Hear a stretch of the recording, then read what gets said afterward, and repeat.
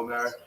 Let's say first wide line on page Gimel of these 83 beats. Remez Litzvul Yom Shim Avad Chilo Minayim. From where do we know that if a coin is a Tvul Yom, he went to the mikveh by day, but he still needs Harish and still needs the sun to go down? How do I know that his avoda is unfit? Chilo Minayim. Amalomar Kedoshim Yiyu Leloheim. Lo Yichalalu. Pasuk says, "Be kadosh le'Elokeihem, to your God, and do not profane." Now the Gemara says, "Now what does this mean?" The Hashtos is talking about tumah. I don't need it for tumah. So remember again, if I don't need this pasuk to teach me that a kohen who does the avodah b'tumah is chayiv, because we already learned that from a different pasuk.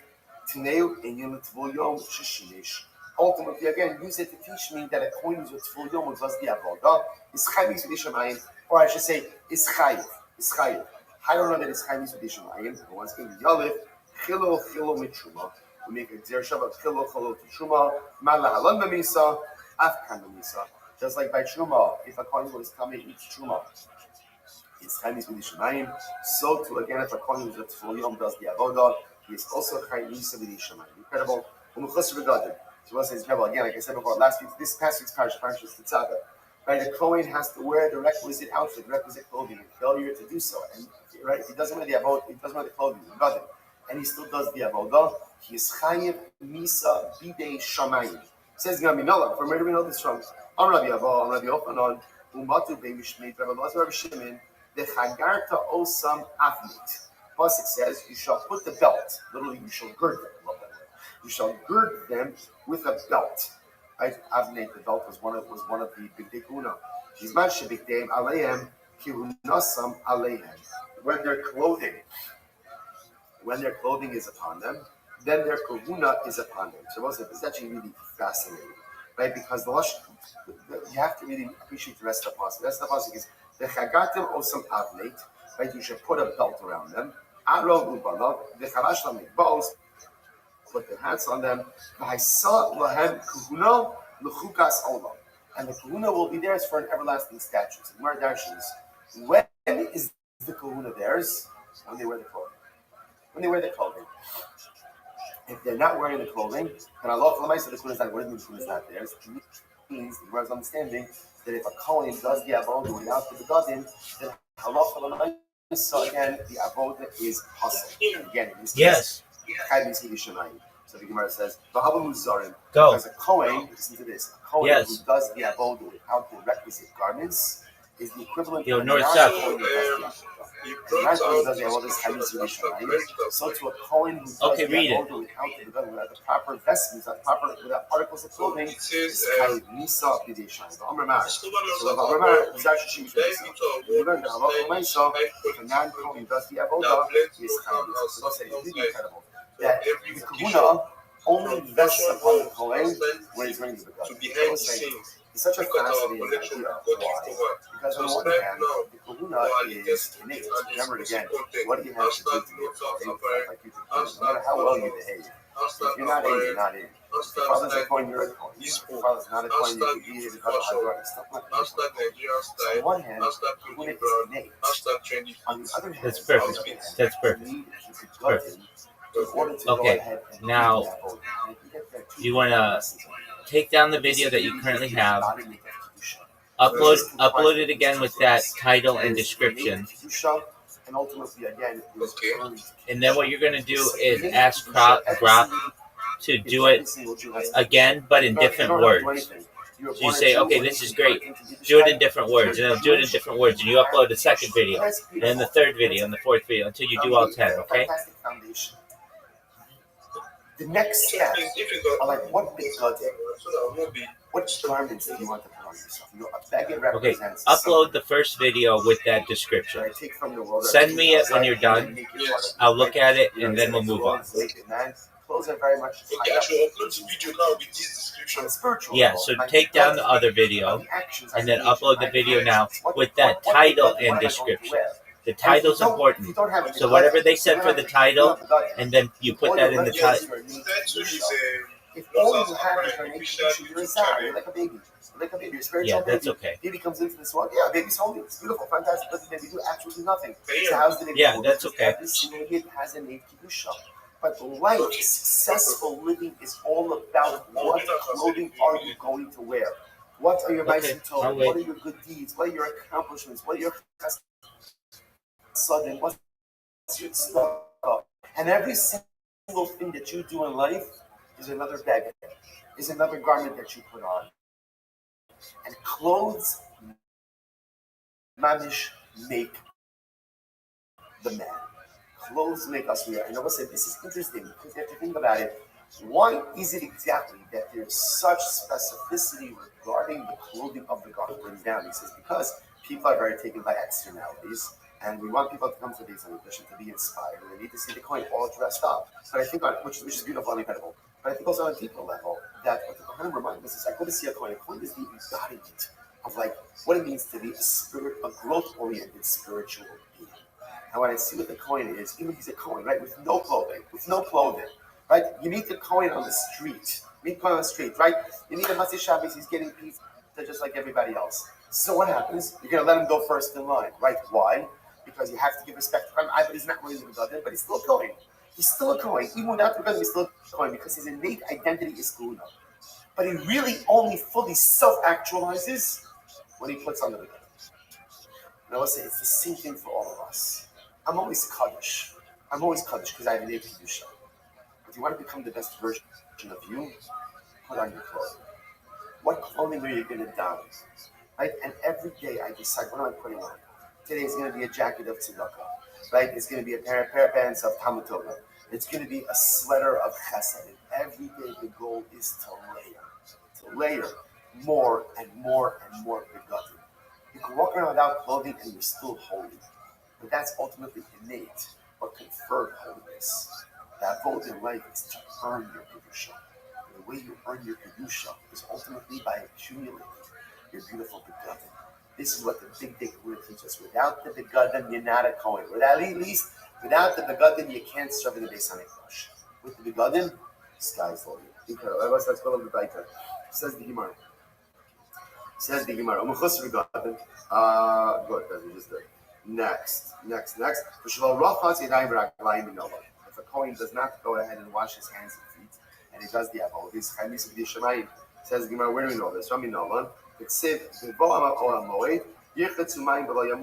Pasuk says, when the Kohanim come to the Olam Moed, they should go ahead and wash their hands, and they won't die. Okay, so it's pretty explicit. If you wash your hands and feet, you won't die. Don't wash your hands and feet, you will die. One more piece. With Pruei Rosh. Shtuye Yain, that says Yain Shech Al Teish. If a Kohen drank wine and then did the avodah, Kainis Dishman. It says the Gemara Pruei Rosh. What about? So again, Shtuye Yain, that says Yain Shech Al Teish. The pasuk is explicit. Torah says, do not drink wine or an intoxicating beverage and do the avodah. Good. Pruei Rosh. How do we know that a Kohen can't do the avodah with voluntary? If he does so, it's Kainis Dishman. Rosham Lo Yigalechu, Upera Lo Yishalechu. So the Torah says, on one hand, he can't go ahead and shave his head, but he also can't let his hair grow long. So there's a juxtaposition between wine and letting his hair grow. He compares letting his hair grow to drinking wine.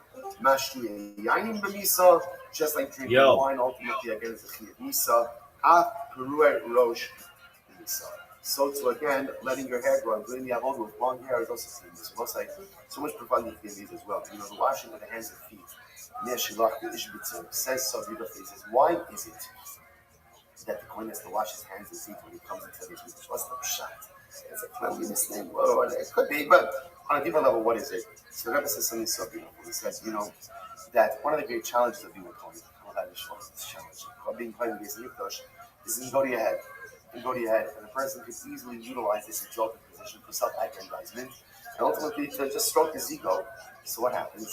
Every day he comes and the first thing he does is he washes his hands and his feet. And that's just something so beautiful. The feet take you where you want to go. The hands represent how you accomplish in this world. So Rabbi says when a Kohen walks into the Beis Hamikdash, he's washing away his own self-interests. I'm going to go not where I want to go with my feet. I'm going to go where Hakadosh Baruch Hu wants me to go. I wash my hands. I'm ultimately, what am I going to accomplish? Not just simply what I want. I'm going to accomplish what Hakadosh Baruch Hu wants me to accomplish. That the way that the Kohen goes ahead and enters into the Mikdash is by washing away negios, washing away any personal interests. If I'm going to be successful in this role, I got to do it for God. I got to do it for the team. I got to do it for Klal Yisrael. And I can't be doing it for me. What about, again, wine? Why can't the Kohen drink wine? So, of course, on the most basic level, we can be concerned that perhaps if he drinks wine, so the nice again, he may mess up us in the details. But there's another use. So that wine is very important. And this, by the way, this is the week to learn about wine. But there's a profound use of wine on one end. The yain samach levav. Wine can go ahead and bring incredible joy, like it does. We know it does. On Shabbos and Yom Tov, Purim Haba Aleinu L'Tova. When you come into the experience of such close proximity to HaKadosh Baruch Hu, your joy should emanate from one place only, and that's closeness to Hashem. There should be no external meanings to bring about joy, because you don't need it. It's a tremendous idea. We need wine at different times in life to kind of get us going to bring out the simcha. That's the nature of man. Like we saw before, sometimes we need wine to take the edge off. Sometimes we need wine to amplify or allow those swings of simcha to come out. But when you have such profound closeness to HaKadosh Baruch Hu, I don't need any other external stimulants. I don't need anything to help me with that simcha. Do you know why? Because however, the greatest simcha in the world emanates from closeness to Hashem. That's where the greatest joy comes. And therefore, the Kohen, who has the unique privilege to serve in the inner precincts, the inner sanctity of HaKadosh Baruch Hu, he does not need wine to be able to find simcha. In fact, if he introduces wine, that invalidates the alcohol. As Kohen, your simcha has to come from a pure, beautiful, and unadulterated closeness that you experience. The Kohen for us also to teach us, we're all looking for happiness. And we think happiness comes like this. One thinks happiness will come from money. And this one thinks happiness is going to come from possessions. And this one thinks happiness is going to come from career. That's going to come from this. And at the end of the day, happiness comes from one place and one place only. Closest to HaKadosh Baruch Hu. If I have closeness to HaKadosh Baruch Hu, then ultimately I have everything. And not only do I have everything, but I have beautiful, unbridled, and uncomparable joy. True simcha in life only comes from a close relationship with HaKadosh Baruch Hu. Right, you want to stop over here for today? Shkoyach, everyone. Sorry I can't be there with you in person, but a tremendous zuchos to learn from all of you. Have a wonderful day.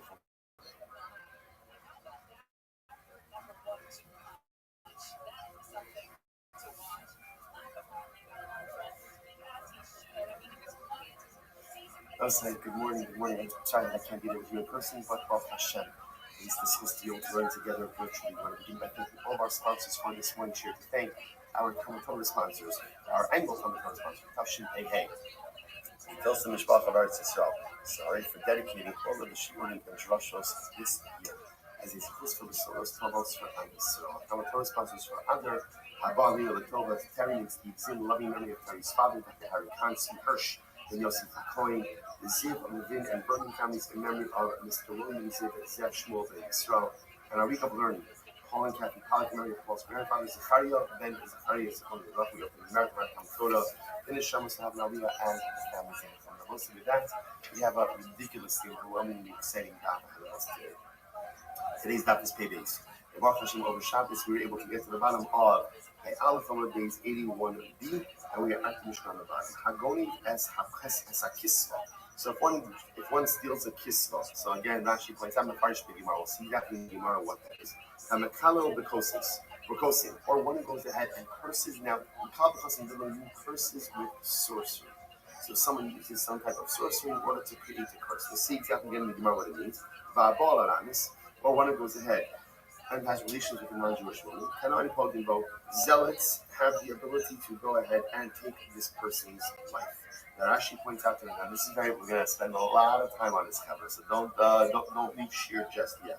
So Rashi says, Aramis, that's only kochanim. First to a non-Jewish woman, only abundance kochanim. Kanon Pogimo, Rashi says, and the Adam Ksherin Hamiskanin King also Shamakum. So who is a Kanon? Who is a zealot? This is someone, first of all, himself who's a kosher. Someone himself is an upstanding Jewish person, who really feel almost like they feel the pain of HaKadosh Baruch Hu. Literally, again, they fight the battle of the Ribono Shalom. So they're able to kill this person. So again, if Kanonians see someone about, like they see a Jew committing an act of immorality with a non-Jewish woman, right? And they see a mamish engaged in the act, they're allowed to go ahead and take his life. But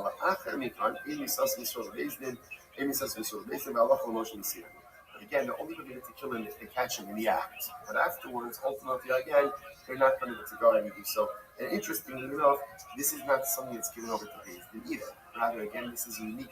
Rashi calls it a halacha l'Moshe Sinai. It's the source of it. Halacha Moshe Sinai.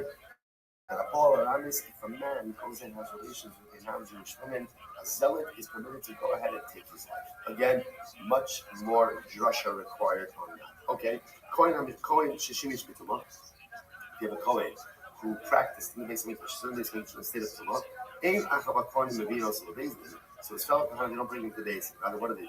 Now the Pirkei Kohen Motzion also Plus Lazara, the young Kohen, and take him out of the Azara, out of the courtyard of the Beis Hamikdash. Umafsian Esmochel B'Gizar. Essentially, they hit him over the head. They kill him. They can go ahead and literally translated, split his skull. Split his skull with gizrin, which are again pieces of wood. Pieces again. We're gonna gizrin says pikoin. Okay, we see pieces of wood. Zar shishimish b'mikdash. And if you have a non-Kohen who's served in the Beis Hamikdash, Rabbi Kiva or b'chenek. Rabbi Kiva says his punishment is b'chenek. The Chum say no, it's Yisrael B'Yishanai. It's killed at the hands of him. All right, really like a lot to unpack in this Mishnah. So let's go. Says the Gemara, my kisva. So the first the Mishnah taught me was that if somebody steals a kisva, so again, the Chaim was what's a kisva? Already Yehuda, Klisharis. This refers to the service utensil. So kisva is the utensil used in the Beis Hamikdash for Beis Hamikdash service. The Chinu Omer, that's Kashas Hanesef, the Reicher Rizal. So again, the backs that up. But where did you find this idea that if somebody goes ahead and steals the utensil, services for the Beis Hamikdash, it's not important, that someone's allowed to kill them? So the Pasuk says, so it's a little bit of a play on words. So remember again, this is actually talking about, it's technically about the Leviim who are obligated to transport the Ark. So the halacha was that the Ark had to be covered by the Kohanim before the Leviim would take hold of it to move it. But the Marzarshan's over here, literally again, we should not stand idly by while the Beis Hamikdash is being diminished. The Beis Hamikdash is being diminished. Rather, again, those who are causing the diminution of the Beis Hamikdash, in this case, through stealing of a Klisharis, ultimately should be put to death. So incredible. So that's the first case. A person who goes ahead and steals an object from the Beis Hamikdash, service utensil, Next, the Gemara says, one who goes down and literally again curses with sorcery. What is this? Rabbi Yosef, a person says the sorcery should curse the one who gave the cursed sorcery its power. So it's a reference to HaKadosh Baruch Hu. So a person curses the Ribono Shel Olam with the sorcery. So one of you came to Rabbi Amari Amri, Yakehu Kosim Lo Ulakono Ulamikno. Ultimately, in the Kosim, the sorcery should go ahead and curse again to its creator and the one who endowed it with its power. So therefore, again, the case of Kosim is a person cursing HaKadosh Baruch Hu Chas V'Sholom with sorcery. Okay? Next, I must say, this is not going to be the bulk of our Bolaram. So, of course, the one that really catches our attention dramatically is that the Mishnah says that if a man goes ahead and has relations with a non-Jewish woman, so Kana is zealot. Now, again, remember, so we define what a zealot is. A zealot is someone himself who's an Adam Kasher. Right, as Rashi pointed out over here, the Russian was B'nei Adam Ksherim, comes to be Adam Kasher, and their motivation is totally to defend the honor of HaKadosh Baruch Hu. So if they catch a Jewish man in this act, that has to be in the act, they're allowed to take his life. If it's after the fact, they're not allowed to do anything, and the truth is Beis Din can't do anything either. All right, so let's analyze. So what's the top of pages? So 82a. So Rav Kana asks the following kasha of Rav. Lo pagu bo kanoin mahu. What happens if, let's say there were no zealots around. You were zealotless. There were no zealots around. And so the person, the Jewish man, committed this avera with this non-Jewish woman. So what is his punishment under those circumstances? So the Gemara says, Imshe Rav Ligmar. So Rav forgot. He forgot the halacha. He didn't quite remember the halacha of this particular circumstance. He forgot. So the Gemara says, that night Rav Kahana had a dream. And in his dream, he saw the following pasuk. Bagda Yehuda v'to'iva nasta b'Yisrael b'Yushalayim ki chila Yehuda kodesh Hashem asher ahav u'ba'al bas el necha. So he quotes over here the pasuk from Malachi, where the pasuk literally says again, Yehuda rebelled against Hashem, engaged in an abomination. For an abomination occurred within Klal Yisrael and Yerushalayim, because Yehuda profaned the Kodesh, that was love. Baal Bas El Mechar had relations again with the daughter of an El Mechar, an alien god. Alright, so that's not back. So this was the dream. So in his dream of Kahana, so again, just to follow the progression over here. Someone asked Rav, what happens if a Jewish man has relations with a non-Jewish woman and no one caught him in the act? So again, no one's allowed to kill him, obviously. David can't even do anything. What's his punishment? Ex post facto, what's his punishment? Rav couldn't remember. That night, Rav Kahana has a dream. And in the dream, he sees this puzzle. So what happens? Amalei. So Rav Kahana told Rav the dream. Rav said, as a result of that dream, Ansrei Rav Lidmare. Rav remembered the teaching. He remembered the ruling. And apparently, again, the puzzle jogs his memory. And you're going to see the first person of Bug the Yehuda rebelled. What's that? This is the first idolatry. So it says, Shagartim bi beis Yisrael Hashem, V'to Eva Nes Yisrael. What it means in abomination is done within Klal Yisrael. Yerushalayim. This is the first homosexual activity. Omer Ves Zachar Lo Tishkav Mishkevei Isha. To Eva. Yehuda Kodesh Hashem. Because Yehuda has the same to Hashem. Zu Zon. This is the first ultimately I have to resolve for how the Omer Maria Kaddish. So again, so the nothing of your mouth actually is pushing flowers off the past. All these different things that we're lastly. Baal Bas El Mechar had a relation literally again with the daughter of an alien god. What is that? This is the first Jew who has relations with an alien god. That's what it means to have relations with the daughter of an alien god. Relations with an Jewish woman. What does it say afterwards?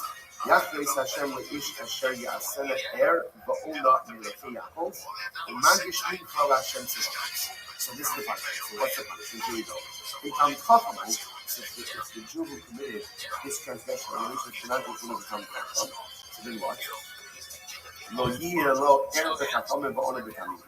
The son will not be Chacham. So again, literally translated, so if you become Chacham, you have relations with this non-Jewish woman, and it means literally again, his son will not be amongst those who are awakened, right? Those who are bright in the Talmudim, and nor will he be able to converse with the Talmudim.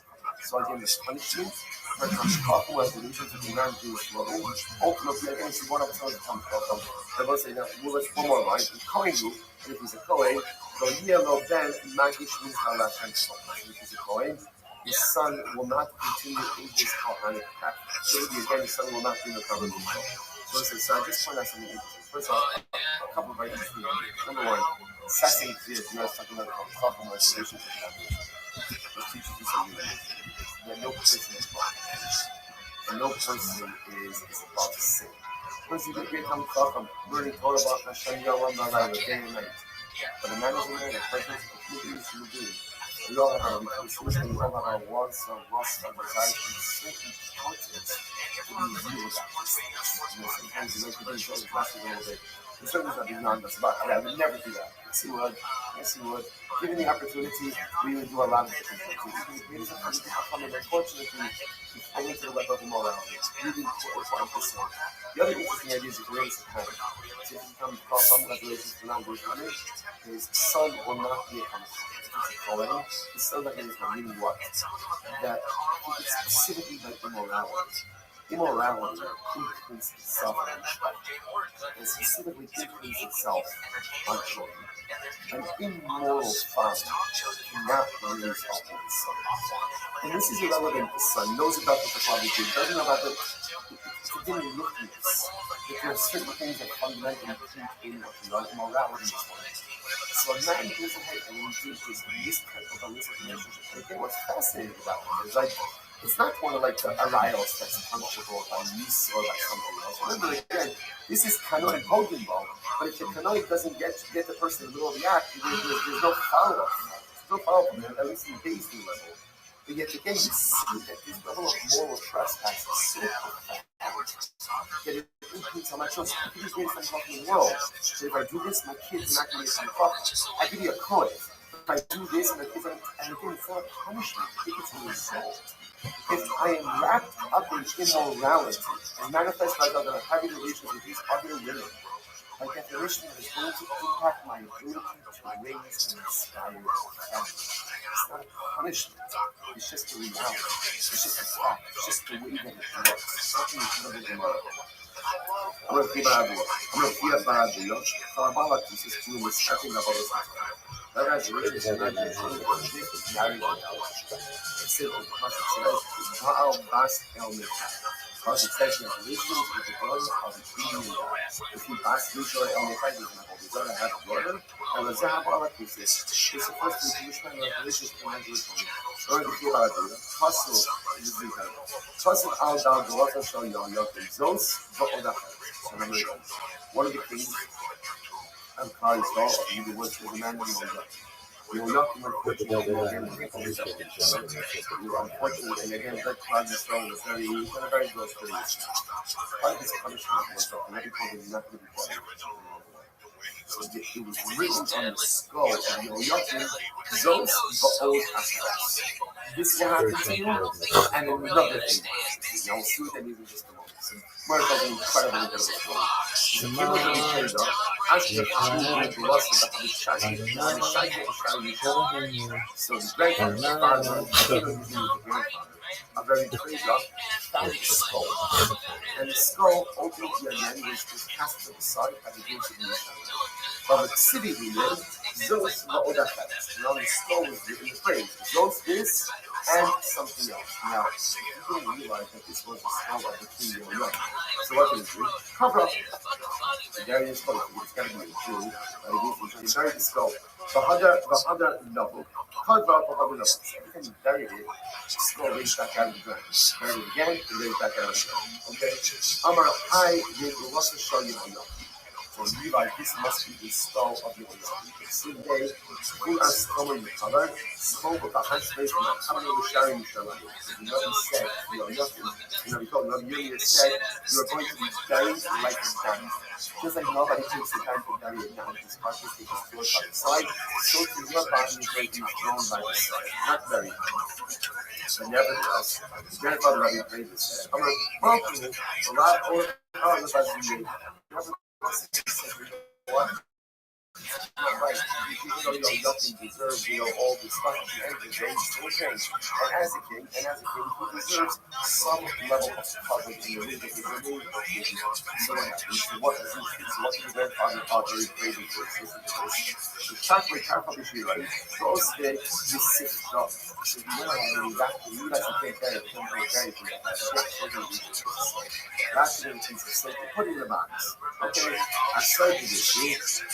Because he said, so what happened? So the grandfather, right, he got the vegetable, and he said, there's a skull, there's silk, and a box. Okay, so she decided to talk to the neighbor about it. I'm going to use this. So she said, they're talking, the neighbors are talking, this is such a nice thing. This must be the skull of your husband's first wife. Apparently, again, it's not a second marriage. Right? The grandfather was married before. The neighbor says to the contract, I think this must be the skull of his first wife. The most financially, and what happens is clearly the husband cannot forget about his first wife. So what did the wife do? Shadarka with Hanira, because took the skull, threw it into the oven, and it was incinerated. He also, when the grandfather came back, Amar Haid the city, Zos, Ba'odah. So now I understand the meaning of what was written on the skull. Zos, you won't be buried normally. And two, again, really ultimately his skull was incinerated. He also had been arrested. So the Beis of Hashmonai, they were Kohanim. They made their baby made it what was it clear? Habala Isis, Tayyid Alam Mishum Nash Go.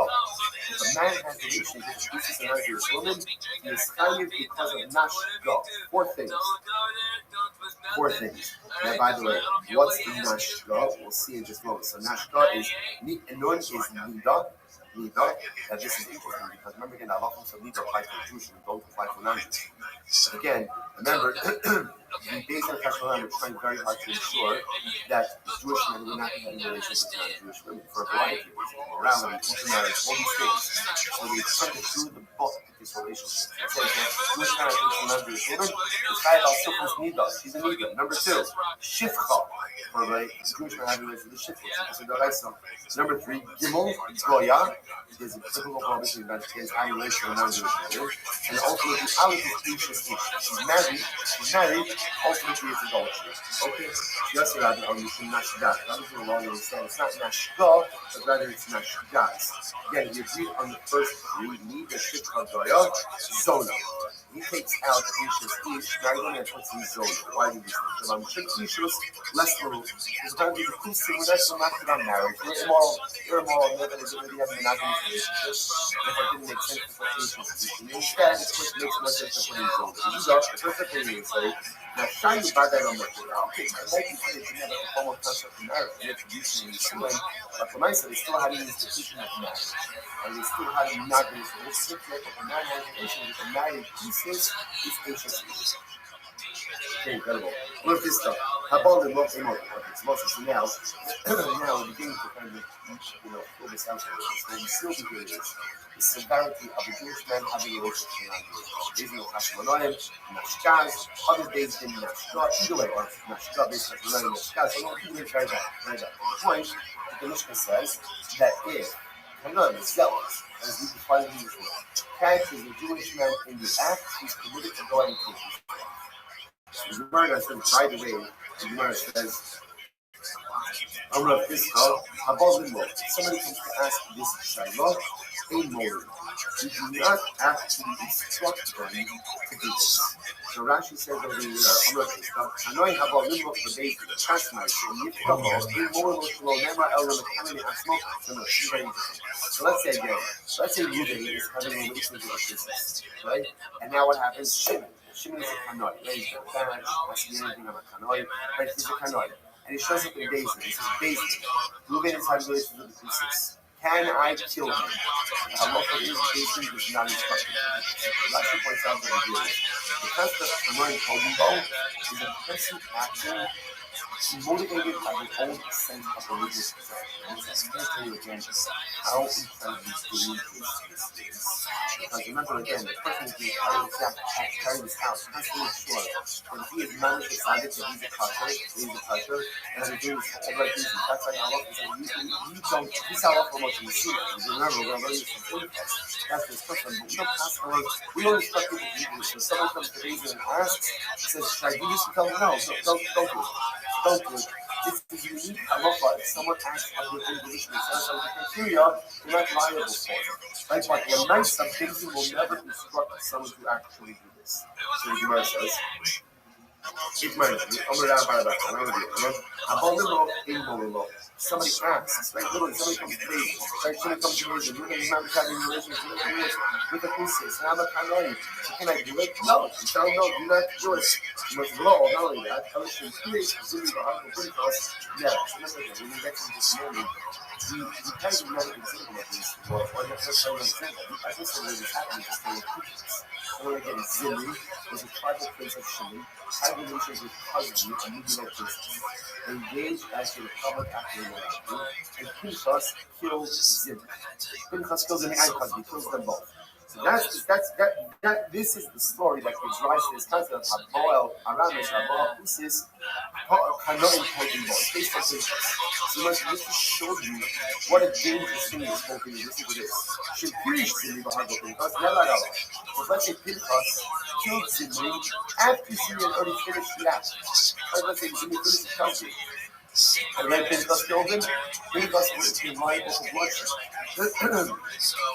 Pinchas never got it. Now, Zimri got it. Pinchas never got it. So you know what the point was?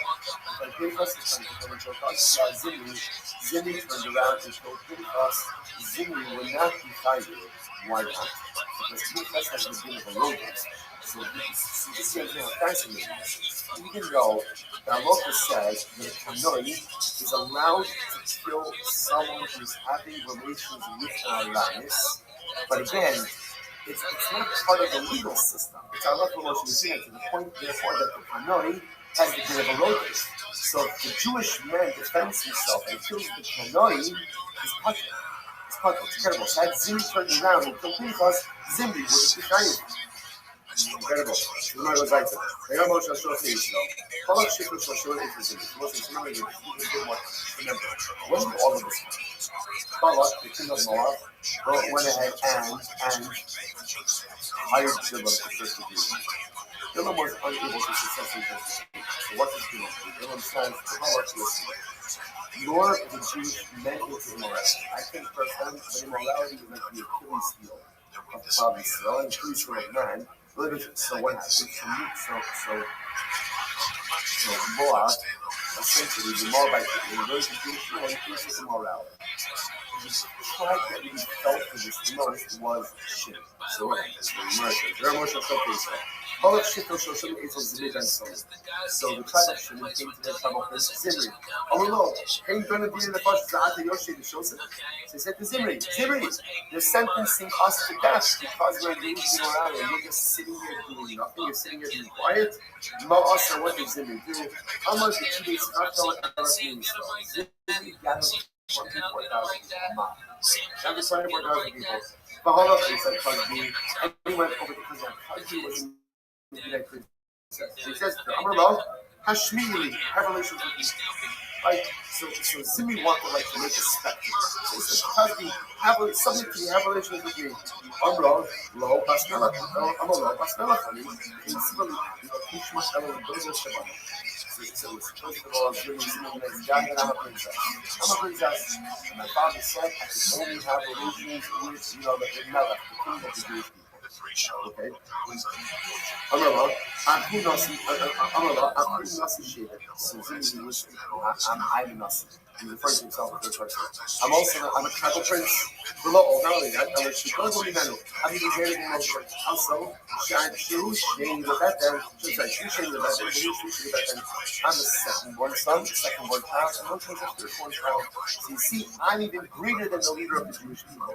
So what does he do? Tough subject, Lisa, Zimri literally took Khazbi by the hair. He brought him before Moshe Rabbeinu. Amrullah ben Amram, Asura or Mutar? Moshe, tell me, is this woman mutar or asura? Is this woman mutar or asura? Ben Tomar Asura, and if you say that she's asura to me,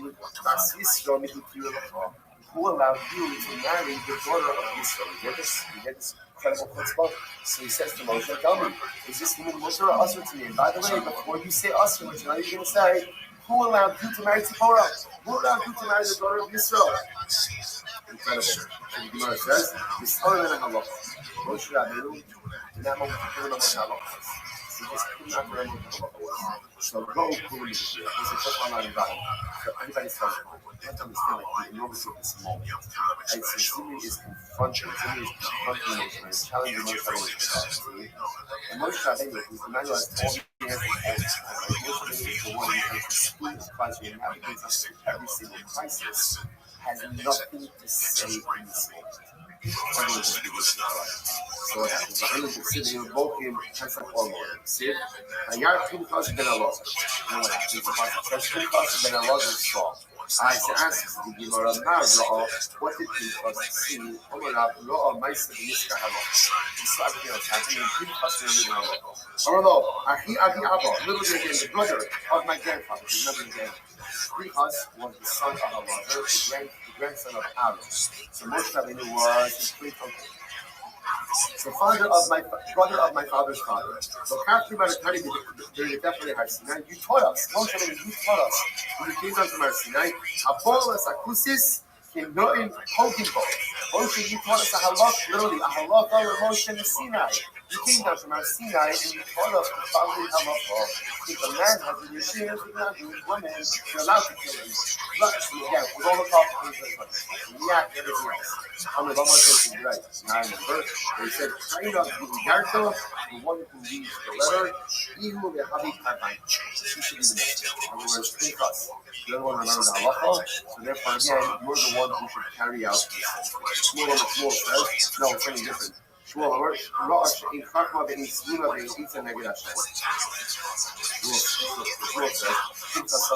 what up, Billy? There is no wisdom, there is no understanding, there is no counsel. Negative Hashem, opposite Hashem. What does that mean?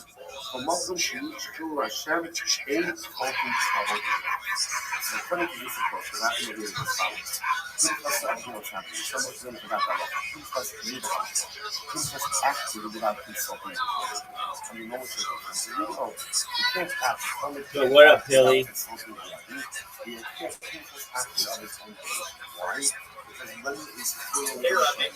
How you living, big dog? And it's clear you act. Okay, what's up? So the Gemara says, good. Okay.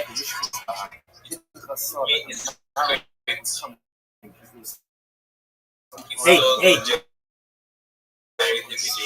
just one moment, man. Just one moment. I'm about to talk on this space. Yeah, it's Shill and Chill, hosted by Shift. I can't. I'm not messing with my phone. So just go to Shill and Chill on X. There are like 400 people in it.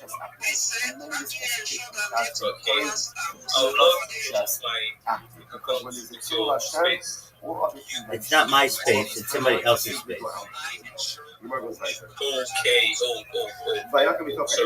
You're good. Just wait in here 10 minutes, and I'll be able to help you. You're welcome. I can't talk right now. Give me 10 minutes.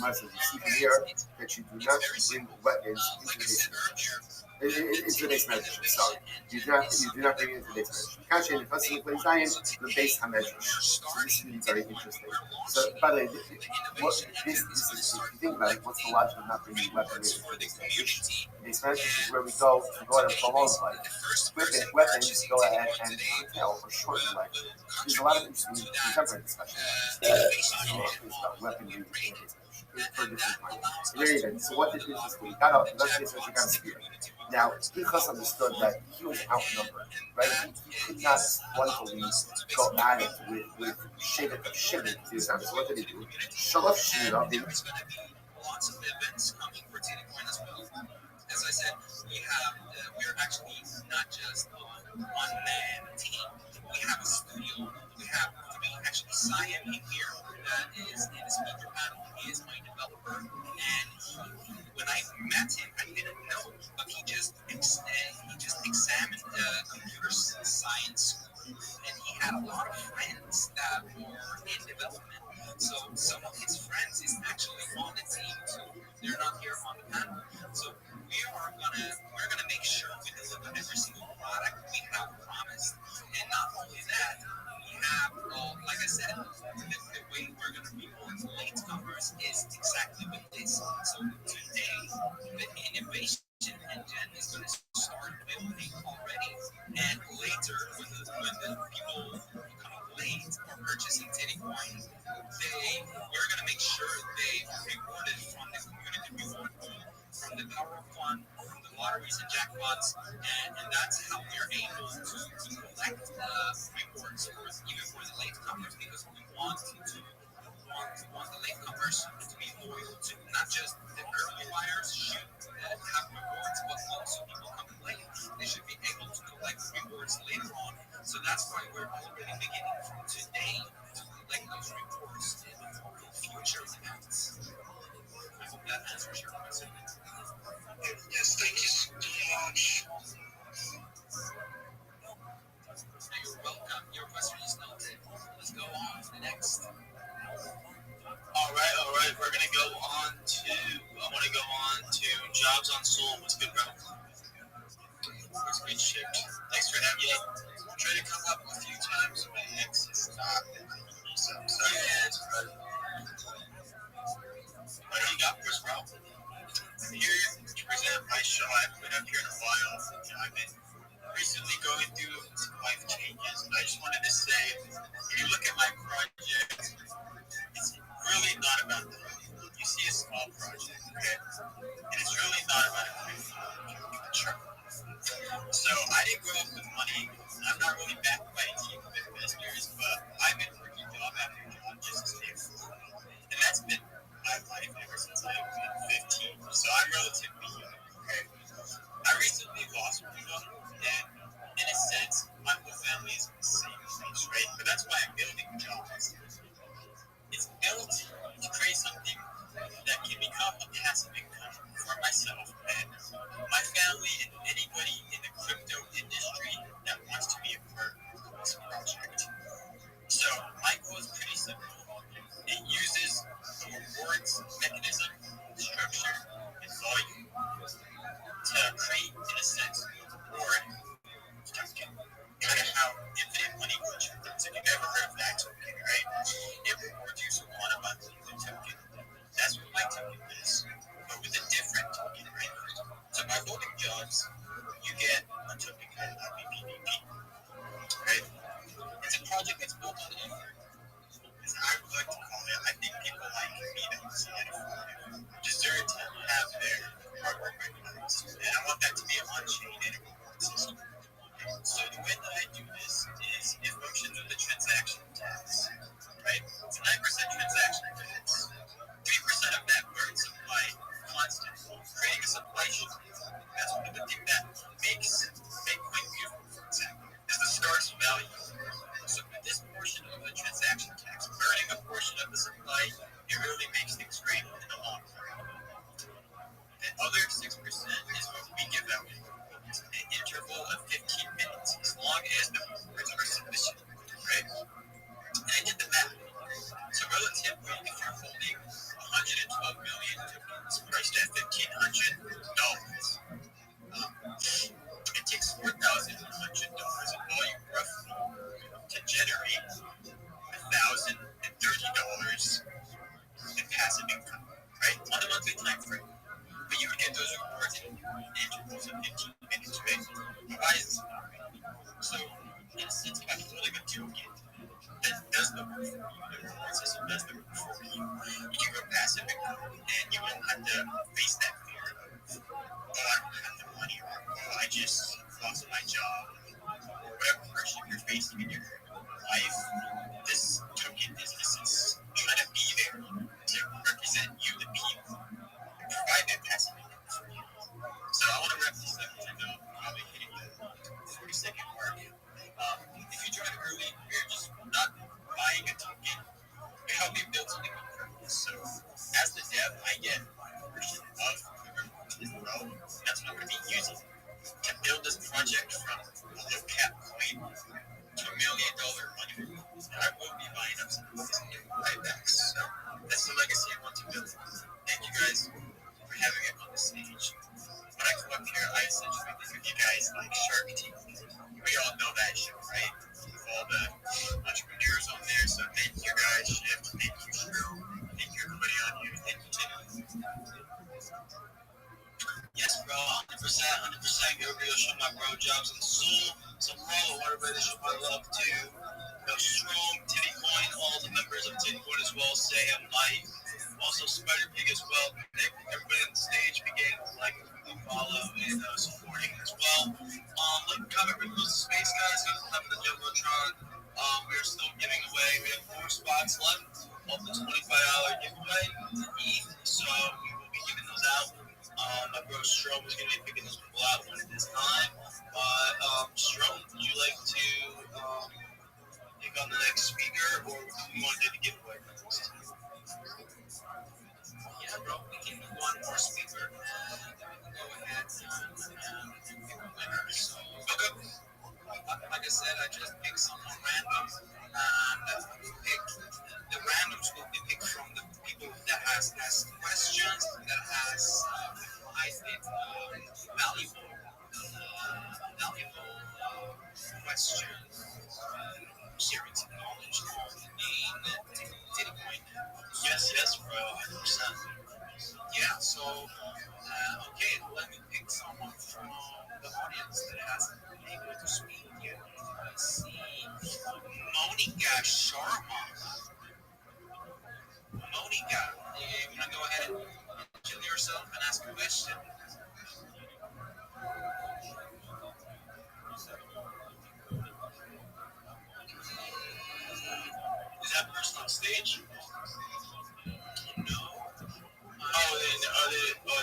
request?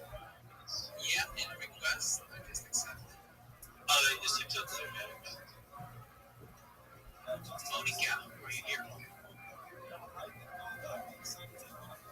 He's a listener. Maybe he isn't ready. Yet, so we're gonna move on to the next one. Let's move on to Cipher. I see you there.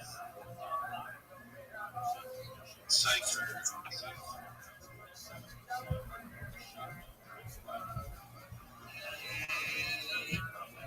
Request accepted. Cipher, are you here? Okay. Oh, there's Monica. Okay. Oh, there you are, Monica. Okay, let's go ahead. Cipher's request. Monica, go ahead.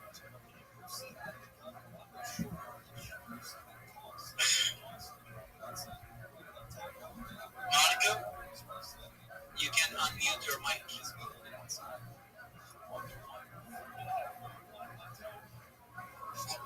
All right. I want to go on. Let's go on to Rabbi Rothschild. What's good, my bro?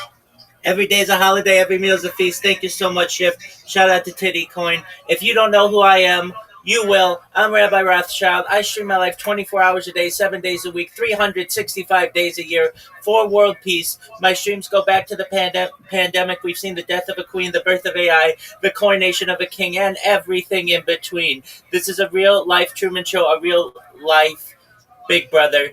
This is a timeline or time capsule of human achievement. You should know that in the 1990s, Bill Gates coined the phrase, content is king, and I'm making it true today. I'm king of the internet. This is the biggest event in global history, and here's why. In 2018, The Economist magazine stated that data had overtaken petroleum as Earth's number one resource, and I have more data archived on the internet than any person ever, which is making me a very influential person. I will go viral, and when I do, I'm going to make you, your friends, your family, all independently wealthy if you're not already. I want to make sure that you have generational wealth if you don't already, and I want you to be able to start charities and philanthropic organizations of your own. I am unlike any influencer you will ever meet. I'm not live on one YouTube stream, nor two YouTube streams. I'm live simultaneously on over 20 YouTube streams. You can watch my life in 360 degrees. I even have a ceiling camera. If you look at my pinned post, you can find a link to my YouTube streams. Additionally, you're going to find a link to my link tree there. I dare you to look at my link tree. I have more social media than any person ever. Nobody dares you to look at their link tree, but I do. I have more content for you to go through that it would take you years to be able to complete. Additionally, you're going to find a link to my Discord there. I'm live in my Discord 24 hours a day. Additionally, if you haven't yet, I don't know what you're doing, you need to join the Big Steppers Discord. That's where the fun is. I'm live in there as well 24 hours a day. In addition to making you rich and wanting to help bring world peace, I'm an advocate for ending world hunger through the use of technology such as agricultural drones, floating greenhouses, saltwater greenhouses, hydroponics, vertical farming, cloud seeding. I want to help end world thirst. I'm sponsored by a cryptocurrency that's worth about $100 million. And one of the things that we do is we build wells and water towers in developing nations such as Nigeria for the benefit of the less fortunate. I'm an advocate for the LifeStar program and most importantly, desalination technology, where we pump earth seawater onto land to make it drinkable. If you're a reply guy, if you're a social media marketer, if you are a raider or a shiller, connect with me. Everything that I tell you will be free. We have a free strategy for you to be able to make more money. Feel free to send me a DM. I will reply. Send me a follow. I will follow you back. But most importantly, I want you to know that I sincerely appreciate the opportunity to be here. I want you to know that I want to support you all personally as well as professionally. I want to be a positive person in your life. I want you to know I have an optimistic view on the future. Most importantly, I want to give people hope. And with that, I sincerely appreciate the opportunity to share. Thank you. Yes, bro. 100%. 100%. I want to go. All right, so Stroke, you ready to call out the next winner? What do you want to choose, bro? Yeah, let's go. So yeah, we got people that have been engaging with us, and of course, show them some appreciation. So let's pick a giveaway winner. Okay, so let me go to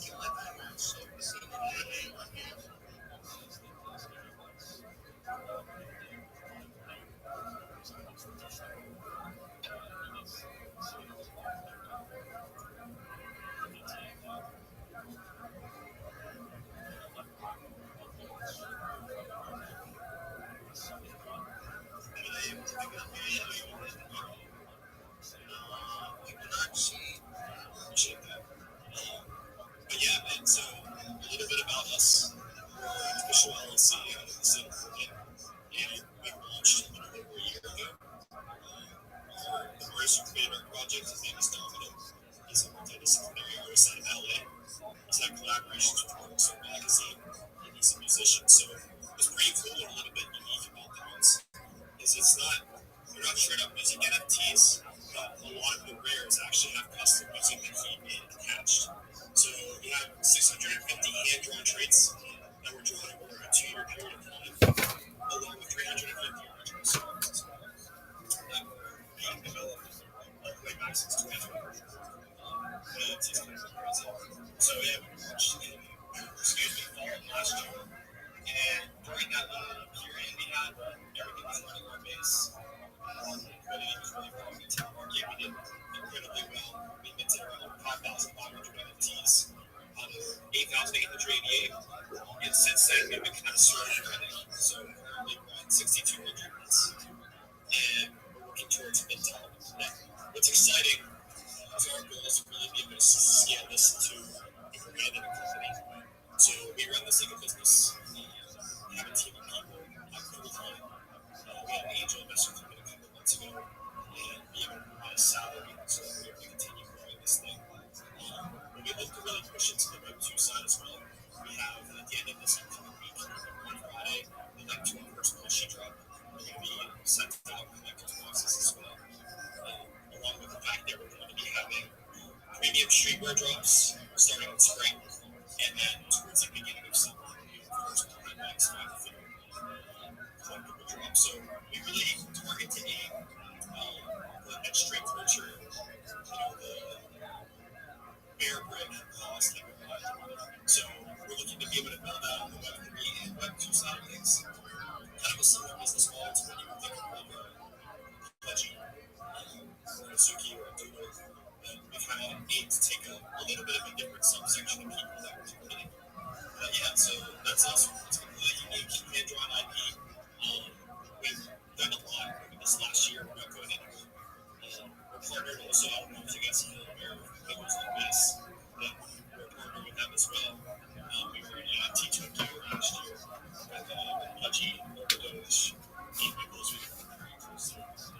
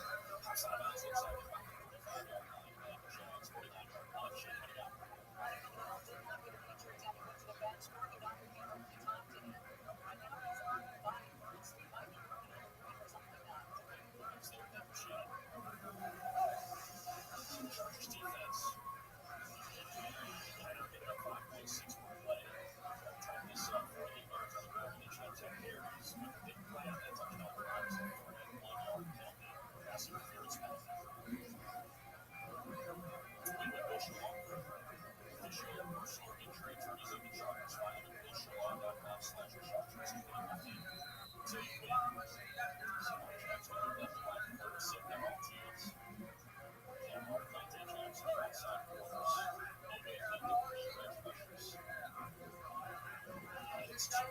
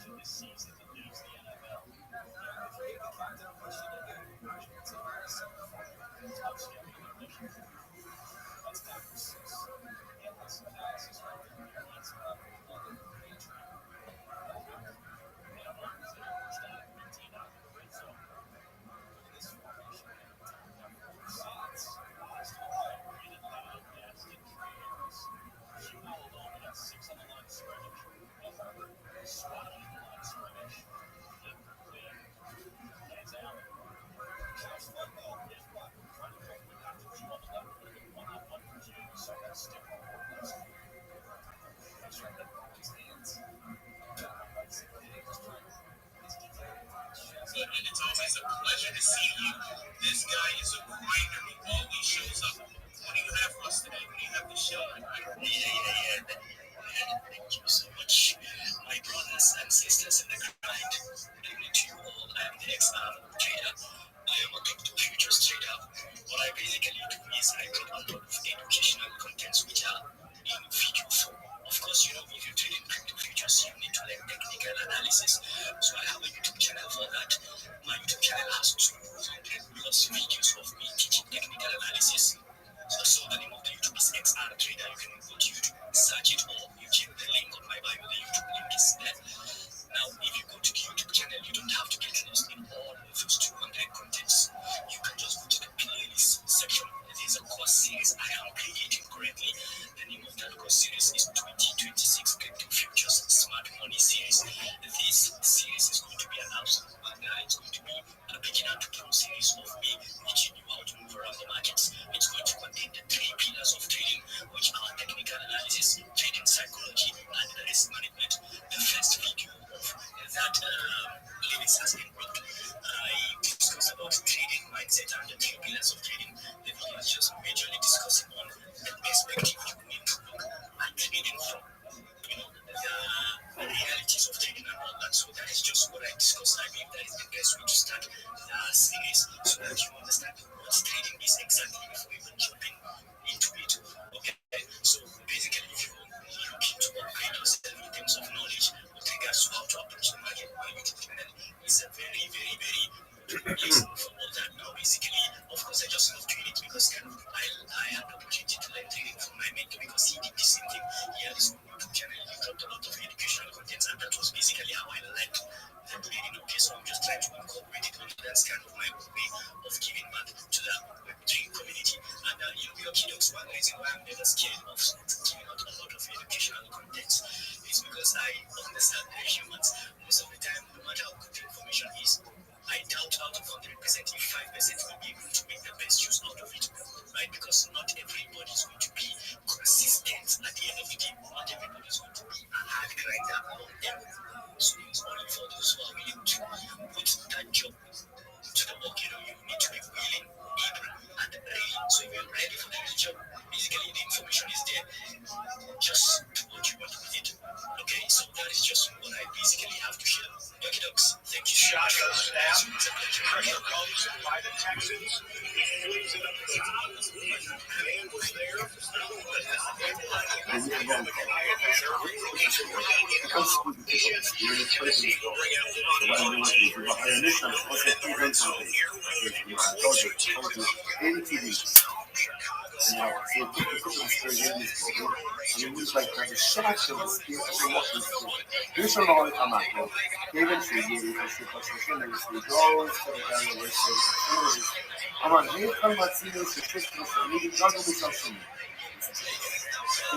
Why should David maybe do any holier than he says it's you guys are just having a good time. It's like you're really living your life, enjoying all this, the downstream, these small areas.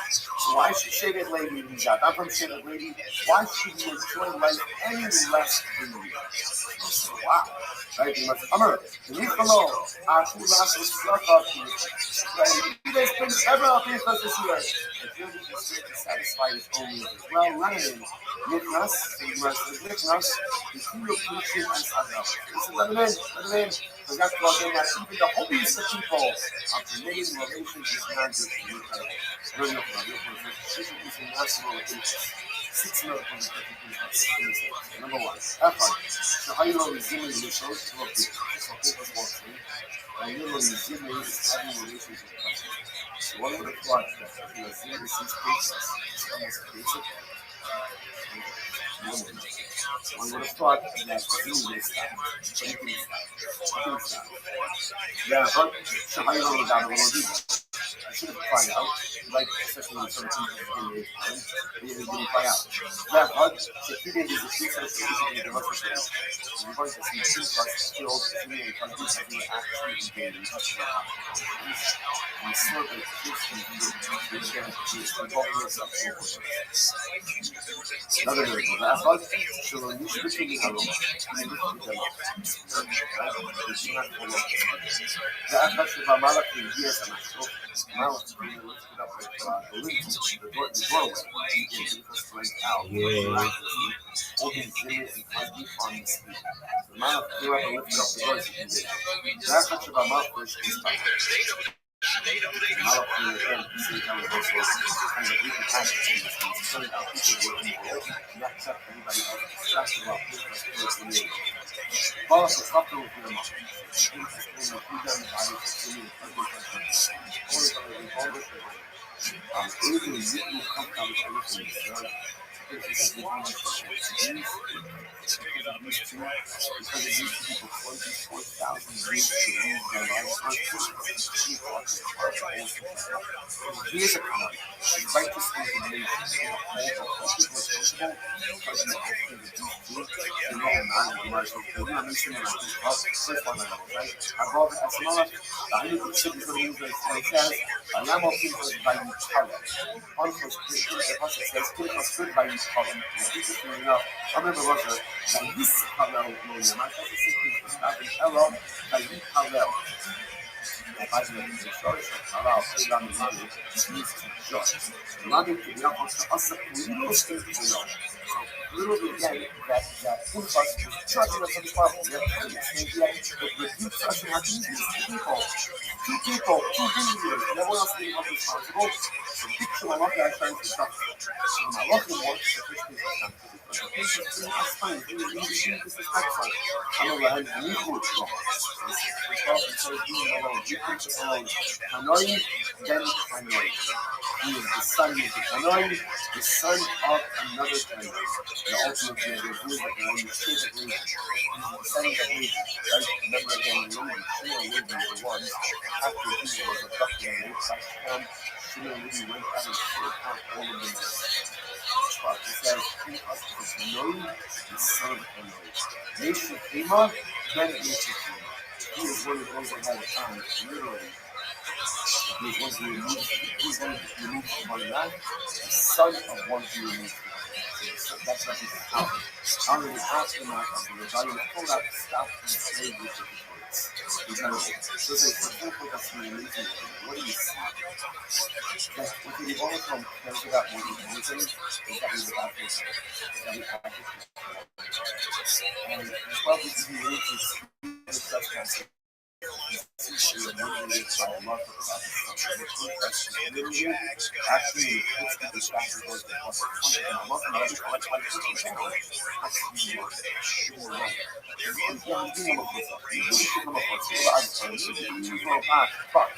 understand how you think because he's pleased by what he sees happening to the untruths. That's what motivated him back, and that's what motivated him to speak in his says.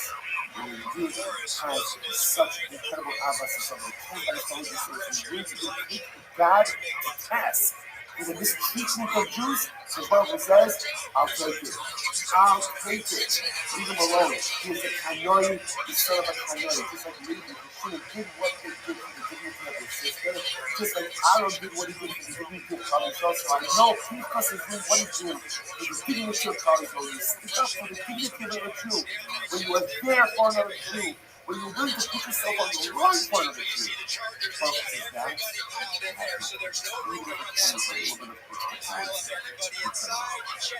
The Gemara says the students spoken about them. The other tribes began disparaging his house.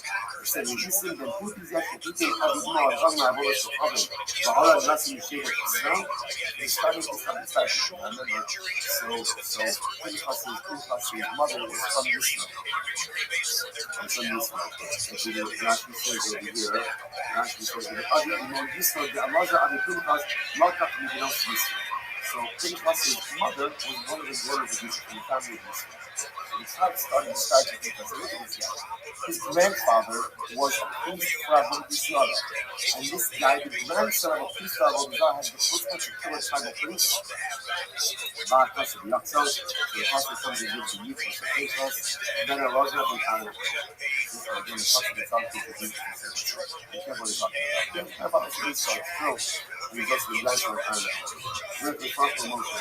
Hakki Motion. The first is promotion. I think little again to remember, King Nelson of Israel, and these Pinchas, the covenant of peace. So Hashem says to Moshe Rabbeinu, go and extend this covenant. This covenant of peace and shalom between Hashem and Mar, Rachel and Mar, therefore go to Pinchas, who knows the life peace. See, I give Pinchas the covenant of peace. I have a different inside. Quite fascinating. I have all the gifts that Pinchas could have gotten. He gets this thing as the covenant of peace. This is basically what it is. That's what a person takes to life. Even if it's one, even if it's just a mix. The act of teaching life is fundamentally changed. About the same, I want to be a new person. The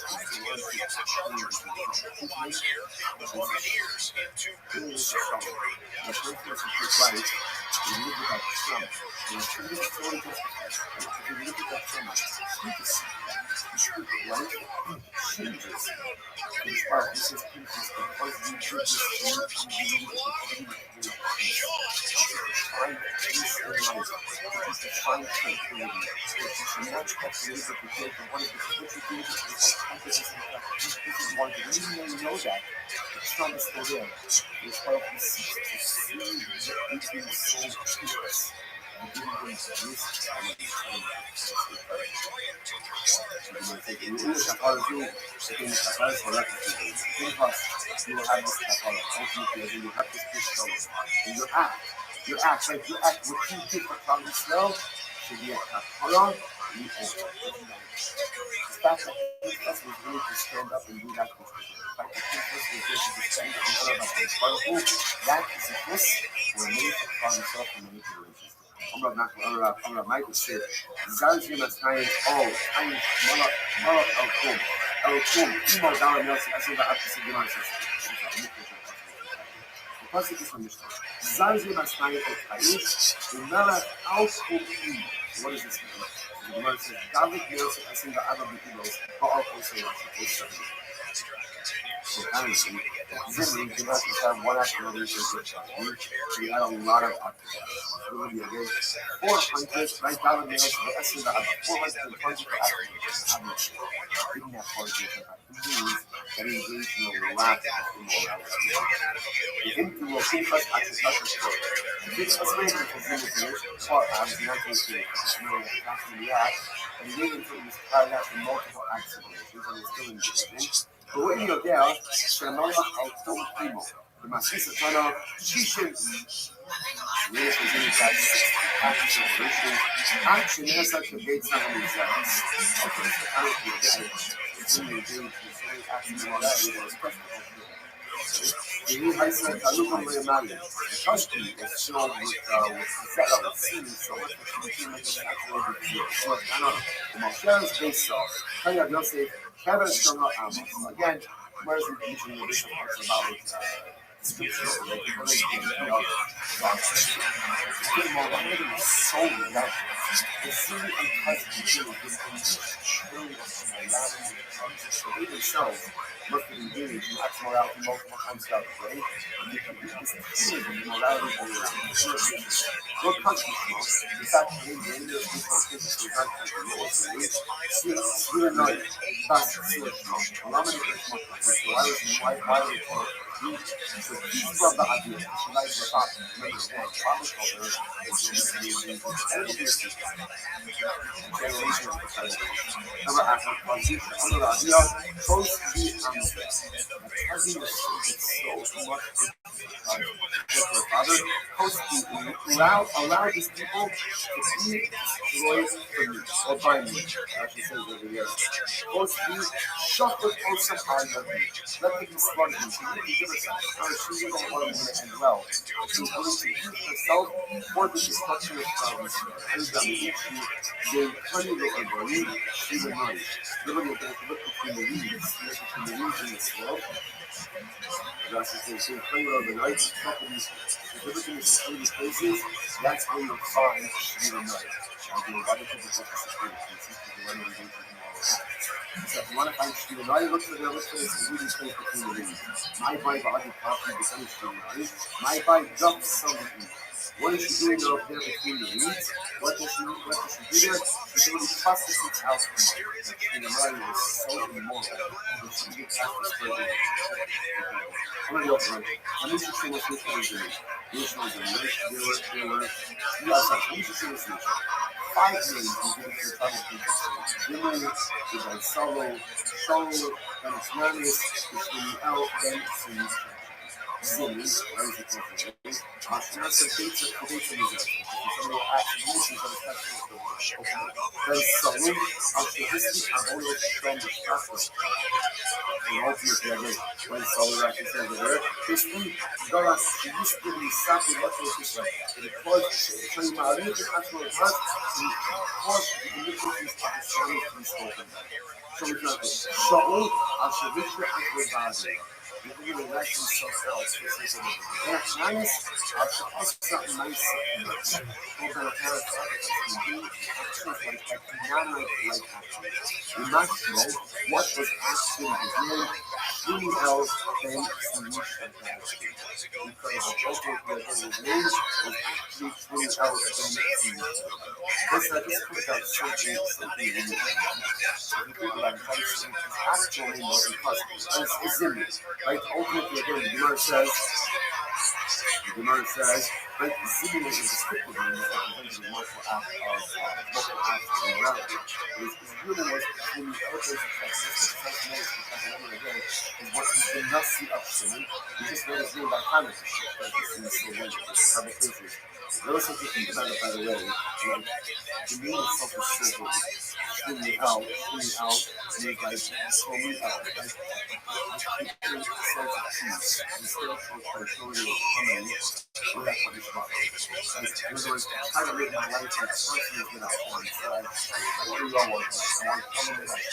And as a result, she needs somebody. She is my life. She is my life. It's not a person's actually because so much to be clean out and you come back to the top and the right coming with something to come and enjoy. See you shine out. Shem is my life. And your consistency is someone so good that you can be dropped to the depths. You also this is a lesson that keeps you over and which is what I help you.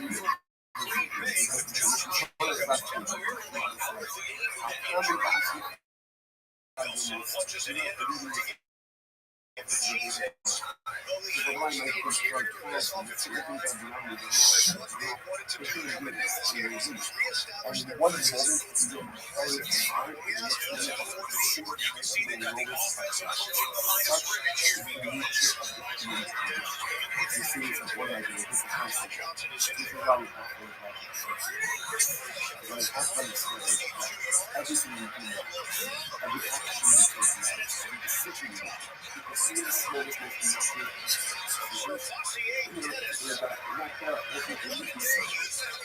enough bad small decisions sets me up to that moment when I have to make a really dramatic decision and make the wrong one. And then suddenly again, I'm sink to the depths of the thing. You're moving the goal from really out there seeing that guy to sitting in this more. There's a whole bunch of other things that help with the wrong. But we're susceptible to sin. We're susceptible to failure. And that's my thing. Living life with a constant sense of vigilance. I'm about to do something. What is it going to do? Where is it going to put me? What product does it need me? Constant awareness, constant vigilance. Again, it's not going to be something that makes mistakes. People will make mistakes. But at least if I'm always aware of what direction I'm going in, put myself on like that, I see myself from those steps. Like the most like, clear. Wow, okay, that's what I'm talking for today. Tremendous God. Everyone an incredible day. I see everyone.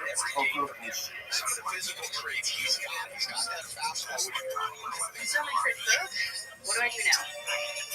Lowe's. If you find a lower price on the same item, they'll match it with the lowest price guarantee. And they do next day delivery on hundreds of appliances. Lowe's helps you do more holiday for less.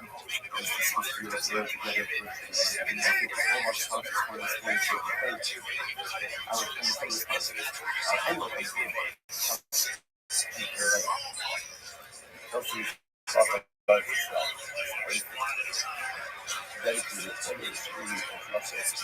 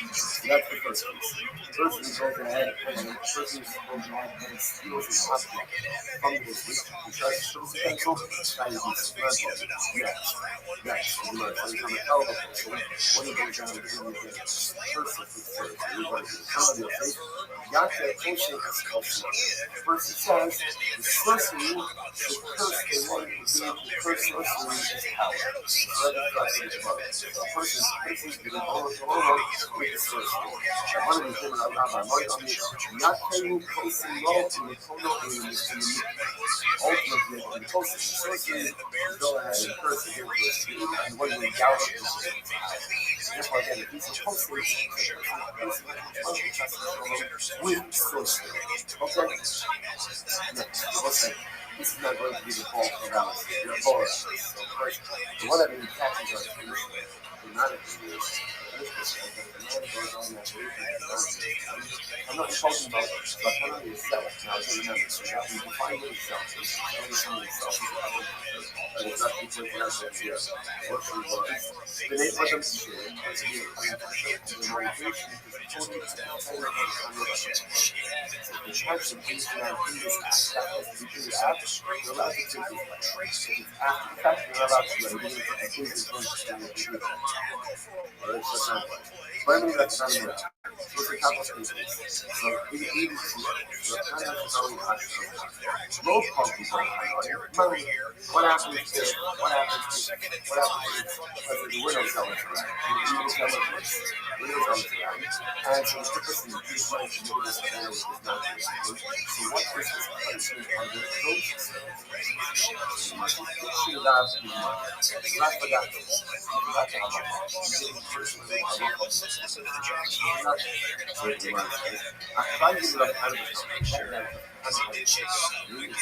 I saw the following. How do Yehuda is even not to be seen? Yehuda told us Hashem Shahab, the Baal Bas El Yeh. Unfortunately, the possibility says Yehuda would cover the instruction. The really saying the foundation. Or the foundation is really the foundation and the Israeli, because the Yehuda the same Kodesh, that is love, the Baal Bas El Yeh.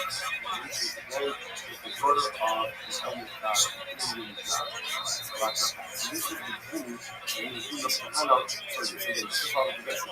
someone asked God, what happens to the tradition of tradition and no one's quite the reaction. So again, no one's actually coming out and saying, that night just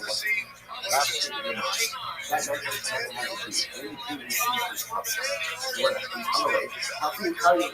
So Hannah told God to do it. God said, Paul. As a result of that change, I'm praying God with money. God remembered the teaching. Remember the rules. And apparently, again, the apostle God is number. You see the first thing is but do you know? You really don't. What's that? See up on the social. You should go tell God the thing on the social says, like God can do things. He's stronger than my friend. Here's what even next to this. What it means in the pockets. I don't really know this. Finish the job. It's the first subsection activities. The owner says it's not the location of the baby. You know you would call that because you guys sing Zoom show. It's the first open result for how we see it. And so you have fun. Once again, so you know people here how happy last week, it's for all last week. And it makes it really good to go on doing the one that yeah, this is what we do.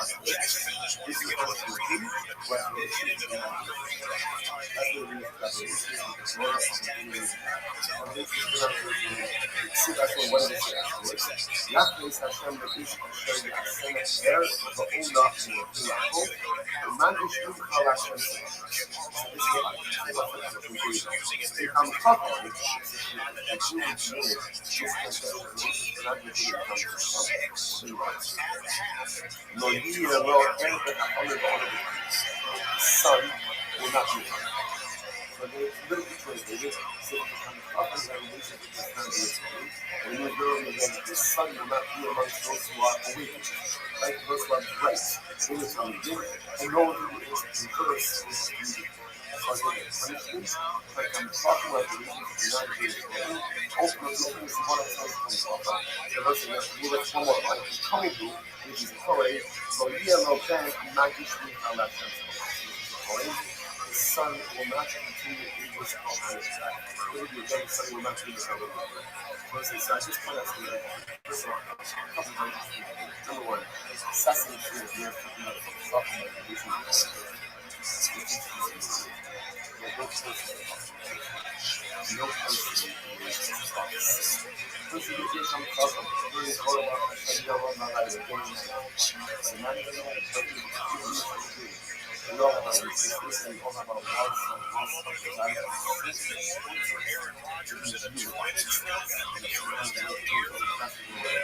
so you have been on the spot. I would never do that. See what?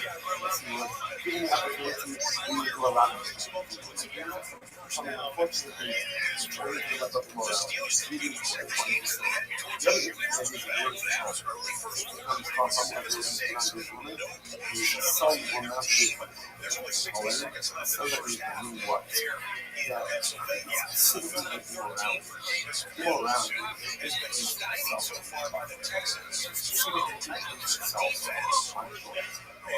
and moral power. And this is what I was saying. Those about the policy, talking about the thing with witness. There's certain things that fundamentally so I'm not going to go into the issue is useful. Like, it's not one of like the alliance that's functional and useful or something. Remember again, this is Kana and Hogan ball. But if the Kana doesn't get the person to react, there's no follow-up. There's no follow-up. At least in case you get to get this sleep, there's a couple of moral trespasses. Sleep is so the big piece of my choice, I can do something in the world. But if I do this, my kids are not going to become tough. I can be a poet. But if I do this, my kids are going to become punishment. If I am wrapped up in immorality, it manifests by the having relations with these other women. My definition is going to impact my daily ways and styles. Punishment. It's just a new time. It's just a clock. It's just the way that it works. I'm going to keep it out of it. I'm going to keep it out of it. I'm going to keep it out of it. I graduated from my school.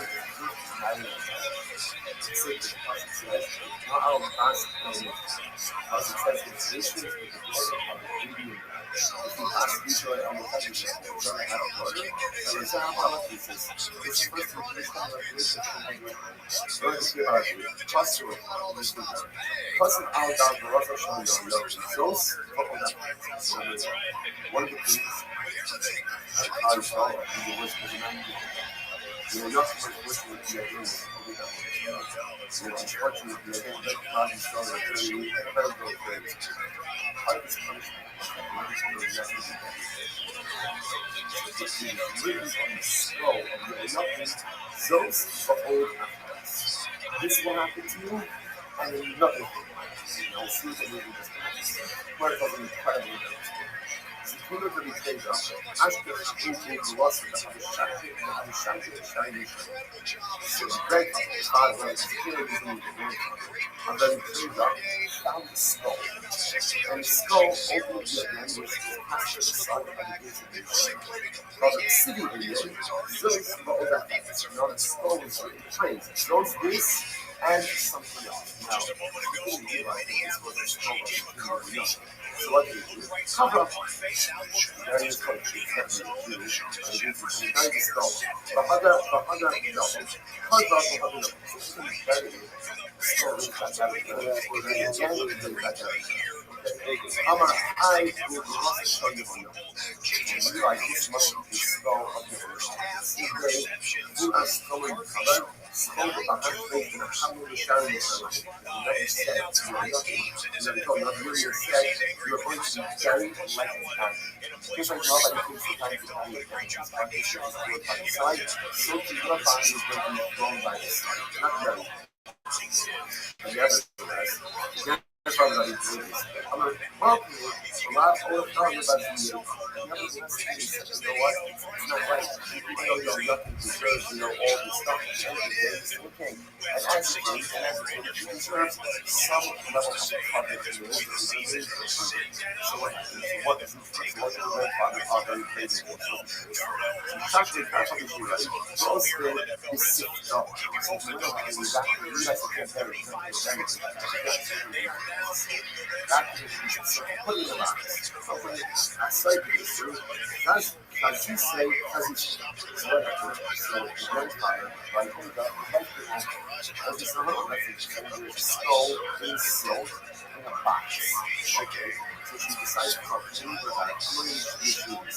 She's talking, we're talking, the neighbors are talking, other way, I think this is a nice, this must be the skull of your first wife. It's not a second marriage, right?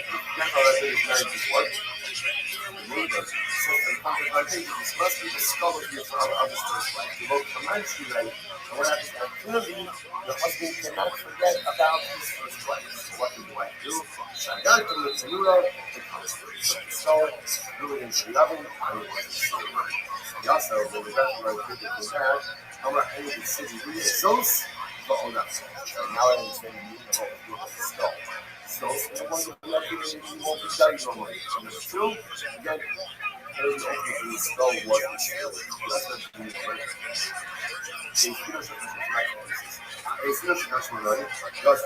So the base of the national life is the base of the national life, you look at it. This is how you are in the show Nash. A man has a wish that this is an Jewish woman. He is fighting because of Nash. What up, Mr. Aquarius? Fourth thing, evaluate what's the Nash? See the flow. So Nash is you know it is in the dark. In the dark, this is interesting. Remember in Allah, we can fight the future, both fight the answers. Again, remember, the days of Hashemah was trying very hard to ensure that Jewish men would not have any relations. What's good? For life, around marriage, all these things. Hello, madam. How are you? Through the book, this relationship. So they said, yeah, Jewish marriage is not Jewish woman. You cry about Sukkos Nida. She's a Nida. You got 200 as your experience points. It's amazing. Number three, Excellent. Goya. Congratulations. Having relations with a non-Jewish woman, and ultimately, Allah is Ish. She's married. Yes, ultimately, it's adultery. Okay. How's your Sunday been? Rabbi came along and he said it's not Nashga, but rather it's Nashgas. Again, we agreed on the first three. Nida Shivcha Goya Zona. He takes out Ish, married and puts in Zona. Why did this? Shuk Ishus less little. Because apparently the Kusim were not about marriage. They're immoral. Has Papa? They have monogamous relationships. Therefore, it makes sense to put Ish instead. It makes more sense to put in Zona. Just watching the NFL. Talking on Twitter Spaces. Okay, it might be living the dream. A formal construct of marriage. We have usually suing, but they still had an institution of marriage, and they still had a monogamous relationship. Therefore, the man has a relationship with a married kusis. It's dream. Okay, incredible. Okay, so now we're beginning to kind of, focus out a little bit. So this is a very I'm beginning by this change like I do Mr. Aquarius. Nashkaz, other things than Nashka, either way, or Nashka, based on Nashka. So even the point, the Mishnah says that if Hanam self, as we define the Mishnah, that is a Jewish man who is not, he's permitted to go ahead and take his life. No, but her streams are an archive. Amr of Christoph, Habal Limbo. Somebody comes to ask this Shaila, a motive. We do not actually instruct them to do this. So Rashi says over here, Amr of Christoph, Hanoi Habal Limbo for days in Shas Maisi, Yifkabo, a motive Shlo, Emra Elo, Mekanini Asmo. So let's say again, let's say Ruben is having a relationship with Jesus, right? And now what happens? Shimon is a kanoi, right? He's got a bench, right? He's a kanoi. And he shows up in Beis Din. He says, Beis Din, Reuben is having a relationship with Jesus. Can I kill him? So the halacha is, Beis Din is not instructed to do this. Rashi points out over here is, the concept of kanoi polybo is a person acting motivated by their own sense of religious exemption. So I can't tell you again how incredibly dangerous this is. Because remember, again, the person who's going to carry this out has to make sure that he is mamish and tzaddik, that he's a kosher, and that he's doing this for all the right reasons. That's why the halacha says we don't. This halacha Moshe we see that. Remember, we're going to learn this from Pinchas. That's the stuff. We don't instruct people to do this. If someone comes to me and asks, says, "Should I do this?" Tell them, no, don't do it. Don't do it. This is unique halacha. If someone acts of their own volition and satisfies the criteria, you're not liable for it. Right? But Lamaisa, Bigzin will never instruct someone to act truly do this. So the Gemara says, No, I'm not saying I'm crying. Yeah. If somebody asks, right? Literally, somebody comes to days, right? Shimon comes to days and moving Mamshak in your relation with the Pusis. And I'm like, I so can I do it? No. He's telling, no, do not do it. So Gemara says, well, not only that, so remember again, we're going to get to in just a moment. The paradigmatic example of this was, or not paradigmatic example, the episode where this happened is the story of Pinchas. So remember again, Zimri was a tribal prince of Shimon, had relations with Cosby, a Midianite princess. They engaged actually in a public act of immorality, and Pinchas killed Zimri. Pinchas kills Zimri and Cosby, kills them both. So this is the story that gives rise to this concept of Haboel Aramis, or Haboel Pusis, Kanoin poking ball. It's based on Pinchas. So just to show you what a dangerous thing this whole thing is, listen to this. If let's say Pinchas killed Zimri after Zimri had already finished the act, like let's say Zimri finished with Cosby, and then Pinchas killed him, Pinchas would have been liable for bloodshed. Pinchas Neragala. Shari wrote that furthermore, when Pinchas was trying to kill Zimri turned around and killed Pinchas. Zimri would not be chayiv. Why not? Because Pinchas has the din of a rodef. So you just see how fascinating this is. Even though the halacha says that a kanoi is allowed to kill someone who's having relations with an aramis, but again, it's not part of the legal system. It's halacha Moshe Messina to the point, therefore, that the kanoi has the din of a rodef. So if the Jewish man defends himself and kills the kanoi, he's patur. It's patur. It's incredible. So had Zimri turned around and killed Pinchas, Zimri would be chayiv. Incredible. So the Gemara goes like that. So remember, just give them a bit more context. Remember, when did all of this happen? Balak, the king of Moab, went ahead and hired Bilam to curse the Jewish people. Bilam was unable to successfully curse the people. So what does Bilam do? Bilam says to Balak, listen, lure the Jewish men into immorality. I can't curse them, but immorality is like the Achilles heel of Klal Yisrael, and the Achilles heel of man. So what happened? So Moab, essentially the Moabite people, lured the Jewish men into immorality. The tribe that really fell for this the most was Shimon. So what happened? So the Gemara says, so the tribe of Shimon came to their tribal prince Zimri. So he said to Zimri, they're sentencing us to death because we're engaged in immorality, and you're just sitting here doing nothing. You're sitting here being quiet. Ma'asa, what did Zimri do? Zimri gathered 24,000 people. Gathered 24,000 people.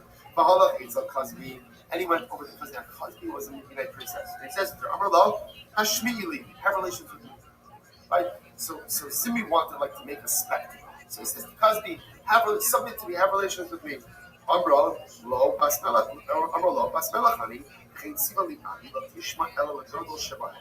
so she said, listen, first of all, Zimri, you seem like a nice guy, but I'm a princess. And my father said I can only have relations with, the melech, the king of the Jewish people. Okay? Amrullah, Aku Nasi Shevet. So Zimri will listen. I'm a Nasi. He's referring to himself in third person. I'm a tribal prince. Below, not only that, I'm even greater than Moshe. I'm so I'm a second-born son, a second-born child, and Moshe is a third-born child. So you see, I'm even greater than the leader of the Jewish people. So what does he do? Tough subject, Musa. So Zimri is literally took Cosby by the hair. He brought him from a shredding. Amrullah ben Amrullah, you are Surah or Moshe, tell me, is this woman mutter or asur? Is this woman mutter or asur to me? In Tomar Asura, and if you say that she's asura to me, Bas Yisrael Yigitiyah, who allowed you to marry the daughter of this incredible chutzpah? So he says to Moshe, tell me, is this woman mutter or asur to me? And by the way, before you say asur, which you know you're going to say, who allowed you to marry Tzipporah? Who allowed you to marry the daughter of Yisrael? Incredible. So the Gemara says, this other than Allah, Moshe Rabbeinu, so go and put him in here. What's the first one on the bottom? Because everybody starts to understand what the normal is. I say, Zimri is funny. Zimri is funny.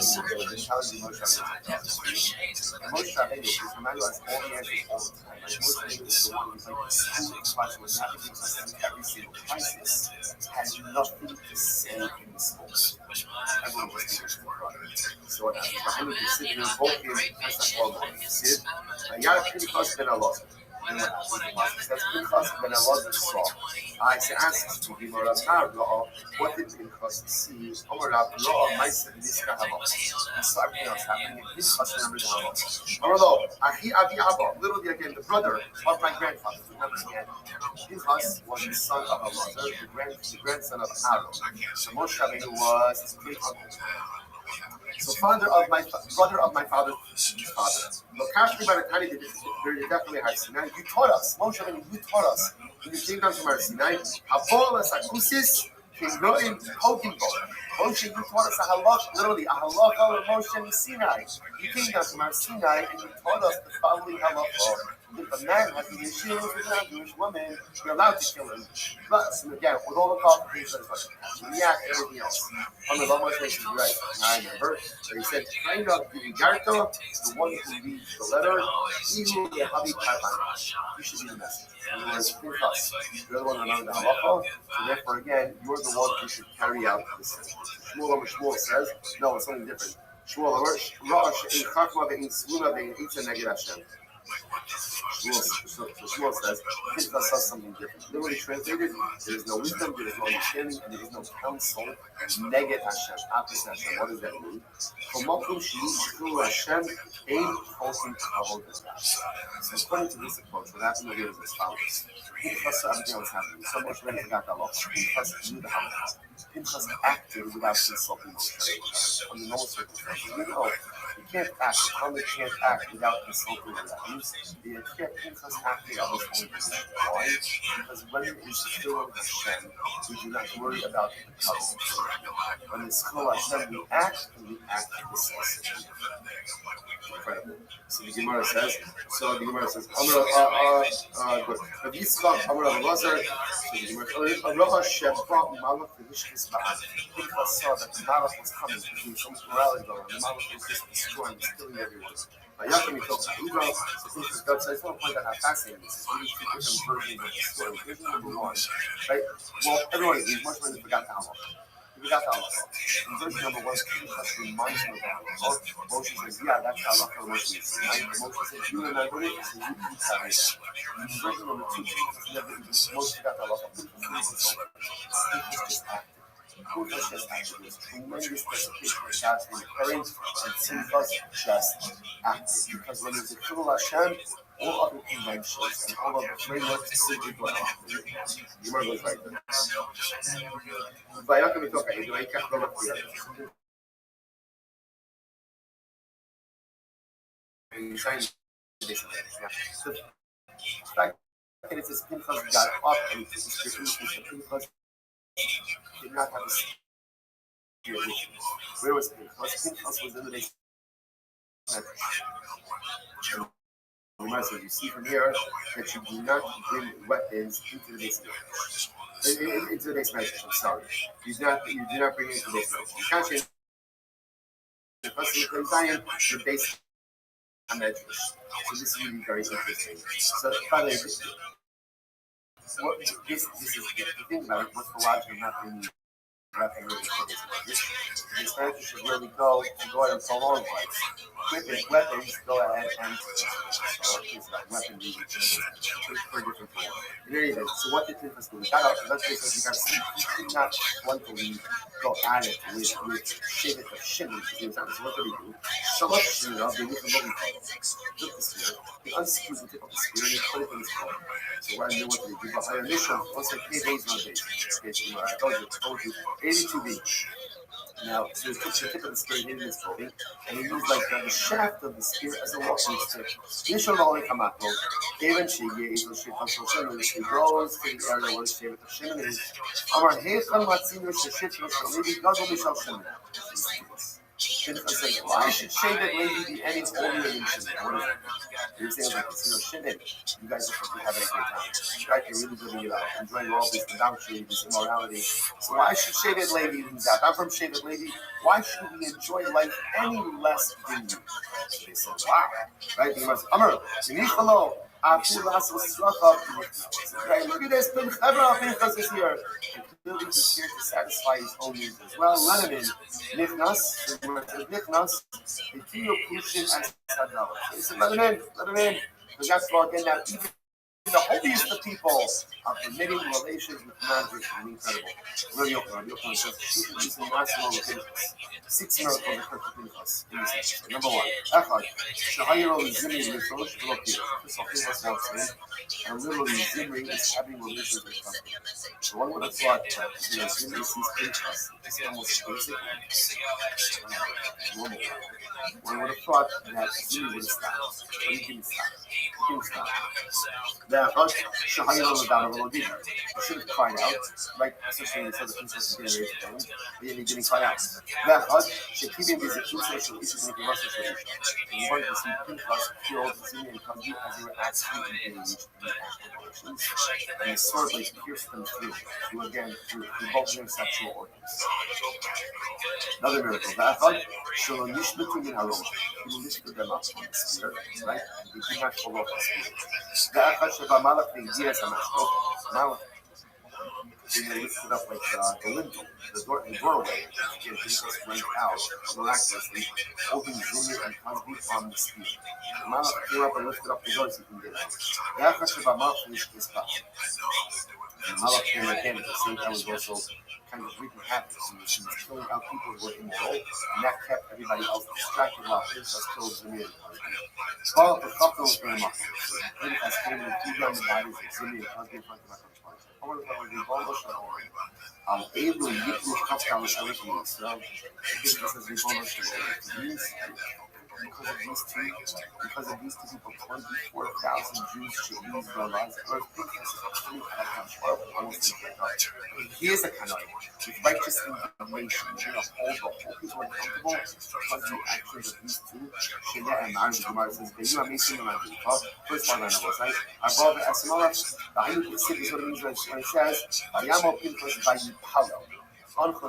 The pasuk says, "Pinchas stood vayipalo." Now, interestingly enough, Amr Belazar, Vayispalel lo Nemar, it doesn't say Pinchas. Davin Elo vayipalel. Now, by the way, the Shorish of Halal, Pilam and Lami, used to judge. Lami can be up Lilos in Kono. So, literally, again, that Pinchas was judging that Kadosh Baruch Hu. He had kindness, and he had like rebuke question. How can you do this to people? Two ringleaders, and everyone else really held responsible. So, picture Malach Yashar is the duck. So, the Malachim wanted to push Pinchas down. Because Pinchas was being aspan, he was being disrespectful. He says, leave him alone, leave Pinchas alone. Kanoi ben Kanoi. He is the Kanoi, the son of another Kanoi. Now, ultimately, who is the Kanoi? The Shevet Levi. He's the descendant of Levi, right? Remember again, Levi, Shimon and Levi were the ones, after Dina was abducted and raised by Shem, Shimon and Levi went out and killed out all of the men of Shem.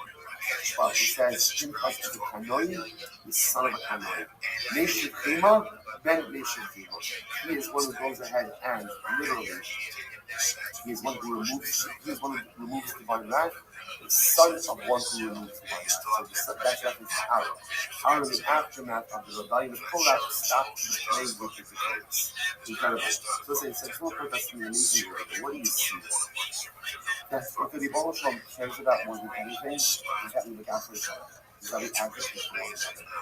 And 12 is even willing to exclude other trespassers, which you see that we are motivated by a love for God and us literally acting in the footsteps of that regards to something. Pointing to my love, my already like push him down. Fucks leave him alone. So it's not leaving him a footstep. You biggest thing of a footstep. What about us? But understand why he's doing this. That's probably so.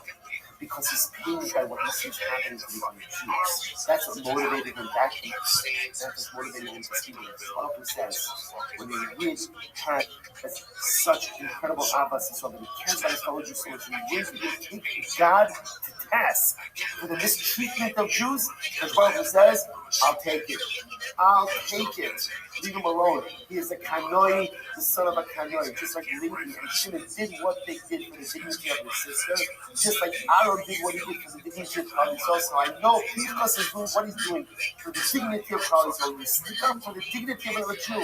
When you are there for another Jew, when you're willing to put yourself on the line for another Jew, what is that? Even if it's from the little bit of towards the Gemara says, the other tribes began disparaging his household. It said, they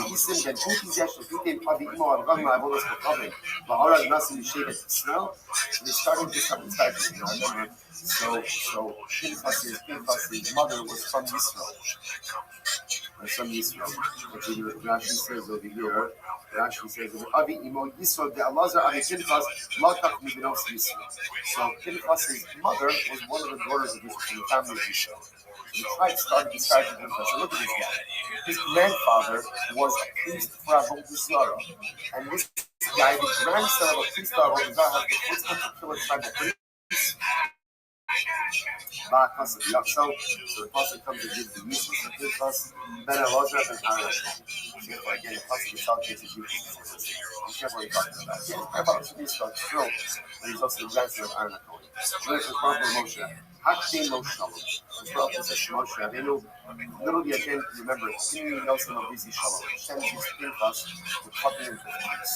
So Hashem says to Moshe Rabbeinu, go and extend this covenant.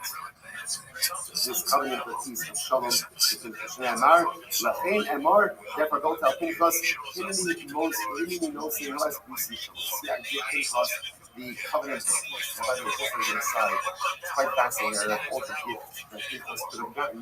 He gets this covenant of peace. What's the shot? On a very basic level, it's important to understand that when a person takes a life, even if it's hard, even if it's not, even if it's a mitzvah, the act of taking life fundamentally changes the world. Baruch says, I want Pinchas to remain pure and Christian. I want to change his result. Give him this is Shalom. The person has to take life and live with that trauma. Even if it's totally justified, if you live with that trauma, it changes. You take life, it changes. So the Bible says, Pinchas, because you did this thing, I'm giving you the same peace. That you should find peace in life. That you should find tranquility. That you should not have to live with the guilt of what you did was 100% correct. 100% warranted. Even though you know that, the trauma is still there. This 12 seeks to see the weeping soul of Pinchas and give them this Shalom.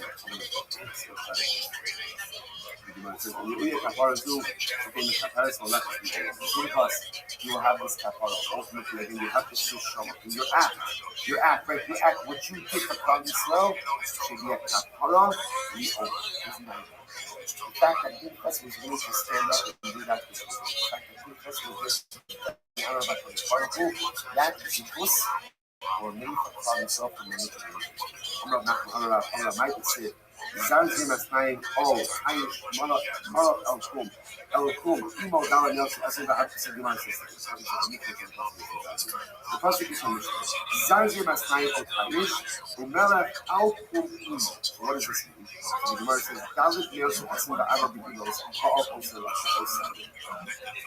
So apparently, Zimri did not just have one act of oration with Kardi, but he had a lot of acts. It would be a big 400, right? David Meos Asim Ba'ava 424 acts. Didn't have 424 acts. It means that he engaged in a lot of generality.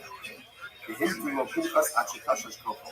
And Pinchas waited until Zimri finished. Well, obviously not until he finished, because remember, he had to function in the act, but he waited until he was tired after multiple acts of orations, and he was still engaged in. So what do you get? Shemalach al Kum Imo. The Masnisa Tana, Shishiv. He waited for Zimri to have 60 acts of orations. Okay, so apparently again, Zimri engaged in so many acts of immorality that his testicle should have.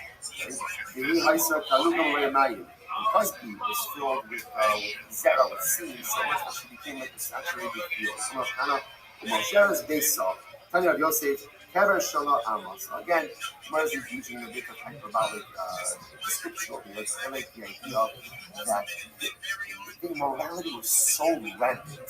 What Zimri and Husby did is they unleashed a feeling of immorality into Thomas. So they themselves must have engaged in acts of morality multiple times throughout the day. They created this feeling of immorality all around. No Husby Shema. In fact, for them, the India's mission of Princess was not Husby, what was for me? Shvila Noya, Bas Tzur Shema. Allow me to Shema Husby. So why do they call it Husby? Shekizba Ba'avir, because she lied to her father. Remember again, her father told her, you can only have relations with the head of the Jewish people. And she had relations with the tribal groups. Remember, Cosby, Sha'amar Abiyah, Cosby Amzeh. And Cosby was filled with so much hatred for Christ. She said to her father, Cosby, allow this people to be destroyed from me, or by me. She says over here, Cosby, Shafut Osam Al Yadi. Let them be slaughtered. She was willing to give herself. She knew that it wasn't going to end well, but she was willing to give herself for the destruction of Israel. Literally, again, if you look between the reeds, right between the reeds in the swamp, Rashi says, if you're looking at secluded places, that's where you'll find Shvila Noy. Again, why do people go to secluded places? Because they want to engage in immoral acts. So if you want to find Shvila Noy, look for the secluded place between the reeds. My by Ba'adi Kalfi to kind of Shvila Noy. My by Daf Sali Imo. What is she doing up there between the reeds? What does she do there? She literally prostitutes out her mom. Shvila Noy was so immoral that she even cast aspersions of her. Incredible. I'm going to be open up. Hamisha Shemos Yeshlo Zimi, right? There were, Hamisha Shemos Yeshlo. 5 names were given to the tribal princes. Zimri, Ben Salo, Shaul, Ben Aknanis, Ishmael, Ben Sili Shaddai. Zimri, why was he called Zimri? Ashanasa Besa Kedeta Muzet, because when somebody acts of relations that is technical scripture. Okay. Ben Salum, Ashehisli Abonos Shom Mishpachel. Then ultimately, again, Ben Salum actually says over here, Hisli, Garas, Shehisli, Yisaku, Lashon Tisla. Because Shai Marif and Asma Mas, so he caused the iniquities of his family to be spoken about. Shom Mishpachel. Shaul, Ashehish. He literally let himself out for sinful living. Ben Aknanis, Asha'asa Maisikina. Called Ben Aknanis, why? Because he engaged actions like Canaanite-like actions. Imashmo, what was actually his name? Shlumiel Ben Tzuri Shaddai. Incredible. Ultimately, again, his name was actually Shlumiel Ben Tzuri Shaddai. Plus, I'll just point out something really interesting. If you think about it, right, so his actual name wasn't Cosby, right? It's Zimri, right? Ultimately, again, the Gemara says, right, Zimri was a descriptive name that represented his multiple acts of immorality. But his real name was Zimri. I would go to translation. It sounds familiar because remember again, he's the Nasi of Shimon. We just read his name by Hannah because he seems so wonderful. There's tribal princes. You're also thinking about it, by the way, like the name itself is so big. Shlumiel means like Shlomiel, right? I create a sense of peace and spiritual tranquility and harmony with HaKadosh Baruch Hu. Right? In other words, I try to live my life in constant with Hashem so that I have shalom. Right? What do we all want in life? I want shalom with Hashem. And as a result, Tzuri Shaddai. Hashem is my rock. Shumi Zerach. So you're talking about a person whose the actual name represents so much Kedusha. Shumi El, I make Shalom with HaKadosh Baruch Hu, I live a life of harmony and constant with Hashem, and as a result, Suli Shaddai. Hashem is my rock, he's my anchor. And yet you see something amazing. That someone so holy could literally again drop to the depths of the greatest. And I want to say this is a lesson which we see over and over again, which is no matter how holy a person is, right? Like the Torah last week, which another says, Hashem in the Atzmachad Yomos, do not believe in yourself unto the day that you die. Because otherwise, I think towards the also, the same things are beyond me, we're not. We're human beings, and we're weak. And one moment I can be on the highest of high, and the next moment I can sink to the lowest of depths. Such is the nature of the human condition. So you see this, what do I do with this? It's very simple. This is why we have to live life in because we have to understand that everything we do matters.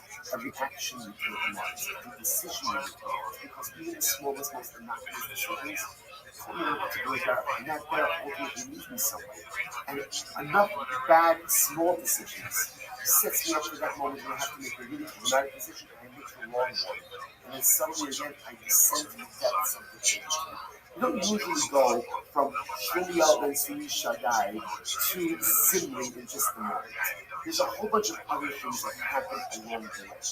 But we're susceptible to sin. We're susceptible to failure. And that's why, again, living life with that constant sense of vigilance. I'm about to do something. What is it going to do? Where is it going to put me? What derech does it lead me? This constant awareness, constant vigilance. Again, it's not going to protect me from making mistakes because we all make mistakes. But at least if I'm always aware of what direction I'm going on, put myself on like that, to save myself from those steep falls. I will say, cool. Wow. Okay. Shabbat, we'll stop over for today. Tremendous daf. Wishing everyone an incredible day. Looking forward to seeing everyone. Koto and Shabbat.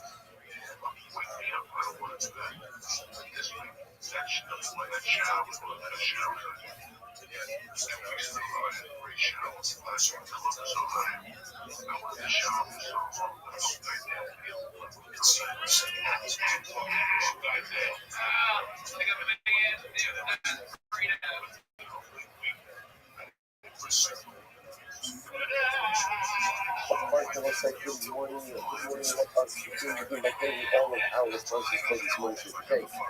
Our annual accountability for the Constitution payroll 6785. Motion is proper to sell. The dedicated all student controversies this year, as is the first of the Soros levels for Israel. Accountability is for the month of Adar, about the Tova, Arians in 3, and loving many of the inspiring of Hari Khan, Sweetest Purchase Day, Yosef Hakoni, the Seed of Levin. Bernie family in memory of Mr. Williams is Z12 Ben Israel before the Russian. The film is sponsored today, Adam Ponka, in memory of Moshe Ben Amir. Moshe Ben the website is today of Zion Adam. Beautiful dedication and we have read the opportunity of beautiful collaboration and everything. American actors are all doing some stuff and all the families in the summer. All of those who are sure should have us together come for me instead. Because we're going to change the rest of our hostages home. And their own soldiers be successful before not say anything. As we got let us begin with the beautiful God out of us, playing back in Daf 80. We are picking up at the Mishnah on Ayin Test. Sorry, I got it tomorrow. On Ayin Test, we're in 79b. Just to orient ourselves a little bit. So the Mishnah is talking about a very interesting thing. The Mishnah is talking about a Rotzeach, a murderer, who got mixed up with other people. So quite literally again, the groups got mixed together, and apparently you don't know who is who. So the Talmud said, who loves who? Everyone is Potter. Everyone is Potter. Comes in and he says, no, what do you do? Post and awesome people, go ahead and you bring them all into the enclosure, closed space, that's actually points out. And allow the summits to flow the centuries, so that passages. Doesn't passage, which you are asked the right question. Manachir, what exactly do you see? We understand that there's evil, right? Obviously, we can't identify who evil is because if we're able to identify it, then Allah will allow us to have this problem. So the Shiloh here, who are the Achim? Reuben is getting mixed into a group. Who is this group? So even Ma'achim, Shirim, Sopshita. Isn't told that we're talking about that Reuben gets mixed into a group of just regular other people. Because that was the case right here. So Reuben is he's going ahead and he's getting mixed in with the group of other people who are just Shirim, just innocent people. And literally, you don't know who's Reuben, who's less of the innocent type. So of course, it kind of makes sense. It's kind of everybody's talking. What are you going to do? What are your options over here? Your options are to either put everyone to death or put no one to death. So obviously, in that case, we're going to put no one to death. The Sue, Bahalim, Rabbi, Rujah, cultural people. Furthermore, let's analyze this. We're actually talking about a scenario of where one person is going to say everyone else is an innocent person. It's like you're either going to say that under those circumstances, you're going to put everyone together. In a keep and put everyone together, like in a jail cell or whatever it is. Incarcerate everyone together and just keep them bound for the stomach exploded, knowing that the majority of people in this group are innocent doesn't make any sense. So what is the case? What is the case of Rotzea Shenis Arei Dachim? What is the case of the murderer who gets mixed in with a whole other group of people? What is that?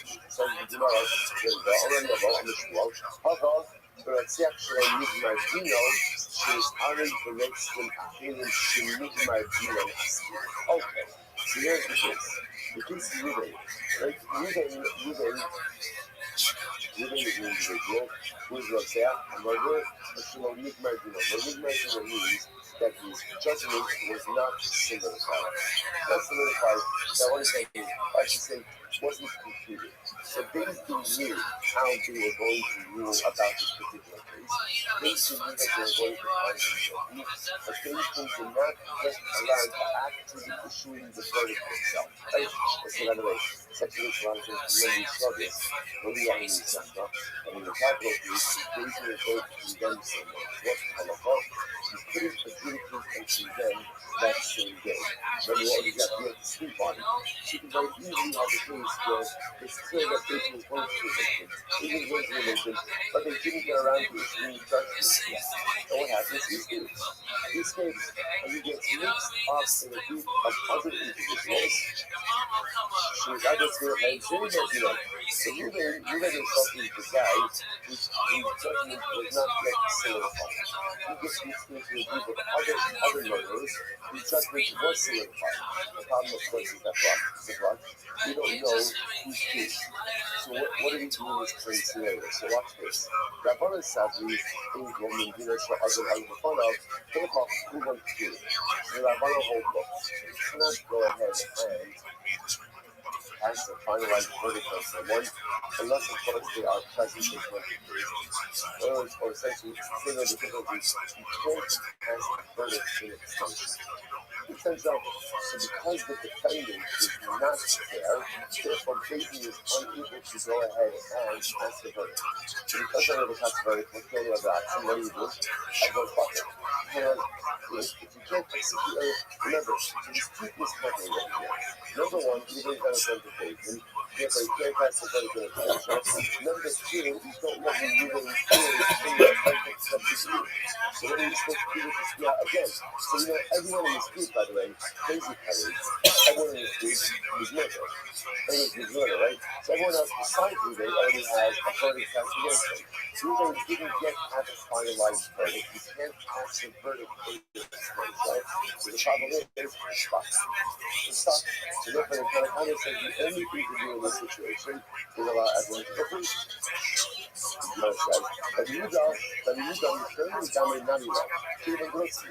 And he says, no. You cannot allow everyone to be possible. For one simple reason. What do we know about this stuff? What do we know about them? They're all killers. It's all murder. So we are not good. On the other hand, you can't actually execute them. Why not? How you living, big man? What's good? Yo, Hilly. Yo, dog. Okay, how can I help you, big man? But the Moshe is not like there's a suffix about his status. You know how things is going to rule. So Rudy says, you don't have a chevra of murders. So when you still let them go free. Okay, use grok. Grok. So Rudy says this. Let everybody go free. You can't do that. Sounds like a plan. Keep me updated, okay, Billy? What do? We go ahead and we put them into enclosure, we incarcerate them, feed them barley, and their stomachs. No, 10. 10 will take you 20 minutes. It's not long. Let me just ask you. Let me ask you. If you're hiring someone, do you want to see that they have a full profile or half a profile? Because you can't pass the verdict, therefore, again, you have Ruben essentially. There you go, big man. Get 10 done. Because you have a not guilty party mixed in with a whole bunch of guilty parties. Sounds like a plan, big dog. There's no choice but to exonerate. All right, thank you very much. Take care. You're welcome. Absolutely not. I understand you can't pass the verdict. I got it. But at the same time, they're all murderers. So what do? Kill them passively by keeping them in the enclosure and feeding them barley. Okay, that's first interpretation. Rish Lakish says no. So Rish Lakish says that can't be the case. If we're actually talking about a person who's a murderer, right, and got mixed in with the whole other chevra, everyone will agree that he's going to be potter. Everyone's going to be potter. Why? Look at last Rashi, the Tiri.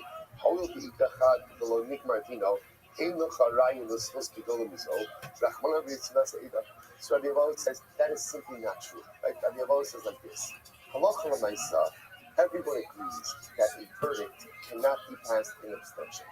Right? And the lack of a gemar din, by definition, means also, in halacha is either one, right? You're either in one of two states. You're either chayiv or you're potter. Right? You're either nochitz or you're fleishitz. Right? There's no parav is only in your kitchen.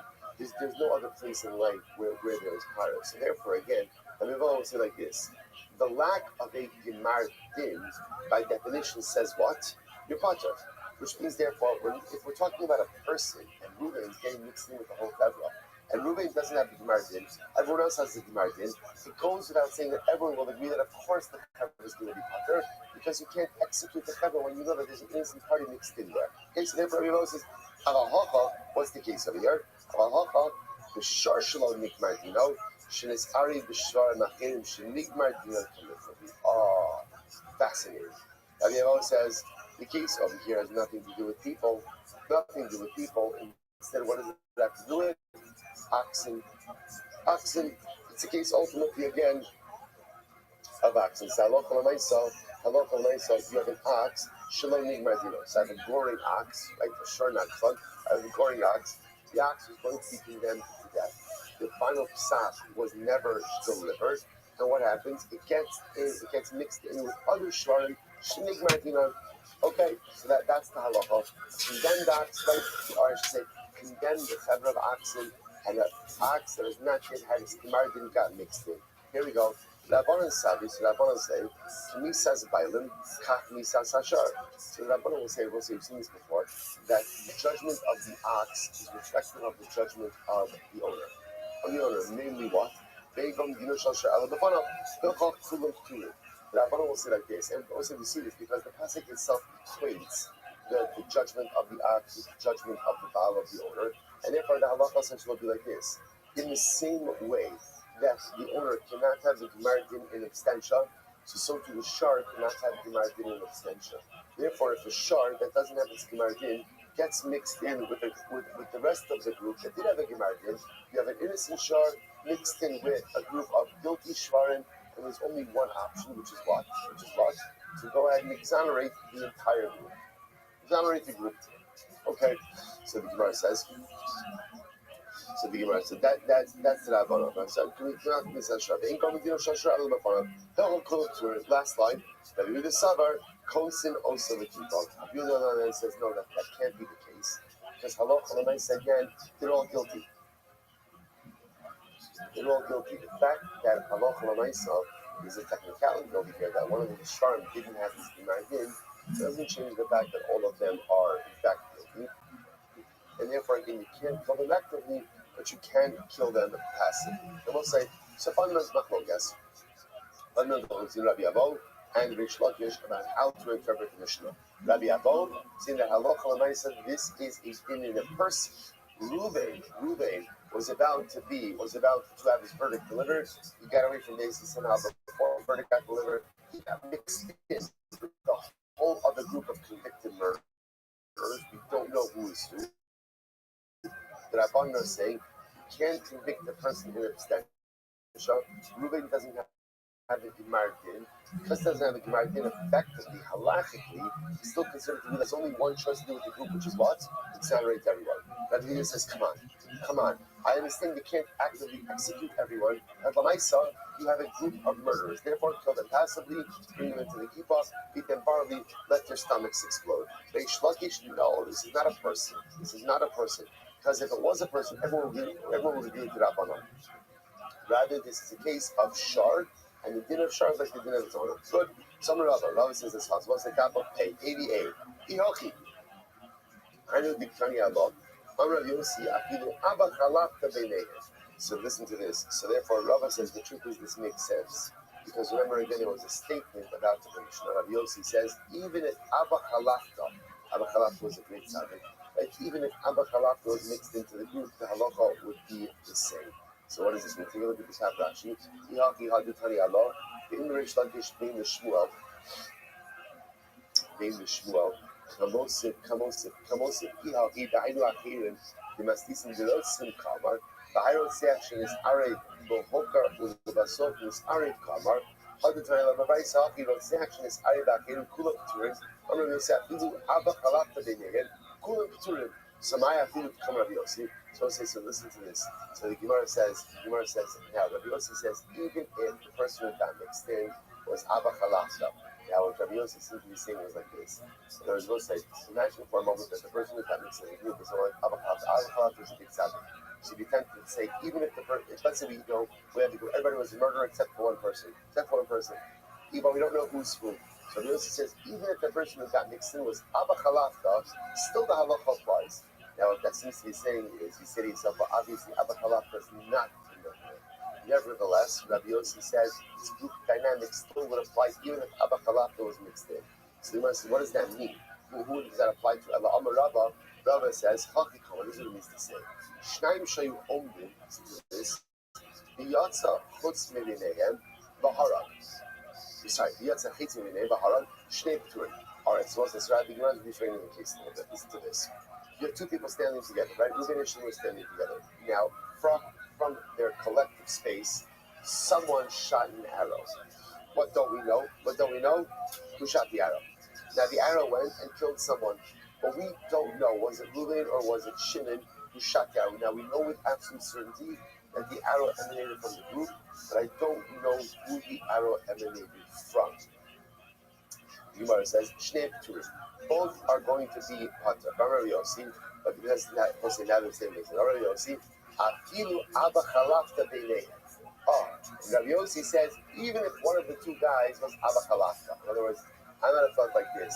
If it's Reuben and Abba Chalafta, and from within the group, someone shot an arrow, and the arrow went ahead and killed Shimon, but we don't know who it is. So you'd be tempted to say, it's for sure Reuben.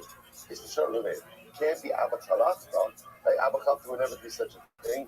Nevertheless, even if one of the people is Abba Chalafta, ultimately both are Pater. Since we do not know the definition, who went ahead and shot the arrow, therefore by definition we have no choice but to exonerate. I will say, this is all part of the same motif, right? Because this is what the Rabbanan are saying in Mishnah. Whenever you have any level of ambiguity about the identity of the murderer, by definition, we're just always reticent to execute. And in general, Allah is reticent to execute anyone. Allah has come out when the identity of the murderer is somewhat ambiguous, we just can't carry through. Even in the case, two guys within Abba Chalafta is a Gadol Adar. You're standing together, an arrow shoots forth from between them, kills Shimon. You'd be tempted to say logically, who's the killer? It's got to be Reuben and Abba Chalafta. Even in a case like that, we won't execute anyone because of identity ambiguity. Look at Rashi for just a moment. Allah Amar Rabba, we shall hold the Beis Kamar, Kikon Shnayim Omdim, Yatzachit Mebineim. Two people are standing, right, and an arrow shot forth from between them. They Yodin Isa Mehan Zarko, I don't know who shot it. Shnei Pturim, both are Pater. Rabbi Yossi, afilu Abba Chalav Tereineim, Shakol Yodin Shu Chosid, V'lo Zargu, V'lo Mechayvim Li'idach Mishum Hay Chazaka, U'Bahat Rabbi Yehuda Modeh, Rabbi Yehuda Damar Koinsin Osim L'Kipa, Lo Allah Allah Koi Elaki Kortan Kama B'Kisur Machshel B'Basnisa B'Aki Katani. The church Nigmar Dinas. Once I said the point over here is that halacha l'maisa, even Rabbi Yehuda would agree in a case like this, right? Even Rabbi Yehuda would agree in a case like this. That halacha l'maisa, everybody is going to be potter. We'll see. There's an interesting answer on this also. You think to yourself, well, why wouldn't we say that if Abba Chalafta is there, Abba Chalafta is potter, right? What's the logic? So obviously the logic is that when there's any identity ambiguity when it comes to a capital case, we have no choice but to potter everyone. But there's also something else that's interesting. The Mishnah Pirkei Avos says, do not believe in yourself in the day that you die. Which of course, at first glance, can be easily misunderstood. Of course, you should believe in yourself. Of course, you should believe in themselves each and every day. So it doesn't mean what does that mean?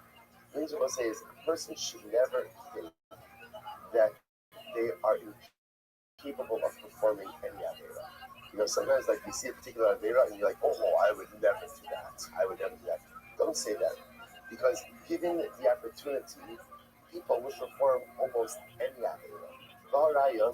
If HaKadosh Baruch Hu has to prohibit it, it means that man has somewhere, somehow, a natural proclivity to do it. Right? If he didn't have a proclivity to do it, HaKadosh Baruch Hu wouldn't have to ask it. So there's this tremendous mishaps, like even if Abba Chalafta was one of the two guys, even Abba Chalafta, if Abba Chalafta is not incapable of shooting an arrow and killing someone, it's tremendously so because sometimes we become a little bit too self-assured and a little bit too confident about things that we would quote-unquote never do. And we'll say in our own lives, I mean, if we look at our lives, I would imagine that I've done something myself. There are averas that I have done that I thought I would never do. I thought they were beyond me. And so now, Baruch Hashem, I found the Yicholas. I dug deep. Right there, I found the ability to go ahead and do it. The nature of man is we find ourselves kind of trespassing lines that we never thought we would, but we do. And the more on guard we can be about ourselves, the more vigilant we are, and the more honest we are that the truth is given the opportunity, I would do almost anything and everything. The more real we are about ourselves, then the more vigilant, the more on guard, and the more we can protect ourselves about crossing the Mishnah's Irish. Now again, circling back. So now we understand what Rabbi Yossi was referring to, right? So Rabbi Yossi in the Brisa, when he said even if Abba Chalafta is one of the two people, that was not a different case. That's talking about two people standing together, an arrow shoots forth from between them, the arrow goes and kills someone. So the Gemara says, even if one of the guys is mamish like the Gad Ladar, so you say, of course it wasn't the Gad Ladar, it wasn't the other guy. No, there's identity ambiguity, and therefore both ultimately again will be potter. Now circle back. The shor shnig mardinoshn is already the shor lachedim. That you have to have the shor, and the shor ultimately again had its mardim, and it got mixed with other shvarim. So the Gemara says, the shor machedim ma'aliyah. That shor machedim ma'aliyah means other innocent shvarim. So a shar that was condemned to death got mixed in with other innocent chevra. What's the halacha? Sukmanosan. Ultimately, again, we'll stone all of them. So the Gemara says, now we'll say, obviously, this is by animals, right? This is not by people. So we'll stone all of them. Rabbi Yehuda says, no, konsin also to keep up. Rabbi Yehuda says, no, we're not going to actively kill them. Rather, what will we do? We'll go ahead and just passively kill them. Just put them in the pen, feed them barley, and they'll ultimately die. Or by animals, don't feed them at all, and they'll die. We learn this is an interesting case. But is that true? So if you have people say, now, this is a reverse of what we were saying before. It sounds like, and that was what Gemara suggesting is, even according to Yehuda, whenever you have a case of a potential innocent party mixed into the group, you're never going to kill anyone. You can't. So what's the case of Machnisin also with people? That's the case of a shar. So you have a shar ultimately again that killed someone, and it got mixed with the chevra innocent shvarim. So Rabbi Yehuda will Tanakama says kill everything. kill everything. Rabbi says, no, machnisin also kipa. So the Gemara says, is that true? But I listen to this. Let's say you have a cow that killed someone, and afterwards it gave birth. If the cow gave birth before its verdict was delivered, the offspring is mutter. The offspring is mutter. So the Gemara says, but if it only gave birth after the Gemara, and the offspring is mutter. Let's say again the offspring of the cow. Let's say the case of the offspring was related. Let's say the offspring of the cow gets mixed in with other cows. And again the group gets further mixed together. Then in that case again we put all of these suffix cows into a pen together and just let them die together. No, go ahead and bring it to Beis Din, the group to Beis Din, and we stone the group. Listen to this. Let's go back for just a second. The Gemara said that if the cow that killed someone gave birth to its offspring, gave birth to its calf before the Gemara did, then ultimately the offspring is permitted. Now, what's interesting about that case is, in other words, if we're talking about that it gave birth before the Gemara did, what does that mean? That means that it's pregnant at the time that the cow gored. Now, if that's the case, the Gemara says, Rava says that if you have a cow, a pregnant cow that gored, both the cow and its offspring are going to be usher. Why? Because we view the fetus as being participatory in the act of goring. In which case, again, the fetus has the status of the mother. To which the Gemara says, similarly, usher, again, if you have a pregnant cow, and the pregnant cow is sodomized. So what's the halacha? Both the cow and its offspring are usher. I must say usher in that context for Rabbinic purposes, right? Why? Because we view both the mother and the fetus as having been sodomized. It's interesting enough. So what do you see from here? You see What up, Miss Aquarius? Where you have a cow that's pregnant. What's wrong, girl? The fetus shares the status of the mother. So if the mother is born, then the fetus has the status of the born cow as well. If the mother was sodomized, so ultimately then the fetus has the status of the sodomized as well. Therefore, it sounds like everything depending on did the cow deliver before or after the Gemara did. But in reality, this is not about the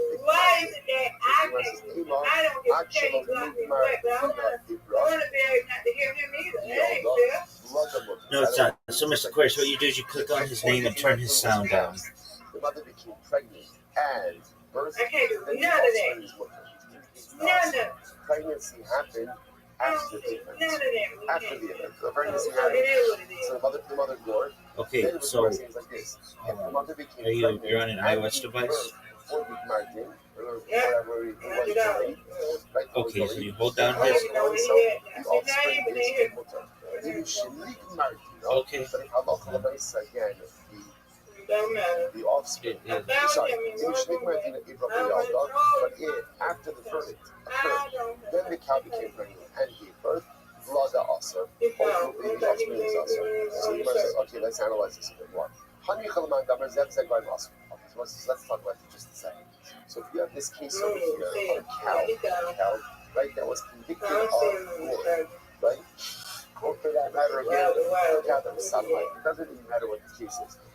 Either way, the mother is impacted, right? The mother has a change of status. So now we're saying it's like this. Listen to the cheshbon. So we're saying this. The mother is going to born. Right? The mother went ahead and gored another cow. So now we're saying is as follows. If after the act of goring, the mother became pregnant and gave birth before the verdict, so then the offspring is mutter. If the mother became pregnant and either became pregnant and birth after the verdict, or either became pregnant before the verdict, or after the verdict, then the offspring ultimately, I guess, is going to be offspring. So the mother says, no, let's analyze this, right? In order for this mother to give birth, what has to happen? Okay, go to my black It's things. how these things work. Well, let's get one picture. Right. Obviously, in order for the mother to become pregnant, so halacha l'maisa again, there has to be a father. has to be a father. Right? So the nice now the assumption over here is that the father isn't going to see us, which means that in this child, there's two forces. There's a mother who's guilty, and there's a father who's innocent. So now luckily we call this zet goring. Two forces creating one product. So let's say it's interesting. So now you're operating under the assumption that what? That the status of the child is automatically determined by who? By the mother. But there's a father also. Like there's a father, and the father's status is totally mutter. So the Gemara says this whole thing makes sense because the thing that says zet gorein aser. Right? So when you have two forces, you have both gorein means causations, right? You have two causes. A mother cause, a father cause. The mother cause is guilty. The father cause is innocent. So again, if you go with the opinion that says that is one of the core causes for abortion, this one is one of the contributing forces, right? If one of the contributing forces ultimately again is culpable, is liable, then that liability is passed down to the offspring. So this whole thing makes sense. You learn other things, right? Hello, the man number said going mutter. There is another school of thought. Another school of thought ultimately is why when you have two contributing forces, one of them is innocent and one of them is guilty, that halacha l'maisa again the offspring, lav davka, bears the guilt of the guilty contributing force. What is there to say? Which was Michael Limar. Look at Rashi. Michael Limar. Rashi says, the heart kishinot zona achad matin. So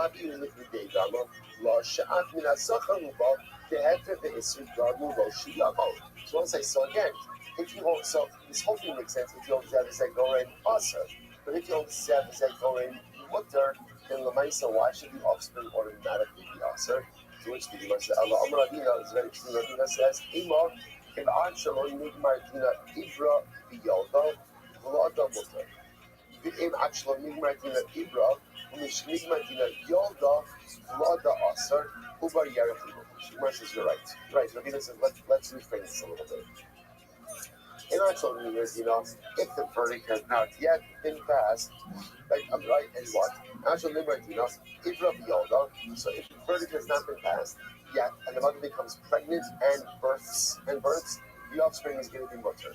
I will say now, this is in line with the idea, very simple idea, that when does liability occur, or when does culpability set in? Only when? After granted. It's interesting that even though the mother already committed the act of course. But again, you're not liable until this command. So if so the timeline is like this: the mother gored, then became pregnant, gave birth, all before the margin.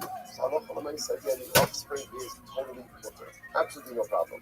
On the other hand, if Akshalomik margin, Idra, Ulushanik margina Yalda, well, let's say again, goring, right, pregnant, margin, birth. In that case, the law is Vlada Aser. In that case, ultimately, again, the offspring is going to be also. But what about 7% goal rate on motor? Very different over here. Ubar, Yerachiro. Let's say there's another piece here. What's the other piece? A fetus is considered to be an appendage of the mother. So therefore, again, if the mother is coming into the fetus, at the time of the marriage, when the marriage is passed, so that the marriage involves from the entirety of the mother. So the timer when you have ability again, like a leg of the mother. Right? So the fetus is considered to be a leg of the mother, and therefore halacha is going to share in the burden. Incredible. So there are a number of important halachas that come out over here, which is first of all, number one, in a case, let's just go through this piece of history. In a case where Allah, when I see you have a murderer who got mixed in, right? Let's say, we started out the Abo, right? Who got mixed in with another group of Rothschild. So what do you do in that case? Right? So let's say Reuben was accused of murder, and Beijing was going to rule in a certain way, but Beijing didn't get the opportunity to literally pass in on his verdict. And it gets mixed in with the whole cover of actual murders. So what's halacha? So we pass in that you cannot pass a verdict in extension. At least for now, that's how it has to be. Like, you can't touch the vertical extension. And therefore, again, the only thing you can do with that Hebra is exonerate all of them. Exonerate all of them. So that is that indeed, we end up asking really like that level. Okay, fine. So we got the case we'll leave for now. Let's go back to it. So the next part of the Mishnah was, let's say, so in part one of the Mishnah, you have someone who maybe guilty, but he's married when he wasn't passed, mixed in with the rest of the Chevra guilty parties. The next case of the Mishnah was as follows. Well, let's say you have a group of guilty parties, all mixed in together. So the difference is they have different death penalties. And we don't know who's supposed to get which death penalty. So what's the halacha? What do? You administer the most lenient death penalty to the entire Chevra. Now, what was our problem? The Machotes, which is considered to be a more chamar or a more lenient form of death. Okay, so the Gemara says as follows. The Gemara says, if you see from here, is Muslim of a chamar or a Muslim of a cow. Here's what's fascinating about this. Essentially, about this is no one is disagreeing with the principle, right? So if you have a group of convicted murders, all right, get mixed in with each other, and get different associations, different motives. Everyone agrees to the principle that you execute the law, right, using the most lenient form of death penalty. So what's interesting about this is as follows. In order to go and put someone to death, what do you need? Well, you need hasra. Now, hasra usually includes the very form of death in which you're going to execute the person. So how can you give someone a lesser death penalty, but ultimately you didn't give them hasra for that death penalty? So it's a very important result, which is musr dava chamar, having musr dava cow. Hasra is something more common, more easy, by definition works to administer something more lenient. Great works. So once you receive hasra for a more common death penalty, then automatically makes you warned for the rest of that penalty. I'm not really asking what is this over here? Traditionally goes stamp. Interesting, Rabbi Miriam says maybe the case over here is where the agent warns the person stamp. They said, if you do this, you're going to be liable for a death penalty. But what? They didn't say which death penalty. Interesting. So the high candidate, and this reflects the following: the Samuel, the shark having these Shabbatorah is a leasing also elevated. So what I halacha is for any kind of leasing, right? For any death penalty in Israel, and actually goes down to the effective right across the nation, shark having these this means Shira Zara Hasra, Rahman Allah Rasam, Allah Hasra, those are actually that this is that the ones who incite others to worship Allah Zara, he is established to the entire world. Everyone else needs hasra, a basis does not require hasra.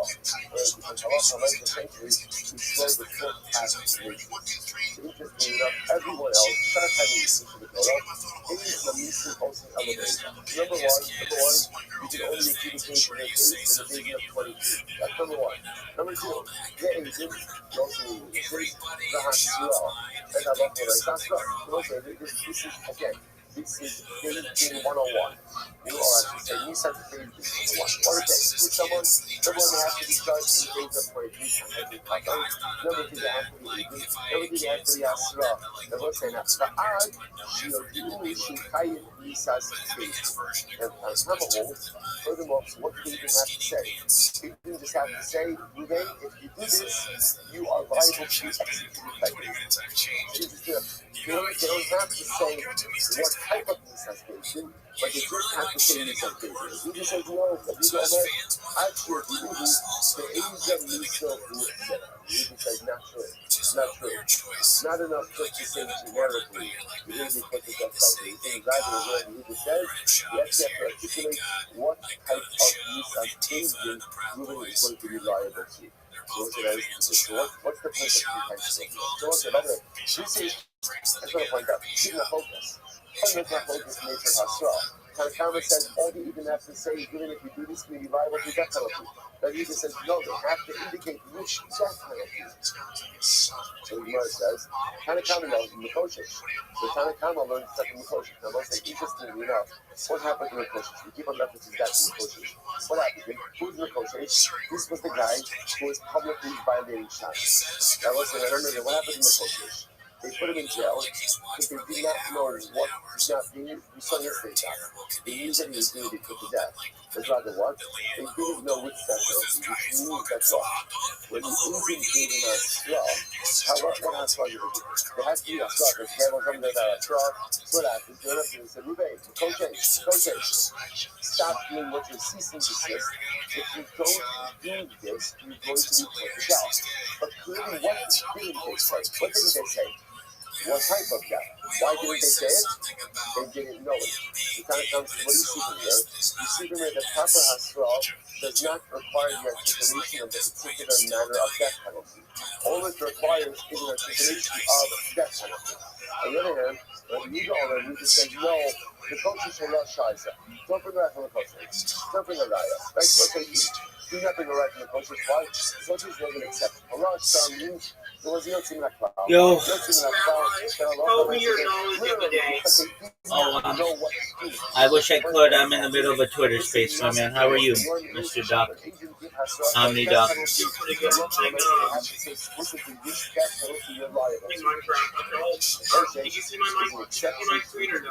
No, that's okay. I'm focused on this space. That's fantastic. That Hasra does not have to be specific. Like the witnesses do not have to say, look, if you do this, you're going to be subject to skila, straight, highlight, or kind.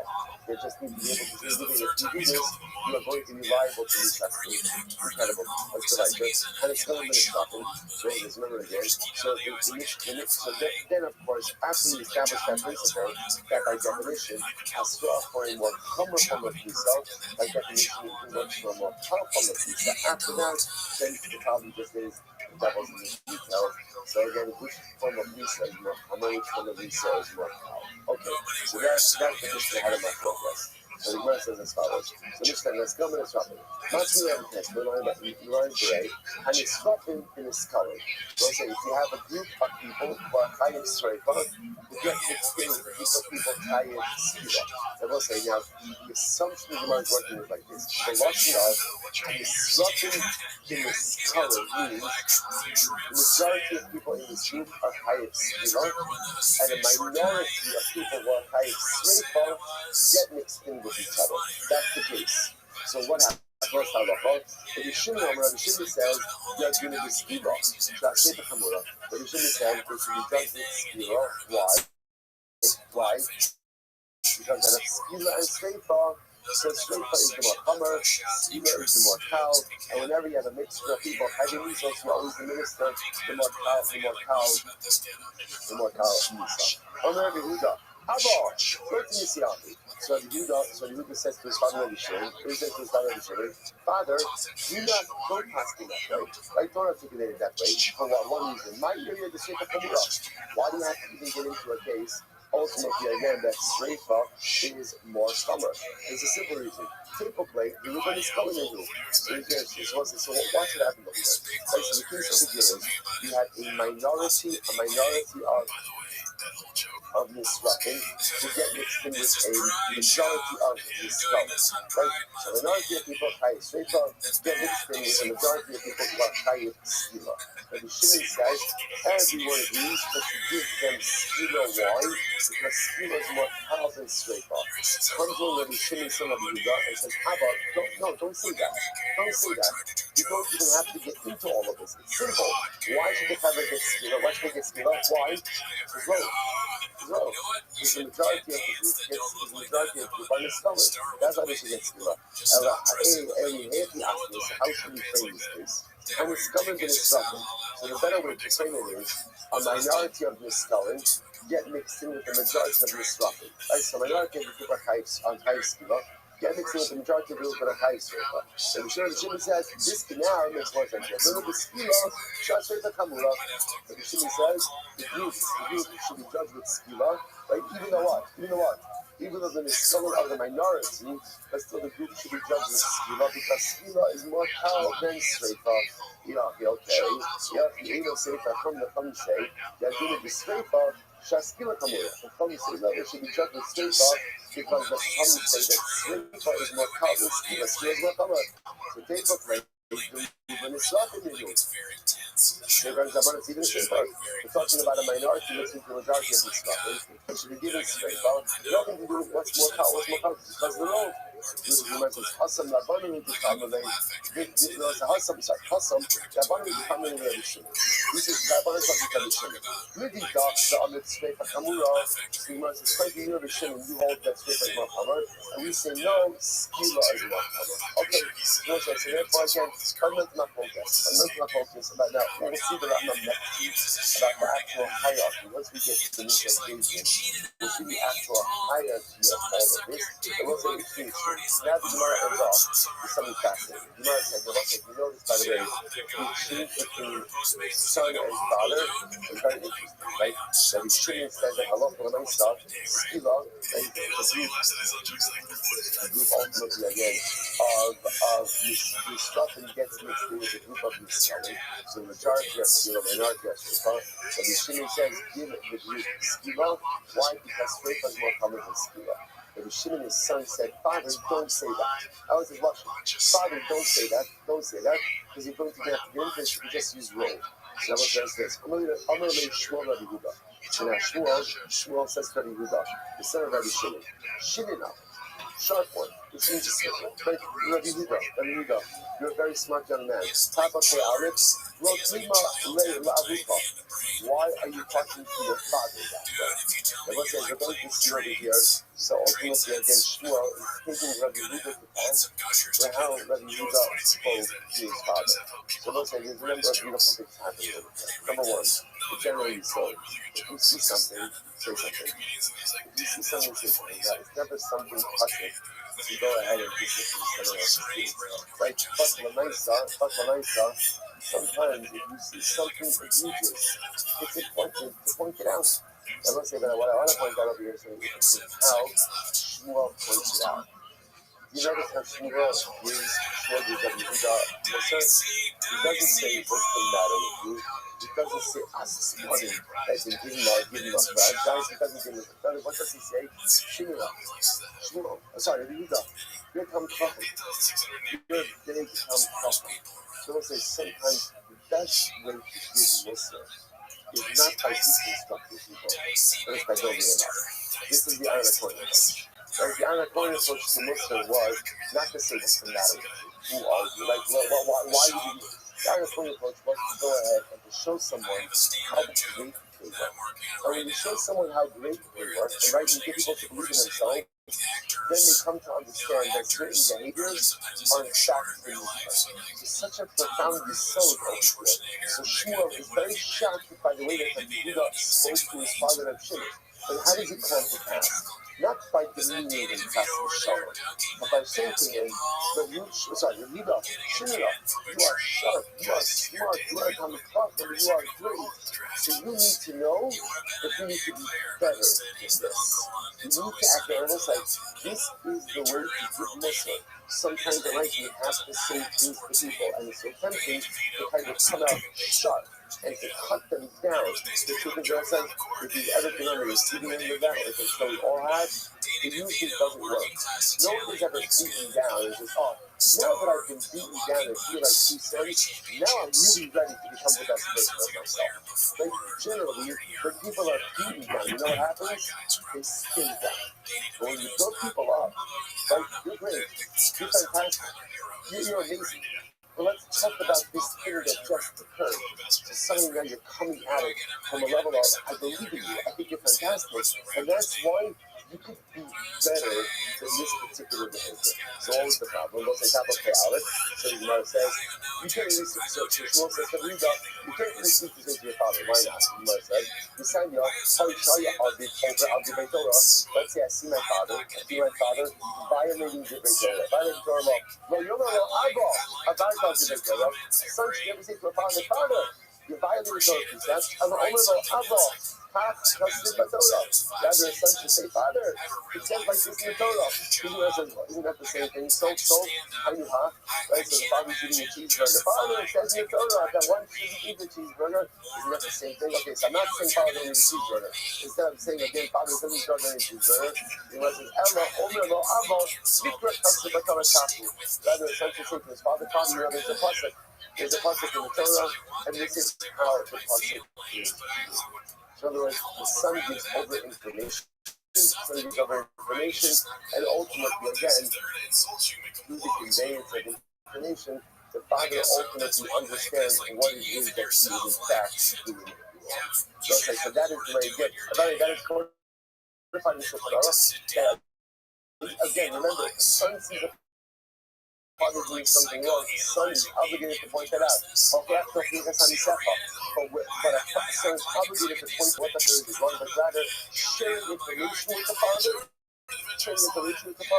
and ultimately the father then understanding of his information for what he is doing may be incorrect. So what's that? Just want to end off with something very important.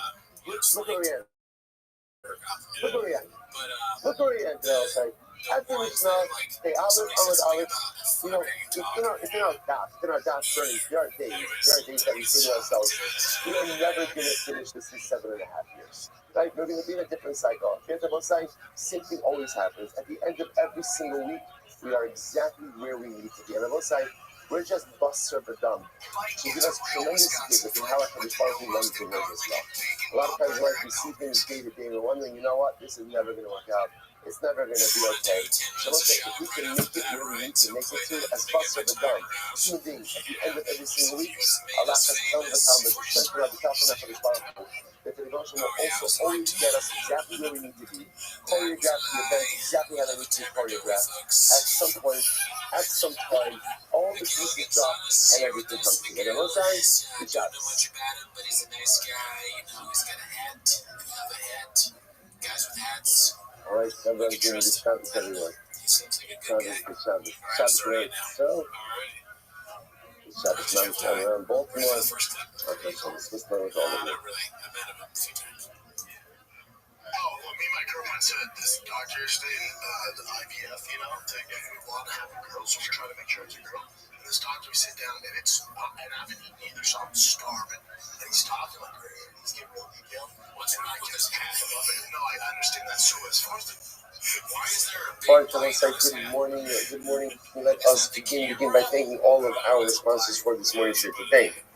Our annual Common sponsor for Tavshin Pei 5785. So we're dedicating all the Shumer Troshos this year as a Zichus of the Soros Tovos for Am Yisrael. Our Talmud Torah sponsors for the month of Adar, Habalim and Ritzova, Terry and Steve Zinn, in loving memory of Terry's father, Dr. Harry Khan, Zvi Hirsch. I'm just gonna check the comment section.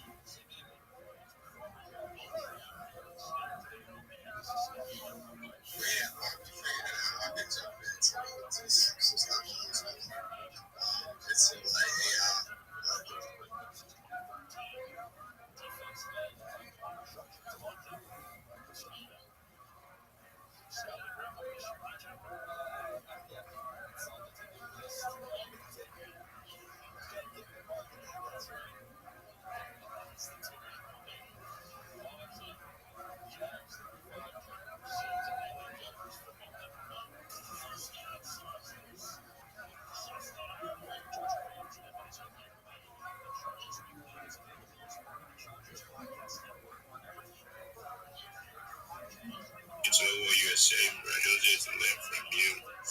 That's the way to talk about for now. Yeah, just during this last message on Thursday, bro. Let's reconnect. Thanks for coming.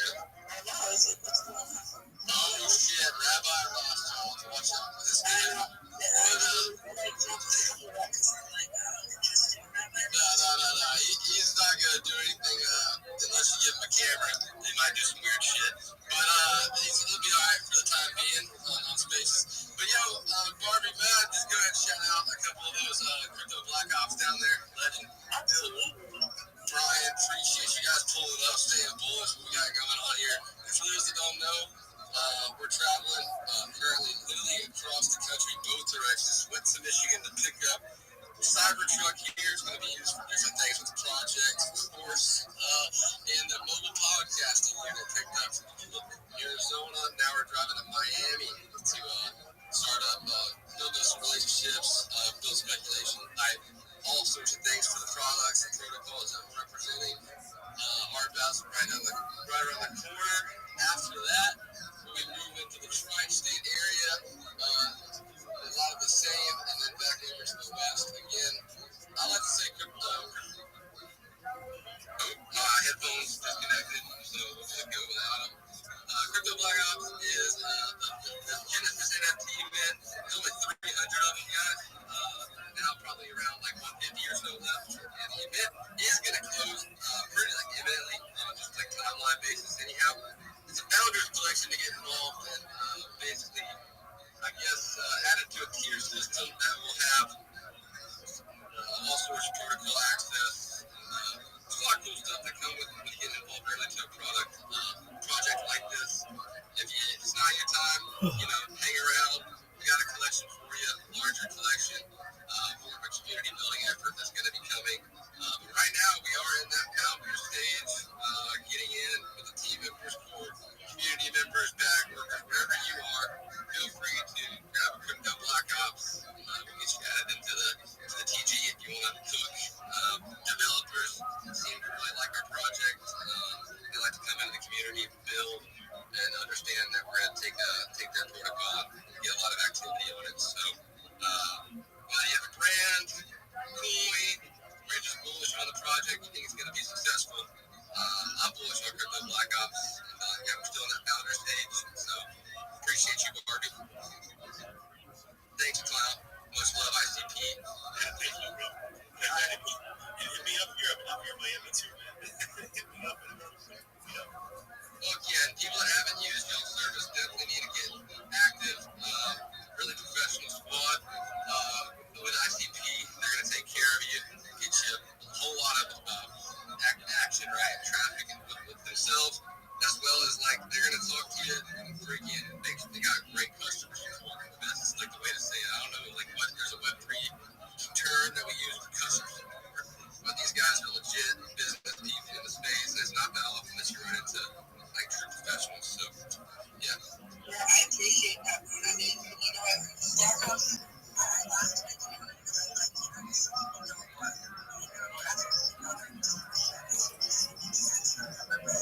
I do that as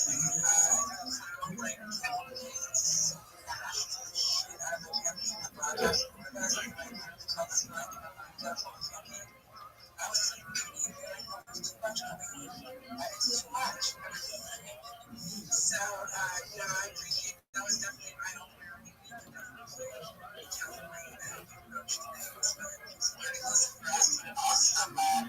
Awesome.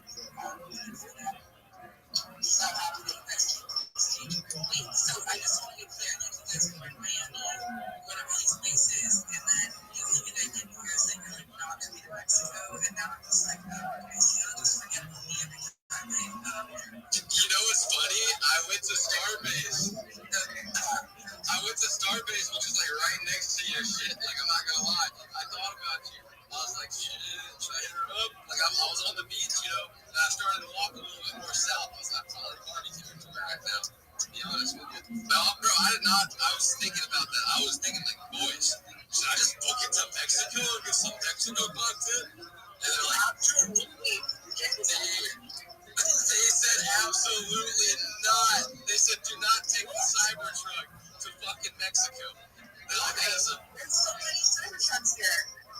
This is the problem with you guys. You guys don't think I'm looking at a fucking Adobe in the desert. Like, the hell's wrong with you? I live in like Mexico City, like New York or Toronto. It's like a proper spot. Like, It's bigger than New York. It's actually bigger. It's all the space in between you and the border, okay? No, okay, but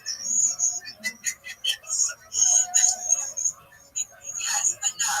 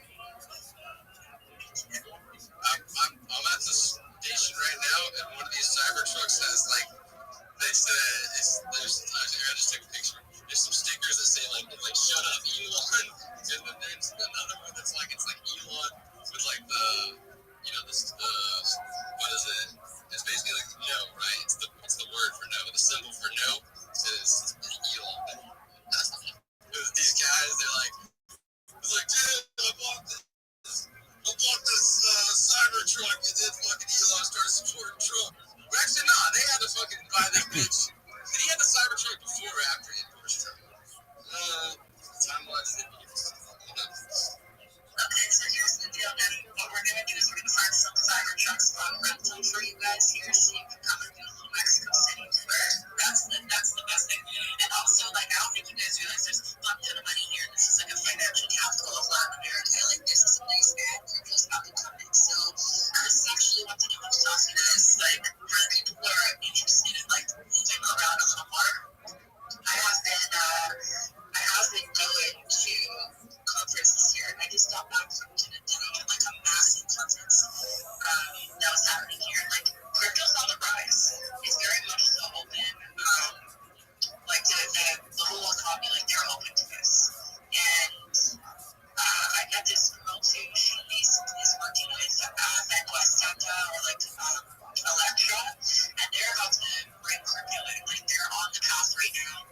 I don't have all the details, obviously, not a reason to be shared, but yeah, because like there's movement happening here in Latin America. It's like the next place I was in Argentina tomorrow. Didn't go through, unfortunately, but like Dev Connect is massive. There's a lot of people down in Argentina right now. I'm seeing my whole like Mexican timeline in Argentina, and then I'm also seeing a bunch of people that are just like from our community that are going down. So yeah, really tough stuff going on. I'm gonna keep the mood moving. Feel free to stick around on panel for now. If I can get everyone though, I'm gonna reset real quick here to get everyone to go like and share the room. I know there's no purple pill. I know there isn't. But if you love us, you're gonna still share the room. You're still gonna like us, and you're gonna share it with your friends. I'm dropping it in the group chats. I can't drop it in the group chats right now, guys. I'm already on the Telegram. I can't spam the group chats. I think that's the phone. Get everything organized. Hopefully, I can then jump back. You just gotta pin in the space at the top, like you just did. Oh, perfect. So text pinned. Thank you, Jax. Text pinned the space to the top there. I'm gonna go to Rabbi and ask parents. I know that no just on the stage. I got the Glitch Cross crew on the stage. Google said he's busy, so he sent the minions. Yeah, let's go, Rabbi. Thank you so much for the opportunity. Do you mind if I share my project with you? Absolutely. This is a show space, though. Thank you. I'm Rabbi Rothschild. If you don't know who I am, I stream my life 24 hours a day, 7 days a week, 365 days a year for world peace. I've been doing so for more than 4 years. My streams go back to the pandemic. We've seen the death of a queen, the birth of AI, the coronation of a king, and everything in between. This is a real-life Big Brother. This is a real-life Truman Show. This is a timeline and a time capsule of human achievement. In the 1990s, Bill Gates coined the phrase "content is king," and I'm making it true today. I'm king of the internet. This is the biggest this is the biggest event in global history, and here's why. In 2018, The Economist magazine stated that data had overtaken petroleum as Earth's #1 resource, and I have more data archived on the internet than any person ever, which is making me a very influential person, and I will go viral. And when I do, I want to make you, your friends, your family all independently wealthy. If you're not already, I want to make sure that you have generational wealth if you don't already, and I want you to be able to start charities and philanthropic organizations of your own. I'm unlike any influencer that you've ever met. I'm not live on one YouTube stream nor two. I'm live 24 hours a day on more than 20 simultaneous YouTube streams. You can watch my life in 360 degrees. I even have a ceiling camera. To view these streams, take a look at my pinned post. I have a link to my YouTube streams there. Additionally, I have my link tree there. I dare you to look at my link tree. I have more social media than any person on earth. I have more content than any person on earth. It would take you years to go through all of my accounts. Additionally, you're going to find my Discord there, discord.me/rabbi. In addition to making you all rich and wanting to help bring world peace, I'm an advocate for ending world hunger through the use of technology such as agricultural drones, floating greenhouses, saltwater greenhouses, hydroponics, vertical farming, cloud seeding. I want to help end world thirst.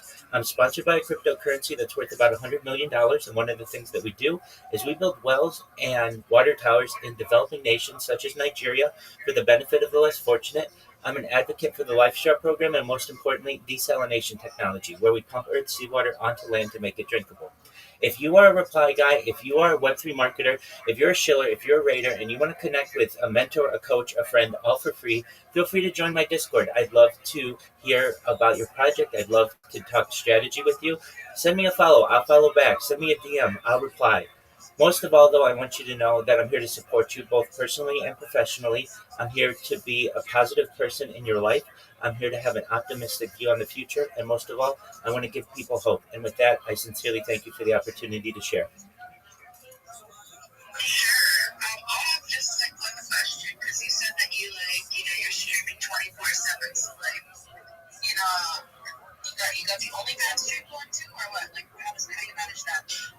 100%. OnlyFans rejected me twice. Not too happy about that. I don't know why. But if you want to see that type of content, you can find it on Instagram and accounts that haven't been banned. And then also, people don't know what I or anybody else we're doing under the covers. So that kind of allows me to continue my streams while enjoying with people. Where do you like watching sleep? Yeah, no, I definitely done sleep streams on YouTube before. And made money doing that. It's really weird to me, but like whatever. Watching if I wake up to $50 in my wallet, just wanted to watch me sleep, fantastic, right? But wait, hold on, I'm reminding here because like how do you convince girls to take part in these 24 hours while you're like keep it under the water? I need details, bring up any details. Most certainly, I'm a charismatic individual. I'm kind to people, and really, I'm a funny person. Not too bad looking either. So, um, that's a good package to a lot of people. In terms of do I sleep on stream? Yep, 100%. I've been sleeping on stream every night for more than 4 years. I even have people who come to my Discord and all they do is sleep in there. And then I also have other people who live with me in the Discord. So we've got a beautiful community, over 2,500 people in the Discord. And if you haven't done so yet, I think it's a great idea to join.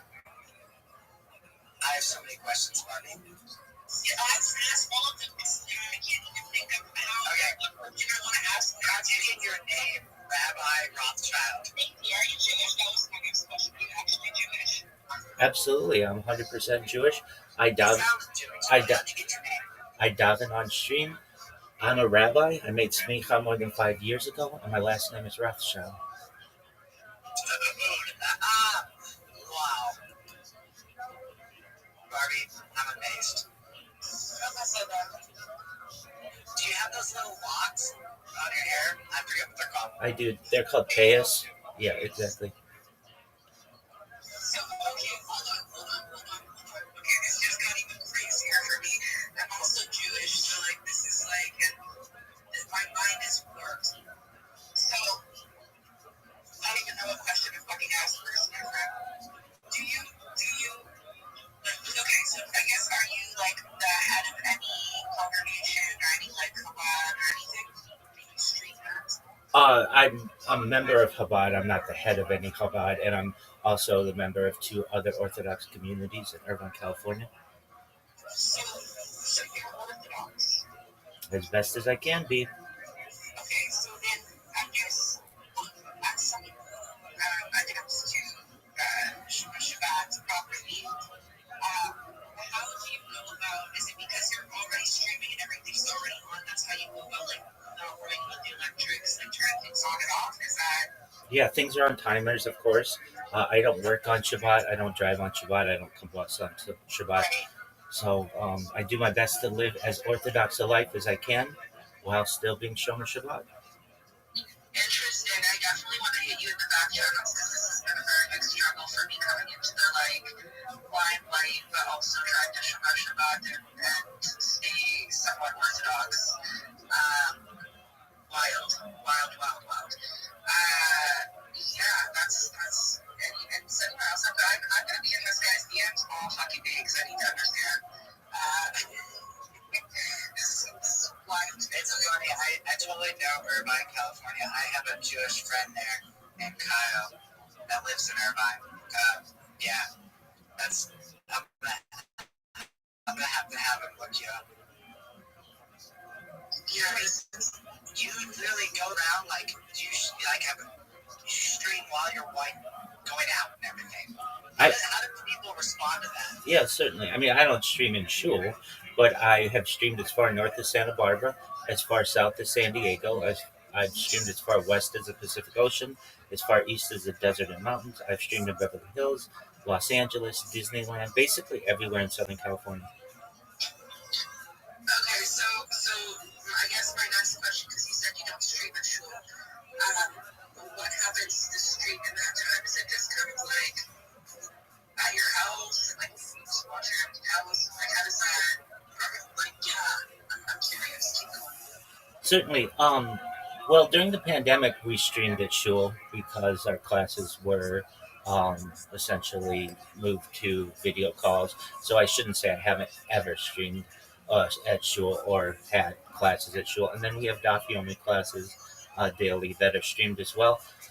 If I'm ever gone, I leave on Daf Yomi podcasts, so basically other rabbis to entertain people, and then I also have just other podcasts that I watch, and I do my best to keep the stream as entertaining as possible if I ever have to leave it. Yeah, I'm just curious. I'm definitely gonna Okay, so you have a token, right? That's like kind of like a content creating coin. How do you generate revenue? Just by people buying their coin, or what's the market cap? Like how you've been streaming for 4 years. When did you launch? Certainly. Well, I'm sponsored by a cryptocurrency. It's one of the OG meme coins. It's known as Harry Potter Obama Sonic 10 Inu. Its market cap is about $100 million. I joined the team about more than 2 years ago when the coin launched. It launched May of 2023. Of my parnasa, my career, in addition to being a rabbi, I am a certified project management professional. So I've launched apps on the App Store and Google Play successfully, major apps, millions of downloads, and that has allowed me some financial independence. So what's the call to action here? What do you want us to do to support you? To join your Discord? Yeah, if you want to, 100%. That's great. Really, I'm just telling you that when I go viral, I want to make you all rich. It's basically me announcing that to you. But yeah, if you want to connect with me, I'm always looking for friends. Join the Discord. You can watch my life 24/7 if you wish, and just spread the word, spread peace, spread hope, and spread positivity. I love it. I just got major creepy vibes if I do this, but okay, you know what? Hey, dude, live your best life, Rabbi Rothschild. But definitely, I support it. So I'm curious because Rabbi, I normally host a space on Wednesdays. Well, not normally, actually, we started it and I've been away traveling to different conferences for the last couple weeks. So I host a space that's called Barbie's Court. And our first space was a gentleman who came up and wanted to create a token based around scripture and God and Jesus. He's a Christian man, obviously. And even as a Jewish person, I was a judge. I maintained, just what's the word here? You wanted to tokenize religion, Barbie. Yeah, I know. That's where I was going with it. I'm curious in this. I wish that we would have known because I would have loved to have as a prosecutor. But anyways, I'm curious what you think of like the tokenization, or what would be the appropriate action. Actually, on the 19th, like this week on Wednesday, we're going to be talking about what would be an appropriate way to tokenize, I guess, religious things, so to speak, or the religious industry. So to speak, I don't know if that's the right word, but do you have thoughts on that at all, or would you be open to crypto court discussing this? Certainly, I would be interested in joining, so long as my schedule permits. Really, I am a to each their own kind of person. If somebody wants to tokenize what they feel is their interpretation of the Bible or scripture or Bible study, whatever they want to consider it, they should be allowed to do that. I'm not someone who owns the Bible, nor do I think anybody owns the Bible. So if that's something that they want to do and they can get a great community behind it, I'm all for it. Personally, I do my best to keep my religious life and secular life separate. I do my best to not tokenize anything religious. That's why, really, when I speak, I generally talk about secular subjects. The things that of most are that are of most interest to me are topics on futurology, the study of the future, technology. Those are things that I feel that I can unite people on much easier than religion. When you get into trying to unite people on religion, it can be like herding cats, and one person's interpretation may not coincide with someone else's, and that can cause major divisiveness. I am someone who thinks that, and I know that we're 99.9% the same DNA, no matter what your background is, your color, your creed, and I like to focus on the things that unite us, not the things that divide us. So, in terms of religion, I do my best to allow people to. I have a laissez-faire type of mentality. Allow people to believe what they want, and if they want to tokenize religion, they certainly can. That's their right, but that doesn't mean that I have to partake.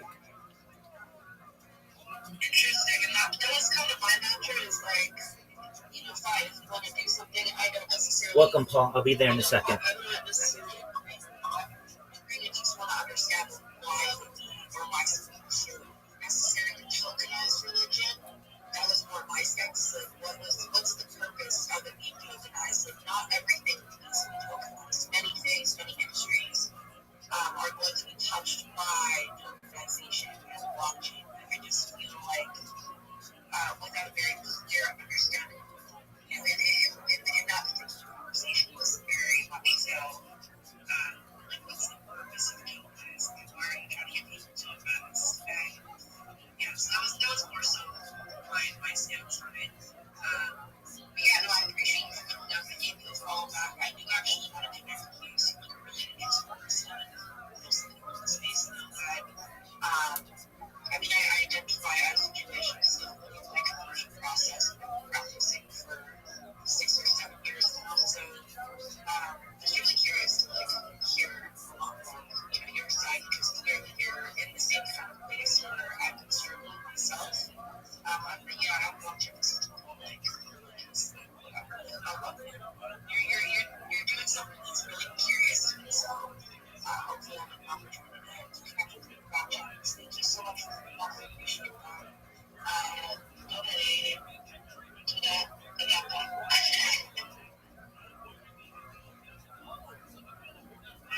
Yeah, let's keep it going, guys. I know I dropped some people down. I brought some people out. You guys get a full stage right now, so we can keep it going.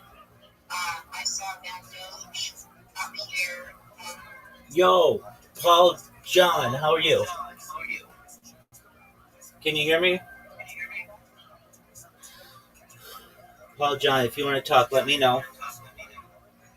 I'd love to speak with you. I see that you just followed me. I followed you back. I hope you're doing well. Let's talk, my friend. Can you hear me?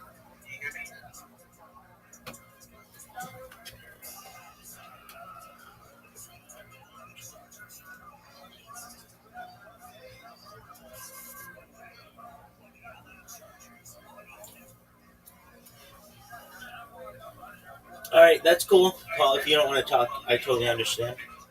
But if you do, just let me know. I'm here to talk. That's the story. Shab is not smart enough to do a layered bit like that. Where he's like, I'm hungry, and then, dude, look at my hat. I'm so hungry, I'll get my hat. Okay, that's how you handle everything. I want to see if you address, yeah, man, I had a brain box set. Oh, what am I doing here? I gotta get this jacket on. Can you believe a guy like me, it's so hot outside, I'm sweating, everybody. Hilarious, Adam. House just so we can jump to the thing. And my girl hits me like this. I'm like, okay. And then he's like, so with the embryo, and do you think I go, no, I know that. And the sperm goes out. So here's the thing. What are just give me the percentages, then the price, and then we get this thing rolling, right? And he's like, I just want a girl. He keeps powering through. He's like, right. So the thing, and I was like, oh my God. Halfway through, I'm like, well, I'm going to leave now. Like, yeah, you're so rude. I gotta go, right? Because I got this, and I know how embryos and babies work, and I got this, so I'm gonna let me know the prize, and I'm gonna get the fuck out of her. Dude, she was like, you're the rudest person in the world. I'm not, though. I'm efficient. So just tell me the prize, and we'll take care of it, right? And we'll get out of here. But so why is it... Brian and Jeff are looking at him, especially Brian, like he's the dumbest dude on the earth. I gotta say, him saying I'm not rude, I'm efficient, that's 1,000% the true word to say. Fuck, really? Yes, he said that. I'm sure I've said that before. Yeah. Gerardo, you think you have a little bit of shove in you, do you? I think he did. I mean, when it comes to subscribers, yeah. Yeah, Gerardo's not a fucking idiot. Okay. Alright, so we ready for the next one? Is that it? That's that one. Damn, they're just laughing at him like he's 5 years old. I imagine the doctor thinks he has like one of those down there heads. Yeah, oh, for sure. Yeah, because I mean, is he gonna tell the doctor I'm hungry? I'm gonna leave. Yeah, I'm too hungry for this. This is child big porn. The doctor, he's like that dude that you guys know that thought he got COVID from diabetes. He got diabetes from COVID. This guy that they know. Who is the guy? Just a random fan of Gerardo. audience member. Yeah. And then he's my neighbor, someone that needs to advise him. Now, he doesn't think he can hire him. But he would always be like, oh, don't you see this person? You think this person is good? Because now he has been scammed a lot of times. But that makes it that at once when they are like, it's very good to build a very good relationship with your devil. It can be very bad relationship with your devil. You are really need to invest in them because they must trust you to some extent. I'm like, this guy cannot be lying to me. This guy is telling me that you don't take any of it. If you say yes, that yes, and if you say that's a and then to the fact that to just say tell you guys how much the devil actually trust me. It's like if I want to go and live now, like I'm talking to the devil for a while now. But normally I'm just not with you. But like that is you guys get that that's it. And like they must trusted me. They said, okay, I can't really very good for him and then I can very good for him and yeah, but it's like I'm not too many diabetes now just about them. They can just steal money, they're okay, and then actually pay me to go in the company. Not just that like build this good relationship with him. Let me tell you about him, it's about him, ask that to you, and then now say, then now like let him get now they go like if can hear me from thank you very much. Thank you very much. I'm sorry about that.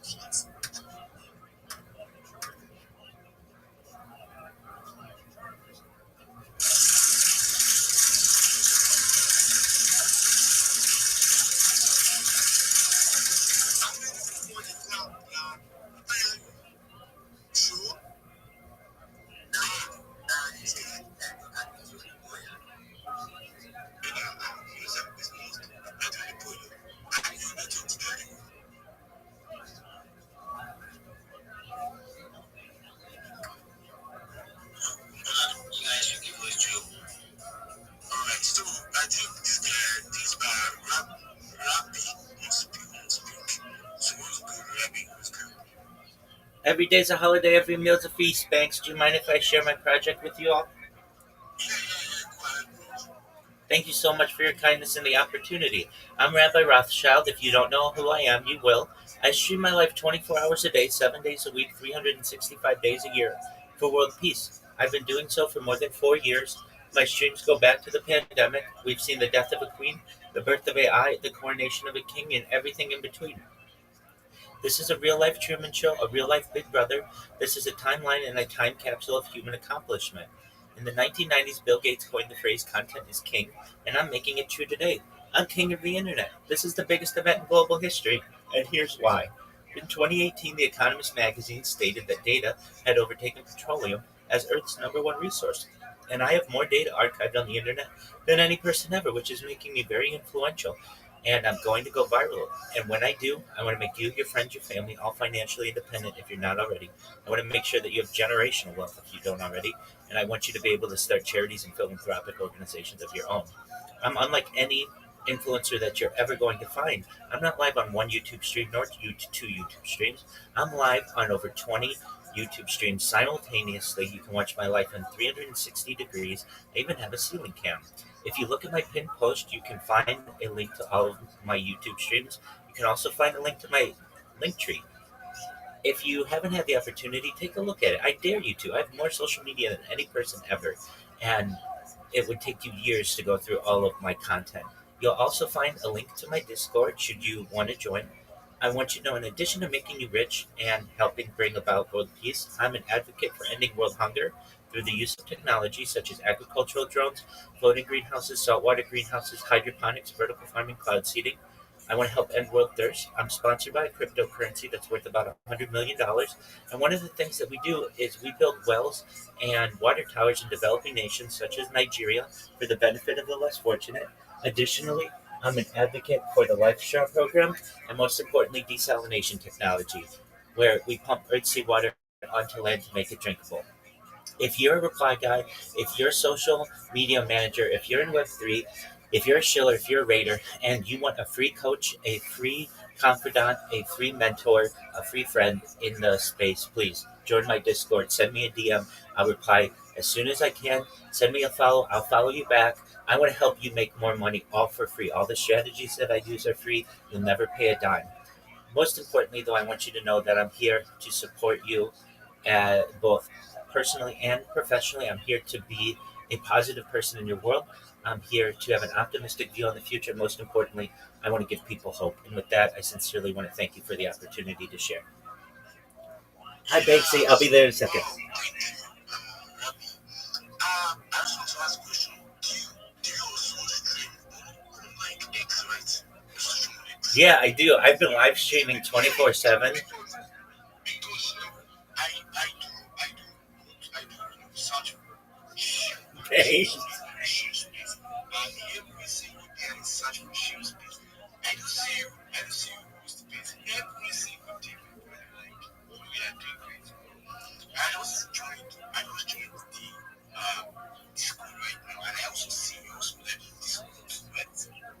That's absolutely true. I love you, Banks. I do the same thing. I always search Shell, and my space always shows up, and it's a video space. Oh, I love you. Absolutely. Bro, like it's every day, like every day. You should even notice I don't join your space for the next time because sometimes we do host the space and it can be for like more than 2 hours, more than 3 hours of like, let me just join your space and see what's going on. I do join your space every day because I do go to shoe and shoe space every single day. So I always find you. That's why I asked you that. Do you also host space with the X? Because I know this kind of accounts like he has hosted something like shoe space on X before. Whether you are doing so great at this point. I just check out this one. Hi, I'll be there in a second. Like this is massive. Like it's massive. It's sure to again. Thank you for your kind words, Banks. Do you mind if I give some alpha to the room? Alright, go ahead. Thank you for the opportunity. If you are new to Web3, just some things that I think are just really some good pieces of advice.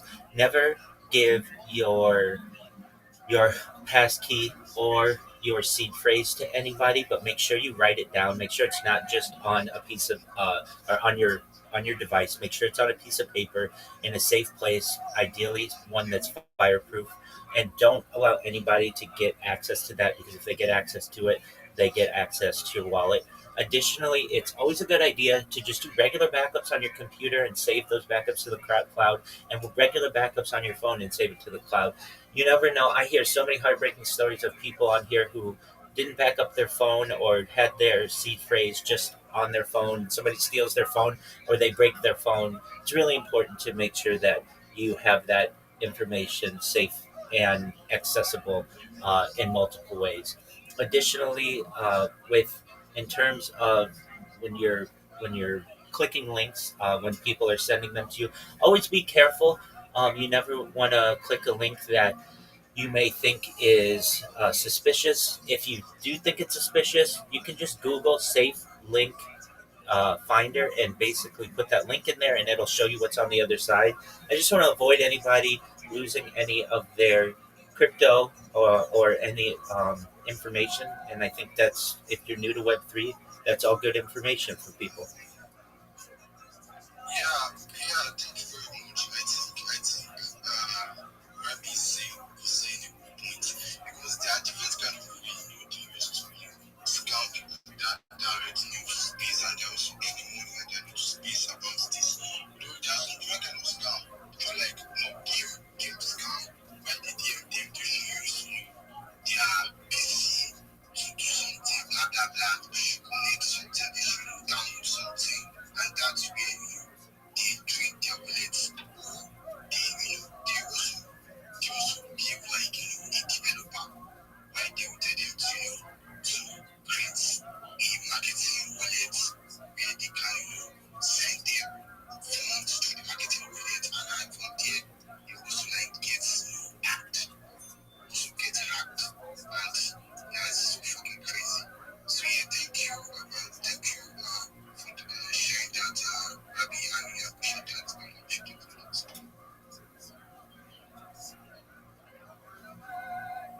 Yeah, thank you very much, Rabbi. Thank you very much. Looks like you have something to say. Yeah, sorry. Guys, you can also follow Rabbi too, because he's always active. I do say, space every day. Share space. I do say, space every day. I don't know if it's like a name. As in, you'll be able to live to earn money. You can also check up me, join the Discord, see what's doing. Okay, Rabbi, I see you on it. Absolutely. Do you mind if I give the room a strategy that I think works really well for social media marketing? Thank you for the opportunity. All right, first and foremost, if you're new to social media marketing, the first thing that you need is a link tree. If you don't know what a link tree is, it's basically one link where you can link all of your different social media. It's really important to have. It's like a modern day business card, if you know what a business card is. In previous times, people would use a business card with their telephone and address on it. And in the 21st century, in modern ages, Linktree has basically become the modern day business card. So you want to make sure that you have all of your links there, that they're all updated. It's really important because when you're shilling yourself and you're promoting yourself, you want people to be able to take a look at all of your art, your work, your connections, everything about you. And you don't want to have to say to them 12 different usernames that you use on all the different platforms. Once you get your link tree created, I advise everybody to create as many social media accounts as they can on the different platforms. So if you're a social media promoter and you're not using Google, then you need to be. If you're not using YouTube, you need to be. If you're not using Facebook, you need to be. Google's the number one website in the world, YouTube's the number two website in the world, and Facebook is the number three. What you want to do for your customers is say to them, I'm going to make you number one in Google, number one in YouTube, number one in Facebook. But additionally, you want to make sure that they're number one in TikTok and number one in Instagram and number one on Reddit and number one on Pinterest and all of the other platforms. So if you don't know what these websites are, send me a DM. I will give you a list to the top 30 of them. And you may say, well, Rabbi, that's a lot of work. I've got to create 30 different accounts. Absolutely. If you're a social media marketer, 100%, because that's what a social media marketer does. If you talk to social media marketers in the United States, they have all of these, and you need to have them all too. The way that I analogize this for people is it's like we are digging for gold in Web3, and you could be digging for gold with one social media account, which is Twitter, or you could be using 30 social media accounts, which is Twitter and YouTube and Facebook and Instagram and TikTok and all of the other social media platforms. Additionally, what this is going to do for you is it's going to open up new avenues for you to be able to get business. You want more business, right? Well, not everybody uses X. Some people like Instagram, some people like Facebook, some people like YouTube. So this is going to give you ways to be able to communicate with a much larger group of people to be able to get you more business. And then Finally, it's going to make it more difficult for you to be impersonated. When you have a presence on the major social media that's out there, it's going to be more difficult for somebody to pretend that they're you and steal your business. So once you have those made, what I'll help you do if you want, we'll look over your Linktree account. We'll make sure it's good. We will add content to it using Grok. Has ways to make really nice video creation tools that will allow you to put content on your different social media accounts so that they look robust and they don't look like skeleton accounts. Then what I'll teach you to do is be able to make memes if you don't know how. We'll teach you. If you already know how, that's great, but I want you to be able to market yourself with memes so that you can go into a big space, put a meme in there, and have in the corner your handle or your link tree so that people are able to connect with you so they know who the creative mind is behind this idea. Then what we're going to do, just like a space like this, we're going to clip it. For alpha, we're going to teach you how to clip spaces, how to tag the host so that you get in their network, the co-host and the speakers. We're going to make sure that you're creating quality clips for people, and then you're going to get on their radar. And then the last thing that I like to teach people how to do is to have a really good elevator pitch or a shill or a promotion. Basically, what you want to do is have a 30-second, a 60-second, and a 3-minute shill so that you're able to not just come in and say GM to the host, GM to the co-host, GM to the speakers, GM to the audience, I'm XYZ, I need a job, send me a DM if you want to give me a job. That's okay, at least you're putting yourself out there. But you want to be able to say GM to everybody, I'm XYZ and I'm the best social media marketer in Web3, and here's why. All of my competition, they're just reply guys. They're going to press the like on your content. They're going to put the GM comment and they're going to repost. And then they're going to come to you with their hands open saying, all right, pay me. I'm going to do that in a much better, much more efficient fashion, but then I'm going to promote you on each one of the different platforms that I have social media, and that's over 30, which means you're going to get 30 times more DMs, 30 times more interactions on your post, 30 times more people buying your cryptocurrency and your NFT and looking into your project, and you're going to make more money. You're going to have me as a basically the backbone of your social media strategy. I'm going to be a repeat customer of yours. My talents are going to spread by word of mouth, and we are going to create a lifetime work relationship together. I look forward to working with you. My DMs are open. Let's start immediately. And when you can say that to people, it's really exciting for people. And with that, I'm going to just thank you for the opportunity to be able to share. Thank you very much. I just want to say something like what you said. You strike the right point. Why? Because there are sometimes anytime some people go to spaces to talk about themselves. Anytime they tell them, come share about yourself, come talk about yourself. Sometimes they do this. They just say, yo, my bags, and I need a job.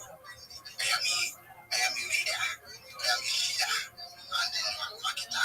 And I'm active. I think that's what people used to kind of shoot themselves. And the way you use it's very, very professional. That kind of way that is not working out. The good projects that we see, the way you project that word, they will be interested in what you say and they will not go straight to your DM and collaborate with you, partner with you. So I think that's the best idea. That's the best idea. Thank you very much. And I wish you luck to connect with you. Absolutely, Banks. Thank you for your high praise. I have followed you. I know you're in my Discord. Whenever you want, you come in there. We'll talk about your strategy, and we'll make sure that not only you, but everybody else in here becomes more successful as well. If you don't have a Discord, send me a DM. I'll send you the list of the social media that I advise everybody have, and you take it from there. And you guys are going to be powerhouse marketers. Alright. So yeah, thank you very much. That. So guys, just trying to get Discord. So this is we are what's going on.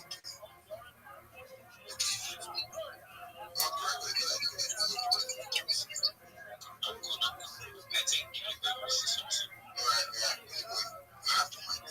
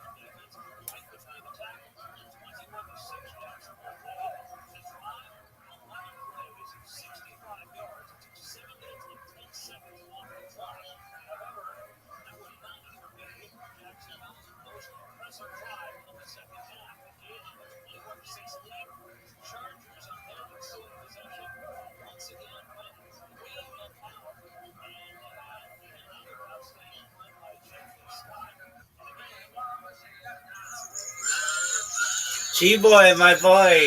My boy. How are you, my friend?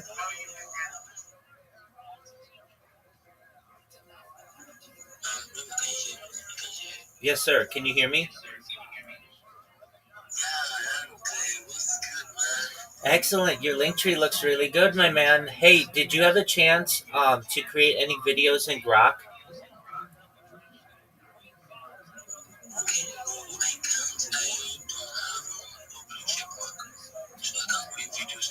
No, you don't need one. You can just download the Grok app from the App Store and Google Play.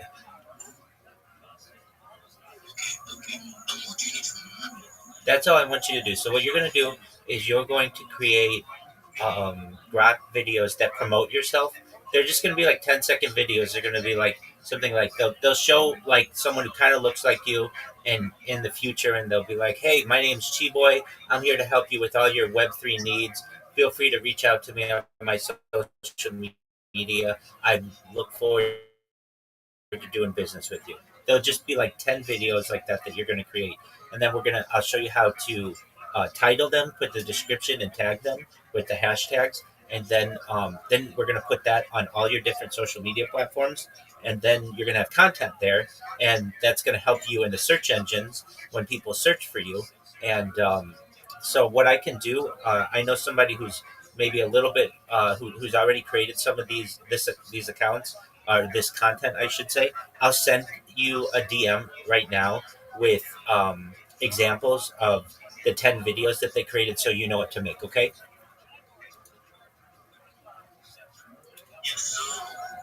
Excellent. Hey, and also, I see you grinding it out in these spaces, hosting these spaces every day.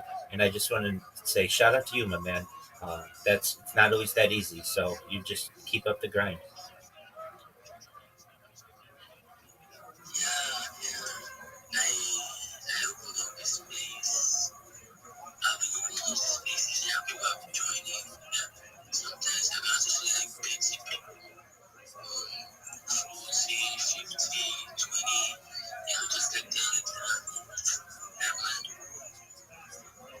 Absolutely. And then we've got my man Mufasa.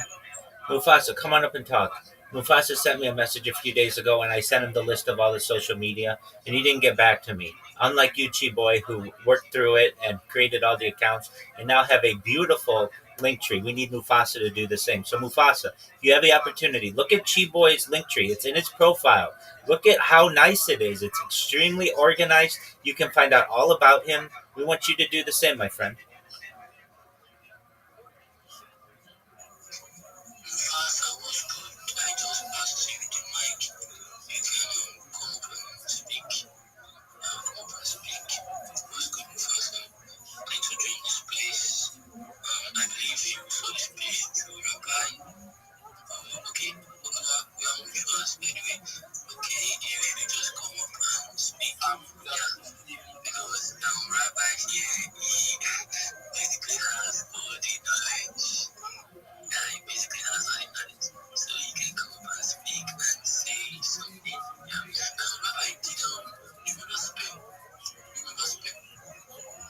Who's Spay?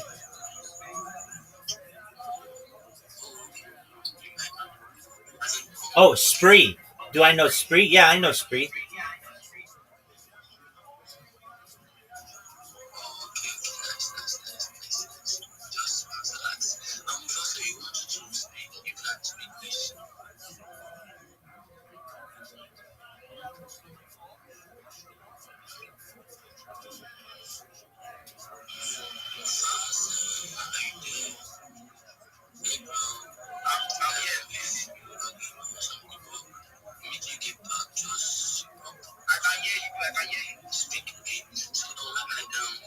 Chi Boy, Chi Boy, Chi Boy, Chi Boy. Mufasa's talk. Mufasa's talking. He's talking.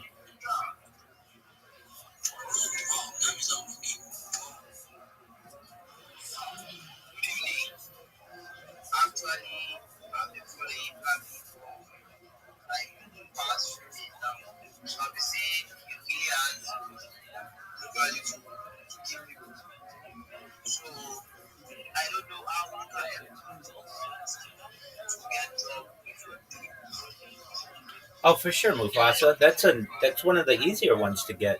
So, especially with AI nowadays, it can really supercharge you as a copywriter. Um, so I can tell you, I've actually hired people, given them money, American dollars, through a website called Fiverr. Mufasa, are you familiar with Fiverr? Yes, yes, I want to buy Okay, excellent. So what I would do is I would, because I can write myself, I would write a press release for myself and then give it to people in Nigeria, and then they would publish it for me. And for those people who can't write their own copy, you could be a copywriter for them and basically develop their press release or their biography or any kind of creative writing that you need, and then work with them through that means. But not everybody knows about Fiverr. So what you need to do, and Mufasa, I sent you a link of all the different social media that you need, and look at Chi Boy's link tree. That's what you want for yourself. And then what we're going to be able to do is market you better. You have copywriting skills, but nobody knows it because you're not in enough places. And we want you to be everywhere. We want you to be a super powered copywriter. So, in order to do so, you have to have the social media. People need to be able to find you and be able to send you messages. Does that make sense? yes, so I really appreciate it. My pleasure. And then Mufasa as well. I sent you a DM just now. Of a YouTube channel that I had somebody make recently, and they're doing their best to basically promote themselves as a social media marketer. And we're going to use Grok to create those kind of videos for you. So they're excellent, and you're going to be able to say, "My name is Mufasa. I am the ultimate copywriter. I can help you with all of your copywriting and creative writing needs. Please reach out to me in my link tree." And then in your link tree, we're going to have your Fiverr there where people can reach out to you, and your YouTube. And you could, as a copywriter, you should really have a blog. If you don't already have a blog, we can help you with that. A Blogspot blog, they're free. I have a blog. Um, and then people can see your writing skills because that's really what you focus on as opposed to video creation or graphic design or anything like that. But I can help you with all of that, all for free. You know that. So if you haven't had the chance, join my Discord whenever you have time. Just ask Chi-Boy. I'm always in there, and if he ever has questions, I'm always willing to talk with him. And yeah, so you can do the same.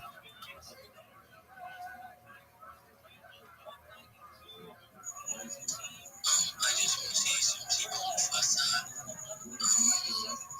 I just want to share a little bit of something that Rabbi said to me.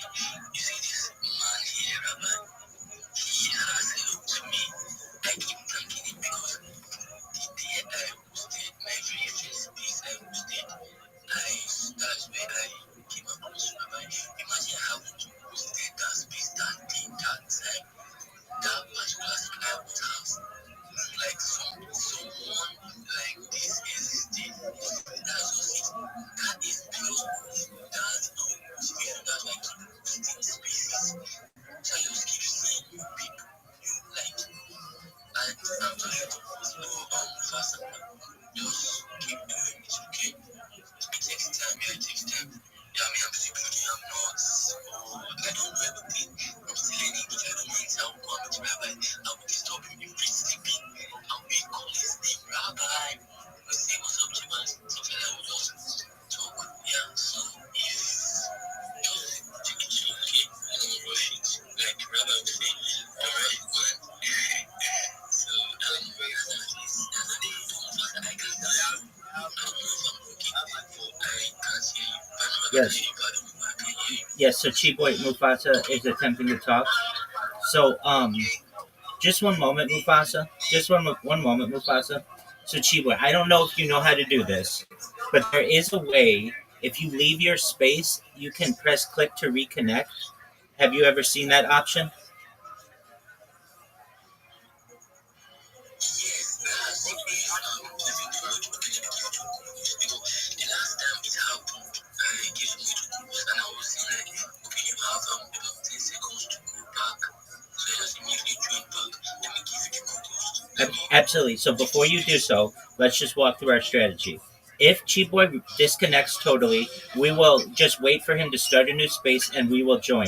He's going to give me the co host. I'm going to accept it and we're going to hold it. Now, Cheap Boy, what I want you to do is close your X app and reopen it. You have more than 10 seconds. You have about 60 seconds. So you want to do it as quickly as possible. And if it works, great. If it doesn't, then we just, there are only three of us. Close the space, and then we'll just reopen a new one. Okay. Excellent. So, Chi Boy, you go give me the co-host.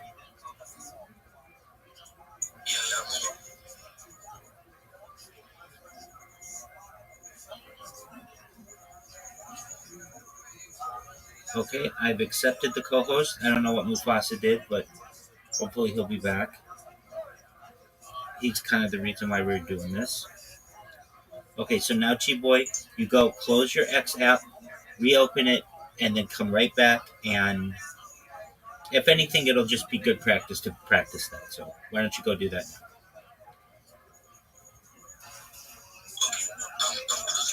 now? Okay.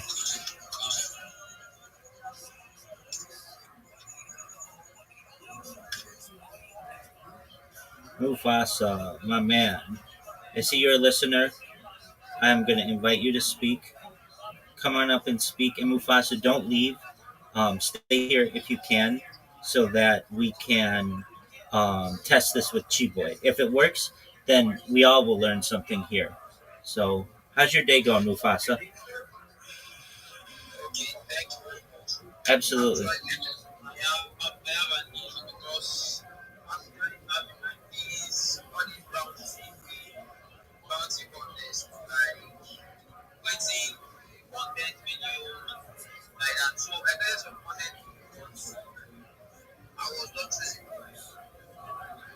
Okay. I'll help you. So Mufasa, I just got a message that Chi Boy was having some connection issues, which is fine. Um, if the space closes, just be sure to rejoin his next space in like a minute or so.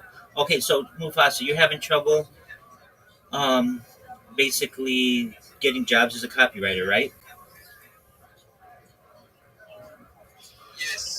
Okay.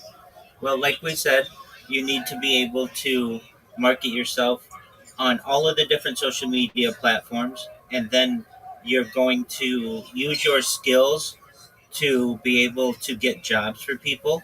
And, it's tough to be a copywriter after November 30th, 2022. Hey, I see Chi Boy's back. Chi Boy, can you hear me? Chi Boy, can you hear me? Chi Boy. Okay, that's okay. Um, because November 30th, 2022. Oh, Chiboy, I hear you. Okay, Chiboy, can you hear me? Chiboy, can you hear me? That's okay. So Mufasa, on November 30th, 2022, ChatGPT launched. And as you know, yeah, he is. Chiboy, can you hear me? Can you hear me? Chiboy, Chiboy, can you hear me? Chiboy, can you hear me? Chiboy, Chiboy, can you hear me? Okay, Mufasa, can you hear me? Okay, so, Chiboy. Okay, yes, I'm still in the space. Okay, just one moment, Mufasa. I'm gonna leave, and I'm gonna come back, and maybe Chiboy can hear me. Just one moment.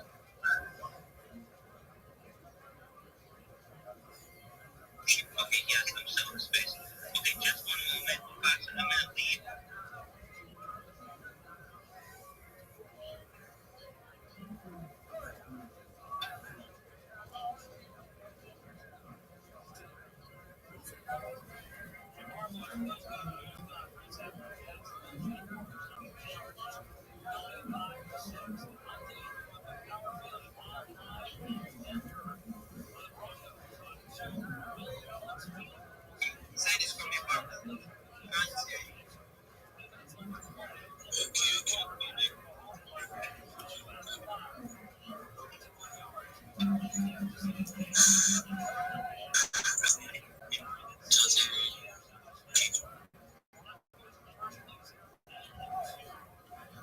Okay, Chiboy, can you hear Mufasa?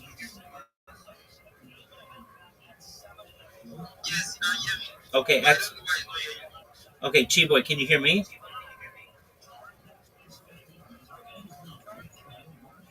Yeah, I can hear you now. Okay, so that seems like it worked. While it wasn't that smooth, I had to leave and come back. Um, it does seem that you can hear Mufasa now, and so okay, great. So Mufasa and I were just talking. Basically, after ChatGPT launched November 30th, 2022, it took away a lot of copywriting jobs, didn't it, Mufasa? Yes, I can hear you. Okay. So Why after it's not going on? okay, but right, I mean, like basically before 2022, before ChatGPT launched, you had a lot more work as a copywriter because people needed creative writers. But now with ChatGPT, they can just go to AI and have it write a lot of stuff for them, right? Exactly. Hey, there's our man Spear. Spear, come on up, my man. I'll send you an invitation. I like Spear. We were just talking about you, Spear. They were asking me if you had connected with me, and I said yes. How you living, big man? Okay. So Mufasa, basically, like in school, you were probably a creative writer. You're probably someone who worked well in English and such. But you've got to recognize that you may have to change your skill set a little bit to include video creation and perhaps audio creation, which is something that you can do, and it's all free. So just recognize that no no one's career is sedentary. Everybody's career has changes, and Mufasa, what I would think that is a really good option for you is to be a continue to be a copywriter. Like you said, you have a Fiverr account, but it's probably not that active. Make sure you maintain activity there, and you can put all your social media, including Fiverr, in your link tree to get more business. Does that make sense, Mufasa? Yes, it really makes sense. But I'll say something. I'm not really good at writing like that. But I actually discovered that the most everything is like about us. First thing is just about directing to maybe to think about it or something there. Because actually I look at more and some other stuff just like I put your price stuff so I put your price stuff and then to other students. After that, like because most of them sometimes they you on their own. So that was why I was like, so I'm not really good at it. Okay, but with AI, anybody can be a good copywriter.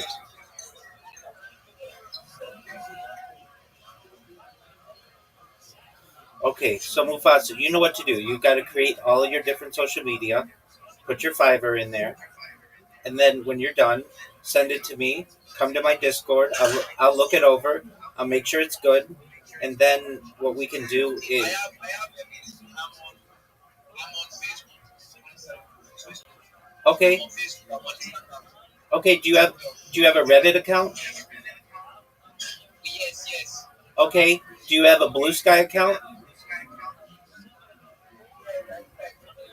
Because I added to my Discord account. Okay, do you have a Rumble account? No, no. Okay, so I sent you a list, Mufasa, and you go through that whole list and create all of that social media. And if you say, "Well, I don't have that many apps, or I can't fit all that," they don't have. You don't have to download the app. Just go to a browser and create the account in the browser and put the links in your link tree so that it looks like Chi Boys, so that you have all of your social media in one place, including your Fiverr, so that you can start getting more jobs.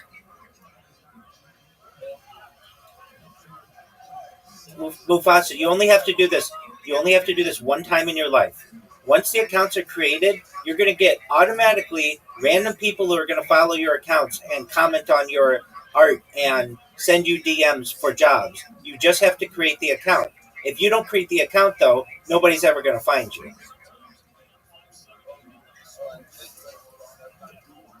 Absolutely, you know it. Okay, guys, I have some things I've got to do, so I'm going to drop down. But best wishes to you all. Chi Boy, I just wanted to make sure you knew what to do. So, Chi Boy, you know what to do. You go download Grok, and I sent you, Chi Boy, a YouTube channel of someone, and you want to create videos like they have in Grok, and then send me the videos. We'll look at them together. Chi Boy, you can come to my Discord if you want to talk about them. And then once they're good, we're going to upload them to all your social media, Chi Boy, and then that's going to help you to market yourself. Sound good, Chi Boy?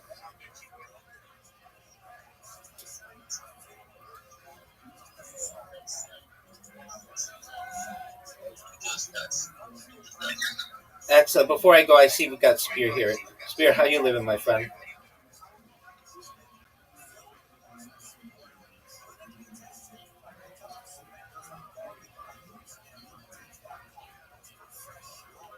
Spear, can you hear me, friend? Apologies, I muted everybody. My fault. Spear, how are you, my friend? Excellent.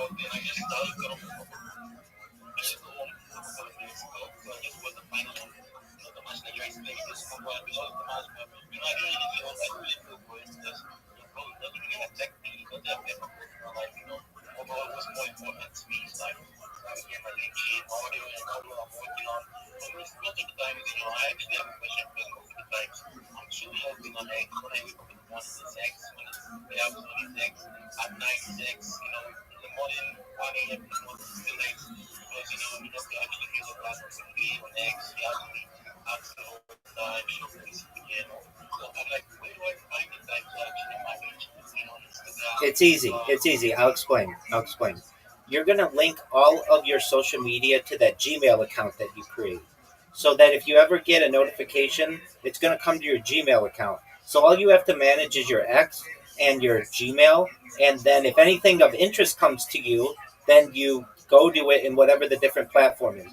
That means you don't have to be in 30 different social medias simultaneously. You just have to be in your X, have your notifications turned on in X because that's where you do most of your work, and then have your Gmail notifications on.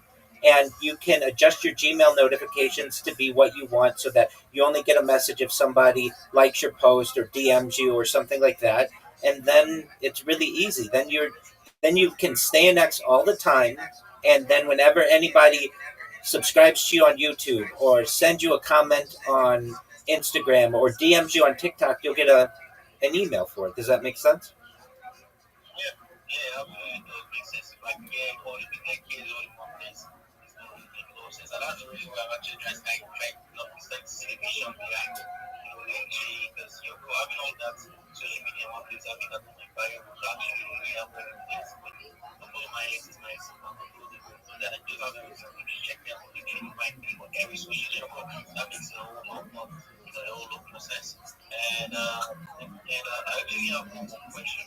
Go ahead, big man.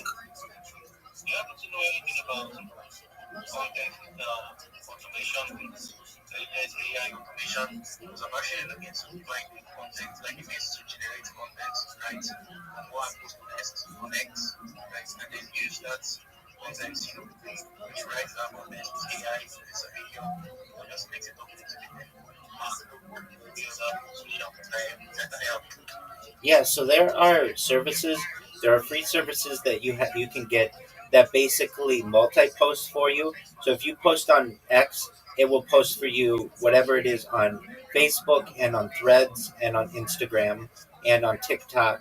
And you can choose which ones you want. It's called Hootsuite, HOOTSUITE. Now, it only does a few of them, perhaps for free or limited. You can pay money and it'll do everything for you, but I don't want you to have to do that. But yes, there's Hootsuite, and there are others as well that basically will allow you to automate all of this content creation. So just know that that is available.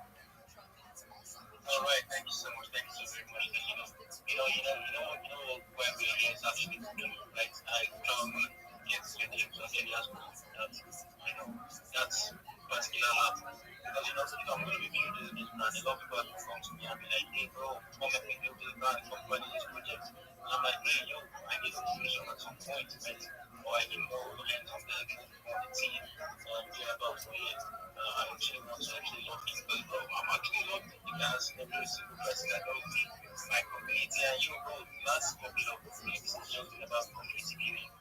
I was just on a space about last space I was on. I was talking about community, like not community, products, and have a product. It's talking about fishing and bringing communities together. Like when you start to think of this whole crypto setup, right? It's decentralized, right? It's going to be inevitably coming from communities, people finding together, like-minded people coming together to actually, lock in and make this crypto building and decentralized building work.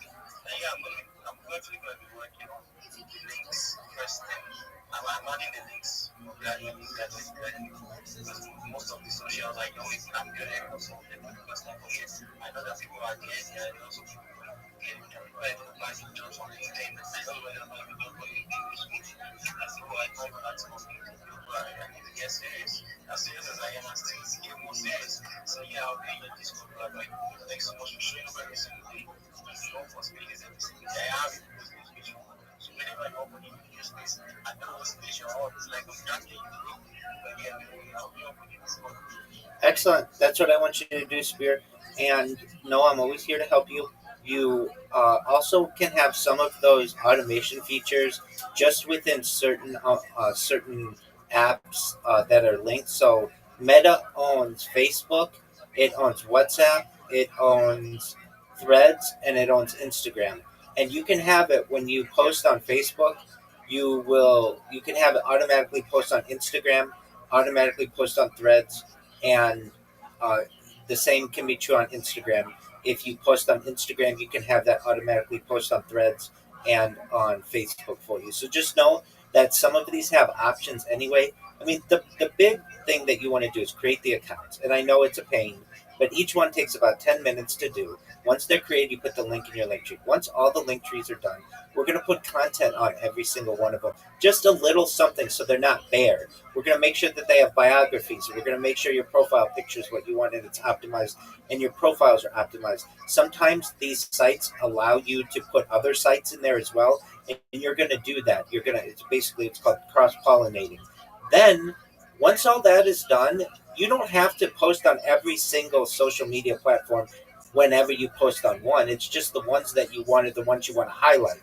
But this way, if you want, you could just go to Chiboy, just as an example, go to his link tree and see all his different social media. You can click on it. You can follow him on different platforms so that you guys can see each other's content that way. You also have the opportunity to promote yourself. You're going to get more jobs that way, and those are going to filter your Gmail. And then once you have something that's of interest to you, go check out whatever platform it is. So, for instance, one that I don't use often is something like Snapchat.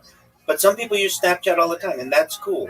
But if somebody sends me a DM, I can turn the option on to send it to my Gmail so that I don't have to check Snapchat 50 times a day. I understand what you were saying, like, hey, I'm locked in to Kick, or pardon me, to X. How am I going to know if somebody's sending me something on one of the other platforms? And so there's something in business called push information and pull information. So push information is where um, essentially the information is sent to you, which is what you're going to be getting, like push notifications. And then there's pull information where you will go out and check each one of them. So basically, what you're saying is you want to make your life more efficient through push information to your Gmail, and that's very easy to do. So that's something that you set up in the notification settings on each of the platforms. You don't have to do that right away, but once you have them all created, then you go in and you make sure the notifications are sending the way that you want, and then you just reap the benefits. Then it's basically going to be doing the work for you. So and so followed you on Facebook. So and so followed you on Instagram. So and so followed you on TikTok. So and so followed you on Snapchat. And great, you didn't do anything, but they wouldn't have followed you. You would have not made that connection if you didn't have the account. So the big thing is creating the account. Once the account is created, you basically just harvest the benefits. Right, I can. So it's like all in one. So it's like combined. Exactly. And it's going to make it more difficult for people to be able to impersonate you, and it gives you a much wider network to be able to connect. so that like when you if you have these accounts going for an entire year, just imagine how many random people are going to follow you, or your friends are going to follow you, or it's going to say people you may know, and you're going to click on them because you know Chi Boy, or you know me, or you know Mufasa. I mean, there are just a lot of connections that you can make. Additionally, never forget your X account at any given time could be banned. People wonder, Rabbi, you're a really um, charismatic individual. Why do you only have, I don't know, 800 followers or whatever? I've had accounts that have had tens of thousands of followers, but they've gotten banned for whatever reason, following people too much or sending too many DMs or whatever. And if that ever happens to you, you don't want to lose all those connections. So it's not that big of a deal. You can just go back and get those connections because you've already followed the people on different platforms and they followed you as well. And you can send them a message to say, hey, don't worry, I'm okay. Whatever reason, I'm locked out of my account or whatever, and I'll be back. But it allows you ways to be able to communicate with people. Okay, so that's advice in terms of social media marketing. And before I go, I just want to make sure you guys all know this, and I'm sure you do, but if you don't, if you have a crypto wallet, you want to make sure that you physically write down your seed phrase, and you store that in a very safe place where only you have access to it. Too often, people keep their seed phrases in an electronic format on their phone and it's not backed up anywhere. And then they break their phone or they delete the app or whatever and it's gone. And then you lose access to your wallet. So I want to make sure if you guys have wallets, make sure you write down your seed phrase and you keep it offline somewhere safe. If you have a fireproof box or something like that, that's one of the best places to put it where only you have access to it. Additionally, never share your seed phrase with anyone. You guys should know that, but if you don't, make sure you know that. And then finally, make sure you back up your phones regularly. But I know we're all like, oh, I'll back up my phone tomorrow, whatever. Take some time, back up your phone, because once you do all this work, and something happens, your phone, if you use it enough, it's bound to break, or it's bound to have the battery explode or something like that. Make sure you have a phone backup and a computer backup and save that to the cloud so that you can get to it. So I know this is basic stuff, but not everybody does it, and everybody needs reminders of those things. So if you haven't done it, make sure you have your seed phrase written. Make sure it's in a safe place. Never give your seed phrase out, and back up your phone regularly and your computer. Make sense? Yeah, makes a lot of sense about going to everything like yeah, about my many times here. And there's something I realized about creating a page that when you start like getting a lot of following on X, maybe on one social media, it's over against every other social media you have. And I mean, when you start getting 100,000 plus, you start seeing that you have a team of people that can now, start helping you post on, budgets, content, other of your social, so using your social media managers, something like that. But even without social media managers, I still see it happen more often when somebody actually blows up on a single social media and don't blow up on every other social media as well. We do a lot of us here. BDM is with Instagram, but now it's not just Instagram, it's Twitter as well, it's TikTok, it's all, even every other social is trend, so every other social is also, it's a very good investment platform and actually big impact. Literally having up all your platforms, the platforms having everything set up.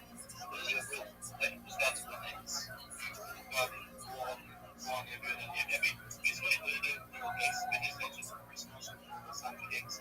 Like TikTok, people still be able to come up to any clips that we have TikTok, everybody thinks TikTok is like, so yeah, it's nonsense. I'm actually working on getting each and everyone actually you punch more than 10 of them already.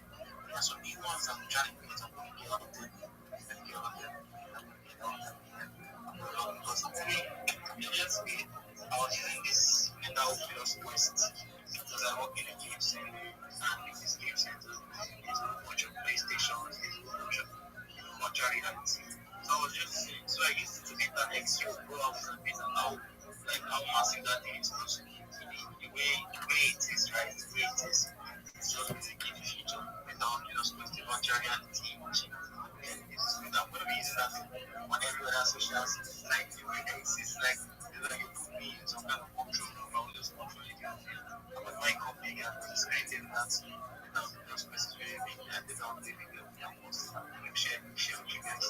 Excellent. We'd love to see it. There's a phrase: "A rising tide lifts all ships," and when you have a social media account that begins to grow, it's going to grow all of your other accounts as well. Because just by organically, people are going to check you out. They might think that you're cool. They might think that you have a great opinion. They might think that you're attractive or your content is attractive. And they're going to find you on the different platforms and they're going to click on you.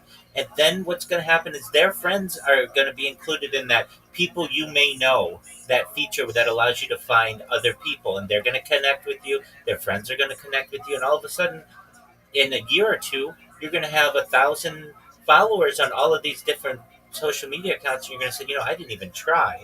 And I got 1,000 followers on every single one, even some of the ones that are smaller. And now, if I put any content on any of that, it's going to get a lot of feedback. I'm going to use that social media to help promote people. People will then come to you and say, look, I know you have a big account. If you post this for me, I will give you $10 or $100 or whatever it is. You can start making money that way too. So, Spirit, I know you get it, and I know the other guys get it as well. Okay, with that, I'm going to go do as much good in the world as I can. Always connect with me if you need to. I'm live in my Discord. Take care, guys. Yo, Rias, how are you? Rias, can you hear me? Rias, I hope you can hear me. Rias, can you hear me? If you can't, that's okay. I know I was talking to the other guys and I wasn't paying attention over here. How are you? That's okay if you can't hear me.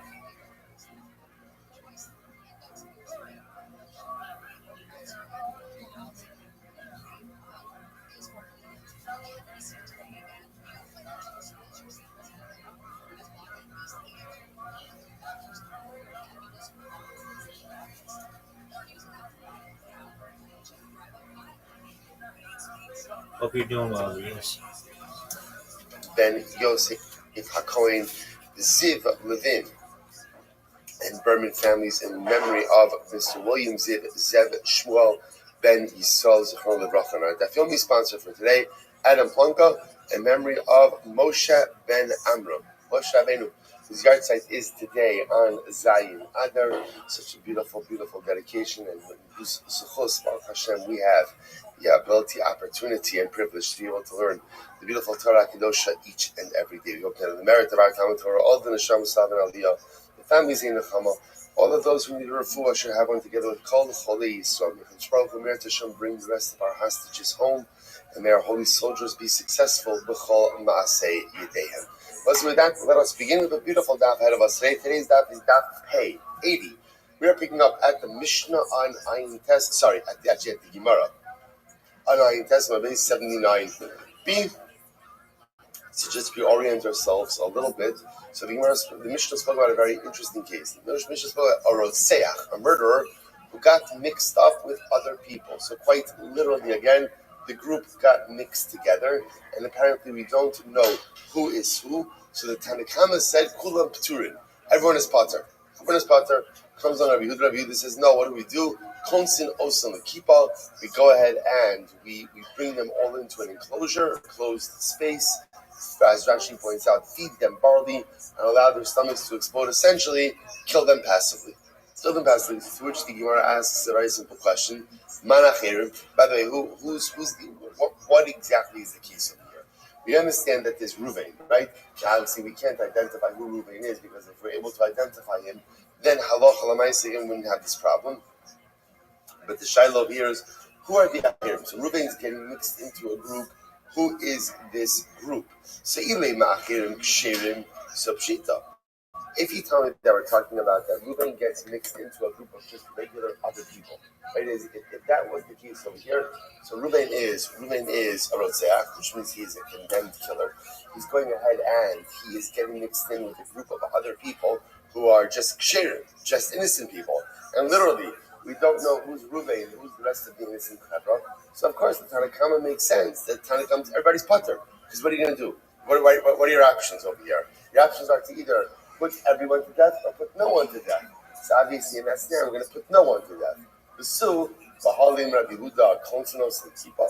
Furthermore, again, let's analyze this. If we're actually talking about a scenario of where one person is the Rotzeach, everyone else is an innocent person, is Rabbi Huda going to say that under those circumstances, you're going to put everyone together in a keeper? You're going to put everyone together again, like in a jail cell or whatever, and incarcerate everyone together and just feed them barley till their stomachs explode, knowing that the majority of people in this group are innocent, doesn't make any sense. So what is the case? What is the case of Rotzeach Shenis Arev Bachir? What is the case of the murderer who gets mixed in with a whole other group of people? What is that case? It says the Gemara, here we go, Amar Avo, Amar Shmuel, Hava, Berotzeach Shalom Nigmar Dino, Shenis Arev Berotzchem Achirim Shenigmar Dinon Askin. Okay, so here's the case.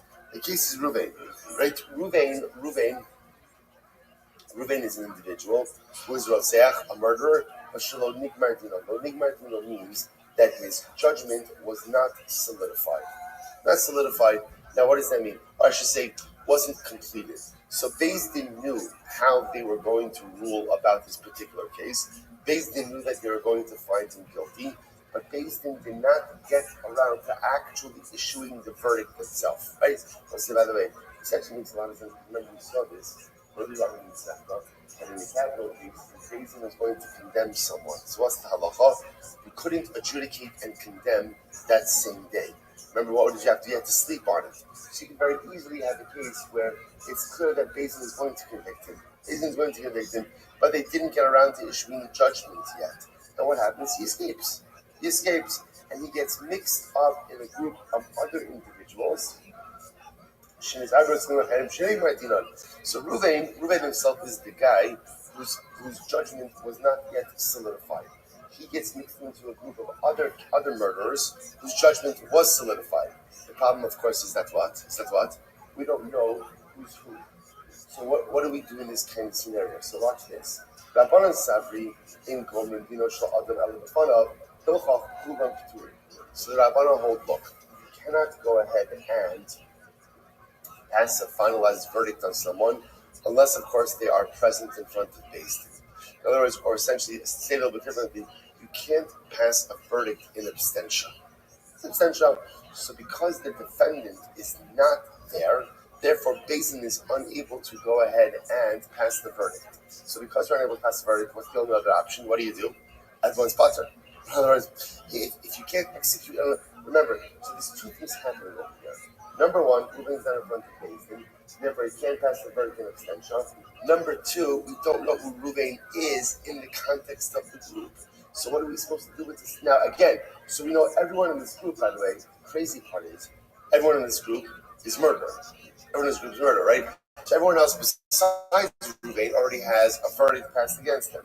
Ruvain didn't yet have a finalized verdict. We can't pass the verdict in absentia. So the problem is, we're stuck. So therefore, the Tanna Kamma says the only thing to do in this situation is allow everyone to go free.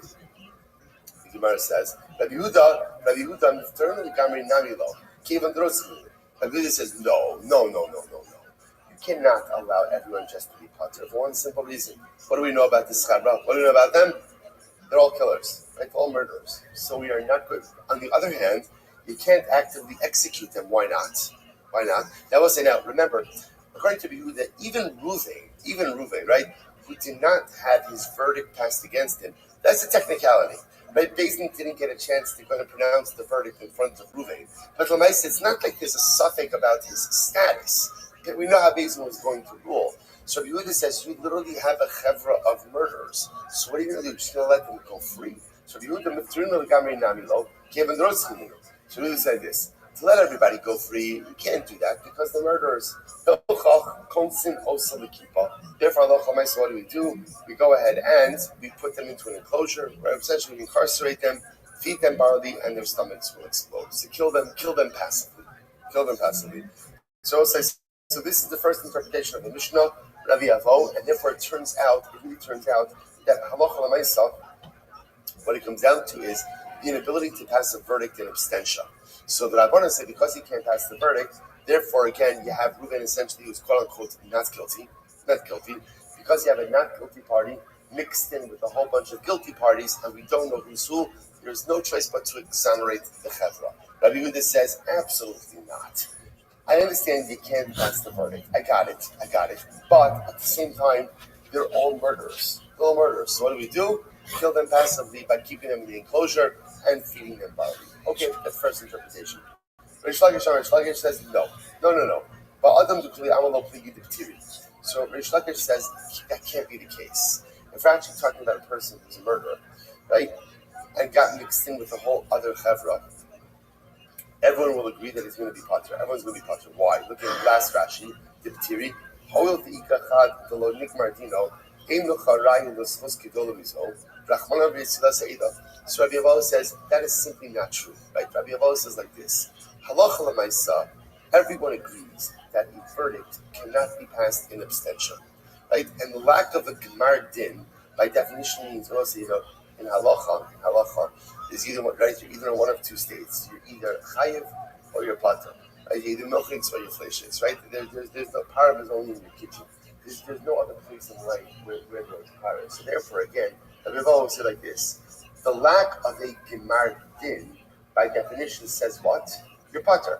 Which means, therefore, if we're talking about a person and Reuven's getting mixed in with the whole chevra, and Reuven doesn't have the gemar din, everyone else has the gemar din, it goes without saying that everyone will agree that of course the chevra is going to be pater, because you can't execute the chevra when you know that there's an innocent party mixed in there. Okay, so therefore Rabbi Moses, what's the case over here? Avahacha, b'shar shelo nikmar dino, shenesari b'shar machirim shenikmar dino. Oh, fascinating. Rabbi Avoh says the case over here has nothing to do with people. Instead, what does it have to do with? Oxen. It's the case ultimately again of oxen. So halacha l'maisa, you have an ox, shelo nigmar dino. So I have a goring ox, right? A shor nakchon. I have a goring ox. The ox is going to be condemned to death. The final psach was never delivered, and what happens? It gets mixed in with other shorim, shenigmar dinon. Okay, so that's the halacha. A condemned ox, right? Or I should say, condemned the chevra of oxen, and an ox that has not yet had its gemar din got mixed in.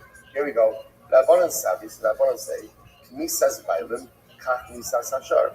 So the Rabbanan will say, we've seen this before, that the judgment of the ox is reflective of the judgment of the owner.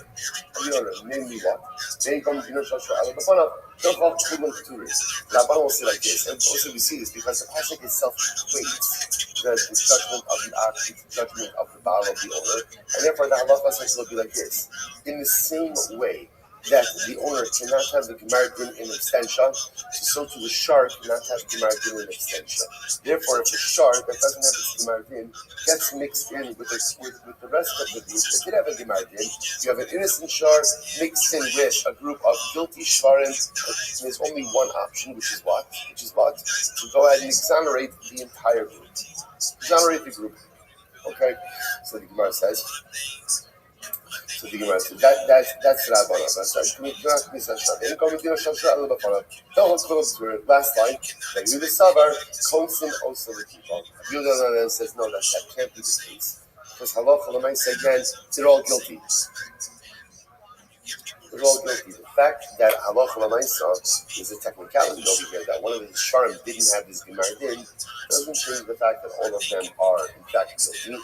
And therefore, again, you can't kill them actively, but you can kill them passively. I will say, so fundamental machlokas, between Rabbi Avoh and Rish Lakish about how to interpret the Mishnah. Rabbi Avoh, in the halacha, said this is a din in the person. Reuven was about to have his verdict delivered. He got away from David somehow before his verdict got delivered. He got mixed in with a whole other group of convicted murderers. We don't know who is who. But Rabbanan is saying you can't convict a person in abstention. Reuven doesn't have a gemar din. This doesn't have a gemar din. Effectively, halachically, he's still considered to be like an innocent party. So you have an innocent person mixed in with a group of murderers. There's only one choice to do with the group, which is what? Exonerate everyone. Rabbi Yehuda says, come on. I understand you can't actively execute everyone. I don't really have anything to show other than myself. I'm a person who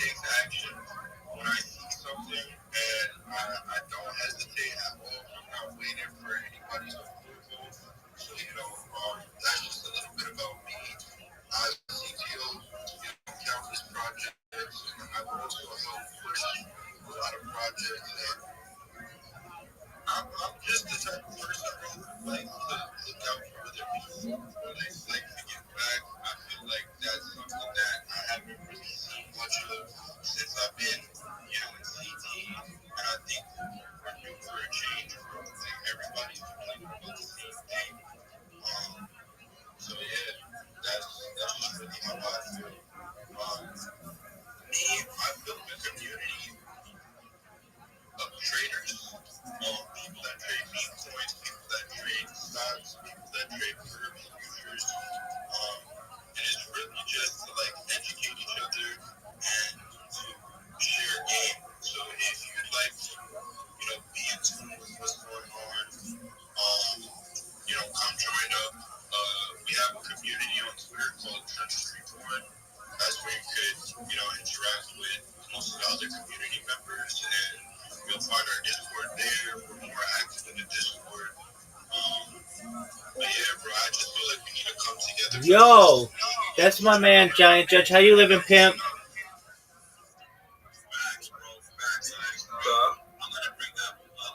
I'm well, my friend. I'm sorry I won't come back the first time. I was sick, so I was just coming back today. Absolutely, no worries at all. Giant Judge, did you make those videos yet? I was unable to add my picture. That's okay. I had trouble myself. So don't worry about it. You can also make them in Grok if you want to as well. You upload your picture to Grok and see if Grok works better. Does that make sense? Yes, I will do that. Okay, so you download the Grok app. It's available on Android and iOS. Download the Grok app, upload your picture to it, and say, put this person in a Web3 environment where they're talking about promoting themselves and making connections, networking, social media, and making you a successful person. Does that make sense? Yeah, bro. Excellent. Go do that now. And if you have trouble, come back. I would love to talk to you more, but I'm just about to speak in this Twitter space, so I've got to focus on that. But go check that out on Grok, and then if it works, great. Come back to me, and then I'll teach you how to make the description and the title and hashtag it, and then we'll start uploading that to your account. Does that make sense? Yes, sir. Thank you, sir. Absolutely, Giant Judge. Okay, you go do that, and then update me, okay? All right, Excellent. Are you feeling? I hope you're feeling better. Keep in mind, if you follow your profile and track the movement of these individuals, they say that OGs always win, communities win, X, Y, and Z, right? They are about that all around spaces. But in this situation where they have to put, they have to walk the walk instead of just talk the talk, they're not doing that. And you see all of these big payrolls supporting a band coin that was launched yesterday instead of going behind and standing behind their word about, OGs always wins, or, OGs send the map to zero, which is, and I'm quoting exact words from Dior. They're over here entertaining a Apple project that was bundled to the ever living shit. Excuse my French. And now they're panicking, right? They're panicking. I was in the spaces from the beginning of this whole deal with the OG community. Yesterday evening, last night, ran it from like 120K all the way up to a middle, non-stop, haven't slept, fighting fun, fighting big accounts, like going toe-to-toe with them in comments, pushing the narrative that if we all got behind the same point, we would all, see a Millie runner. But it's become something more than that. It's become, how we, some of y'all have spoken in the spaces that, we all gotta stand behind community, we gotta support each other, like how we're seeing in the space right now. And the KOLs that preach that aren't doing that, right? They're more like, do what I say, not as I do.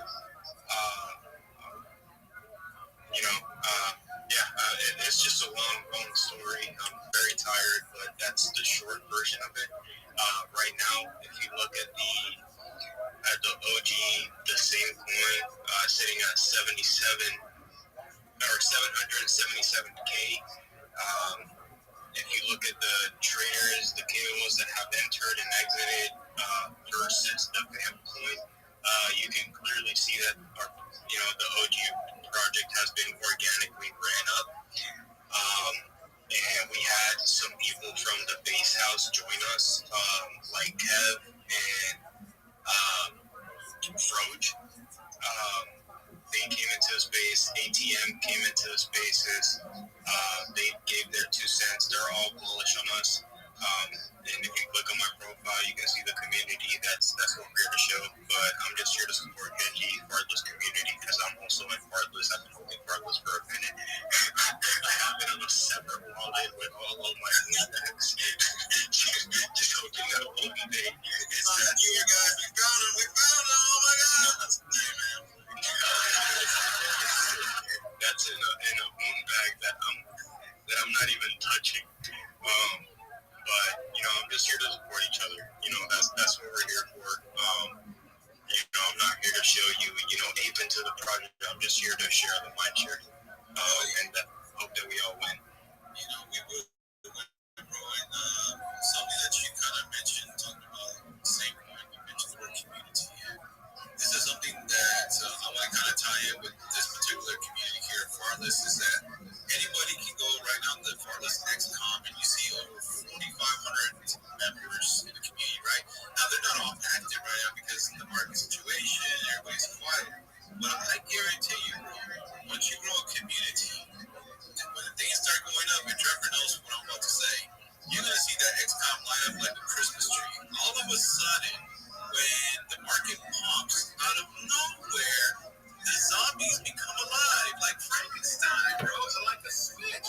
And then, this is the time that I think Trevor knows too. Like, I was mentioning a couple of people here in this particular box, especially Mario and some others, and they're like, these guys have been through and through. Like, if you have community members in your communities that are working on the worst farming conditions and days, and they're always confused, those are the guys you really are rooting for to win. Like, you really want them to make generations old, and I really do. And I'm really proud. Like, I'm not the CTOs here, but I'm one of the team members, and I'm really proud that I've been here since day one. I gave my word to this community. I'm still here.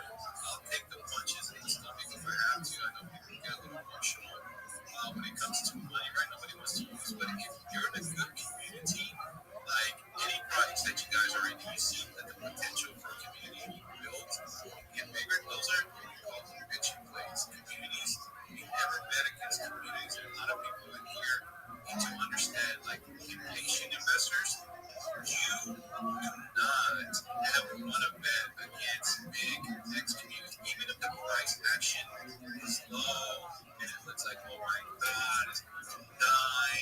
I want everything. Why can't you please? I want to know when pump. I want to know. Can't you please tell me it's still bro, I'm still holding, bro.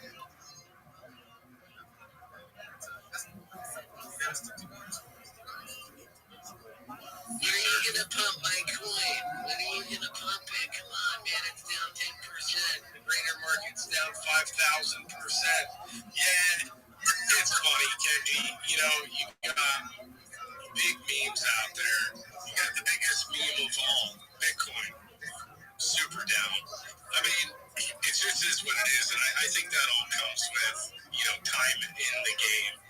Definitely Trump's timing the game. You gotta have the, I guess, experience of it to just really know how to stomach it all. And also, you get a lot of panic from the early experience, the rookies in the space, which is fine. We've all been there at some point or another, but you gotta learn how to manage your risk in your portfolio. And are you betting too much? Are you making enough regular income IRL to support your IRL life? Your kids, your food, whatever it is, laundry, whatever you got.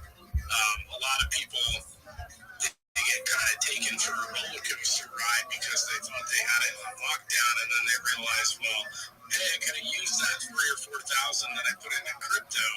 And that's a really tough but essential learning experience, I think, for everybody investing in any meme coin is you're going to have periods of time where the market's just going to do what the market does, what it wants to do, and you're going to be drawn down 90, 95%, and it can sit like that, just absolutely catatonic for months. It can happen. It's happening now for everybody, when you hear a lot of different people say, well, this coin's down, but steadily going down. If you zoom out and look at all the other big cap coins, you'll see a steady decline as well. It's just, I think people just perceive different coins differently. When in reality, it's the greater market direction at this moment in time. There's nothing any of us can do to control that. That's institutional money. It has nothing to do with us. So that's just where I'm at. It's my 2 cents. Trapper guys is looking at this from analytical. He's looking at it. He's looking at the charts and he's looking at trends. And Trapper, I know people get very emotional when it comes to their portfolio, but everybody here understands that any investment of any kind brings risk. You're not going to see gains every day. Please tell me where you see gains every single day in any financial market, in any portfolio. You're not. Even Buffett and some of these very rich billionaires, trillionaires, they buy the fear. You buy the fear and you sell on the greed. But Trapper, before I lose my train of thought, I want to introduce you to somebody who's been with Kenji since almost the beginning. He's an artist, animator. He's the guy behind all the funny shit behind Kenji. He's a big NFT buff too. And Trapper is a big NFT guy for us. This is Trapper, really cool guy. He knows the NFT world in and out. And Trapper, this is Rust. He's the guy that doesn't. With his little bitty hand, so talented. He draws it out. And Trapper and Rust, y'all gotta get together. I know that.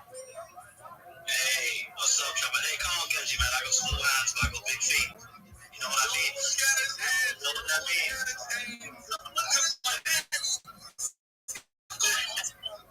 Big feet, expensive shoes, man. That's what it means. But no, yeah, nice to meet you, Trapper. And 2016, bro, fuck me. True OG. It's a pleasure. It's an honor to meet you. So from the Uniswap days, all the way through Pancake Swap, all the way through everything. I've seen all the trash. But diamonds shine, they do. That's it. They did. I mean, I thought I'd come up and share some flowers. I recognize some names up here. Big flowers to Pump Pie team on the speaker panel right now. Seriously loving the energy and the clarity you bring. And they got some crazy shit cooking. I see it's working hard. I see it. Markets are wild and volatile lately, but that's exactly when a real community is showing what they're made of. It's easy to have conviction when everything's in the green. It takes intelligence, actually, alignment, stay focused with all the noise, it gets loud. But from the Kenji design side, we've been watching how you move, thoughtful, steady, not afraid to innovate. That kind of conviction stands out in a space where people chase hype instead of building foundations. So just sending love, sending flowers, giving respect where it's due. Keep pushing, keep leading, keep the culture sharp, and share, retweet this space, like this space, comment, everything you can do. Anyone listening to fan or some real guys up here, real G's. Locked in, man. I heard I was actually listening to the same space just before I joined here. Heard you guys talking, and a lot of conviction, a lot of strong community. It seems over there. So flowers everywhere. Love. Thank you. It is part of every teaching process. He kind of connected to the K-Wall team, and so like everybody in this space, we want to know what you're it's not that it comes from. I mean, yeah, crypto gains, but it comes from these spaces from everyone. We shape the ecosystem, and I did put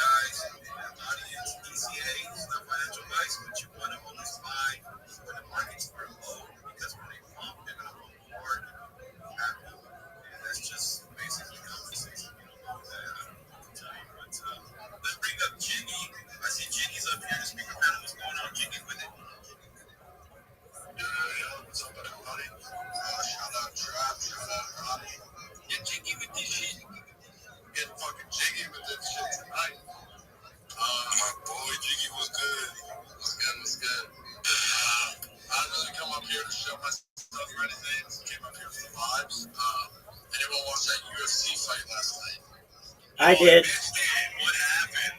Dude, oh my god, I had a lot of money on Islam. I had like 5 just drop the sauce. It was good though. Never bet against the Dagestanis. That's all I gotta say. Islam, double champ. And I also wanted to add, keep engaged with everyone in this space. Regardless, I love what you're doing. And then whoever was showing before about how the communities need to come together as one, that really does need to happen because the state got the stretches running right now. It's not a good look. I go on my computer every day. It's a lot of fucking cheats. It's a lot of cheats. And I know a lot of people in here want to make money, join the right communities. I know Trench has a good one. I know Nadi's supporting that community as well. Join it. I promise those people will help you grow. They'll help you engage. So, log in, boys. Yeah, you just said something pretty cool too. Important is it'll help you engage. It'll help you engage. And I'm not talking about engagement farming. Hey, let's grow the X account. I'm just talking about people that are out here up the timeline, motivated and just engaging with you on the same plane, the same level playing field. And it's in terms of mindset, everybody's looking for a win, but they're looking to win together. They're not looking to just cheat out for $2.99 and a cupcake. So it's really important that you do find those communities that are just supportive of each other, whether they're just hardcore degens or you've got people that are more conservative and holding whatever 2 to 5 conviction plays, and that's their deal. You just want to find those people that are socially just onboarded. I mean, they're making an effort to actually hey, if they find a good community and a coin looks like it has a promising future, well, their community is filled with 2,000, 3,000, 4,000, whatever other people that are down to actually sit back and listen to what people have to say. Like, hey, all right, cool, I'll check it out. You want to have that, otherwise you're just yelling into a black hole on your X timeline. And, that happens quite often. So it's important to be tied in with people that are also making an effort, is what I'm saying. 100%, man. And the good people are strong. The same mindset and share the same mindset. Hey, you're actually here to help others. You're not here to this. What are you doing? What's working? This kind of thing, man. There's a lot of new crypto people in the space up and coming, and I know a lot of retailers coming out here.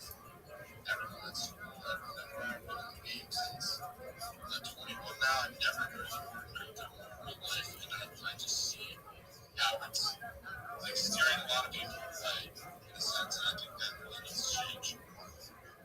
Yeah, definitely agree, because the reality of it all is that, you can win together. You can make a bag respectfully.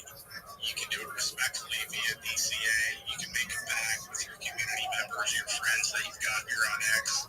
A lot of people just want to get in, and like I said, they just sell for pennies on the dollar, but then you get a couple of outliers that they have a big position, at 12K pre-bond on top or wherever it's launched, and they wind up getting themselves 2, 3, 4%.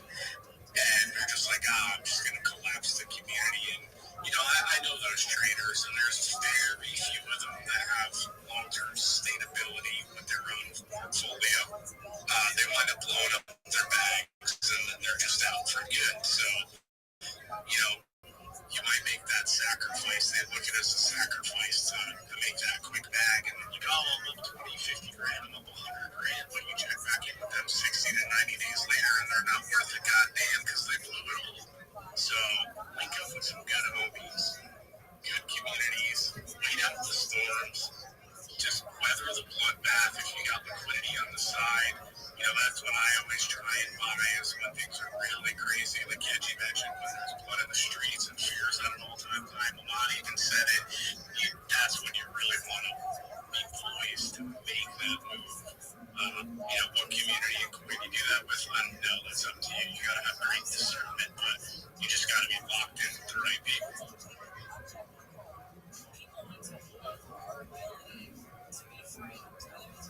Yeah, you're right, bro. I was saying that Rodney's been communicating to my PG accounts and just keep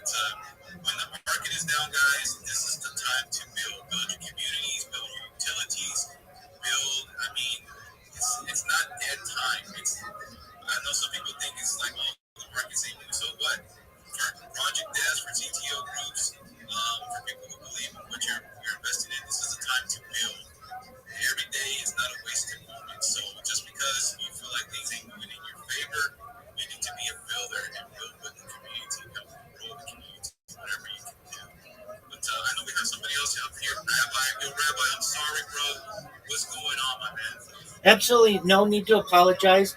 Thank you so much for letting me be here, Fartless. I joined your X community. I wanted to know when we have time. Do you mind if I share my project with everyone? Yeah, bro. So there's two projects up here. I'm gonna let pump time go because every time I see that time go, I feel like getting dislikes. And then we'll go ahead and listen to what you got, Rabbi, and then you can go ahead and show your project. But J Tech, without further ado, let everybody know why everybody should English on some pump time this season, bro. For sure. And I just want to reiterate that I really believe that if all our communities are similar minded and stick together and support each other,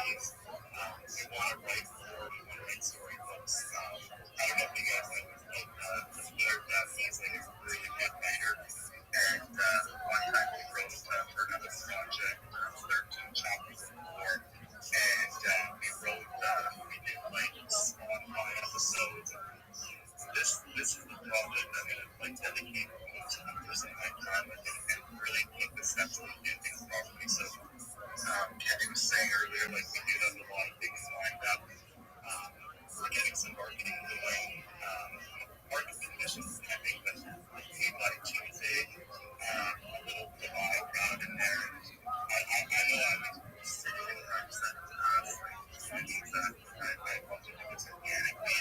It's really hard that sometimes you gotta put in that marketing to get the exposure, to get the volume, and then that brings in interest to your community, and then you form the community around that volume. So we're really gonna try to push that out this week with our content, and then we're gonna go into those big great partnerships, and then maybe one day at a conference we'll start out with the crypto community or a cafe, and we'll just see where it goes, right? One day at a time, we'll see how contact grows, and if it becomes a $1 million Bitcoin, those creators will be able to help this grow even further. But I just have to say to the Barbados community, thanks for having us on again.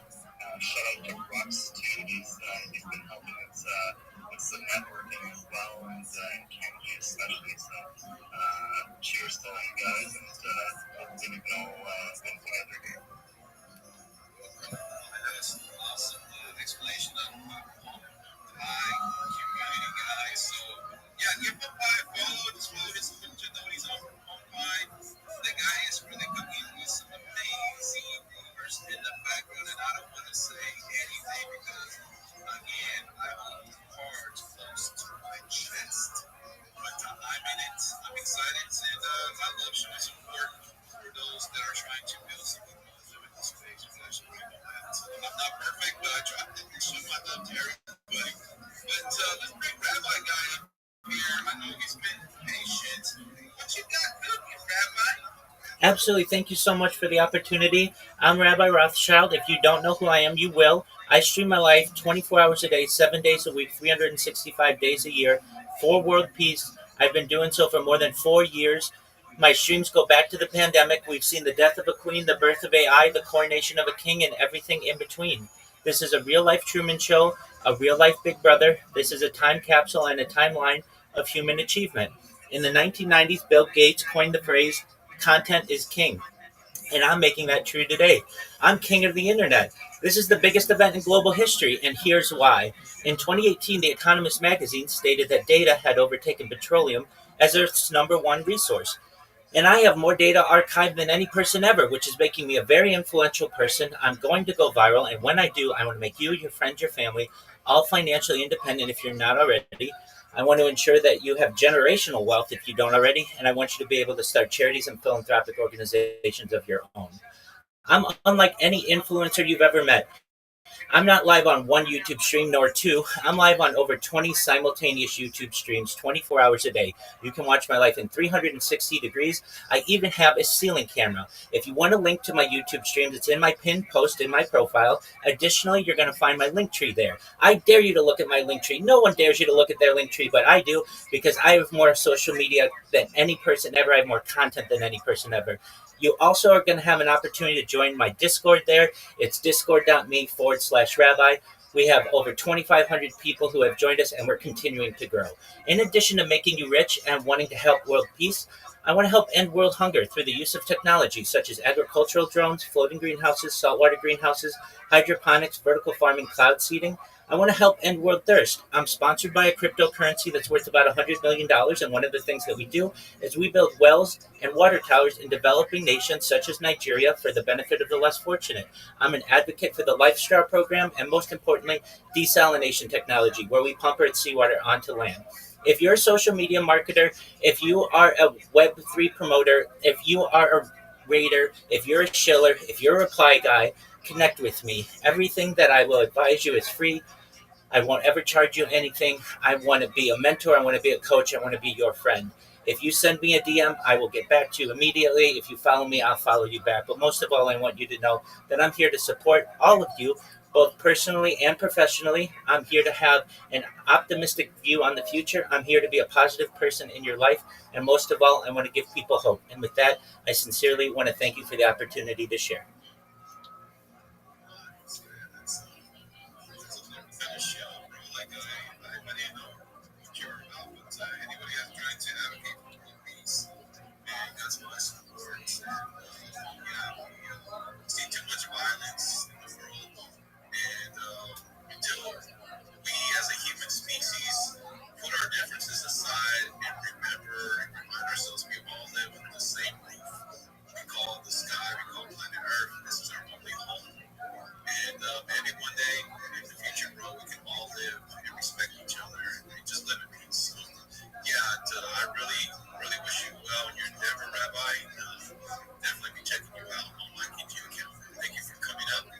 Yo, Stanley, I see you're up here in the speaker box, bro. Introduce yourself to the community. Let's know what you got cooking, bro. Thank you for bringing me on this episode. I can hear the shoe myself. Can I do that? Chill, bro. Thanks. So, basically, I'm a community moderator, a Sheila, an upcoming space host. Yeah, that's something I'm working on right now, and also a reader. And I don't know if I actually need someone at the moment because I listen to what you guys are saying, so I don't know if you have a complete thing yet, or in case I'm looking for a Sheila, someone to spread the word out. So while you guys are on another side, I can also be on another side working with that.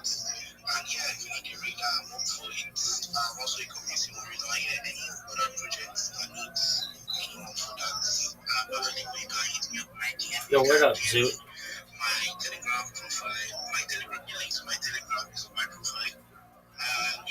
Thank you for having me up here for this. How are you today? Amazing. How are you, big man? I think everybody up here on the speaker got the right job. I forgot to let their dad introduce themselves. If you know him as well, so I was going to see if you wanted to just introduce himself. Right. What'd you say, big man? Right. Fairest? Right. Oh, you're depressed. Is there any way to talk to him? Yeah, this is a question I get a lot. People say no, but there may be an opportunity. I never want to say no to anything.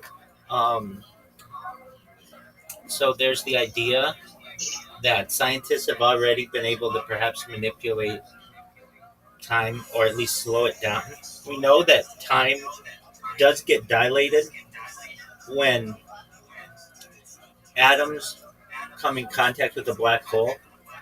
So, like at the edge of a black hole, there's like some type of space-time continuum that. So how do I talk to him?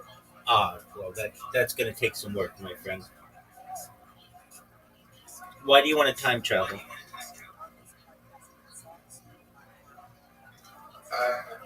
By the time I'm in, but by the time I'm in. Okay. Did you watch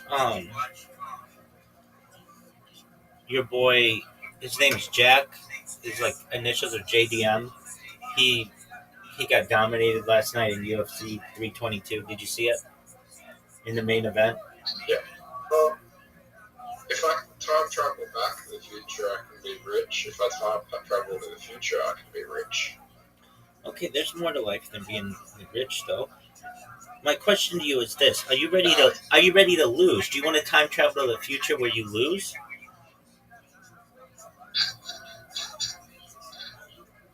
I'm ready to win. All right. I'm gonna dominate you, Zoo, and I'm gonna dominate you in a very efficient fashion in mini golf to the point where you're gonna think I'm a surgeon with so much efficiency. Are you ready for this? Yeah. What's the next big opportunity on the internet to make money?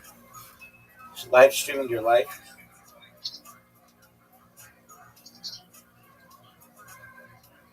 That seems like a terrible way to live.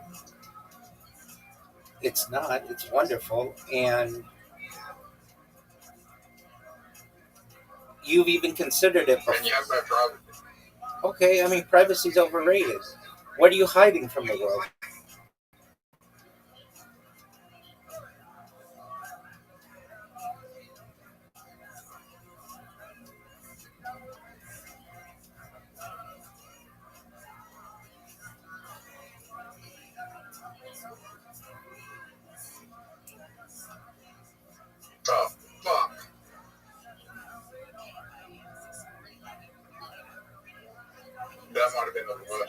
they're the same.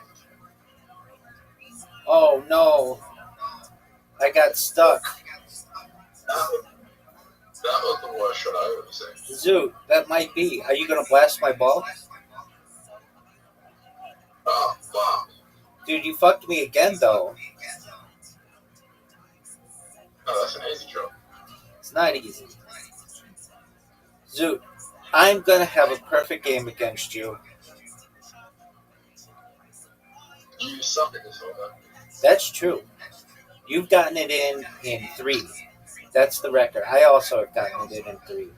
I've done Or 2. 2. I've gotten it in 2 as well. And it's really difficult to do. Zoot! That was a good shot. That was a beautiful shot. But not as good as mine. Fuck. Mine was brilliant. What? Why'd you do that? Why not? I mean, why wouldn't I do that, Zoot? Zoot, what the fuck are you doing, dude?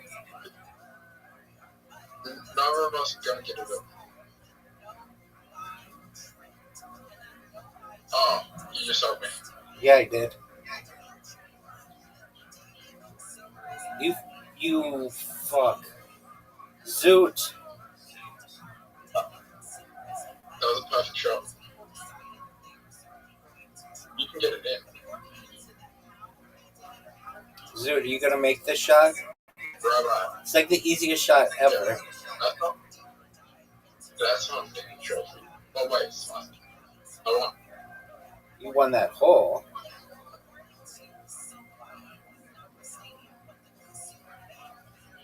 I don't think that's the right way to go. Well, I just opened everything for you, so. I think that that's actually, like, this is. That's a terrible move. Zoot, that's a terrible shot. That's a terrible shot. And everybody knows it. Oh, Zoot. That was a real. That was not a great shot for me. Oh. I effed up. But so did you. So did you, son. You can get it in from here. Oh, I effed up again.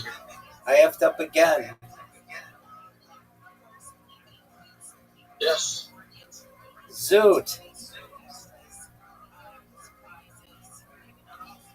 Zoot, what are you going to do here? You're terrible at this hole.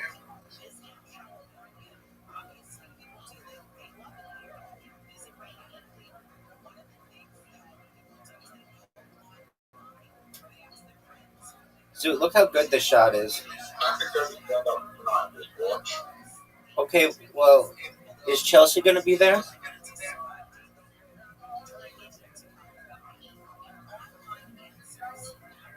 Probably. But why would I care? Because she's hot?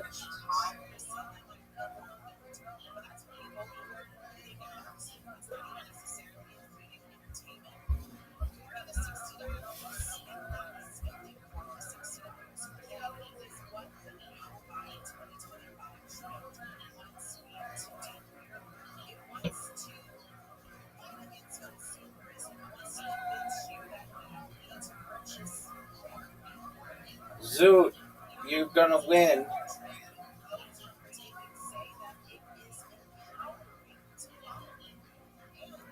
that all you care about women's looks? No, not at all. I care more about their intelligence.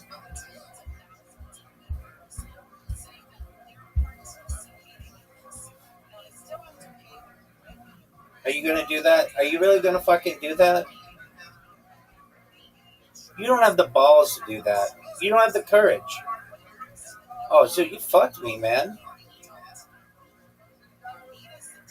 Not fuck myself. Oh, I helped you. Are you going to fuck me again, son? Might as well get it in. Yes! Rabbi, you know this is probably the most terrible I've ever seen you play. Yeah, I wasn't trying. I was giving you the ring. I won. Yes, you did. Oh, make it, Oh my make it, God, make give me it, touch make it, make it. That would have been the perfect shot. I've never seen anybody do that. We like rarely play this hole. But that would have been the greatest shot on this hole, easily, that I've ever seen. Easily. Without a doubt. That was not a good shot. You just helped me. I don't know if I helped you.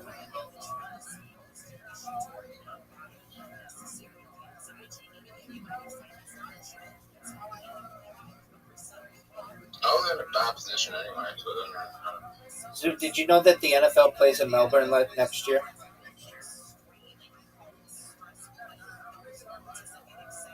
You know that, like, no one, like, Melbourne is dying. No one wants to fucking live in Melbourne. Everybody wants to live in Melbourne. Melbourne's the second coolest. Melbourne's the second. Everyone that I've talked to, Melbourne, who lives in Melbourne, fucking hates it. Well, yeah, because it's super expensive. No, because it's a shithole full of fucking methods. Zoot, what did you think of my shot?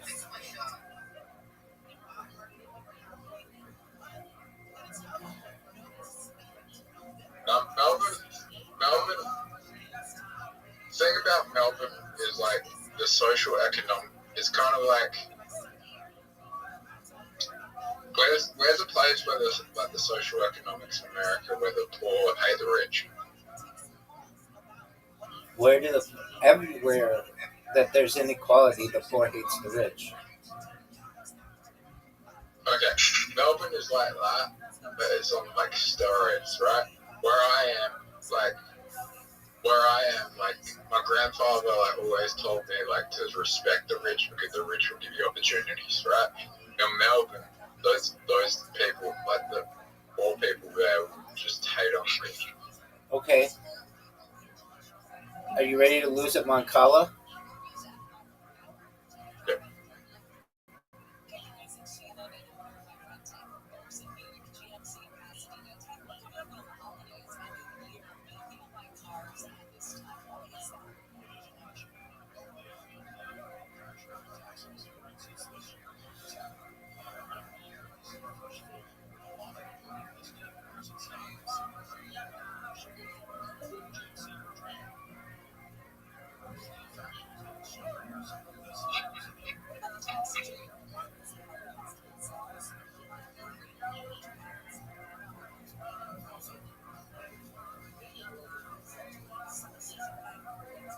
What do you think of?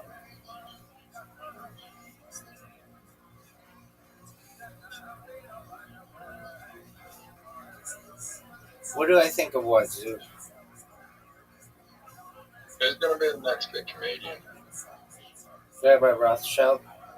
For sure. Aside from me, though, aside from me, dude, there was a dude on Kill Tony this last week who didn't get a golden ticket. He just straight up got made a permanent regular, and he's very fucking funny. Very, very funny. Who's that? His name is... I forget his name. Something. I forget. But he blew the doors off the place, and he's been doing stand-up for 12 years, so he's like an accomplished, like he has a lot of experience. And usually they say to somebody, all right, you'll be a golden ticket winner or whatever. They very rarely just say, you've got it, we want you to be a permanent regular, you're going to start performing, we're going to offer you a job, and we're going to start having you do stand-up every week.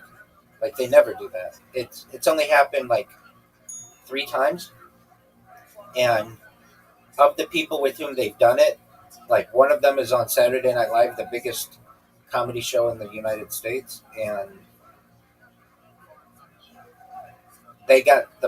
Cam Patterson got so big so quickly that he's not even on the show anymore because he he got contracts to do bigger shows. So yeah, there's this guy. Saturday Night Live isn't as big as it once was, is it? No, it's not. But it's still big, and it's still seen as the biggest thing in American comedy.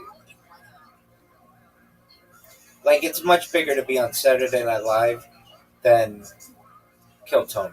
Like, but Kill Tony's growing, but it's just anybody could be on Kill Tony. To be on Saturday Night Live, you have to like win the audience or win a. Just a moment. You have to win a. You have to pass the audition process and stuff. So we had hi-hats the other day, yeah. But that was like more like a talent show. Like being on the road was like regular. Road doesn't exist anymore. Okay, the new regular on Kill Tony, his name is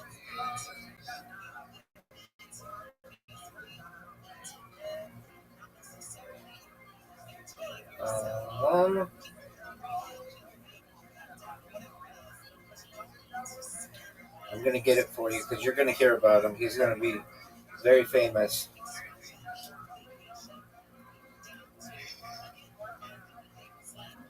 His name is dun dun dun dun dun dun dun dun dun dun. Na na na na na na na na. His name is Diedrich Flynn. He's hilarious.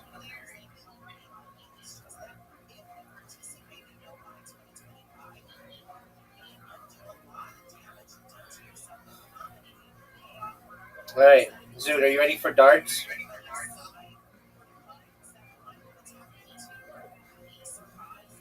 Zoot, are you ready for darts? Yeah. How many people would you say that Well, it depends because it's whatever people they pull from the bucket. But I would say 25% of them make me laugh. Maybe 10% make me laugh out loud. Or maybe 25% I think are funny. 10% make me laugh out loud. And some of those are regulars. Let me ask you another question. Go ahead, Zoot. Have you ever watched an episode that just wasn't funny? Like the kids that got right? Definitely.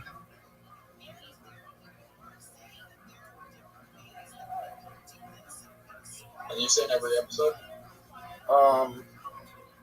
I've streamed every episode, but I slept during some of them, so I've seen the majority of the episodes. And oh, get it, Zoot! Get that bullseye, dude! Get it! It's blinking at you. It's winking at you.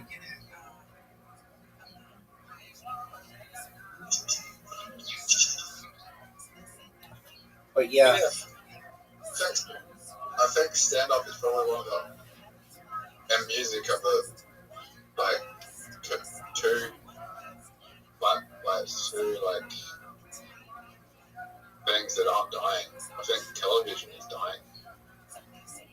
Music is dying. Music is dying? Yeah, because it can be just created with AI now. And the AI music is better than regular artists, a lot of it.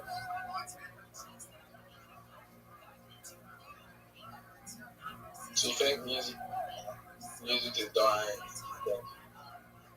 So you think like stand-up's like probably like the only art form that's not dying and it's just growing? Because I feel like this is like the biggest era stand-up we've ever seen. Well, there have been ebbs and flows in stand-up. There's an argument to be made that stand-up was very big in the mid-90s, at least in the United States, because they were giving stand-up comedians basically deals that were like really big in order to just maybe they would make a show about them. Like they made a lot of show. Nice checkout, Zoo. So like shows that were in the United States that were based just on comedians were Seinfeld, Roseanne, Home Improvement, Everybody Loves Raymond. There were a bunch of others that weren't as successful, but like there were a bunch of different shows. They would give you what's called a development deal. And so if you got big at the Comedy Store or the Improv or the Comedy Cellar in New York City or the comedy, um, the comedy, uh, the Laugh Factory, if you got big at any of those, like Jay Moore had a show, everybody got a show. Um, even Joe Rogan, was given, I think, $200,000 from Disney, even though he was never on. He never got a show. He was given $200,000 by Disney just in case they wanted to have a show with him, and that's what gave him all his money to be able to basically go on auditions and stuff, and then just be a full-time actor. Joe Rogan's not that great of a comedian. No, it's not. But he would even admit to himself he was never that great. He was just really good at talking to people. Yeah, exactly. And he also stood up for comedians when they needed him, so they've backed him ever since. But he also, I do think it's the most accessible time to become a comedian, though. Yeah, because you have the internet, so you can get your. I do think it's a full time, but it's also one of the hardest time. It's going to become one of the hardest time because everyone's going to want to do it soon. Oh, that was terrible.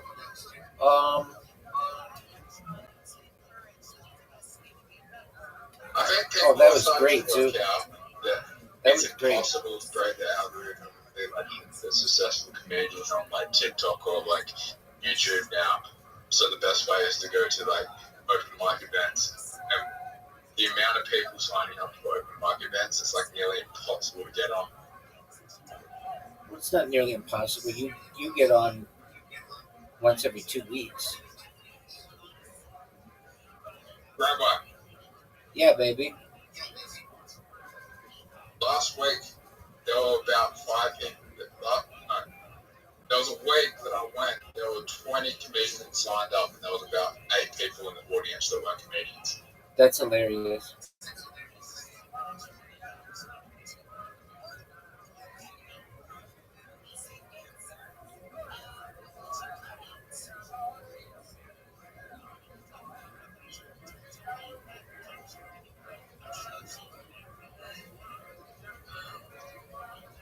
Dude, get 7. Son, that's what I'm talking about.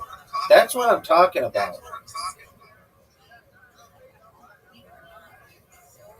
Zoo, we're going to Showdown, baby. Showdown.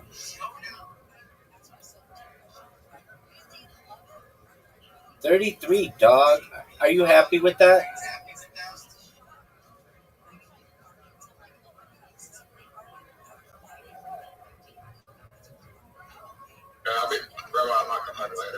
You're not coming back later, and I know that for a fact. Enjoy yourself, son.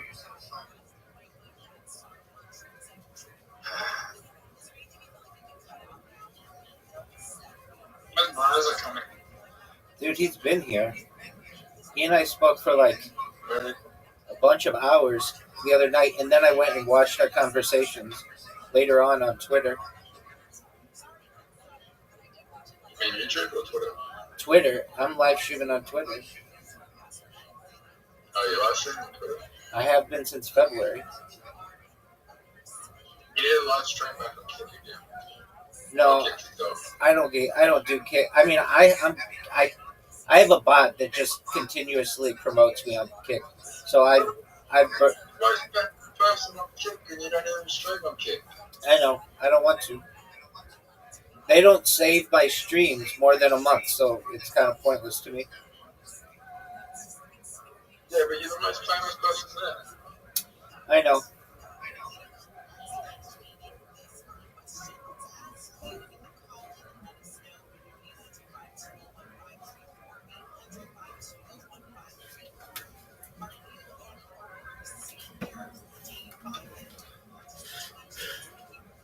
Look at this.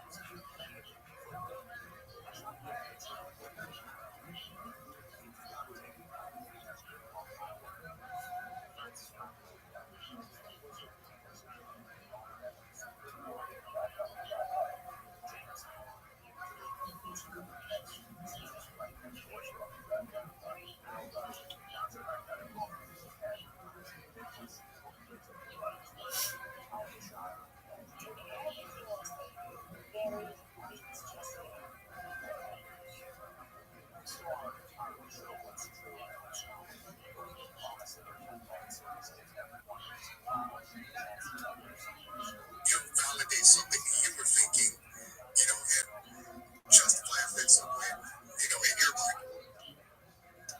Yeah, Range, what do you have to say? Yeah, actually, I do. I wanted to say, so after I heard that story, I kind of, I wanted to just kind of, test it myself in a certain way. Like me and my husband got into a fight. And so what I did was I talked to ChatGPT and my husband's a jerk. What should I do? Because this is what I think I should do. And it just goes on. It's like, you're absolutely right. Da-da-da-da-da-da-da-da. You need to do this, this, this, and this.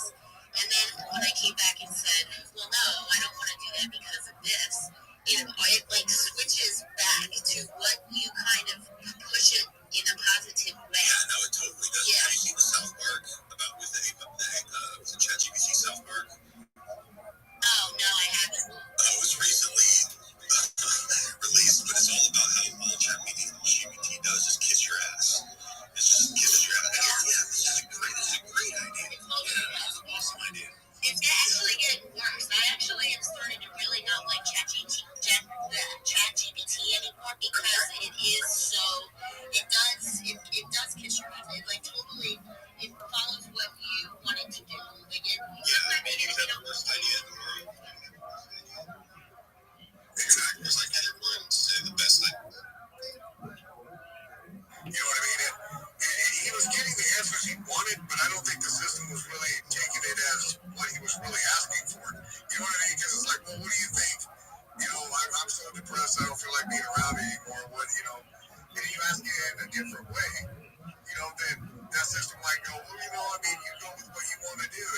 passionate about it, then go, do what you want to do what makes you happy. You know what I mean? And the kid was just like, yeah, that's right, that's what I want. And I tried the same thing with Claude, for example. I'm a big fan of Claude. Claude actually is very, very stuck to, like, it doesn't listen to your sentiment if you try to aim it that way. Do you know what you know what I'm saying? Like, it's not like ChatGPT in that way, which is what I like it. And sometimes it's very blunt, I notice. It's kind of like, no, you should not do this. Like, it's kind of almost in a way like a parent in a way, sort of. That's good. That's what a lot of people need these days, a damn parent. Yeah, so Score, what back end is yours run on? How is your AI different? And I know I'm trying to ask the question, but I don't know how to ask it. No, I get that, and I don't even know how to answer it, to be honest, man, because I know about the AI system and the bot and the process and stuff like that, but now you gave me a question that I need to ask to get more information on that, and I will find out. I don't have the answer. No, that's awesome, man. I mean, I think that's cool that we I like this conversation. Thanks for talking. I appreciate it, guys. While we're here, if you could take this time while I'm speaking to comment in the purple pill, let's get that thing going. Comment on comments, like everybody's comments. If you are a speaker, you can post what you have on the Jumbotron. Also, too, all I ask is you go to the Gas Doctrine Lore, volume 1 through 5, and like and retweet that for us. Make sure everybody in here is following each other. We want to max engage with everybody. We want to make sure that we are getting the information out. There's a lot of good information, a lot of good people in this space. This space has been great so far as people coming up and speaking and really interesting conversations. So let's see, we have Rabbi Rothschild is about to speak. What's going on, Rabbi?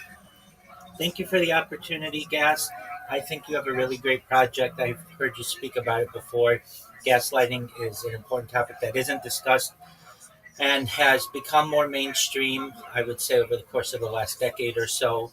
I've heard you talk about the play, Gaslight, and then there's also a movie. If people aren't familiar with the idea of gaslighting, it's very important that you become familiar. Additionally, I'm aware of Scorp's project. I've heard them speak about it.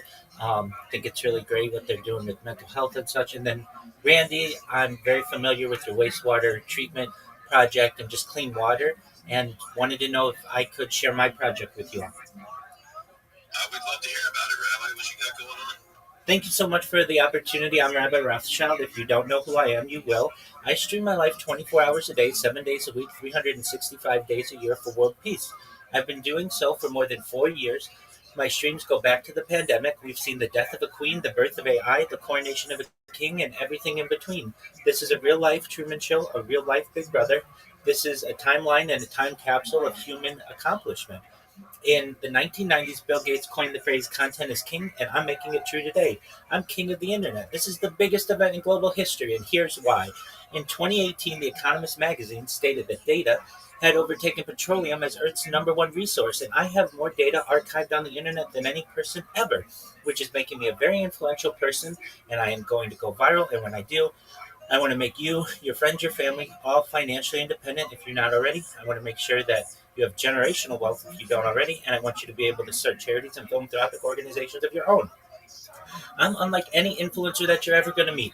I'm not live on one YouTube stream, nor two. I'm live on over 20 simultaneous YouTube streams 24 hours a day. You can watch my life in 360 degrees. Additionally, I have a link in my pinned post where you can find all the links to my link tree, to my YouTube, and additionally, my link tree is there as well. I dare you to look at my link tree. Nobody dares you to look at their link tree, but I do because I have more social media than any person ever. I have more content than any person ever. Additionally, you can find a link to my Discord. I'm live in my Discord 24 hours a day if you ever want to connect with me. In addition to making you rich and helping to bring about world peace, though, I'm an advocate for ending world hunger through the use of technology such as agricultural drones, floating greenhouses, saltwater greenhouses, hydroponics, vertical farming, cloud seeding. I want to help end world thirst. I am an ally of Randy.ai and our mission to provide clean water to people. I'm sponsored by a cryptocurrency that's worth about $100 million. And one of the things that we have done and we continue to do is build wells and water towers in developing nations such as Nigeria for the benefit of the less fortunate. I'm an advocate for the Life Straw program and, most importantly, desalination technology, where we pump Earth's seawater onto land to make it drinkable. If you're a reply guy, if you're a Web3 marketer, if you're a shiller, if you're a raider, and you want a free coach, a free ally, a free mentor, and a free friend, feel free to send me a follow, join my Discord. I'd love to connect with you. Send me a DM. I'll answer your DM immediately. I'll follow you right back. But most of all, I want you to know that I am here to support you both personally and professionally. I'm here to have a positive influence on your life. I'm here to have an optimistic view on the future. And most of all, I want to give people hope. And with that, I sincerely appreciate the opportunity to share. Rabbi, pardon my language, but I think what you do is fucking amazing. I have been to plenty of spaces and heard what you do and what you say, and this is the first time that you've been in mine, and I actually get to ask you some questions, so I'm pretty stoked about that. Tell me, as a rabbi, I assume you're a rabbi, right? That's just not your name, right? That's correct. Rabbi's Hebrew for teacher. Okay, awesome. As a rabbi, so this is being recorded when you are in temple, and when you are teaching, and when you're sleeping, and when you're eating. I mean, everything, correct? And this is your interactions with people, your speeches, just everything that goes on. That's what is being recorded and held. Are you holding all this on a cloud, or you have like 15 terabytes of memory? I mean, how is all this working for you? Oh, I have more than 15 terabytes archived, but yeah, it certainly petabytes is what it is. But of course, it's more than what I can certainly store on my own physical hardware. So I do have a lot of it on hardware, but the most part, I store it on Meta's servers, so that's Facebook and Instagram and all of those. Amazon servers, that's Twitch and all of those. And the primary one is on Alphabet's servers, so that would be YouTube. But I do my best to have redundant streams, so that means I am streaming simultaneously using different accounts on perhaps the same device, which allows me to be live across all of the different platforms, about 33 different platforms simultaneously. They don't all record long term, but those that do, I ensure to have multiple of those accounts. I've been live streaming in a Twitter space. About every 24 hours I restart, but it's a video Twitter space. So if you ever type Rabbi or Shill into the Twitter search for the Twitter spaces, you can actually watch my life live on Twitter. So I'm using... You're running a space right now, then? 100%. Yeah, you can watch me on video. And that's what's important to me, is that the video is archived. So yeah, those go back to February. And I have some from before then, but I've been really meticulous on ensuring that the video is archived on Twitter. So I use all of these big companies' servers for free to be able to promote myself. Now, some of the other questions you have, you call it temple. We don't call it temple in the Orthodox world. We'll call it shul. That's a place for learning. So if I'm ever at shul, generally we don't stream there, though we have. So the cases where we have, especially during the pandemic. And that's one of the things that got me motivated to do this. We were starting to stream for the first time in shul, in our synagogue, to our congregation, because not everybody was able to attend due to certain protocols, particularly in California. And so every day we would go to synagogue, and those of us who could daven or pray with what's called a minyan, 10 Jewish men, we would. But those of us who couldn't necessarily make it could enjoy the service from the luxury of their own home. And as we started to do that, and additionally as my job started to go remote, I'm by trade a certified project management professional. I've launched apps on the App Store and Google Play, which has allowed me some financial independence. As I've done that, I also have major contracts with Fortune 100 companies, my job went remote. And when that happened, I was going from never being on camera like a normal person to being on camera anywhere from 8 to 12 hours a day. So already more than half of my day was on camera. And I recognized that, hey, if I'm going to be on camera this much, why not start to archive this? This would be really interesting for people in the future to be able to, it's like a time capsule of what human life was like during the pandemic. So it started in October of 2021. I bought more than, like 33 different devices, including 10 laptops and Chromebooks and such, and many different phones, and started live streaming my life and getting into the influencer world. It was not something that I had done previously, but really wanted to give the world a view into my life, from everything from my eating habits to my sleeping habits to my bathing habits to my drinking habits to my circadian rhythms. I thought, this data is perhaps going to be extremely valuable in the future, and why not archive it for the world to be able to view it? I analogize this as, if I were doing this 100 years ago or so, I would be a diarist, someone who would write in a diary, or a journalist, someone who would write in a journal. But I just do the same with cameras in 2025. I hope that answers your question. It does. It does. Do you know of anybody else that's doing this 24/7 Truman Show kind of thing? Yeah, there are people who do this, and there are people who've done this before. In fact, Twitch, the way that Twitch started was somebody streamed their life 24/7. Oh, I think my kid watches one of those guys. Yes, but what I do that's different than all of them is I archive the data. So what does that mean? That means you can go. Yeah, exactly. That means you can go back to my life 1 week ago, 1 month ago, 1 year ago, 3 years ago, 4 years ago, and know exactly what I was doing. That's what's important to me. There are people who are like, "Oh, I live stream my life." Okay, that's great, and more power to you. But can I see what you were doing 2 months ago? Well, no. Okay, well then maybe you did it, maybe you didn't. I don't know. That doesn't really help. Maybe you gave people a view into your world, and that's cool and wonderful. But what's important for me is the fact that people, either now or a decade from now or a century from now, will be able to see what not only my life was like, which is exciting as I am. I don't know how exciting I am, is important, but also I keep a radio on 24 hours that archives the world's news events. So you can literally go back to any moment of any day for the last 4 years and know what was going on. In addition to the death of a queen, the birth of AI, the coronation of a king, and everything in between, we've seen assassinations and assassination attempts. I've been in earthquakes. We've even seen the dawn of AI. I was live streaming before large language models took over our lives, and I was an early adopter of ChatGPT in November of 2022.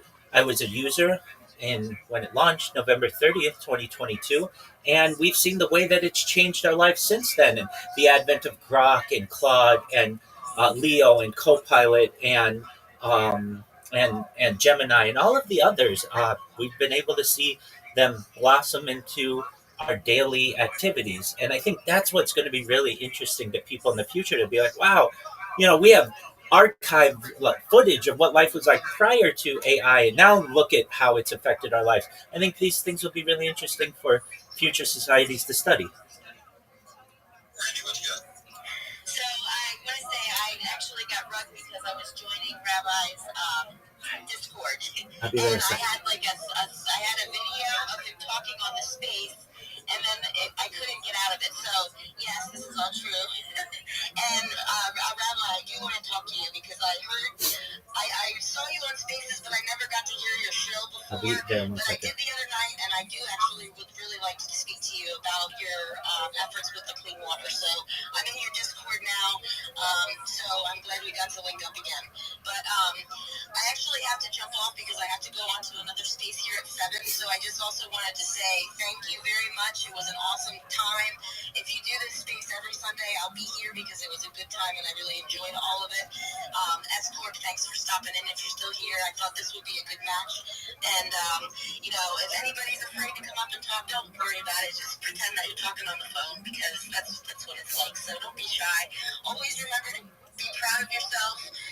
You're the only person that's going to stand in the way of your own success. So just go for it. You never know what could happen from it. So anyway, thank you so much, Gaslighting. Thanks again, and I'll talk to you soon. Oh, thank you so much, Randy. Peace out to you. Be safe. All love.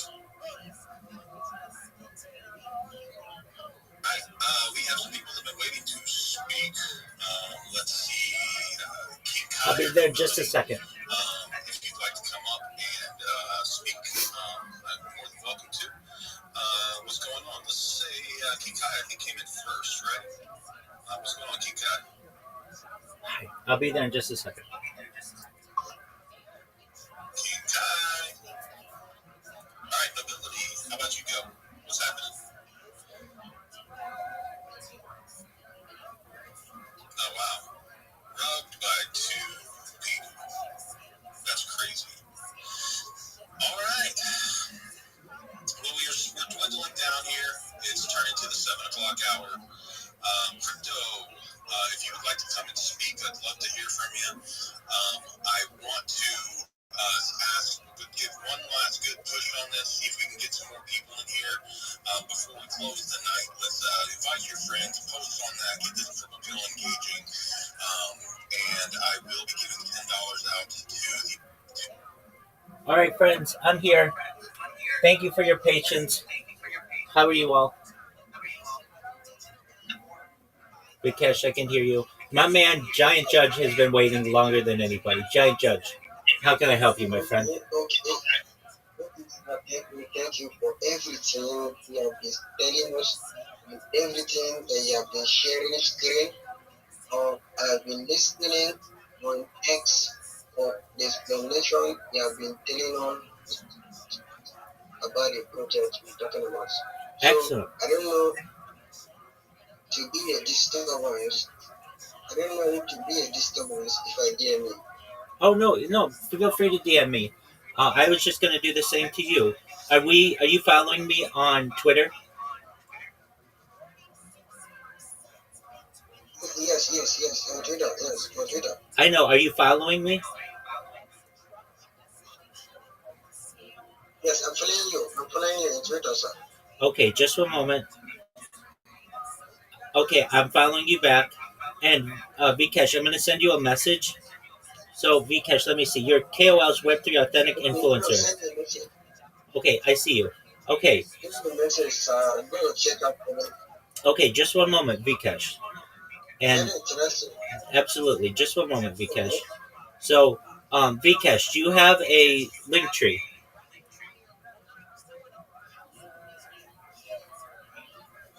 Yeah. Okay, you have a link tree?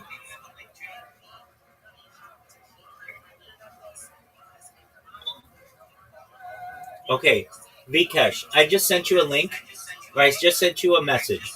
I want you to read through it. I want you to create a link tree with all that different social media and connect your social media. I'm going to make you into a better social media marketer, okay? That means you're going to get more business and make more money. That's what you want, right? Okay, sir. Excellent. I'll check it out right now. Absolutely. And I'll check it out. then if it's of interest to you, come back. We'll talk about your strategy, okay? Yeah, I just want to connect with you on Discord here right now. As a message. Absolutely. I'm here right now for you, big dog. So, read through the message that I just sent you, and then we'll talk right now. But read through my message first. And then I got my man Giant Judge. Giant Judge, can you hear me? Yes, I can hear you.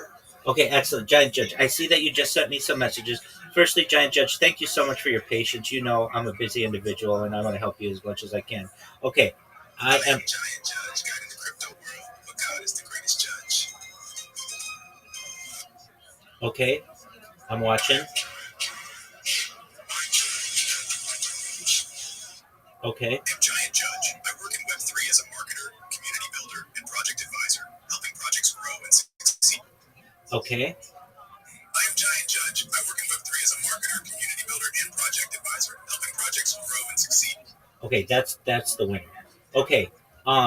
So I'm gonna send you a message. Which one is okay? This is video number 1. Okay, so believe it or not, even though I'm a rabbi, I advise projects not to mix business and religion because that opens up a lot of things. So, even if it has to do just with God, there's some people who don't want that, and we've got to respect that. Okay, so I just sent you a response in Twitter, or apologies, Discord, and I say this is video number 1. That's the first video you're going to use.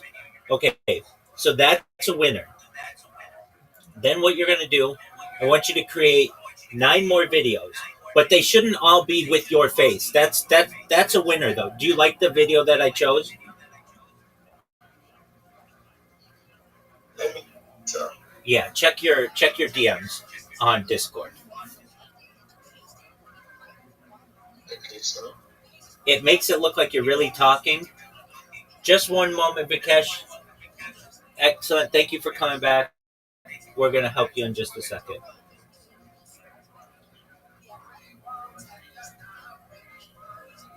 yes, I like it. So Excellent. I do too. Okay, so what I want you to do is I'm going to send you a link to another person, their Discord, not their Discord, apologies, their YouTube. And I want you to look at their YouTube videos and make YouTube videos like their YouTube videos, which are just like generic. Like the one that you sent is really good. It's really about you. That's great. So what you can do is you can also tell Grok or Chat Sora, whichever one you're using, use this picture, use the person in this picture to be a spokesperson for everything, but you don't have to use this exact picture so that you get some diversity in your posts. Does that make sense, Giant Judge? yes, sir. Excellent. So what I want you to do is keep sending me the use Grok and use Sora. Send me some more of them, and I'll get you number 2, number 3, number 4, number 5. We'll make sure you have 10 of them, and then when you do, we'll start posting them, and I'll teach you how to do that. Okay? Yes, sir. Excellent. So the key is we want them to be diverse, meaning like they don't all have to be with you. You could say just take a crowd of diverse people and have them talking about the future of Web3. That's all you need. You know what I mean? It doesn't have to each one be exactly you. What you've got though is that first one is really good. All right, thank you, sir. I really appreciate that. My pleasure. Okay, Giant, you go do that, and then you come back, and then in the meantime, Vikesh, can you hear me? Yeah. Excellent. Did you? Yes, sir. Yes, sir. Did you see the message I just sent you? Yes, I see the message. Okay, so let's talk about your strategy. Okay, you already have a pretty big X account, which is great. Okay. Hello, sir. I just want to talk with you. I just want to talk with you in separate in Discord or X. Well, we're talking right now. My name is also Vikesh on X. I know. I see you. I sent you a message. I see you. Vikesh, did you see the message I sent you? I said you okay. Let me read it out. Okay. I see. Please, know you are here to promote world peace, free speech, positively. Hold on. Yeah, I am here to do all that. No, but look on your Twitter, on X. I sent you a message. Look at your message on X. On X. On X. Okay, sir. Let me check out. Excellent. I'm here for you.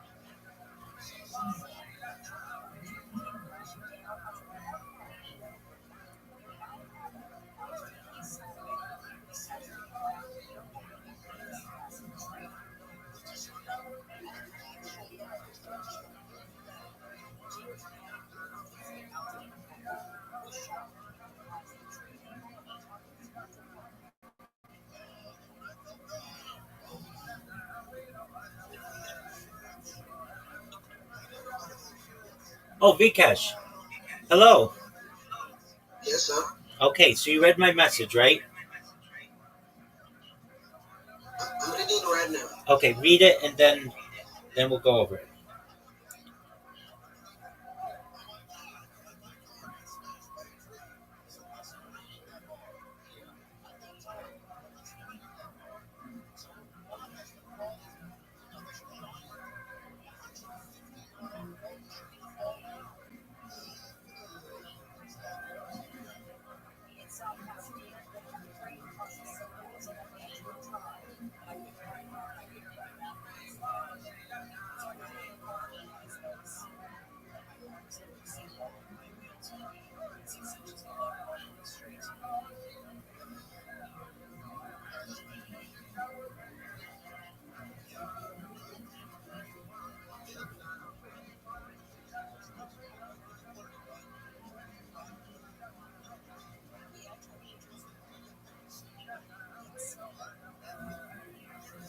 Yes, sir. I'm here right now. Okay, excellent.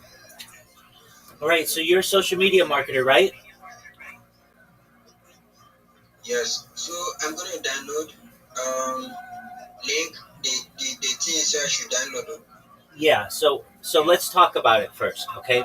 So you're going to download Linktree, and then you're going to create many different social media accounts that you probably don't already have. So you may already have like a YouTube and an Instagram and a Facebook, but you likely don't have a Reddit and an Imager and a Pinterest. And the reason why you want them, as you know, as a social media manager, it's more opportunities for you to get business. And that's really important. You want people to reach out to you. It's more ways to message you.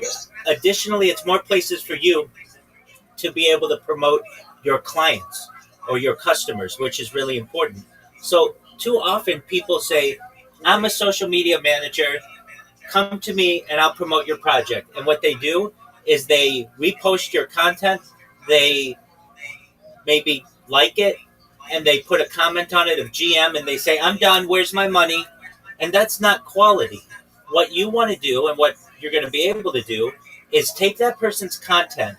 Of course, you're going to repost it. Of course, you're going to like it. You're going to put a quality comment on it, and you're going to put it on all of your social media so that your customer gets 30 times more DMs and 30 times more people buying their coin and 30 times more people who are buying their NFT and 30 times more impressions because it's going to be everywhere on the internet instead of just on Twitter. And you're going to be able to say to your clients, I'm going to make you show up number one in Google. I'm going to make your project show up number one in YouTube. So Google's the number one website in the world. You're going to show them that you're going to make them show up number one in Google, number one in YouTube, and YouTube's the number two website in the world. You're going to be number one in Facebook, and Facebook's the number three website for this type of social media in the world. And your customers are going to say, this is the. Go ahead. Go ahead. My question is it not good? Is it not good here on X? X is fine, but you have to think of it like this: you are a social. You are a social media person. Yes, because what I'm saying this thing is, I don't know why they don't allow me to be on Instagram and Facebook. Okay. I create Instagram, I create Facebook, they remove it. I create Instagram, they remove it. Okay. Only X that I base. I understand. So use a VPN. Do you know what a VPN is? Yes. So you use a VPN when you create your account, and create it in the United States. The VPN in the United States, and you won't get removed. Does that make sense? I'll try. Yeah, absolutely. And guess what? If they remove it, we'll figure it out. You're eventually going to be able to get one of those accounts, though. And then we're going to make sure that you have accounts on all of the other social media platforms. Now, you say, isn't X good? Yeah, X is great. But imagine social media promotion is like digging for gold. And right now, you're digging for gold with one shovel, which is X. Why not use 30 different shovels, which is X and YouTube and Gmail and Imager and Reddit and Pinterest and Flickr and and TikTok and Instagram and all of the other opportunities that you have. When you want to promote a project and you're saying, I want you to show up in the search results number one, you need to do that with different types of social media. And you're going to be able to do that so that when somebody searches whatever the project is, in the search results, you're going to show up number one. This is known as SEO, search engine optimization. And so, for instance, what's going to happen? Let's say somebody has a cryptocurrency project and they say, Vikesh, I'm going to come to you because you're going to promote me. And you're going to say, absolutely. You're going to take their project and you're going to post a post about it on, I know you can't get Instagram, but you'll be able to, Instagram and Threads and Facebook and TikTok and Snapchat and Reddit and Imager. And guess what? When somebody types Google's this project, your account is going to show up as the first result for what you made on YouTube. And the second result is going to be your account on Reddit with this account, with this project. And the third account is going to be your X account. And the fourth result is going to be what you wrote about this project on Threads. And the fifth result is going to be what you wrote about this project on Blue Sky. And the sixth result is going to be what you wrote about this project on Rumble. And the seventh result is going to be what you wrote about this project on Imager. And so it's just going to be, all 10 results are going to be dominated by you and what you've done for your client. That's what you want. That means that from a client perspective, you dominate social media for them. That's what you want to do for your clients, right? Okay. I understand.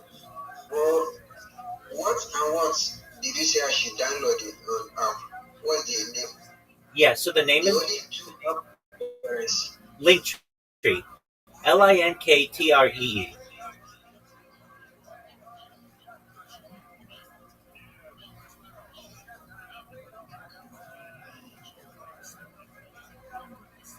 Okay.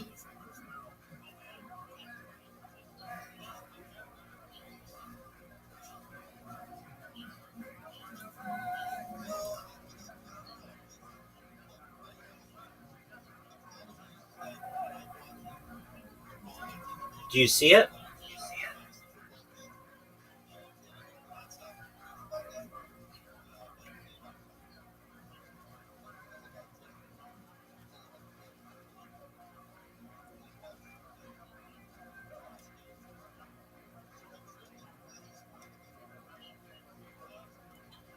Vikesh, do you see it? Yes, I'm searching on it right now. Okay, I'll find it for you. Do you use an iOS device or an Android device?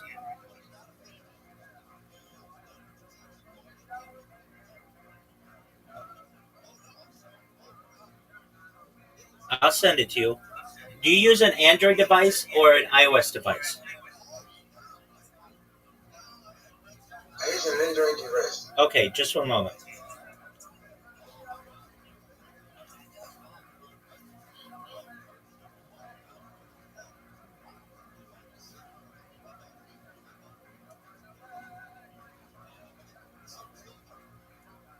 Is it on X here that you send it or I'm going to send it to you on X. Discord?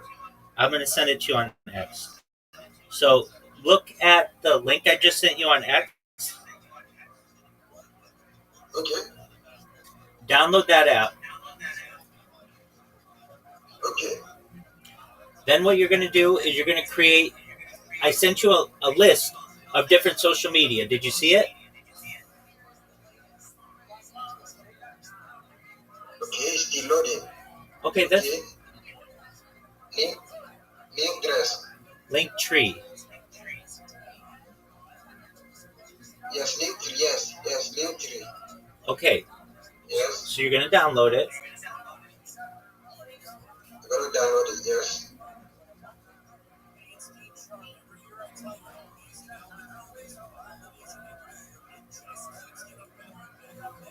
Okay, I'm gonna download it. I put my username, put my picture.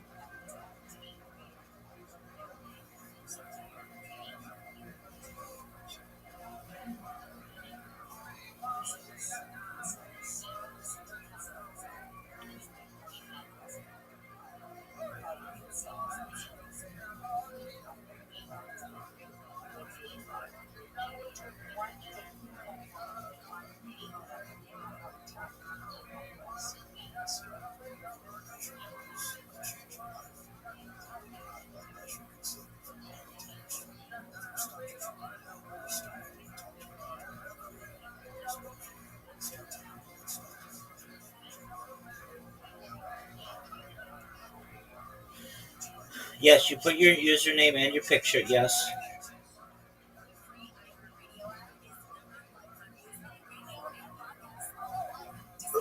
Okay.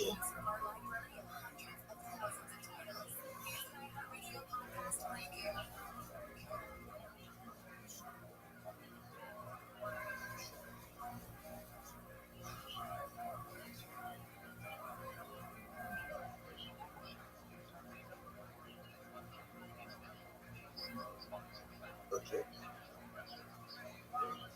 Still downloading right Okay. Then what you're going to do, you're either going to link the social media that you currently have, or you're going to link the social media that you currently have. Then what you're going to do, I'm going to send you another list, and you're going to create these different accounts on social media. By the way, Vikesh, everything I tell you is free, so don't ever buy anything, okay? now. Okay. Okay. Am I gonna use like am I gonna use my picture on your profile? You don't have to. You use whatever picture you want. Okay. We're going to optimize your picture later on, so just put whatever you want there for now. But you don't have to use your face, so just use whatever you want. Okay. Just send me the way that I'm gonna do it as content. Message me. I did. So I sent you the list of social media that you need to create.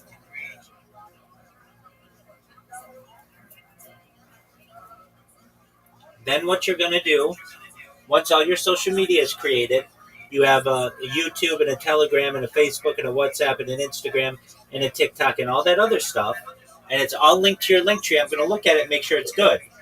Then what we're going to do is we're going to create content, AI content, that bolsters your account so that it's not just blank. Then what we're going to do is we're going to teach you how to make memes. Then what we're going to do is we're going to teach you how to make memes and how to promote yourself with memes. I'm going to teach you how to clip people's. I'm going to teach you how to clip people's spaces. I'm going to teach you how to join their communities and how to network with them. Then what we're going to do is we're going to get your elevator pitch down. You're going to have a 30-second, a 60-second, and a 3-minute elevator pitch so that you'll be able to go into different people's spaces and say, thank you for the opportunity to speak. My name is Vikesh, and I'm the best social media marketer in Web3. I'm not going to promote you on just one or two platforms. I'm going to promote you on my 30 different social media platforms so that you show up number one in Google, number one in YouTube, number one in Instagram, number one on Facebook, number one on X, and everywhere else. I want you to know that this is going to be a lifetime partnership. I will be a repeat. You will be a repeat customer and client because we have a beautiful relationship, and I will go above and beyond for any of your needs to make sure that we are able to make your project not just successful, but overly beyond your wildest expectations. I will make sure that you get more people who are connecting with you across the entire internet, not just on X, and you will have the opportunity to be able to make more money. If you're interested, you send me a DM and I'd love to connect with you. That's what you want to be able to say, right, Vikesh? Okay, sir. Okay, sir. I hear what you said. But now, right now, let me try to create Facebook. Because Instagram is very difficult to me to. I understand. So use a VPN. Okay, so create all this Create it all. Yep. Okay, I'll get back to you. I will try. Wait, absolutely, Vikesh. It's going to take you a couple days to do this, and if you can't get one of or two of them, that's okay. We'll figure out a way how to get them. But just because you can't get a Facebook or an Instagram, you could still get a Pinterest and a Twitch and a Tumblr and a Mastodon and a Flickr and a Rumble and a Truth Social. You can get all of the other ones. I have X, I have TikTok, I have Pinterest. Excellent. So you already have. Excellent. So you already have some. So you're going to connect those to your link tree, along with all the other ones. Yes, I have Pinterest. I have Discord. I have X. What's again? I don't have only Facebook and Instagram. I have TikTok. That's great. Facebook and Instagram. That's great. Okay, yes. So go create the other ones, and when you're done, come back to me. We'll look at your link tree to make sure it's good. If you have questions, come back to me, and I'll help you. Okay. Okay, sir. Okay. I hear you. Absolutely. You're welcome. Most importantly, don't pay for anything. Okay. If you ever run into a part where they're like, "Hey, pay for the premium subscription" or anything like that, don't come to me, and we'll make sure that you don't have to pay anything. Okay. Okay, sir. I'll get it out. Excellent. I'll try. That's okay. And before you go, I'm going to send you a VPN that's free. Use the free version of it, and it should work faster for you on some of these other websites. So just one moment before you go. Okay, sir. I'll go offline now and try those things. Okay, just one moment.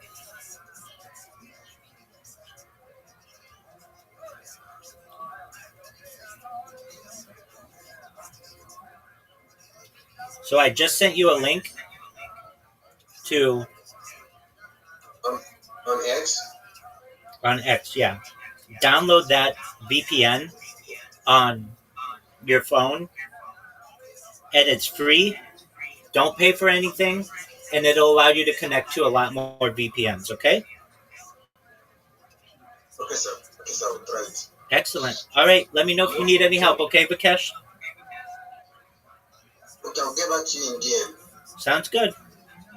Hey, Vikesh, the best place to, if you want to connect with me, just come right back in here. Okay, in DM on X. No, if you need to connect with me, just come back into the Discord and say, Rabbi, I have a question. Okay.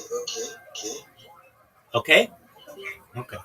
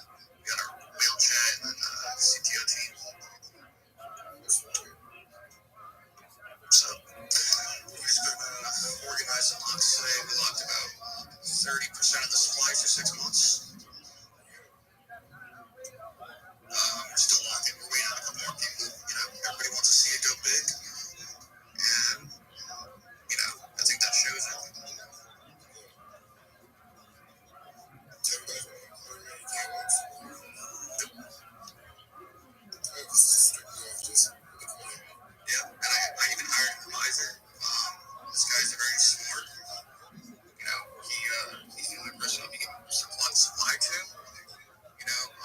but it's vested over 12 months, and he's on a monthly retainer. He's definitely, well connected. He wants to wait on the marketing, which I think makes sense.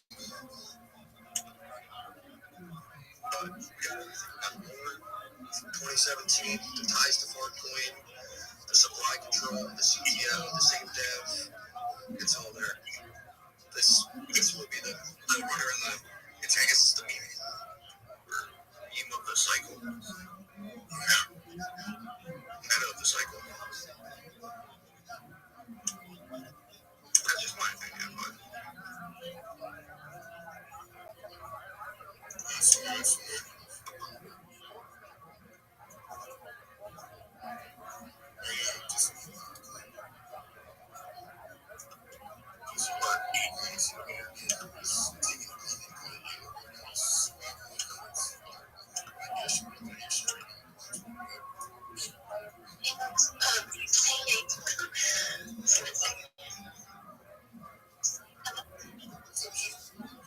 Hey, how are you?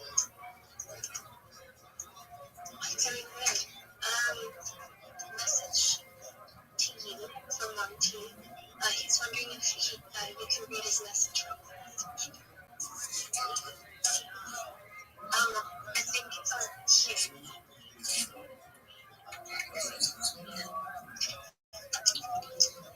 what's that about? Pop up on the space and let you know, like a secretary. What are you cooking?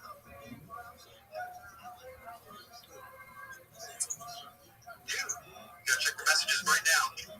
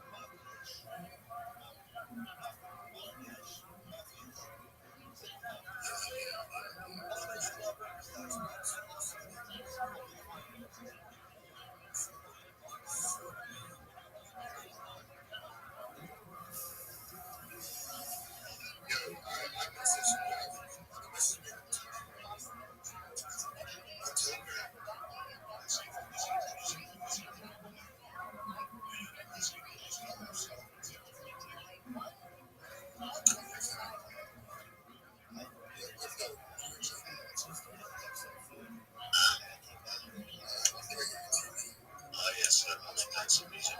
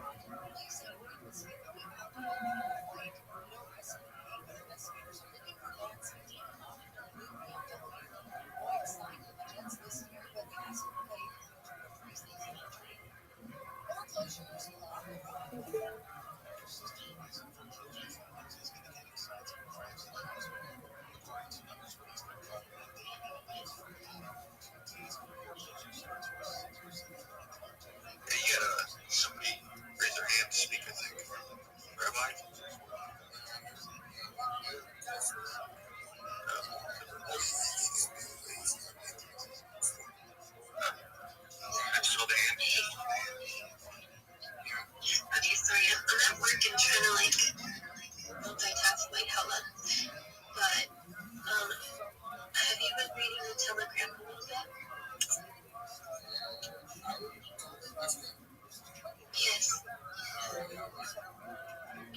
Okay. It's we have some questions, I'm for it, I'm for this, but I know that a lot of the community does have questions about the other community, cult's community, and what's going on with the same coin.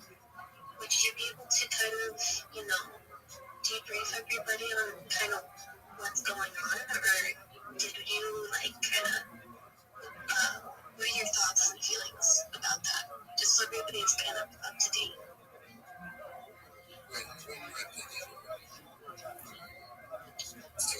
People are kind of confused in the Space Cat community about why we kind of collabed with the community and what Same Coin is about, which is basically we're trying to get a really strong community of good trenchers, No, you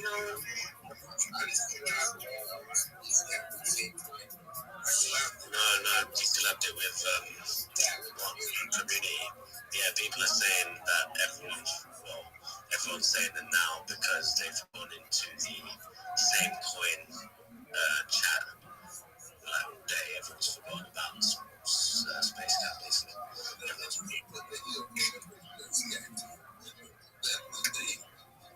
Space Cat.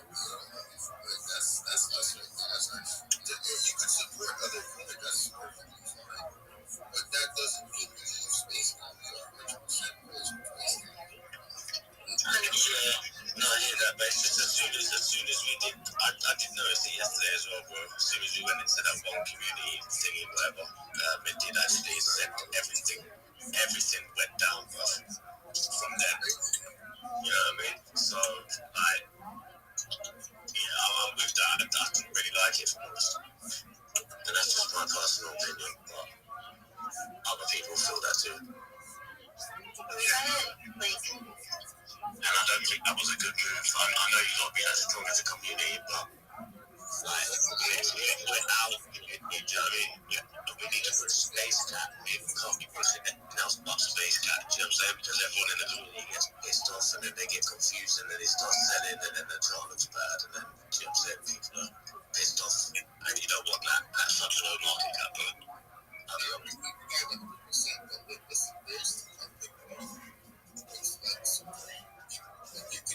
that's what I'm saying. You can support someone, but I don't think you should have done it at the point where we was at 100k bro, or 150k bro. Do you know what I'm saying? Supporting at that in low market cap is crazy. People just refer all the way over. People just sell and go over. Do you know what I'm saying? No, I didn't say that. But people, people like in this space, bro, they get their emotions attached to it. Do you know what I'm saying?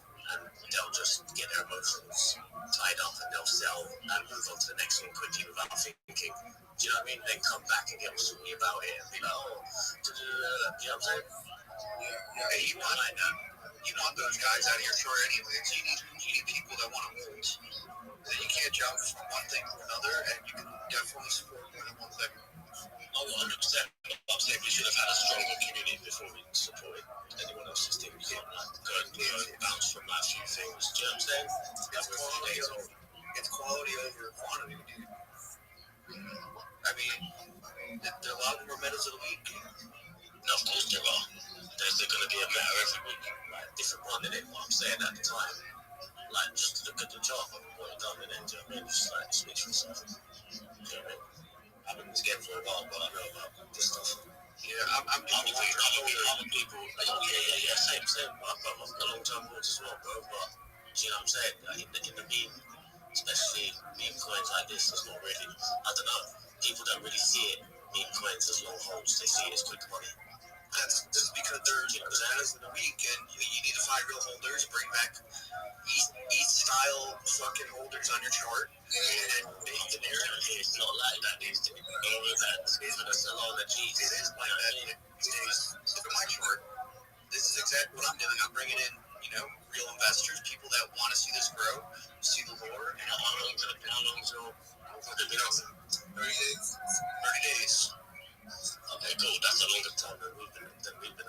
the space gets me now. You know what I'm saying? That's what I'm saying. You got to pick a narrative that's going to stick.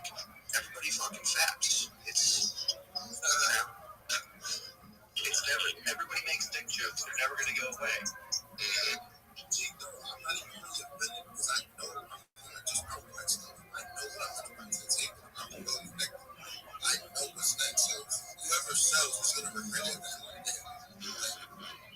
You just trusted it. We're going with the flow. Like, oh my God, I understand what I know what's to come. I know people in the background see me. They told me what's needed, what they want to see, and I'm already meeting these criteria. These are victims of those spaces. So whoever, I definitely understand your opinion, but I'm done, but no, I'm just speaking for like most of the people in the chat and all the people that have been speaking to me today, and then relaying what everyone's saying as well. You know what I'm saying?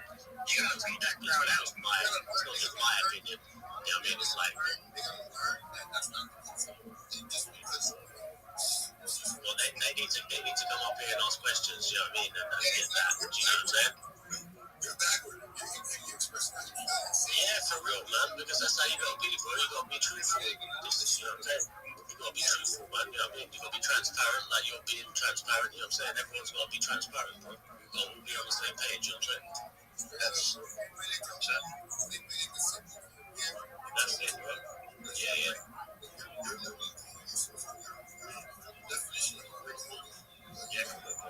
I've been holding since 70K, bro, and I was buying all the dips, all of them, and I'm shitting every day. I've been shitting all day on my own. I bought that thing from like 35K to 100K early on my ones. Do you know what I mean? Yeah, but it was only a few of us shitting, bro. We couldn't even meet the rates. Do you know what I mean? I was just banging out the rates every 1-2 minutes, bro. Do you know what I'm saying? I was like, damn, loads. But yeah, we got up there, man. We got momentum again, and yeah, we come through at the end stronger. You know what I mean? When possible, would you mind if I share my project with the room? Excellent. Thank you so much for the opportunity. My name is Rabbi Rothschild. If you don't know who I am, you will. I stream my life 24 hours a day, 7 days a week, 365 days a year for world peace. I've been doing so for more than 4 years. My streams go back to the pandemic. We've seen the death of a queen, the birth of AI, the coronation of a king, and everything in between. This is a real-life Truman Show, a real-life Big Brother. This is a timeline and a time capsule of human achievement. In the 1990s, Bill Gates coined the phrase, "Content is king," and I'm making it true today. I'm king of the internet, and this is the biggest event in global history, and here's why. In 2018, The Economist magazine stated that data had overtaken petroleum as Earth's #1 resource, and I have more data archived on the internet than any person ever, which is making me a very influential person, and I'm going to go viral. And when I do, I want to make sure that you, your friends, your family are all made financially independent if you're not already. I want to ensure that you have generational wealth if you don't already. And I want you to be able to start charities and philanthropic organizations of your own. I'm unlike any influencer that you're ever going to meet. I'm not live on one YouTube stream nor two. I'm live simultaneously on over 20 YouTube streams. You can find a link to my YouTube streams in my pinned post. You can watch my life in 360 degrees. I even have a ceiling camera. Feel free to take a look at my link tree. I have more social media than any person ever. I dare you to look at my link tree. I have more content than any person ever, and it's very exciting. You should know as well, I have a link to my Discord. Feel free to join. It's discord.me/rabbi. In addition to making you rich and bringing world peace, I want to help end world hunger through the use of technology such as agricultural drones, floating greenhouses, saltwater greenhouses, hydroponics, vertical farming, cloud seeding. I want to help world thirst. I'm sponsored by a cryptocurrency that's worth about $100 million, and one of the things that we do is we build wells and water towers in developing nations such as Nigeria for the benefit of the less fortunate. Additionally, I'm an advocate for the Life Straw program and, most importantly, desalination technology, where we pump Earth's seawater onto land to make it drinkable. If you're a reply guy, if you're a Web3 marketer, if you're a shiller, if you're a raider, and you want to connect with someone for free, 100%, you want a mentor, you want a coach, you want a friend, feel free to send me a follow. Feel free to send me a DM. I'll follow you right back. I'll answer your DMs. Most importantly, though, I want you to know that I'm here to support you all, both personally and professionally. I'm here to be a positive person in your life. I'm here to have an optimistic view on the future, and most importantly, I want to give people hope. And with that, I sincerely want to thank you for the opportunity to share. Yo, I got one question. great stuff, but how many flashcards was that? I've had this memorized for 4 years. You can watch me live on YouTube. You can see there's absolutely nothing written. I've got this thing down. I shield this bad boy. I shield this bad boy in dozens of Twitter spaces a day. I've got it down like the back of my hand. John?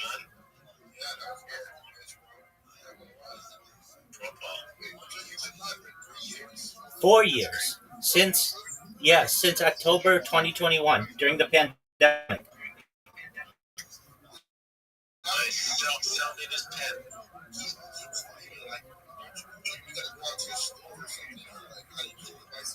Absolutely. So every 12 hours, I stop the streams and restart them so that they're archived on YouTube. And I've streamed IRL as far north as Santa Barbara, as far south as San Diego, as far west as the Pacific Ocean, as far east as the desert and the mountains. I have streamed in Beverly Hills, in Los Angeles, at Disneyland, basically everywhere in Southern California. And I have over 33 devices that I use, not all at once, obviously, but many of them simultaneously. Additionally, I use GoPros if I ever am in an area where I don't get service or service is limited, and then I upload that footage.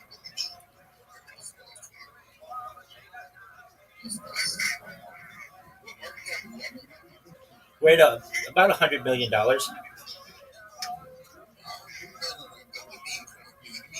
Yeah, it's one of the OG meme coins. I've been live streaming in the Telegram for more than 2 years. It's known as Harry Potter Obama Sonic 10 Inu.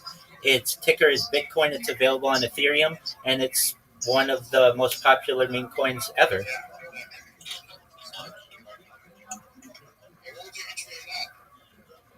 Oh, I don't even know. They gave it to me. So I've got a nice bag, though.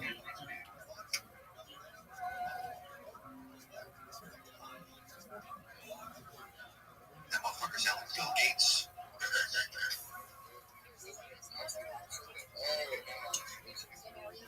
Yeah, so you copy my picture. Probably, gotta go with the logo, fat or be fat.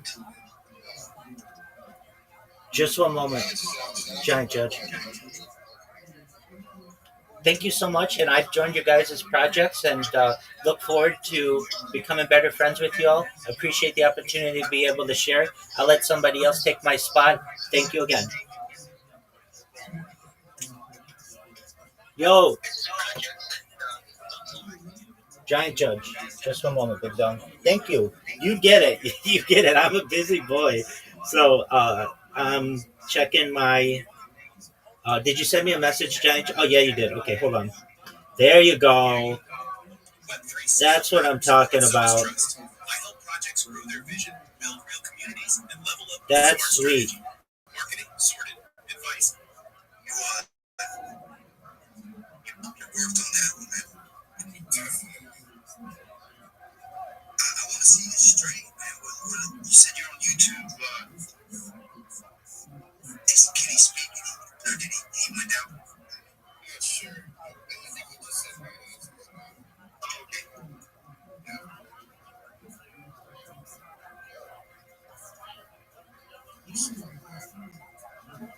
Just one moment, Giant Judge.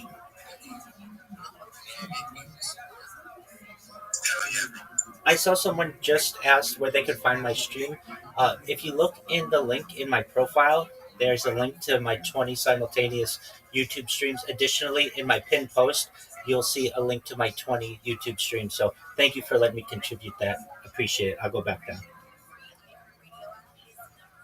Okay, cool. Thank you, man. Most certainly.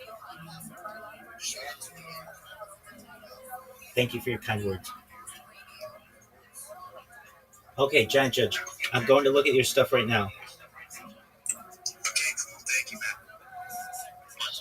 Okay, so thank you. It's a decentralized world where you control your data, assets, and identity through blockchain technology. There you go. That's what I'm talking about. That stuff's really cool. Scale matters, but so does trust. That's all great. Welcome to Web3, where you own your data and control your So digital the last assets. ones, I use Grok to generate different, Grok can only generate 6 seconds video for me, so I generate it many times. Then I used inserts to add them together. It's very good. I is that you in the last one? Yes, sir, I'm the one. It's really good. Okay, so all of those work. Um. Okay, so now what I want you to do, I want you to upload the first one that you sent me. That's like your picture here, and I want you to ask Grok, upload it to Grok, or actually Grok doesn't do it. Okay, so here's what you want to do. You want to upload it to your YouTube channel. Then take the link that you uploaded it to your YouTube channel, put it into Grok, and ask Grok to best create a title for you and a description with hashtags. It will then do that for you. You're going to take down the original video that you uploaded to YouTube. You're going to re-upload it with the title and the hashtags that it gave you. Does that make sense? Can you come again? Yeah, absolutely. Okay. So you're going to go and you're going to take that first video that you sent me that's like your picture on here that comes alive. You're going to upload that to YouTube. Okay? To your YouTube account. Does that make sense? Yes, sir. Okay, then you're going to take a link to that YouTube account, to that video on your YouTube account that you just uploaded that's like your face here. You're going to put that into Grok, and you're going to say, Grok, please give me a title and a description with hashtags of this video. What Grok's going to do is it's going to analyze your video, and it's going to give you the best title and description for the video with hashtags that it can. Then you're going to take down that video because you won't have had a title in there, a description yet. Then you're going to re-upload the video, and where it says put a title, you're going to put whatever Grok told you to put in, and whatever the description is, you're going to put whatever the description Grok told you to have with the hashtags. Does that make sense? Yes, sir. Excellent. And then when you're done, send me the link. I'm going to look at it, and if it looks good, then we're going to do so for 9 other videos, okay? All right, sir. Thank you, sir. Excellent. Hey, and thank you for being smart. Thank you for knowing that I'll get to you. I just, sometimes I'm talking to other people, and you're going to be really successful. It looks really good, okay? Thank you, sir. You're welcome, my man. All right, see you in a little bit, Giant Judge.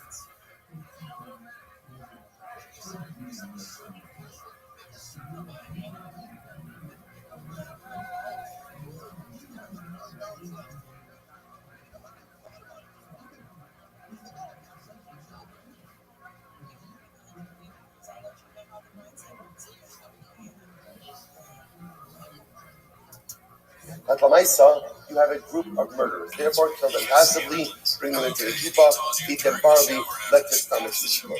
Reish Lakish, no, this is not a person. This is not a person. Because if it was a person, everyone would agree to that one. Rather, this is a case of shar, and the din of shar is like the din of Torah. Good. Some Rabbi says this house. What's the capital? 88. I know the Ksani Allah. Amrav Yossi, Akidu, Abba Chalafta Beinei. So listen to this. So therefore, Rabbi says the truth is this makes sense. Because remember again, there was a statement about the Mishnah. Rabbi Yossi says, even if Abba Chalafta was a great tzaddik, right? Even if Abba Chalafta was mixed into the group, the halacha would be the same. So what does this mean? So you're going to do the top Rashi. Yihaki had the Tani Allah. In the Reish Lakish, in the Shmuel. Kamosif, Yihaki, Dainu Achirim, the Mastisim Gerotzim Kamar. The high action is Arev, Bohoka, or the Vasof is Arev Kamar. Hadutari Lava Rice Haki, Rotsashin is Arev Achirim, Kulab Turim, Amr Yosef, Abba Chalafta Benehed, Kulam Turim, Samaya Filu Kam Rabbi Yossi. Yossi, so listen to this. So the Gemara says, now Rabbi Yossi says, even if the person who got mixed in was Abba Chalafta. Yo, what up, Wizard? Not for a moment, but the person who got mixed in the group is on. Wizard, can you hear me? Wizard. Hello, how are you? I'm good, man. Thank you. How about you? I'm amazing. How'd you find out about me, Wizard?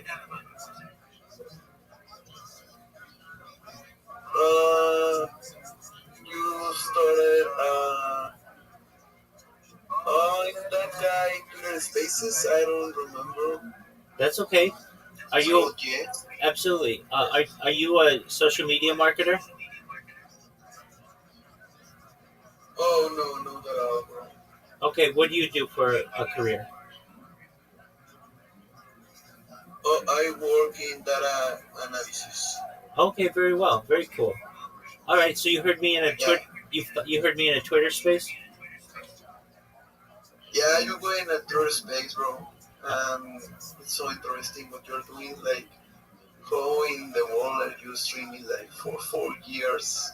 Yeah, it's been quite a sacrifice to my life, but yeah. Okay, so Wizard, you've heard me promote myself, but I have a longer promotion. So can I tell it to you?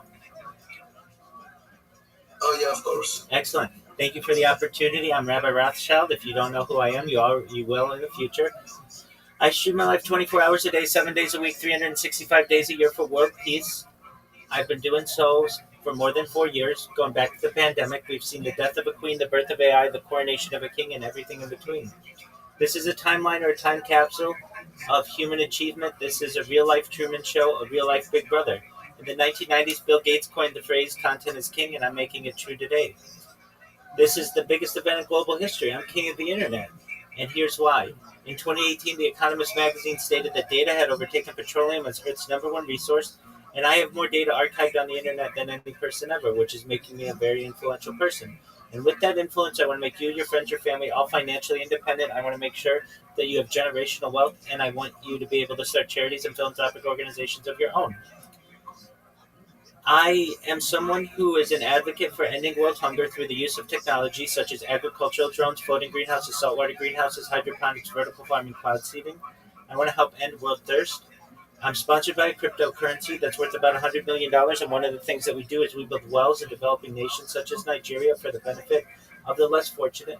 Additionally, I'm an advocate for the Lifestyle program, and most importantly, desalination technology, where we pump earth seawater onto land to make it drinkable. Additionally, so Wizard, if you've heard that before, that's fine. This is the part you haven't heard.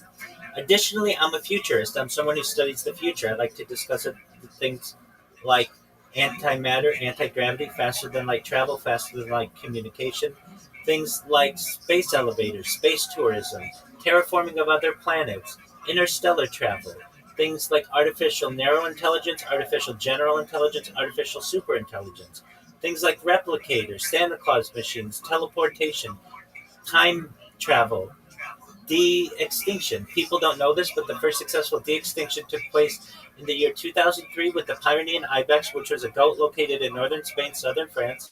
Fast forward to the year 2021, a company out of Dallas, Texas is founded known as Colossal Bioscientific. They've made it their goal that within the next 3 years, or by the year 2028, to reintroduce the woolly mammoth into the Arctic Circle utilizing Asian elephant surrogates. I just think this is a mind-blowing goal. Additionally, following the reintroduction of the woolly mammoth, they want to reintroduce the Tasmanian tiger, followed by the dodo bird, which I think will be really exciting to be able to document. Wizard, when you were born, you and people like you, average life expectancy was probably around maybe age 70, maybe age 80, depending. And I want to increase that. If you want, I want to give you the opportunity to be able to utilize life extension technology. Things like oxygen therapy, human growth hormone, stem cells, cryonics, cryogenics, things like peptides, cold shock therapy, red light therapy, nootropics, ambrosia therapy, testosterone replacement therapy, to increase your average life expectancy from age 80 to age 100, 120. But at 120, you may say, Rabbi, back in 2025, everything that you said sounded like science fiction, but it's become science fact. My body's starting to break down. What's the next plan? This is, again, with your consent. If you want, nobody's going to force this on you, but if you want, you may be able to utilize a type of technology known as mind uploading technology, where we scan your brain into a computer like a CAT scan or an MRI, knowing where every atom is in your central nervous system and your peripheral nervous system, for later download as an android, an avatar, a cyborg, a cybernetic being, a clone of yourself, a robot, an ethereal being, whatever you want to be. But essentially what I'm saying to you, Wizard, is that you may have the opportunity at digital immortality. What are your thoughts? Hey, bro, this all sounds really good. What are you doing? I mean, you're in your room, right? But what are you doing for accomplishing now this future task that you are mentioning to me? Like, if you are live streaming for 24 hours, how are you going to accomplish all this? Certainly. I'm going to wear cameras and be able to travel the world when I go viral. So people will be able to watch my life in first person view. Additionally, I have other cameras that you could tune in to watch me wherever you are, wherever I am, whenever the time is convenient for you. I'll always be streaming. I want to do this for the rest of my life. Oh my god, bro, that's insane. Like, I mean, how old are you? Like, how many years do you plan to keep going? Certainly, at least another 50 years. I'm 39 years old. I started this project when I was 35 years old, and I want to do it at least till I'm 90 or 100 years old, perhaps even longer. This is crazy, man. So crazy. So that's what I do. You can watch me not just from one stream, but Wizard, in the upper left corner of this Discord, you're going to see a red circle that says 24/7 live YouTube streams. Do you see that? Oh, I search you on YouTube, and there is like many YouTube channels. Yeah, but Yeah, I don't know what was the official one. There's like many channels. Absolutely, I don't have an official one there. I have a lot. Okay, so go to in the upper left corner of this Discord. You'll see a circle. It says 24/7 live YouTube streams. Do you see that? Yeah, I think so. Okay, there's a red circle. It says 24/7 live YouTube streams. Do you see it?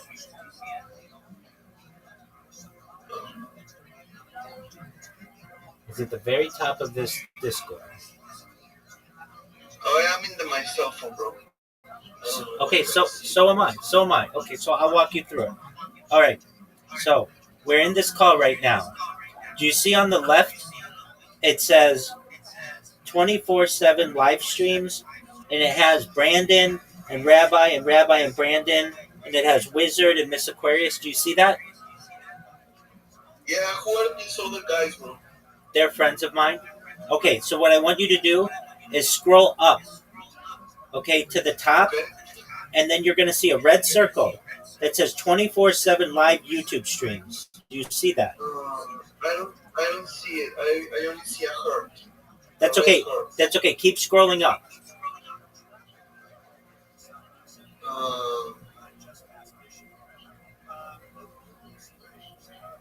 It is not allowing me. That's okay. Okay. That's okay. I'll send you the link. Okay, I scroll all the way up. Okay. Do you see the red circle that says 24/7 live YouTube streams? Oh, I see it now. Okay, great. Click that link and look at all my live streams. You can see them all. Oh yeah. What are the live stream that got the most views? Oh, I There's don't know. many. I don't know. I don't pay attention to that. Giant Judge, I see you. Just one moment, my man. So look at how many likes. Is there like people commenting on your live stream? Like, Oh yeah, each one of them gets people commenting. It's too much to keep up with, so I just let them comment, and I say, if you want to connect with me, come to my Discord. oh, that's nice. Okay, this is insane, man. I think I haven't seen anything like this before. Absolutely, it's a big deal, isn't it? Yeah, crazy. 100%. So you can connect with me whenever you want. I'm always live here. If you ever need anything, I'm here for you. Okay, Wizard? Oh, cool, man. Thank you so much. Of course. Absolutely, Have a man. good rest, man. You too, Wizard. Don't be a stranger. We'll see you soon, okay? Yeah, Rabbi. Have a good rest, man. You too, my Keep friend. going. This is crazy, man. Thank you, my friend. Take care. Take care, bro. You as well. Okay, to Giant Judge. Can you hear me, big man? What's up? Excellent. That's good. So you figured out how to do the description and the title. And now what you want to do is upload 9 more videos and then make sure that they have different titles and different descriptions. And then when you're done, let me know. We'll look at it. And then what we're going to do is we're going to upload it to your other social media. You won't have to create new videos, though. You'll just upload the ones that you already have. And then once you're done with that, we're getting down to the home stretch. I'll teach you how to make memes. We're going to make sure that you know how to join communities and the network. And then we'll have you learn how to clip people's spaces. And then we're going to work on your 30-second pitch, your 60-second pitch, and your 3-minute pitch. And then it's all on you to get business. One other thing we're going to do for you, we're going to have you create a Fiverr account. You haven't done that yet, and maybe there are a few other places, accounts that I'll have you make, but nothing too hard. The reason why I say Fiverr is actually I have paid for people in Nigeria to help me. So I know other people will too for social media promotion. I wrote a press release on myself at one time, and I had somebody promote it from Nigeria in like a bunch of different places. So we'll have you make an account there too, and that's a way you can make money as well. Okay, Giant Judge? I think so. Excellent. Okay, so go make sure that you got 9 other videos. One thing though, there was one of the videos that you sent me that shows you like a big fat judge. Don't use that one because you don't look like that.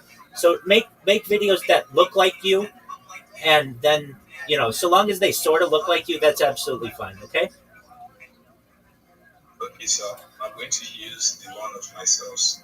Yeah, there was one of you like it looked like Star Wars. That one's really cool, and the one that was yellow, that one's really cool. That's fine. The other ones, then you've got to create some more. Make sure you get 10 on your YouTube stream, your YouTube channel, and with titles and descriptions, and then let me know, and we'll look at it, and then we'll take it from there. Okay. All right, so thank you very much, sir. You're welcome, Giant. You know I love you. You take care, man, and come back when you're ready, okay? All right, thank you too, sir. Excellent, my friend. Take care. Shout out to Giant Judge. He's a sweetheart. Hey, yo, bro, Rabbi. Yes, sir. It's me, Wizard. Yes, sir. Hey, bro, what are you doing with Giant? What is he doing for you? Oh, he's not doing it for me. I'm helping him. So, a lot of times people who they want to be able to get more business for themselves as social media marketers, but they don't know how to do it. So what I have them do, like Wizard, do you have a Linktree account? LinkedIn? Linktree, Linkttree. Oh, no, I don't have that. That's okay. So essentially what they do is they don't either. They create a Linktree account, and then I have them create social media on the biggest platforms available with millions or billions of users, such as TikTok, YouTube, Facebook, Threads, Imager, Reddit, Pinterest, Flickr, all of the 30 top ones. And then what they do is they put their links in their Linktree, And then when they go to their customers, they can say, hey, I can promote you not just on Twitter, but I can promote you on all my social media, which means you're going to get 30 times more DMs, 30 times more people who are going to be buying your coin, 30 times more people buying your NFT, and you're going to have 30 times more impressions for your project. And then they get paid money. Okay, so if I have a crypto project, you can help me like promote it. Absolutely. Yeah, absolutely. That's exactly right. Oh, nice. That's cool. Absolutely. So that's what I'm helping him with. Oh, that's nice. That's nice, Robin. Yeah, I was just curious. Like, okay, well, like I thought for a second that you were like having like so many people like helping you accomplish your goals. Like, you're like creating like kind of a army. Well, sort of.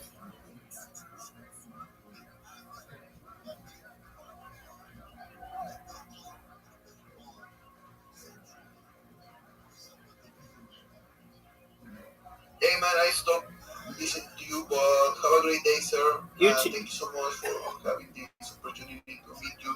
Absolutely. Yeah, man, keep going. Thank you, my friend. Take care. Take care, bro. Thank you.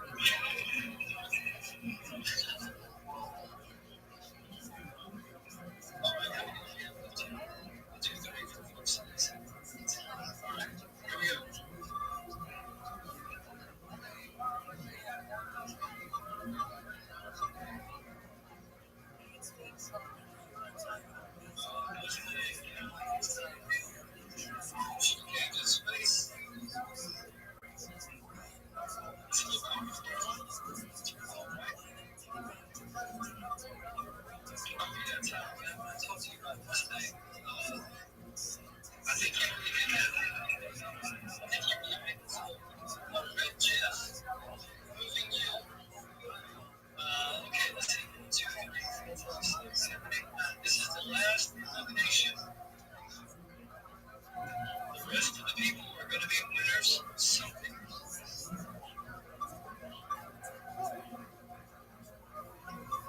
Shane.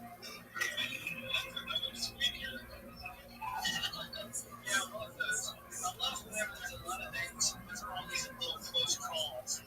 The bill gets bigger. It's a little bit more obvious who's it's going to be. Okay, let me make sure. 1, 2, 3, 4, 5, 6, 7, 8 people left on the wheel. Okay, the next 5 spins are going to be for, what's the number? Going to be for 100K OTCG. My bad, guys. Where are you? It's lagging for me. Okay, for 100K OTCG, let's see who this first winner is.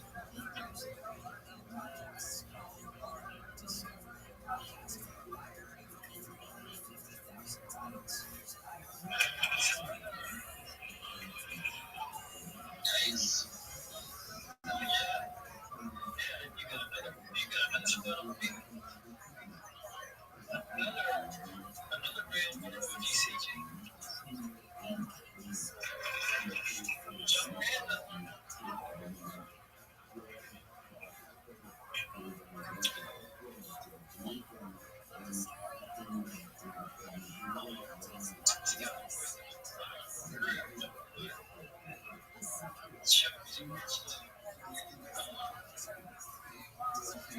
Okay. 3 more for GCG. It's going to be Jeff.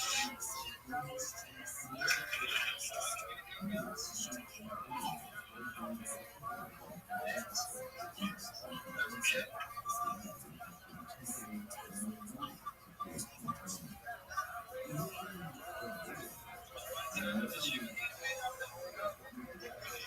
GCG.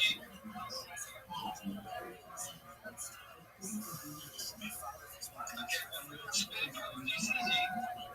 And then we get into our sponsors. My day.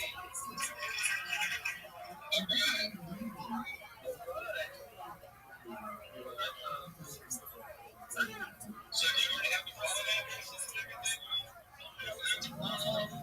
Well, yeah, yeah, for tonight, just send your wallet and give us the $3 to get it all together. And after this space, we all file that Brando space. And, I usually wait till it's easier to get it all together. Plus, we said for the multi-sig wallet, we have to wait on the for the side. Okay, this is for Solano winnings. This is for the 5% of the pot. This is going to be Cute Tiger.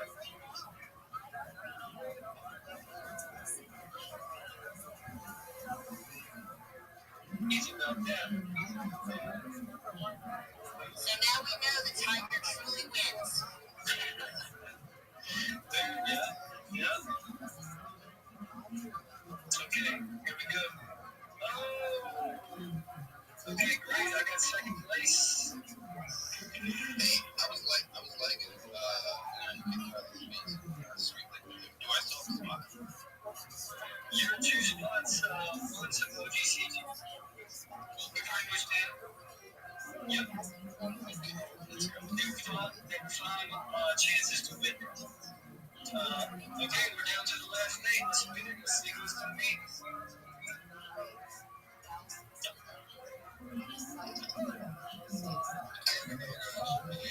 Yep.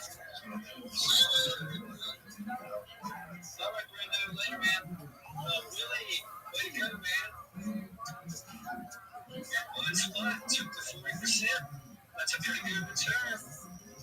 And, everybody, that was a lot of fun. Glad y'all could come out and play. I like whenever it's really close on the line like that. It's fun. You won the main pot. You won 40%. Yeah. Yeah, way to go. Congratulations, brother. Yeah,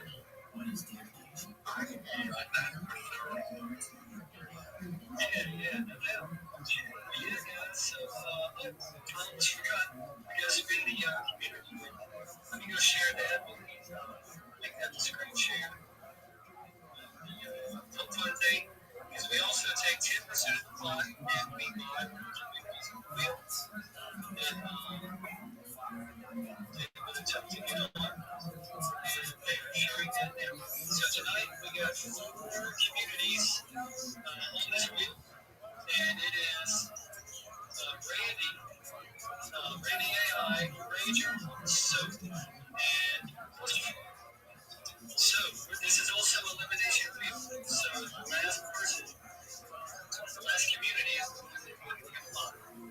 Here we go. So, hang on a second. Now, where'd you get those from? where did I get the communities? Yeah, they were in here. They bought individual spots. Oh wait, you know what? Glad you said it's easy eat. Oh yeah. You're absolutely right. I just want to make double sure. Oh jeez. No, I'm glad you did. I mean, you know with all this. And then you made me realize that easy eats also has contributed a lot to this week's video. So thank you very much for watching out for that.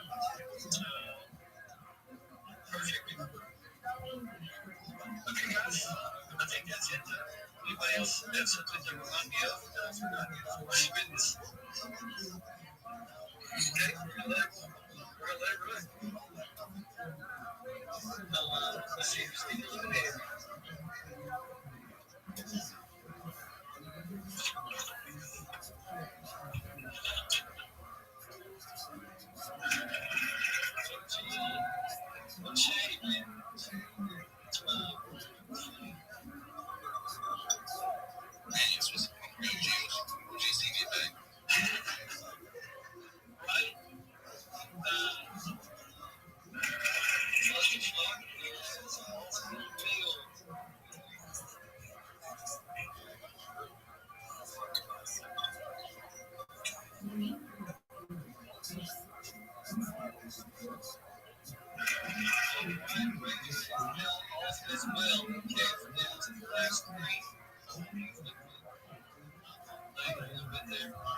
Okay.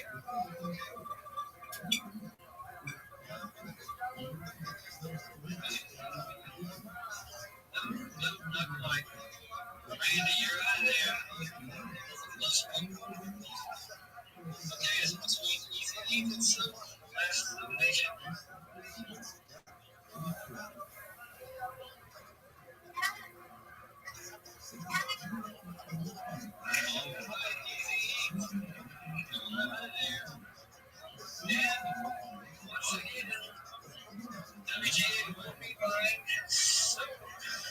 Let's go.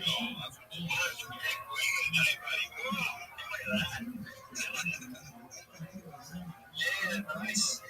Yeah, that's right. We have 5 or 6 times. Also, so many months. I lost track, but we still love every bit of it. Right? I'm glad y'all reminded me for sure. I think I'll see you somewhere now. Glad that we have a team. Yeah, congrats to everybody. Congrats to the team to keep everything on track. I thought it was going to be big today. Question for you. I am sure.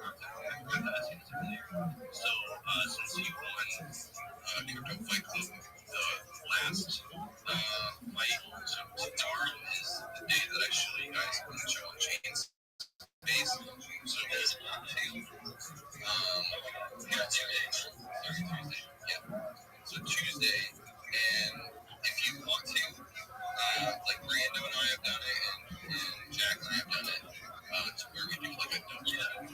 If there's a time slot that works good for you, let me know. Because I know Tuesday you're going to be used to it. So if you want to do it earlier, before that, and then you can also say, hey, whatever, you know.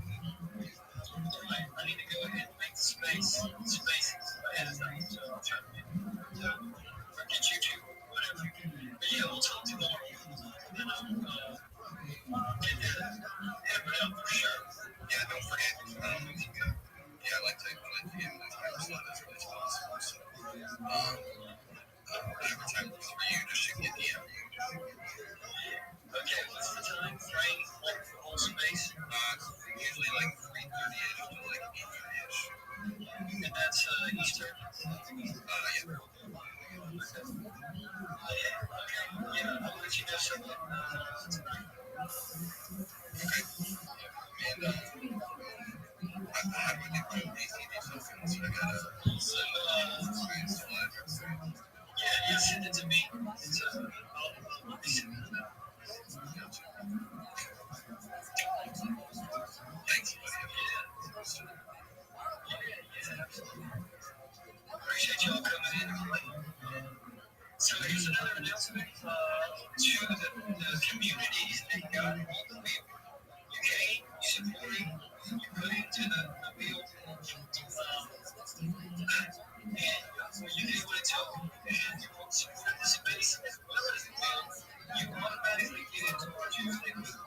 That's where we spend a community, and we all kind of put a little extra. It's nothing major, just a little fun. We put up some prize money. So definitely check us out for our Tuesday space. And one of the communities will be purchased. But you do have to show up. That's kind of the way it works. You gotta show up. We got Saturday night space for that. And you just gotta help. Another person. You can take it like yeah, I think that's actually can I don't mean to cut you off. We're gonna do something and I don't want to shut take your time, whatever. But do you mind if I throw Brando's Mr. Fox space link up on the channel? Yeah, let's get when we go in after this. And so people, if anybody's like not busy after this, thanks again. Sorry. I didn't mean to be sorry. But everybody have a good night. See you later, man. Yeah, man. Yeah, do that. So, yeah, if anybody wants to just do the aqua, maybe double the people that they can do, they should do the coins. There's the aqua photo segment, second box down. You can get aqua there. If anybody gets it, send an airdrop to your wallet to top of it. And if you get more than one silver, that's true. So that's pretty neat. Yeah, okay. That's you can check there, just have to show it through your phone, otherwise you can watch it and you can watch it data for the bar. So but yeah, aquas double dips. Yeah, so where is it? I'm looking at this checkout zone too. Splashpad. Yeah, so click into the coin, it will sold to you, and then it's down on the right on your buy and sell. There's two little tabs. Stay aqua and get a aqua. And then so you can have a bunch of days aqua and choose. It's actually called wonderful in the soul. What is your market cap at? The market cap?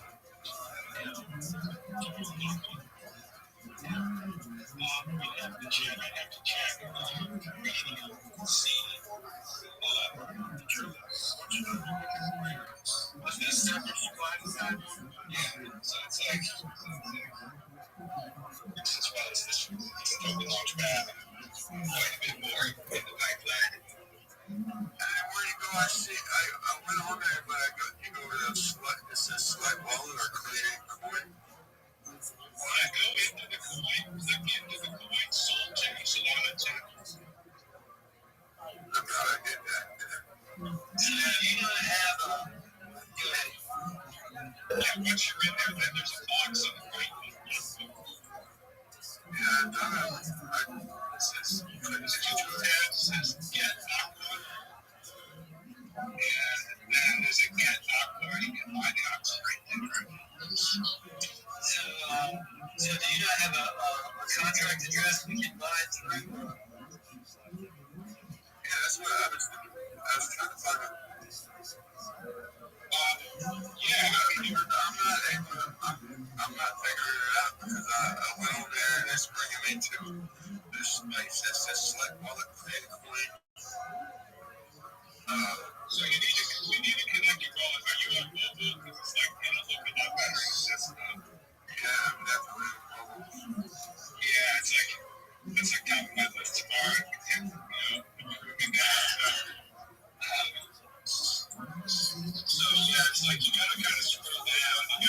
the way down to the bottom, and then below the buy and sell is the fucker. Does this offer apply if we just use the contract address and buy it in a different way?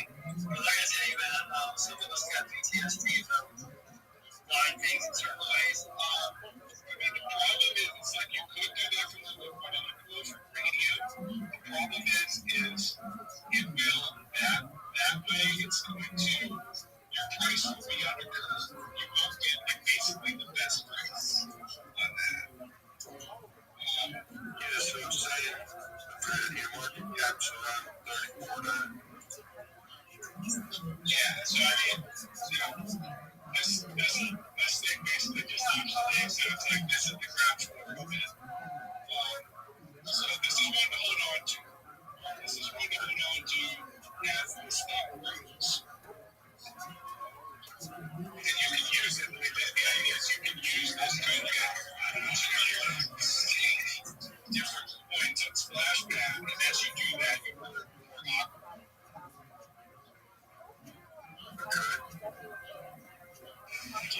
And I was going to end it with this. The next two buys that buy OTCC and hold it, I will deposit in your wallet 50% once you buy OTCC. I might end it like that. But be sweet. So the next two. Nice. Yeah, I'm doing 100% double up because it's more to the soul than we're doing 200%.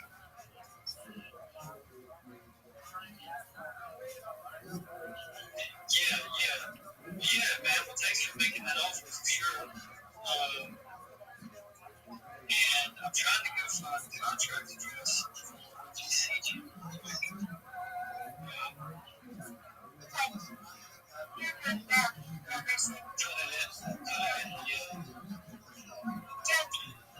Comments in case somebody wants to do that.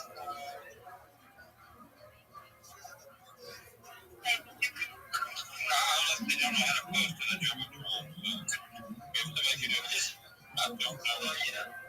Can you post it in the comments? Yeah, I can do that.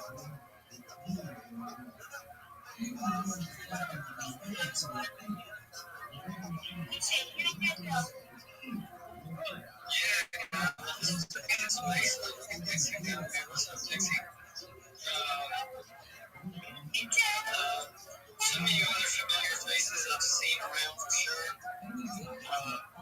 Honky Tonk, definitely seen you before. I don't think there's anybody coming in here I'm not already following. 32 Drea. You don't even read the news that send you my wallet. Or you still got it. You still got it. I can see the transaction on the blockchain site. Send it to me again.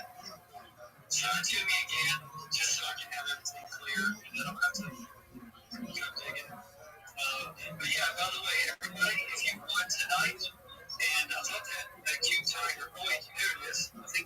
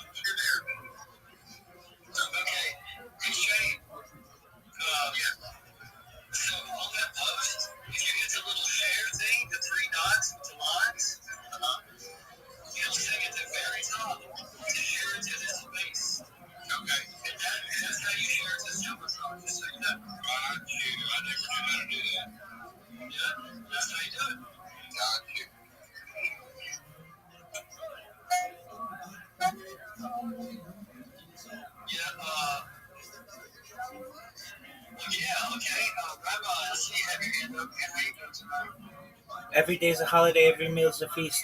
When possible, may I please share my project? Yeah, let's hear it. Excellent. Thank you for the opportunity. I'm Rabbi Rothschild. If you don't know who I am, you will. I stream my life 24 hours a day, 7 days a week, 365 days a year for world peace. I have been live streaming since the pandemic, more than 4 years. We've seen the death of a queen, the birth of AI, the coronation of a king, and everything in between. I'm going to ask William, can you please mute your microphone while I'm speaking? You gotta let hot mic, man.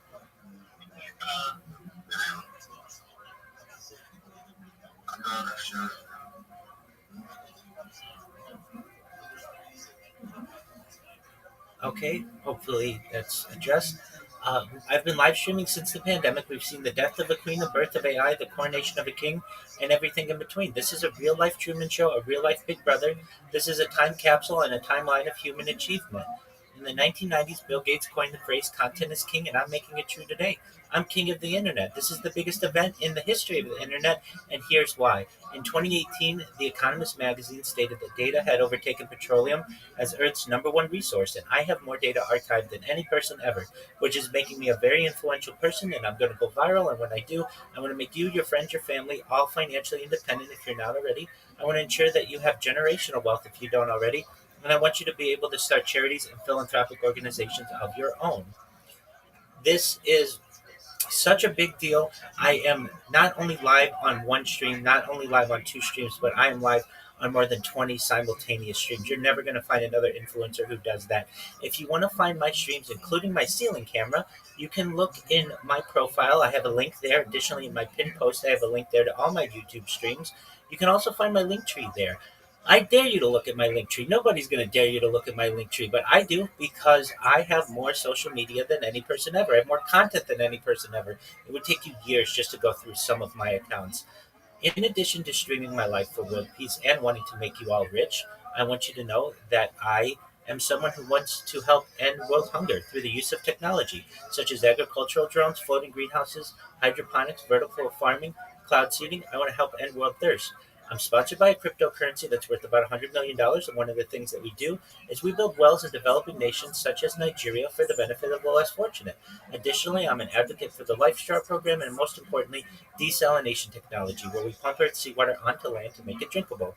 If you're a social media marketer, if you have a project, if you're a Web3 guru, a reply guy, a shiller, a raider, and you want a free coach, mentor, and friend, feel free to join my Discord, discord.me/rabbi. We just surpassed 2,500 people there, and we continue to grow. We'd love to make connections with you there. All of the advice that I give is free, and all of our strategies are free. Most of all, I want you to know that I'm here to support you all, both personally and professionally. I want to see your projects succeed. I want you to know that I'm here to be a positive person in your life. I'm here to have an optimistic view on the future. And most importantly, I want to give people hope. And with that, I sincerely want you to know how much I appreciate the opportunity to share. Yeah, man. Yeah, you got the speech down, man. You came in here last week and made an impression on us with the way that you delivered that, for sure. So, yeah, and tonight I heard you say something about a ceiling cam. Did I hear that right?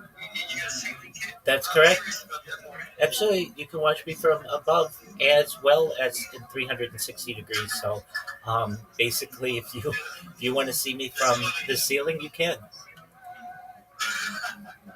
It's good to have options, man. But I have a small business, and we have, we do recycling subscriptions. And people, we have options. And some people choose some options that really different often than they would choose because I'm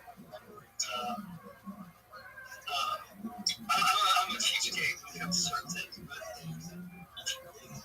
cool. Thanks for sharing that out there. For sure. Is there anything you want to put up in the jumbotron before you exit?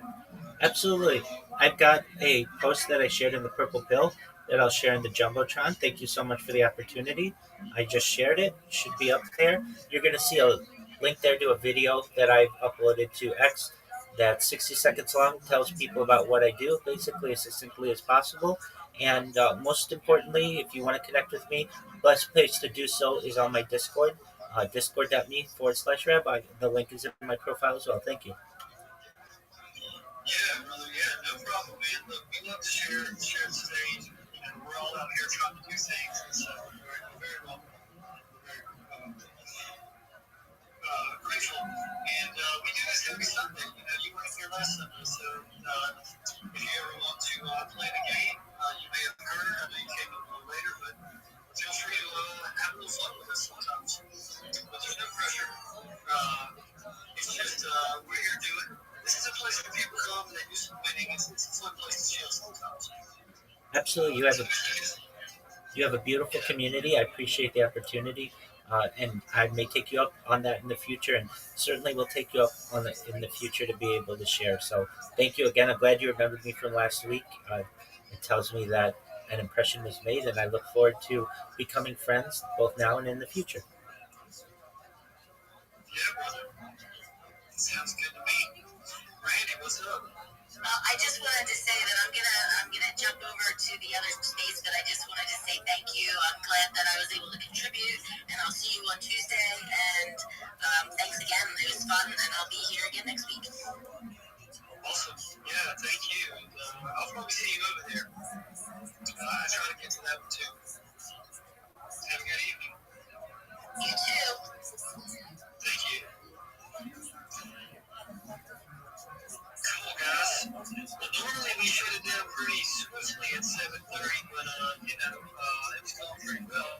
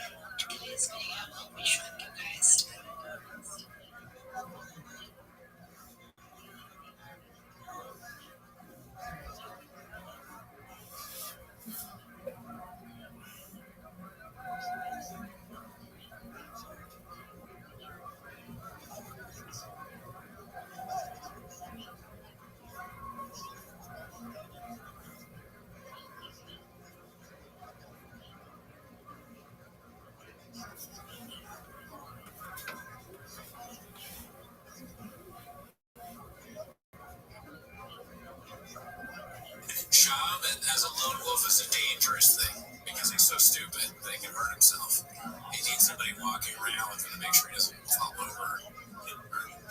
There's no shame in icy. There's no shame in eating a pack. Damn right. That's why there's the three of us. We couldn't do two anymore. Yeah, no. If it was just one of us, we'd be lost. Just like Shop was at that wedding. I wonder why his wife didn't go to the wedding. I think she's busy selling stuff on Instagram. What's that about? I don't know. She just has an IG, and I heard she sells things on IG or whatever. Oh, okay. So she's like an IG mom. Oh, is she? So she doesn't make products and she doesn't have a business. I don't know. I haven't really looked into it too much. She's like an attractive woman on it, like a butt model maybe. Mm-hmm. But the last time I looked at it, it's just her and her kids. I don't know if she's selling her kids now or what. Yeah, I'm trying to get rid of Tiger in Boston, dude. Tiger in Boston are their names. Dicey. I don't want to talk about it. The kids though. I mean, that's Shop is threatening people left and right. Yeah.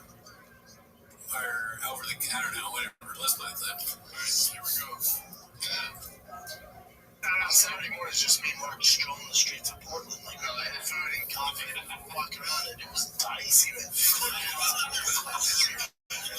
Dramatic because you guys have homes.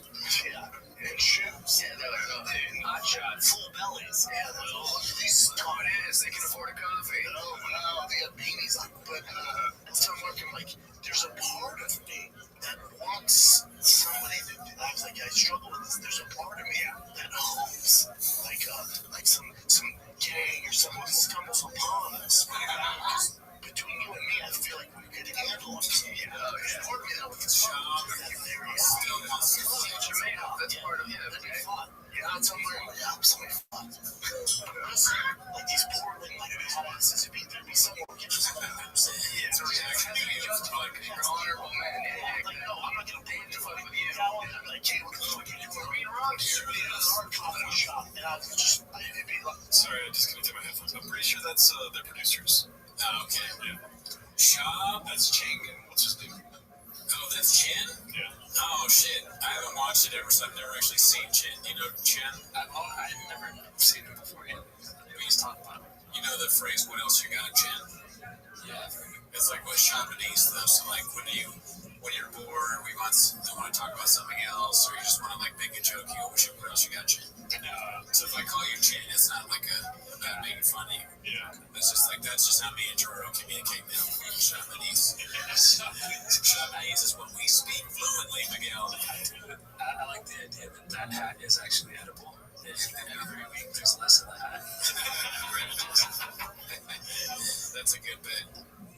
Ran out of one of my hats, man. Hey, Chen, what other hats you got, Chen? Dude, he's like he still wants to fight. I was about to get a tattoo. Is he gonna go back? What is this? This is an old clip from Shops. Let me go to the beginning. I don't know why the fans always just beats the shit out of this guy. Here you go. I don't know. I get the feeling I could win the fight. There's haters out there, whatever on Twitter or wherever they're at. They don't like raccoon tweets. I just feel like if I could literally just sit down and have a conversation, I guarantee you they'd be a fan. At least they'd understand where I'm coming from. Yes, come on, raccoon tweeties. We've been talking about this nonstop. Miguel said he can kick your ass. What? I'm kidding, obviously. I said Miguel so he can kick his ass. Miguel, what are your thoughts on Shop? I haven't heard you say one word about Shop. I mean, I don't know much about him. I mean, he's probably not the best comic, but he's probably not the best comic. You're on 10 minutes of Shop, Miguel. Now's the time to be honest. You have a minute and 30 seconds, because right now you sound like a big fan. Shop, I mean, he might not be the greatest, but he's pretty good. Is there a Mexican salsa bit? Or a Mexican cookie? The thing is, I have sat down and talked with them, so I did it for them. Oh, yeah. You had 5 minutes of Shop. How many minutes did they give you? 2 minutes. 2 minutes? What did you guys talk about? That's all it took, dude. That's all it took, yeah.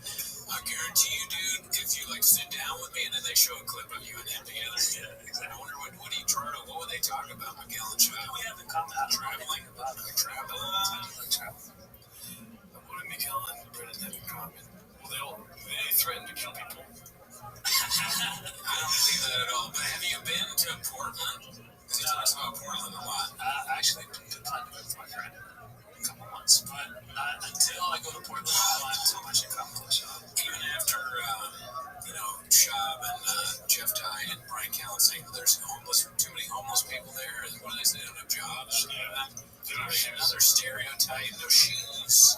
These guys are very stereotyped. I mean, they're like a wing of like the government or something like that. They're like, oh, these Antifa guys.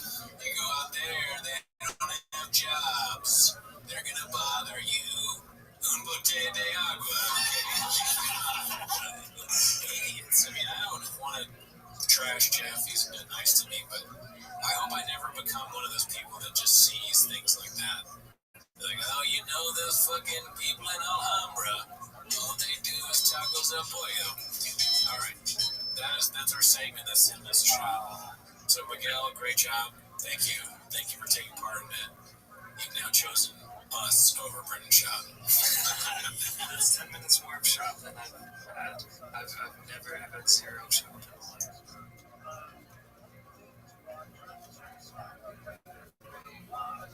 This is the story of the one. As a lineman, it's his job to keep the power on.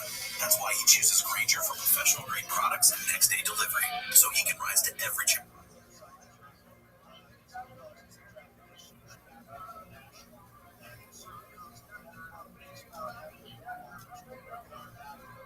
You know what we gotta do?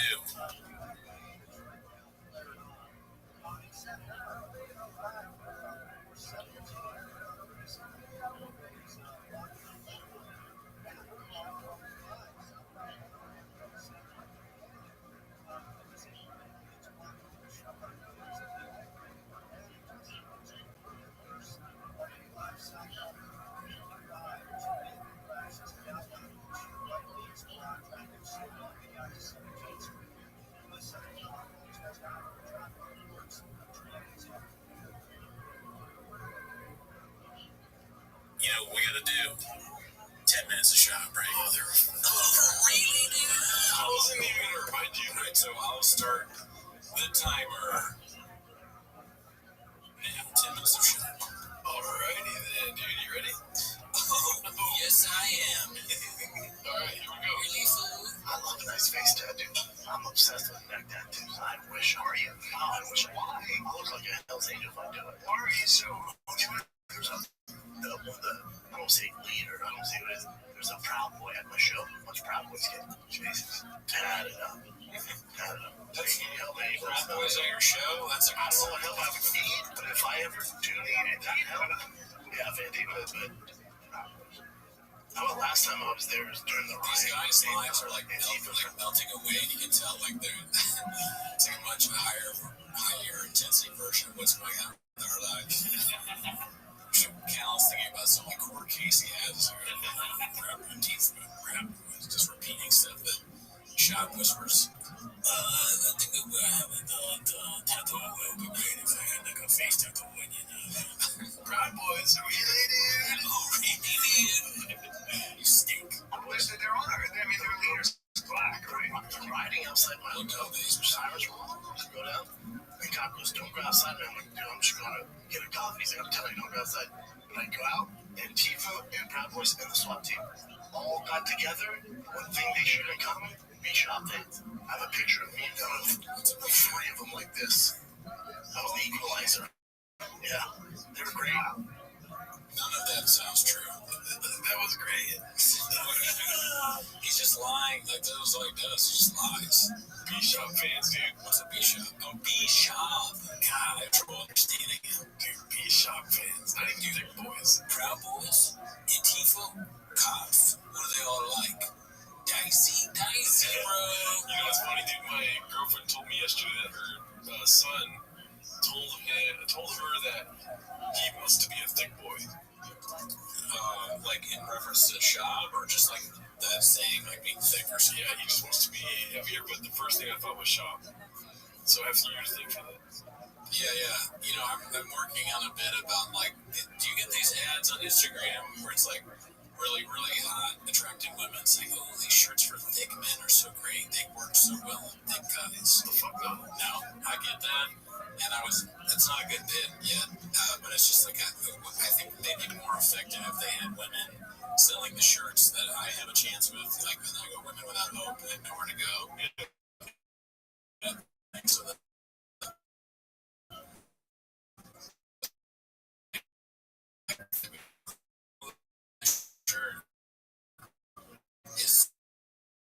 so comfortable, I like it so much. My sister's about to evict me from my house, and I had to ship it. It'd be obnoxious, I think, to say that. You don't need to come up with like a saying like he's fat but he's fun. The guys that are like that never actually would say I'm fat but I'm fun. They just work because they're confident. I'm fun. I'm good eggs. We love a fat guy, don't we? Okay, yeah, Travis, fat but fun, dude. Bang Bang show open up for shop. Yeah, that's much more about Chamonix. Oh, I forgot it's a fucking 10 goddamn 6. Chamonix. Did you sing the second one? Yeah, I think so.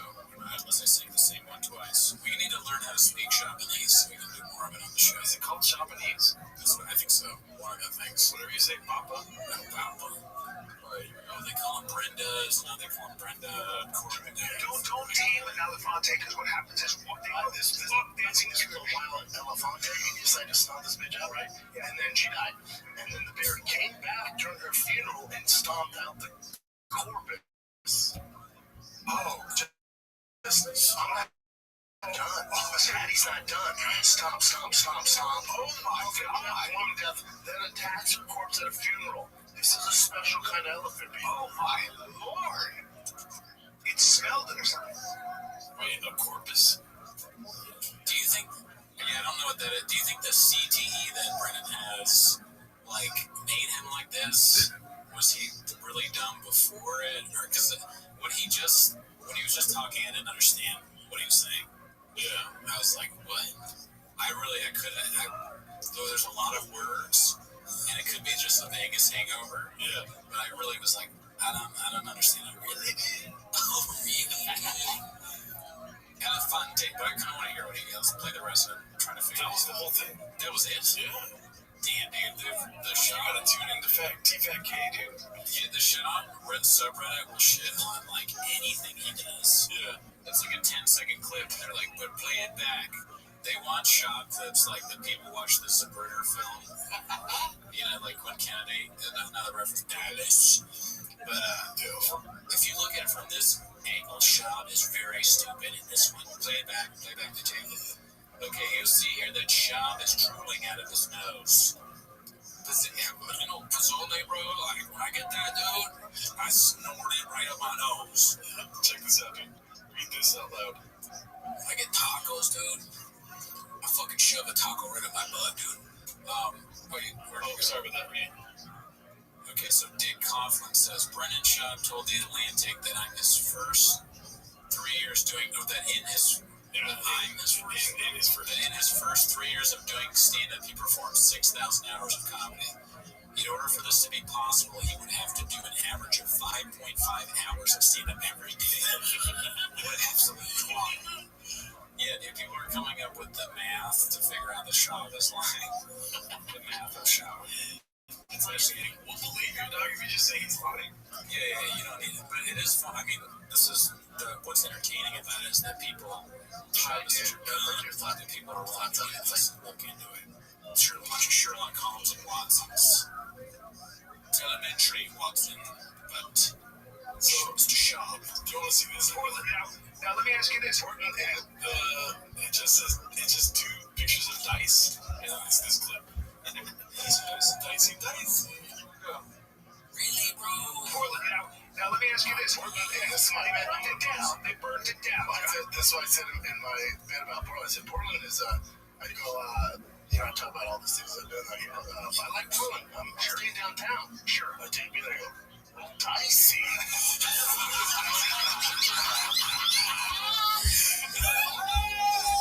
He thinks that Dicey is like a great, it's a very intelligent bit that he's created.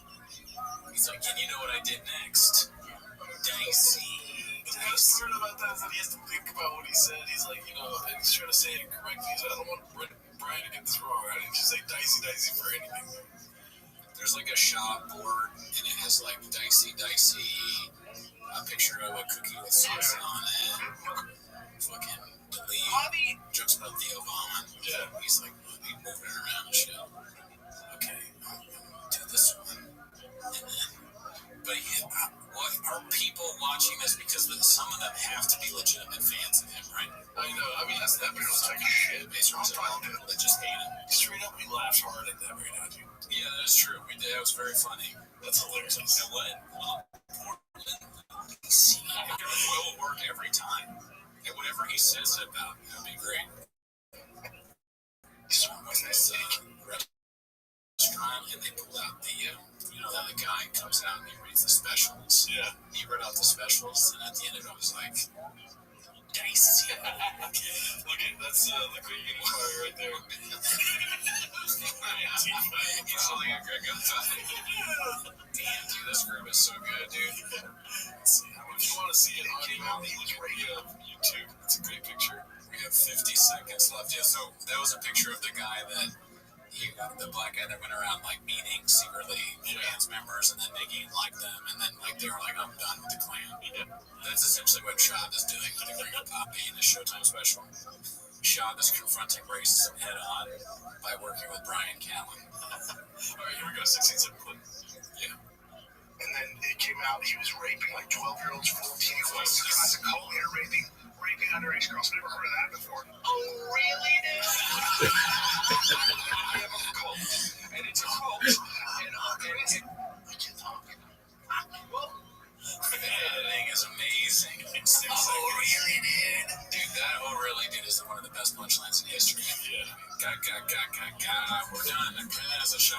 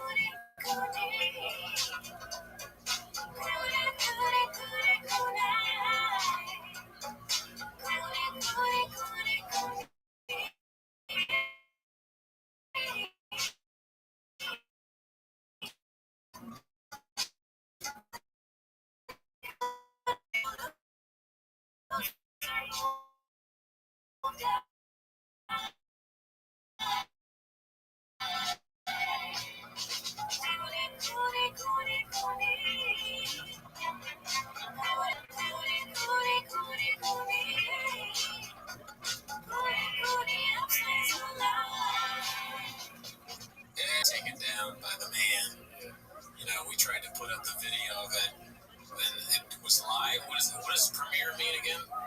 Premiere just means that the episode is premiering. Yeah. You can kind of component it as live, but it knows it's not live. Yeah. Well, anyways, it got taken down, but not a copyright strike. Yeah. Just a regular old strike. Yeah, no, just a claim. Just a claim. Someone made a claim against us that it was, so you can listen to it on that. And, we came to an agreement. No more, unless Shab does something really crazy. Oh my god, here we go. No more full Shab episodes. Actually, you know what? I take it back. There could very well be. So, in the future, I mean, who knows? We came to an agreement before. What if we are? Yeah, I don't know. Yeah, you said that. Oh, I didn't think you said that, and I denied. Yeah, it was a clip or something like that of Shab. But what can he do next that would get? Like, he did a 25-minute YouTube special. What could possibly be the next thing? I'm fucking, definitely like a racist tweet. That'd be great. Yeah, of course we cover that. Yeah.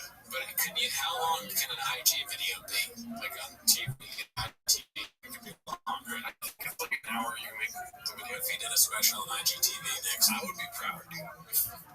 Dicey. It's so fun to do that shit. I saw shout out to Alistair Williams. I saw my chatterbox, and the entire night he was like people would go up, he'd be like dicey, and like, what else you got, Jen? Blockbuster. We're having a good time. It's very, and I'm supportive. Look, don't know, you probably can't see, but got the Gringo Poppy t-shirt. Thank you to Oathman, Sheriff, and Blue Shorts for sending us a birthday gift. I like how I didn't ask, but you shipped me a picture of the shirt. Yeah. You said Oathman got it for me. Yeah, well, I mean, I kind of wanted you to know that I didn't pay for it. So. Every time you brought it up, you make sure that you... Boy Squad, Boy Nation. I don't know whether I'm more Thick Boy Squad or more Fighter of the Kid subreddit. I think you're getting thick because you had some steak today, dude. I know. I went on the Firm's Dollar. I went to Houston's. Got a wood grilled prime rib. Very AKA wine and dine, dude. Wine and dine and pay for it. Got shared a key lime pie. That was pretty good. It's been a good day for me. Some might say best day of my life. I had a burrito at Spanglish afterwards. Yes. Feeling a bit full. I have an update, by the way. What's up? So I went to Tacos El Pollo the other day, and it was a different cook. Now, I don't know if you remember the story. Do you remember the story? What story? About Miguel fucking leaving the country. Right, he didn't pay for his burrito or whatever. Yeah. And why did the lady let us slide? Because she said that it was a different cook that was there. This was the fucking cook, dude, because he treated us with a fucking attitude, dude. Right. Yeah. Yeah. What did he do? He, so we ordered our stuff for here, whatever, and he put all our stuff in the to-go stuff, and you know Miguel, right? He walked over to the guy, and he was like, but I ordered it for here, and so the guy grabbed his food with his hand, just like full-on, like, exposed moita or whatever, grabbed that shit, put it on a to-go or for here plate. If I was a taco truck guy, I could see having fun disrespecting Miguel. Yeah. He's so soft-spoken. Yeah. He probably went up there kind of respectfully. He was like, hey man, I would for you. And he's like, and then you're just like, I'm gonna fuck with this guy. Fuck this soft-spoken, nice guy. What are you gonna say about this? You're like turning him into Sebastian Maniscalco. Aren't you a bear? It's not a blade. What are you gonna do, Miguel? Yeah, so it's 10 minutes of shop. We promised the people. Right now, 10 minutes? 10 minutes, pull up a clip. All right, let's see. I'll start it. Once you pull up a clip, I will put it on my watch. 10 minutes of shop. All right. You got. What if there was a study done and that's all people can take? Doctors say over 10 minutes of shop can cause bleeding. Less than that, kid. Here we go. Alright, I'm starting the timer now. Doing shows in New York for my special. Really, dude? It's been a while, man. Disgusting. Who said disgusting? I don't know. I think he's saying just like people like that he talks to. Right after the South Street shooting, he's doing this. Oh, really? Wow. Dang. There was a shooting there? There was a shooting. Some people randomly on South Street. They have no idea why. I don't think there's been any arrests or whatever. Yeah. Maybe it's because they were trying to prevent shop from being standing there. Jesus Christ, Spencer. I leave it to you, dude. I did not have that pre-written. It was just Leave it to you. I'm sorry. Oh, my God. I love this place. I don't get the hate from Philadelphia. From everybody. I don't get that. The hard-working hate. You guys are like the British Shaw of America. He's leading it. Not bad. Leading it. Maybe he's taking my advice. Is he watching Raccoon Tweetings? Maybe. Is the Gringo Poppy watching Raccoon Tweetings? I'll say one thing, dude. It's different. It's different. It's ridiculous.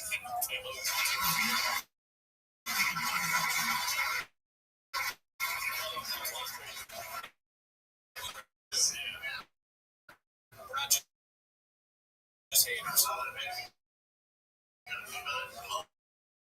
Oh, cheese steaks. My favorite. God, why is he so hack immediately? We're trying it. Like he had the one joke that he's ever done where it's like, you know what? Self-deprecation, a little bit of self-realization there. Immediately hack steak and cheese jokes. Yeah. Pats and Geno's. God. Moron. All right, put it back down.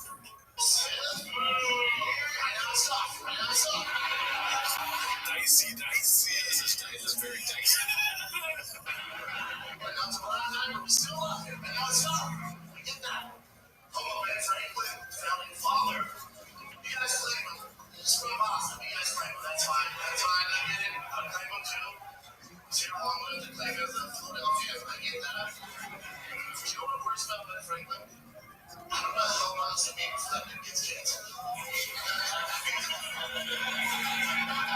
don't know. You can't. I don't want that at all. But dude, it's dark history, man. Dude, kids culture canceled Dr. Seuss. You don't think that'd come from a boy Benny Franklin, sir? Have you really taken him? Dude, I toured his house. I'm like, dude, I gotta check out where the door goes. Really, dude? What's cancelable about I know he got with a lot of chicks. Okay. He was like, I think he's well known for getting with prostitutes. Well, he was also openly racist.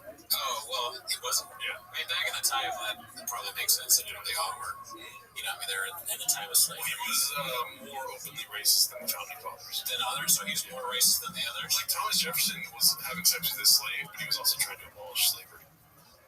And Ben Franklin wasn't trying to abolish Ben Franklin was like straight up just saying like that black people are inferior and stuff.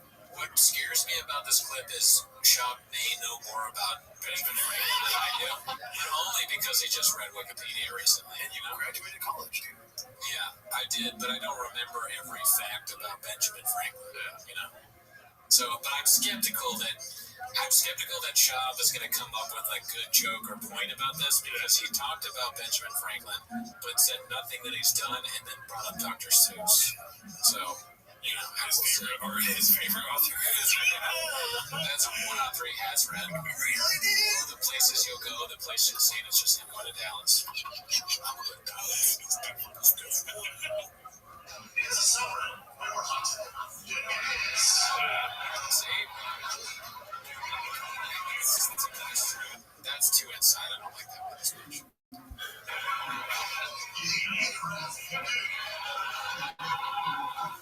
It doesn't make sense. It doesn't, because Benjamin Franklin does not have a subreddit. He couldn't have a subreddit. It's just not funny. It doesn't really lean in for me. Also, Brendan Schaub did not invent anything. You're comparing inventing electricity to. Well, also, Benjamin Franklin also paid somebody off to invent electricity. Like, he saw some dude doing a trick with the kite, and he was like, hey, that's pretty neat. What do you think Benjamin Franklin's Brian Callen is? Who is his chin? Who is that one guy? Alexander Hamilton was not the same. Alexander Hamilton. Yeah, he was. Oh, he was. Yeah. Oh no, I was thinking of the badass, the president. John Adams. No, John Adams at the same time. John Adams. You're thinking Andrew Jackson. Yes, Andrew Jackson. Yeah, I don't really know. I'm bad at the time frame, but Andrew Jackson was the 16th president or something. That's Abraham Lincoln. I think Andrew Jackson was the 10th. Jesus Christ, Brendan. I'm tired, man. I'm tired, dude. I'm tired.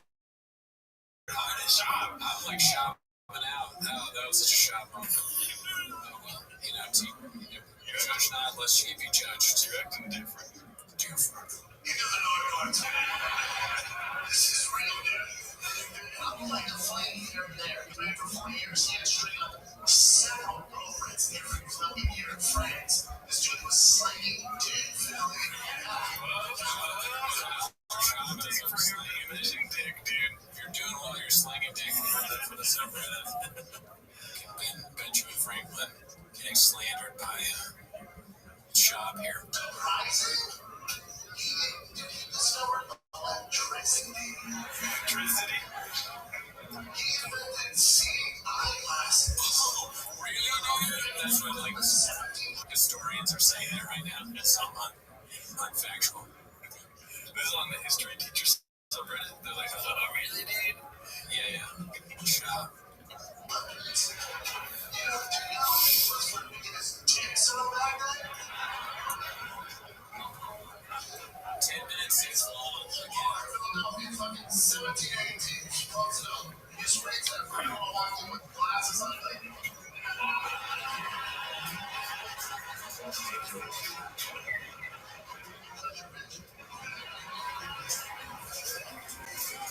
I will say, Brendan Schaub would be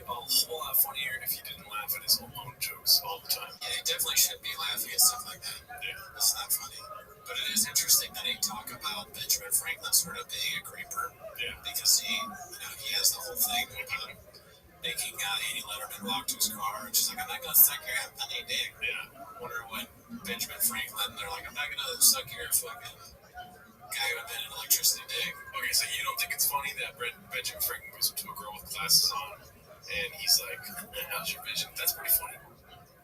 Because he's going to hit on the girl by saying that he invented eyeliner. I guess. I don't know. I mean, if I have to explain it to you, it's not funny. Yeah, it's not good. Yeah. It's beautiful. Yeah. It's not as good as any other jokes I've heard today, Yeah. What's the best joke you heard today? I've been at work all day. I don't know. I'm trying to think if there's anything that stood out today. No, not the work. Work was just eating steak. Do you ever try to make the servers laugh? Sir, we still have a minute left of shop. Fuck. Of shop. That's the end of the clip. What else do you want to say about it? Has there been any controversy with them lately, or has the Bobby Lee shit over? Guess what, dude? Not keeping up. Not keeping up at all? No. I want more shop content. I'm like, I'm enjoying the shop shit. Yeah. Well, you want to see if there's another video? Yeah, well, we can see how long it takes you because we have 1 minute left. Okay, I'm right here. Let's see the first video. Boom. Let's go. Of course, the videos. I heard something.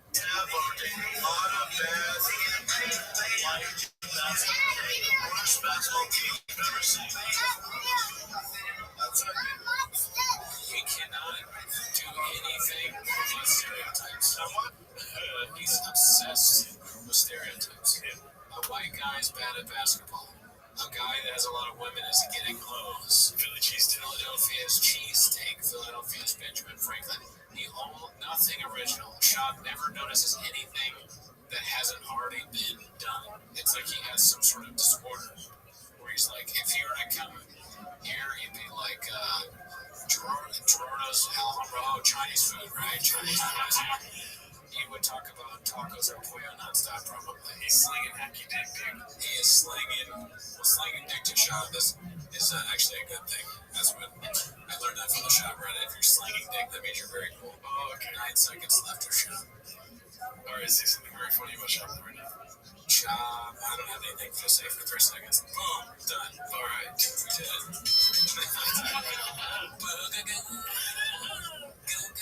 That's all you get, shop. I feel like I'm in hell. I feel like you're gonna be like, now the next segment, 20 minutes on the show. Yeah, now the next 30 minutes. A full hour on Brian Count West Shot. All right, pull up that article about that we're going to talk about. All right, here you go. All right, so today, I don't know if it's today, but there's a Washington Post writer, Dave Weigel. Yeah. Dave Weigel. Never. He's like, I don't really know who he is, but I remember seeing him on Twitter because he's one of these like news journalists that has like a Twitter following. So every once in a while I'll see like a retweet. He has a cartoon profile. I don't trust people with cartoon profiles. Yeah. But so he apparently retweeted, I have a picture of him on my phone, so he just read it off. He retweeted somebody named Cam Harless, who said, every girl is bi, you just have to figure out if it's polar or sexual. Yeah. And another journalist at the Washington Post retweeted that, and does it in the article what she said? Felicia Sunmez.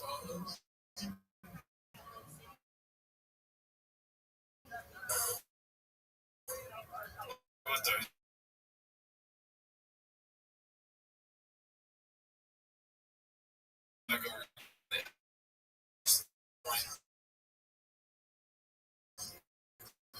So she said something like, "Oh, it's great to work at a publication that allows retweets like this." I'll try to find it. Semester Kissing wrote on Twitter. Oh, there it is. Fantastic to work at a new. Fantastic. Yeah. So just right off the bat, the phrasing lets you know that this tweet, when you write like that or talk like that, or whatever your side is that you're on, even if you're right, when you're like fantastic to work, it's like it's grading. Fantastic to work in a news outlet where retweets like this are allowed. The Washington Post allowed David. My problem, my view, this is going to shock you, right? Please, listeners, but my views on this are nuanced. I believe they're new ones. My real problem with this, my real problem with this is that the tweet itself, every girl is bi, you just have to figure out if it's polar or sexual, is not funny. Yeah. You know? It's not funny, so if you retweet something like that, you're a moron. Yeah. Because you're tweeting something that's just not good. I'll break it down as to why I don't think it's funny, just like I would shop. So, every girl is bi. First of all, like, that in of itself is like, no, that's not true. That sounds like something like a weird lefty person would tweet. You just have to figure out if it's polar or sexual.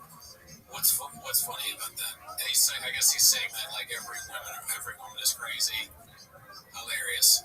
It's no different than the lefty Twitter, like the viral tweets about like men are trash or are men okay or men suck or that's all not funny. It doesn't make me mad, and I don't think these people should be canceled. They're just hacks. It's hacky shit, right? Like, you shouldn't, just because some viral, and it could be man or woman, because both men or women do the whole, like, you know, men suck or women are dumb. Just because one of the men suck tweets, they do that does not mean that they should get fired from their, 15-hour-a-week work from home barista job, you know? Yeah. They're just like, whatever it is that they do for a living shouldn't be affected by their tweets. The only reason you should get fired from tweets or something like that is if you tweet some horribly racist thing or say something like if somebody was like that shooting was great, I really liked that it would happen there, then yeah, fire them from their job. But there's this other tweet that says I'm not mad at the every girl is bisexual or polar joke because it's sexist. I'm mad because it doesn't include biracial and I feel left out. I guess, yeah. I don't understand that at all. Oh, she's making a joke. I don't think that's funny either. I didn't lie. I was laughing because of I don't know, but so this shit blew up like crazy. Yeah. This guy, the guy who retweeted it, has been suspended from his job. And then this woman, Felicia, what's her face or whatever, is going off saying that she's being attacked or whatever. And then nothing is happening to this guy, Cam Harless, who's the one who's tweeting it. He's the one who's not funny. So in my opinion, he's the most guilty out of all of them. Yeah. Again, if you find this tweet offensive, should it not be the person who did the tweet that you're angry with? Yeah. I still don't think that you should be that angry with it because it's so dumb that it's it should be below what you when I hear a really bad joke from a comic that I don't respect. I don't think about it for all day. I cannot believe this comedian who's not funny said something unfunny. I can't believe that this person who I've never seen do anything good, who I dread seeing at open mics, who always says something offensive. It's shocking to me that they would again say something offensive and unfunny. And that's why I look at this guy's profile picture. He's a big fat guy, big beard, cowboy hat. His name is Cam. What do you think is going to come out of his mouth? Dude, David Weigel has a tweet from 2015 that says you shut your whore mouth. No way. Yeah. Is he replying to somebody or what? Yeah. But you know how bad he's replying to Maya Angelou. He's replying to Jesse Burney. Who's Jesse Burney? Probably. But is it like a joke? It was in the old days of Twitter where there was no reply, it was just you're adding people. You know what I mean? See, because that sounds like a joke. You know how you joke with your friends? You say you shut your whore mouth. Yeah, you know how you say that to your friend. You do that. Yeah, I call you a bitch all the time. Yeah, exactly. But he does, though. And I think it's funny. Sometimes with your friends, you say you shut your whore mouth. You're not serious. That's what I don't like about today's world is when people get in trouble, they read text messages and tweets and they're like, I can't believe you said that you would sever them in half. Well, they're not really going to do that. They don't literally mean. It's just shit you say. It's locker room talk. There is some truth to the locker room. What Trump said was a little bit. That's kind of crazy. I've never heard somebody say, whatever he said about what did he say? You have to like grab him by the pussy or something like that. I've never heard another guy say that. But shit, like right before that, yeah, sure. Like this guy Cam Harless. Cam Harless has a show called Soup or something. Marcus So Soup. Yeah, was he like a gym stick prepper guy? I don't know. Let's see Soup Can Anarchy. I briefly looked up his profile. He seemed like he was just a conservative guy. He was retweeting like Jack, just keep it safe or whatever. And I was just looking at Jack right now. Yes. That guy's like a professional right-wing troll or something like that. He had a thing that I saw briefly where he was going to the Pizzagate place, which is just a pizza restaurant in DC, but people think kids around pedophilia. Why would you do it at a pizza place? Kids like pizza. But it's DJ. That's why you don't expect it. Yeah, which where you least expect it. A place where children always are. That's where you least expect it. I'm expecting to see tweets up there that I can react to. I had to tweet the whole time. I look at let's look at Cam Harless. Okay, Cam Harless. All I know is looking about that. Yeah. Let's see what kind of guy he is. Because I looked at it briefly and I think he's the same. But yeah, guys, I know I mentioned the other night that we were hoping to have the staking system up. So we'll test. And if all those go well, then we'll see us launch into space to dance around about the launching of the staking system. So that's the fresh new update on that. If anyone's curious, I'm very excited just to get my eye on that. Yeah, especially some of you that have been staking since essentially day one. And you're going to have a decent amount of points. So, fun little venture to see what that staking will finally earn you. But I'm telling you, you guys will love it when you see it. It's very clean, it's professional, it's legit, it's much, much better than the current one that we have. So I think, the community members, especially those that have been around for a while, I think you guys will be pretty stoked with it. We have the legend click coming in. Cabin needs to accept it. I couldn't even hit the button myself. What's going on, Click? What's up? Or if I had my hand up, just made my battery planner, 20 kilos of battery, which he had loaded. It was a loaded battery plates. That's good. Yeah, I threw a quick dinner, kind of in a similar vein. I air fried chicken fingers, chopped them up, and made a quesadilla. It was great, bro. Top tier mission, great food. But we got some more homies rolling up on the mic. Mr. Move, how you doing, sir? I'm big time chilling. You ready for drug hours? Yeah, of course, yeah. I'm just doing some laundry and big time chilling. It's nice to see all the legends in here. Tons of legends in here. Are you going to be horizontal soon? As you would say? Yeah, I will be in probably about 20 minutes. Let's go, bro. Can always count on you to show up every time. I'm glad you've been coming on the mic again. You got a stretch where you weren't saying nothing for weeks. You were just sitting listeners and spamming movies out throughout the space. Yeah, I'm going to be straightforward with you. It's when I stopped using the Sands, and I was really going through it, so I just needed to get through that, and now, it's been 2 months. It's I guess that constant brain fog just kind of thing. Yeah, I mean, I just needed to, just get through the, addiction of it, and then now I'm feeling great, so, great, I know I can tell. It's good that you're back. You're a quality contributor to our spaces, for sure. A couple walls, and a couple, what did he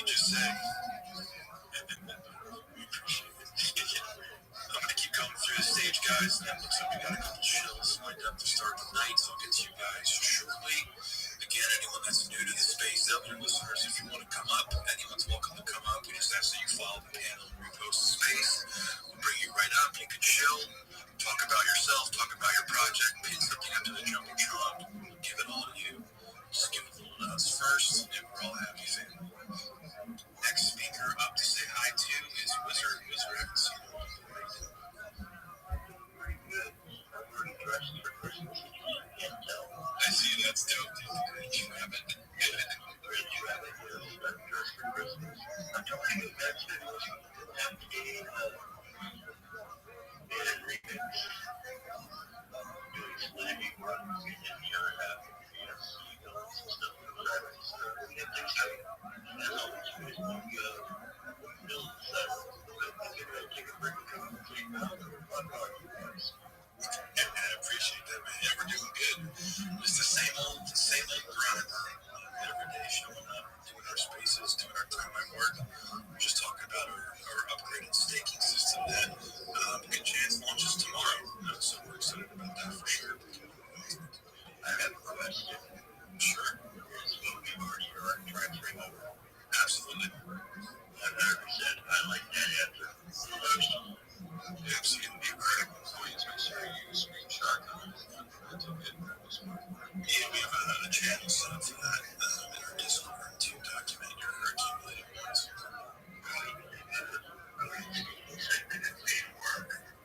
Just a couple seconds. You and I both know that, but you also understand that. But I sarcastically said, wait, I gotta put in work.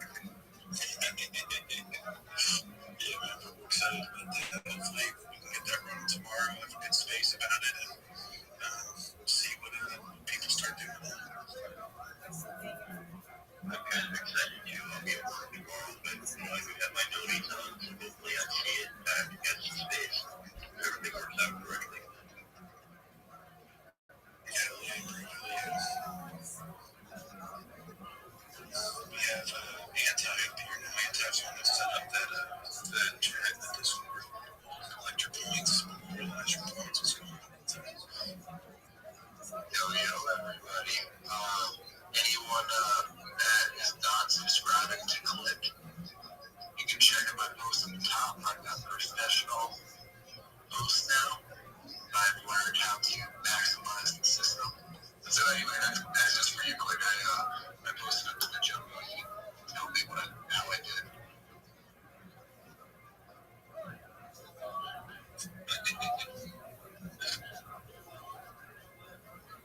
That looks great, Anti. Thank you. You might not be here right at the club. I was just about to go to bed. Let's you did something up? Let's go. We got the 1, 3, 4 locked down, baby. Let's go. One guy for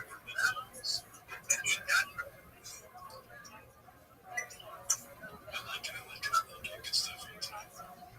I'm here for the DJ hours. My brain is half fried with beer, but it's DJ hours anyway, so I don't need 1 1/4 brain, so let's go. Great. Love it. Any kind of brain should is better than none. Exactly. I'm always here for the small, intimate family space.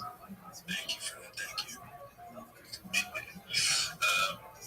I appreciate it, Anti. It was good to have you up here on stage. We have one more hello. Never mind. I guess I will drop down. I guess we can start going into our first shill. First shill of the night. I see Rabbi Rothschild, the legends here. A lot of you guys have heard the spiel before, but not everyone has. So, Rabbi, if you want to kick off for the shill of the night, it's good. Let's do it. Thank you so much for the opportunity. Apologies, I know many of you have heard this before. For those of you who have not, I'm Rabbi Rothschild. I stream my life 24 hours a day, 7 days a week, 365 days a year for world peace. I've been doing so for more than 4 years. My streams go back to the pandemic. We've seen the death of a queen, the birth of AI, the coronation of a king, and everything in between. This is a real-life Truman Show, a real-life Big Brother. This is a timeline and a time capsule of human achievement. In the 1990s, Bill Gates coined the phrase content is king, and I'm making it true today. I'm king of the internet. This is the biggest event in global history, and here's why. In 2018, The Economist magazine stated that data had overtaken petroleum as Earth's number one resource, and I have more data archived on the internet than any person ever, which is making me a very influential person. I'm going to go viral, and when I do, I want to make you, your friends, your family, all independently wealthy if you're not already. I want you to have generational wealth if you don't already, and I want you to be able to start charities and philanthropic organizations of your own. I'm unlike any influencer that you'll ever meet. I'm not live on one YouTube stream nor two YouTube streams. I'm live on over 20 simultaneous YouTube streams. 24 hours a day, you can watch my life in 360 degrees. I even have a ceiling camera, and if you want to check those cameras out, take a look at my profile. There is a link there. And additionally, in my pinned post, there is a link to my YouTube streams. Additionally, you can find links in my link tree. I dare you to look at my link tree. Nobody dares you to look at their link tree, but I do because I have more social media than any person ever. I have more content than any person ever. It would take you years to go through all of my creativity. Additionally, you're going to find a link to my Discord, which is discord.me/rabbi. You can connect with me there 24 hours a day. I love making new friends there. In addition to making you all rich and helping to bring about world peace, I'm an advocate for ending world hunger through the use of technology such as agricultural drones, floating greenhouses, saltwater greenhouses, hydroponics, vertical farming, cloud seeding. I want to help end world thirst. I'm sponsored by a cryptocurrency. Some of you may have heard of it. It's Harry Potter Obama Sonic 10 Inu, the ticker's Bitcoin, and it's worth about $100 million. And one of the things that we do is we build wells and water towers in developing nations such as Nigeria for the benefit of the less fortunate. Additionally, I'm an advocate for the LifeStraw program and, most importantly, desalination technology, where we pump Earth's seawater onto land to make it drinkable. If you are a Web3 marketer, if you're a reply guy, if you have a project, if you are a shiller or a raider, and you want a free coach, a free mentor, a free friend, feel free to send me a follow. I will follow you back. Send me a DM. I'll reply as soon as I can. You should know more than anything that I say, though, I'm here to support you all personally and professionally. I'm here to be a positive person in your world. I'm here to have an optimistic view on the future. And most importantly, I want to give people hope. And with that, I sincerely appreciate the opportunity to share. Thank you, man. You got that nailed down. Very well done. Did I hear he's got 24 hours streaming and now he's got new ceiling cameras? I'm a little bit intrigued. When you get those 4 cameras, then I can talk to you. We can market that. Sounds like a plan. Yes, I do have ceiling cameras. I've had ceiling cameras for just about the entirety of my streams. So, yeah, you can watch me from above like a helicopter, the bird's eye view of my life. Rabbi, I actually do have 2 questions for you. Go ahead. First question is, can you say what the name of the token that sponsors you? Can you say it's so I can make sure I hear it digested? Absolutely.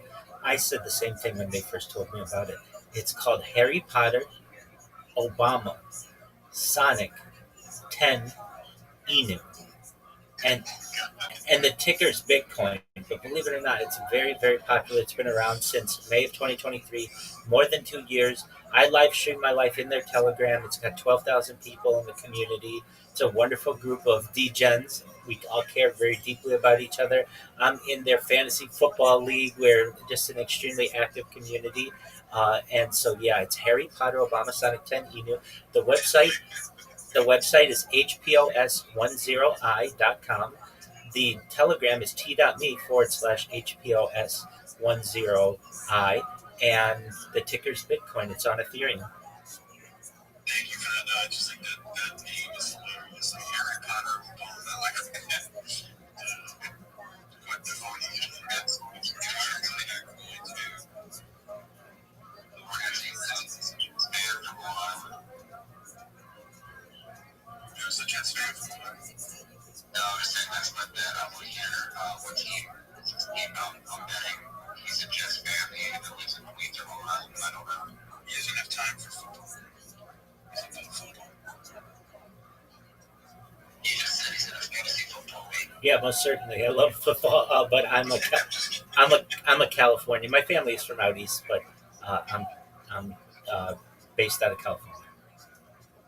My other question I had for you was, what happens if you have to take a dump or piss? Is that a classroom too, or is it a host together?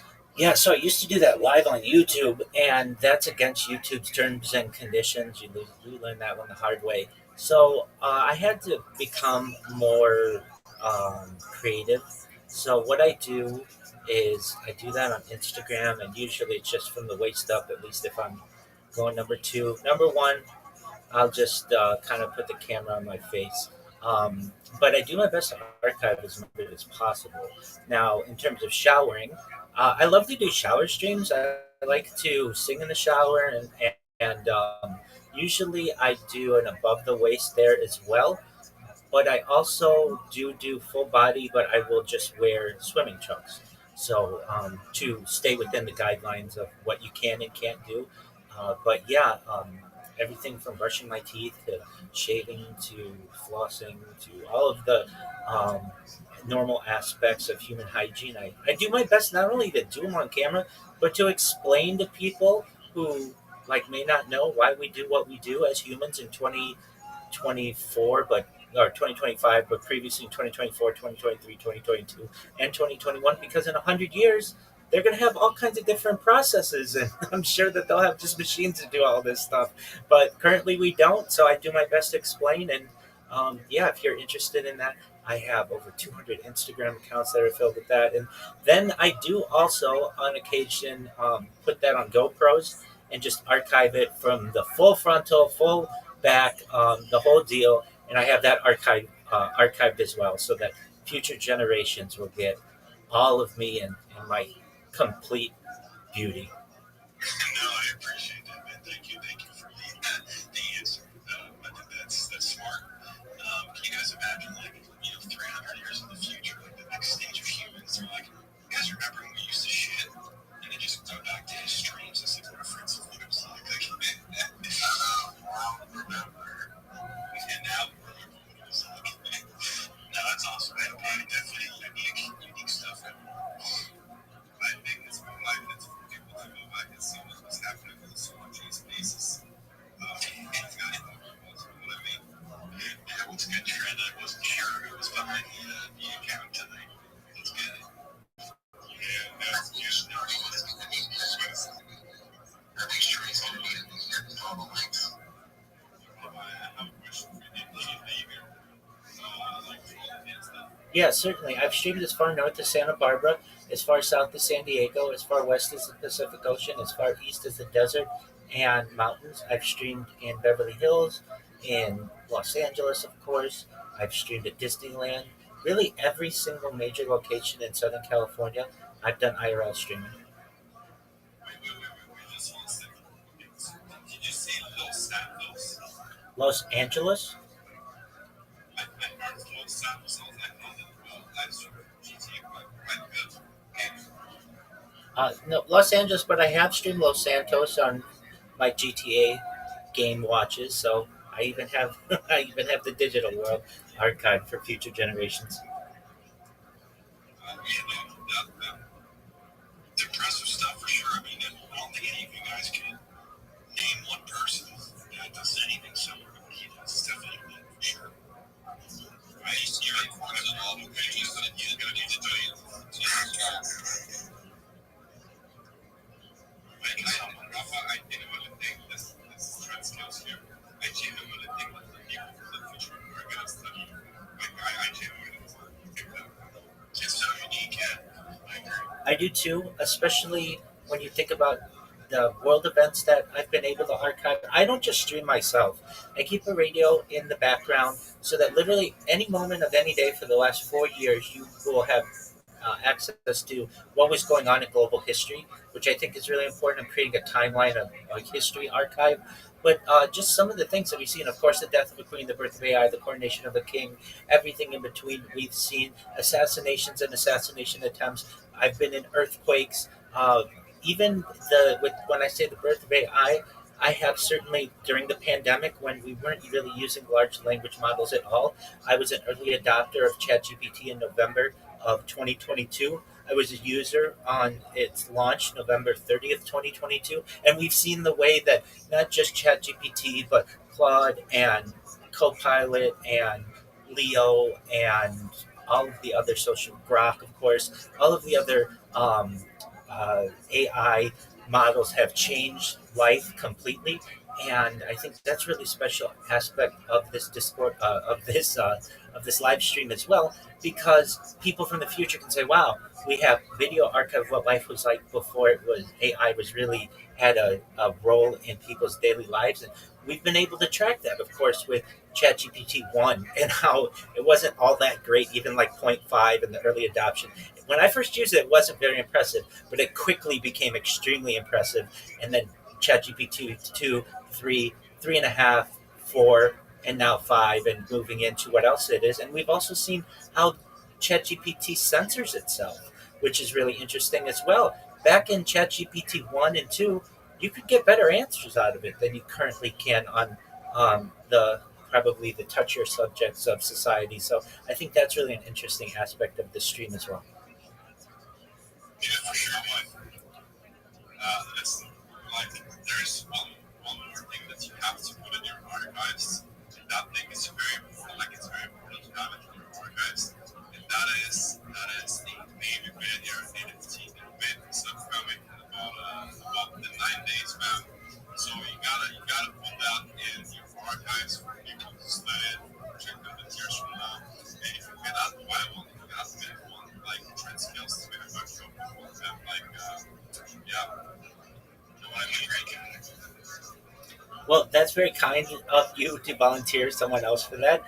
If anything, I do promote your coin, and I have been in many of your pitches. And believe it or not, when I'm not talking, all of your voices are being archived on my stream as well. So you all are a part of history too. And for anybody watching, either in 2025 or 3025, or perhaps even further in the future, make sure to buy the Baby Billionaire coin and NFT, I should say, and it's going to be worth billions. So there you go. Listen up, everybody from the future. Yo, champs, listen up. This is Trend Skills. Trend Skills is stack with wins on a daily basis. You gotta stack wins. Like Trend Skills, that's so yeah. Shout out to everybody. Like the materials from life, the materials from now. Let's stack these wins on a daily basis, man. You know what? Never give up, never back down. Be honest, cool guy, and they can tell let's go. Thank you for that, Rabbi. I do need to move you down, though. I have 3 requests. Absolutely. No issue at all. Thank you for the opportunity. Yeah, you know you're always welcome. Let's go. Thank you for that, Rabbi. I do need to move you down, though. I have 3 requests. I'm trying to yeah, you know you're always welcome. I know you've been coming by the last couple spaces. Definitely want to see you continue to come by and share your unique and incredible story. But listen, guys, I have 3 people requests. I just ask that you guys follow the stage and repost the space, and I'll.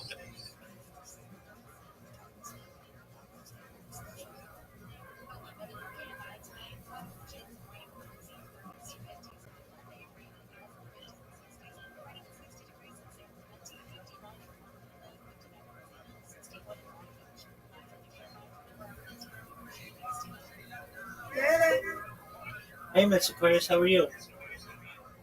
Hello. There we go. How are you, ma'am? Good. How are you? I'm lovely. Just one moment. Are you ready for me? And you played on the black man? It looks fun. I'm looking at it on YouTube. It looks fun. What looks fun?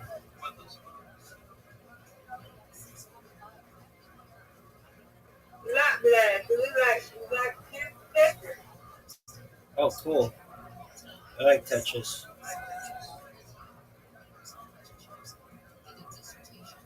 Okay. I can check for that one. Lot black is fun.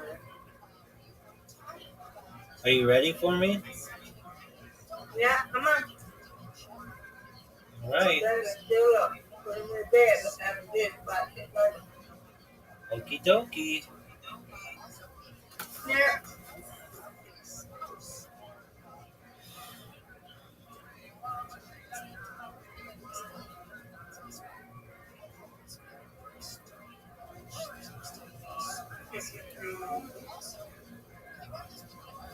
All right, Miss Aquarius. Yeah. You, my friend, have an invitation. Yeah.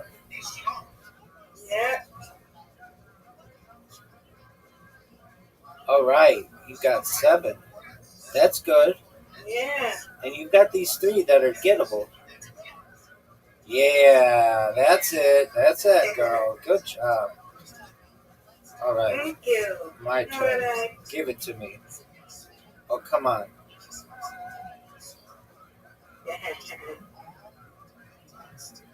Give it to me. Are you serious? Are you serious? That was dirty. It moved sideways. How is a pin supposed to move sideways and not go down? Get it, girl.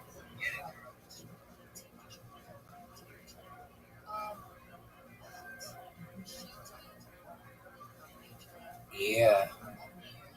Good job. Thank you. Come on, Rabbi. Give it to me. Right. I'm trying. You got this one. You got it. Hey, this fair.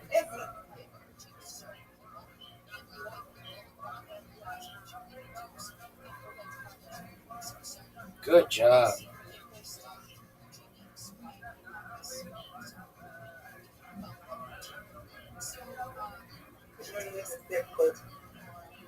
You got it. Okay, I did. Miss Aquarius. Look at you. Spare, spare, spare. Oh, this is tough. This is a split amongst splits. Give it to me. That's what I'm talking about. That's what I'm talking about. LFG, girl. All right, get it. Big time. Big time right now. Ooh-wee. That's a big score, Bam.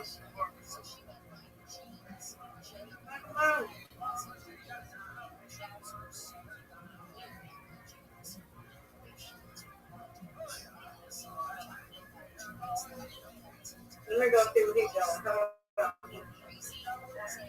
Real quick. I gotta see what he's doing. Papa? Papa? What you doing?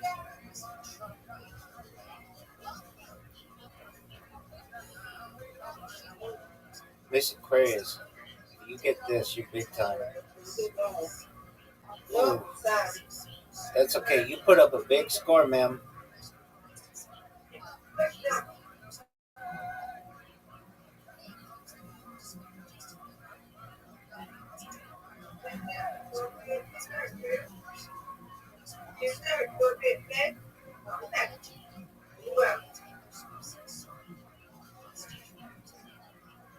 Yay! Nice win. I win, you win. Yes, ma'am. That was great. You put up a big score. You come on now. It's your turn now. No doubt, Miss Aquarius. No doubt.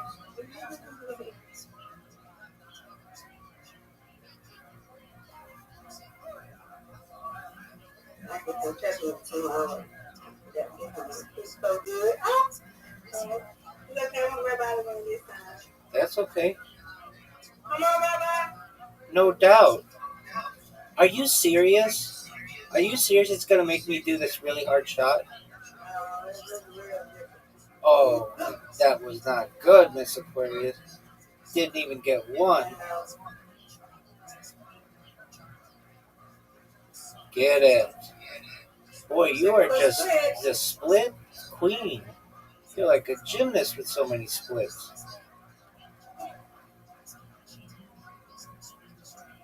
Get those 2.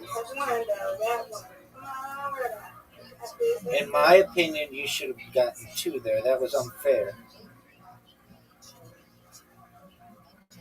I don't like when they move. You see, it makes it difficult. Give it to me. See how they cheated? You see that? It's fair though. Thank you. Did you see that? How'd they cheat? Did you see that the pin moved and it went back? Oh yeah, it does that. It does that. Oh, Yeah, that's. Oh, nice strike. thank you. That was big time. Yeah, Give come it on, to you me. got it. Come on, that's me. I just did. I even got that last pesky pin at the end. Get it, girl. Come on, you got it. It's you, it's you, it's you, it's you. You got it. You got it. You got it. This is so. Oh, she got it. Oh, I did. Yes, she did, folks. Folks, this girl is on fire. Come on, Rabbi. Got it. You got it. No. Ooh. What a difficult split. Just give me two. Give me two. What up, Omni Duck? What up, baby? How you doing? Just playing a game. How are you? Get it, Mr. What Craig. is your wisdom of the day? Just one moment, I'll give it to you. I'm almost done with this game. So we'll say the wisdom of the day is patience is a virtue. Okay. Come on, Rabbi. You got it. Come on. No doubt, Miss Aquarius. No doubt. That's what I needed. That's what I needed. Give me it. That's again. Reload. Give it to me. How is that one not falling? How is that not falling? I'll take it, Miss Aquarius. You win, I win. I win, you win. Undefeated in bowling. Undefeated in friendship. There you go. Alrighty. All right, sweet dreams. Don't worry about it. Sweet dreams to you, my friend. Alrighty. See you in the morning. God willing.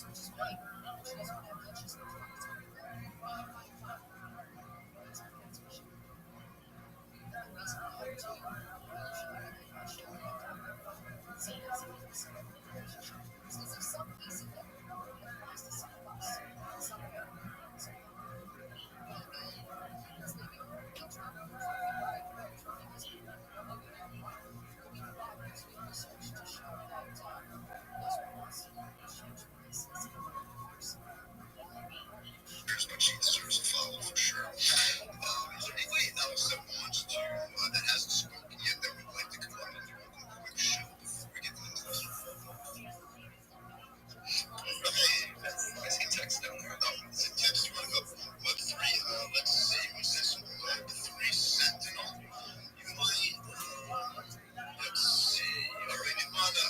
Yeah, he protects communities. You do? Well, he might want to talk. He might want to be part of the cluster. Thank you, brother. Yes, very important. Qualified combination. And thank you so much. It's good to be here. I'm sensible and empathy has nothing to do with security and culture. We talk a lot about innovation and truthfulness. Nothing so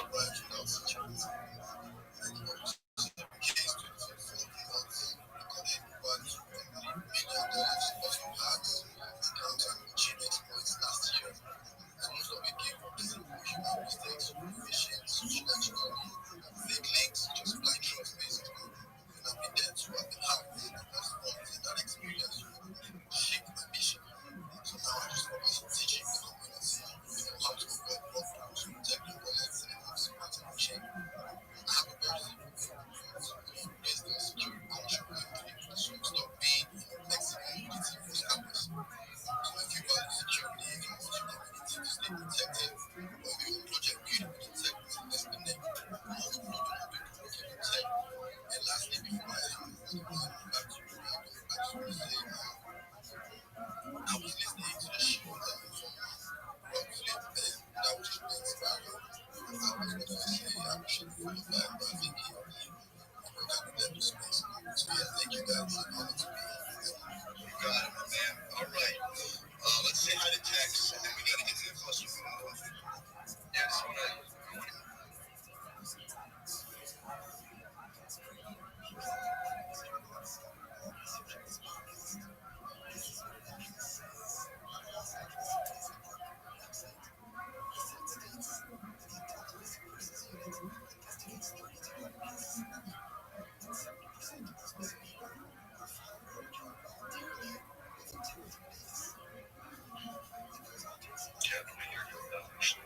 so interesting because I've been on face on this project. I didn't think nothing crazy was going to happen, to be honest. I don't know if you ever explain how I came about this. Right? And I got involved with time now when I'm running because people are believing in me. And they think I'm like the dev or the face of the project, which I kind of in charge of it. So now I'm responsible. Yeah, that's interesting. I mean, listen, when it comes to coins and stuff like that, I did play first. Yo, north south. How are you, big dog?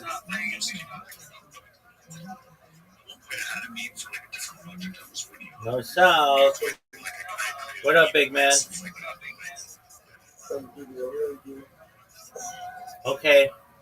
Did you send me a link?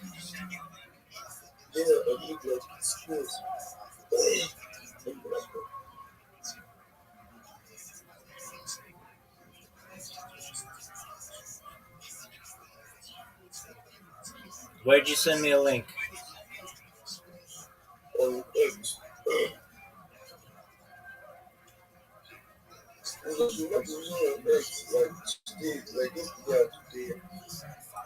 Okay, well, send me the link again. I don't know what you're talking about. Send me the link. Okay, let me send it to you.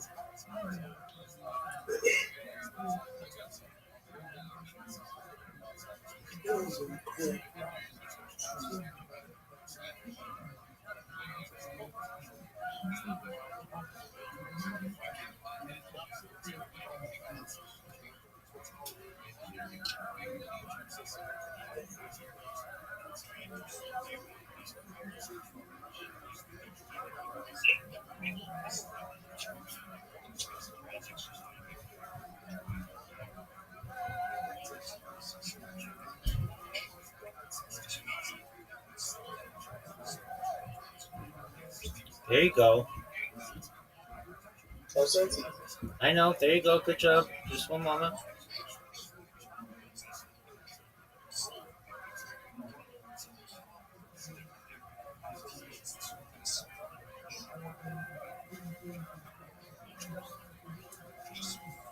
Okay.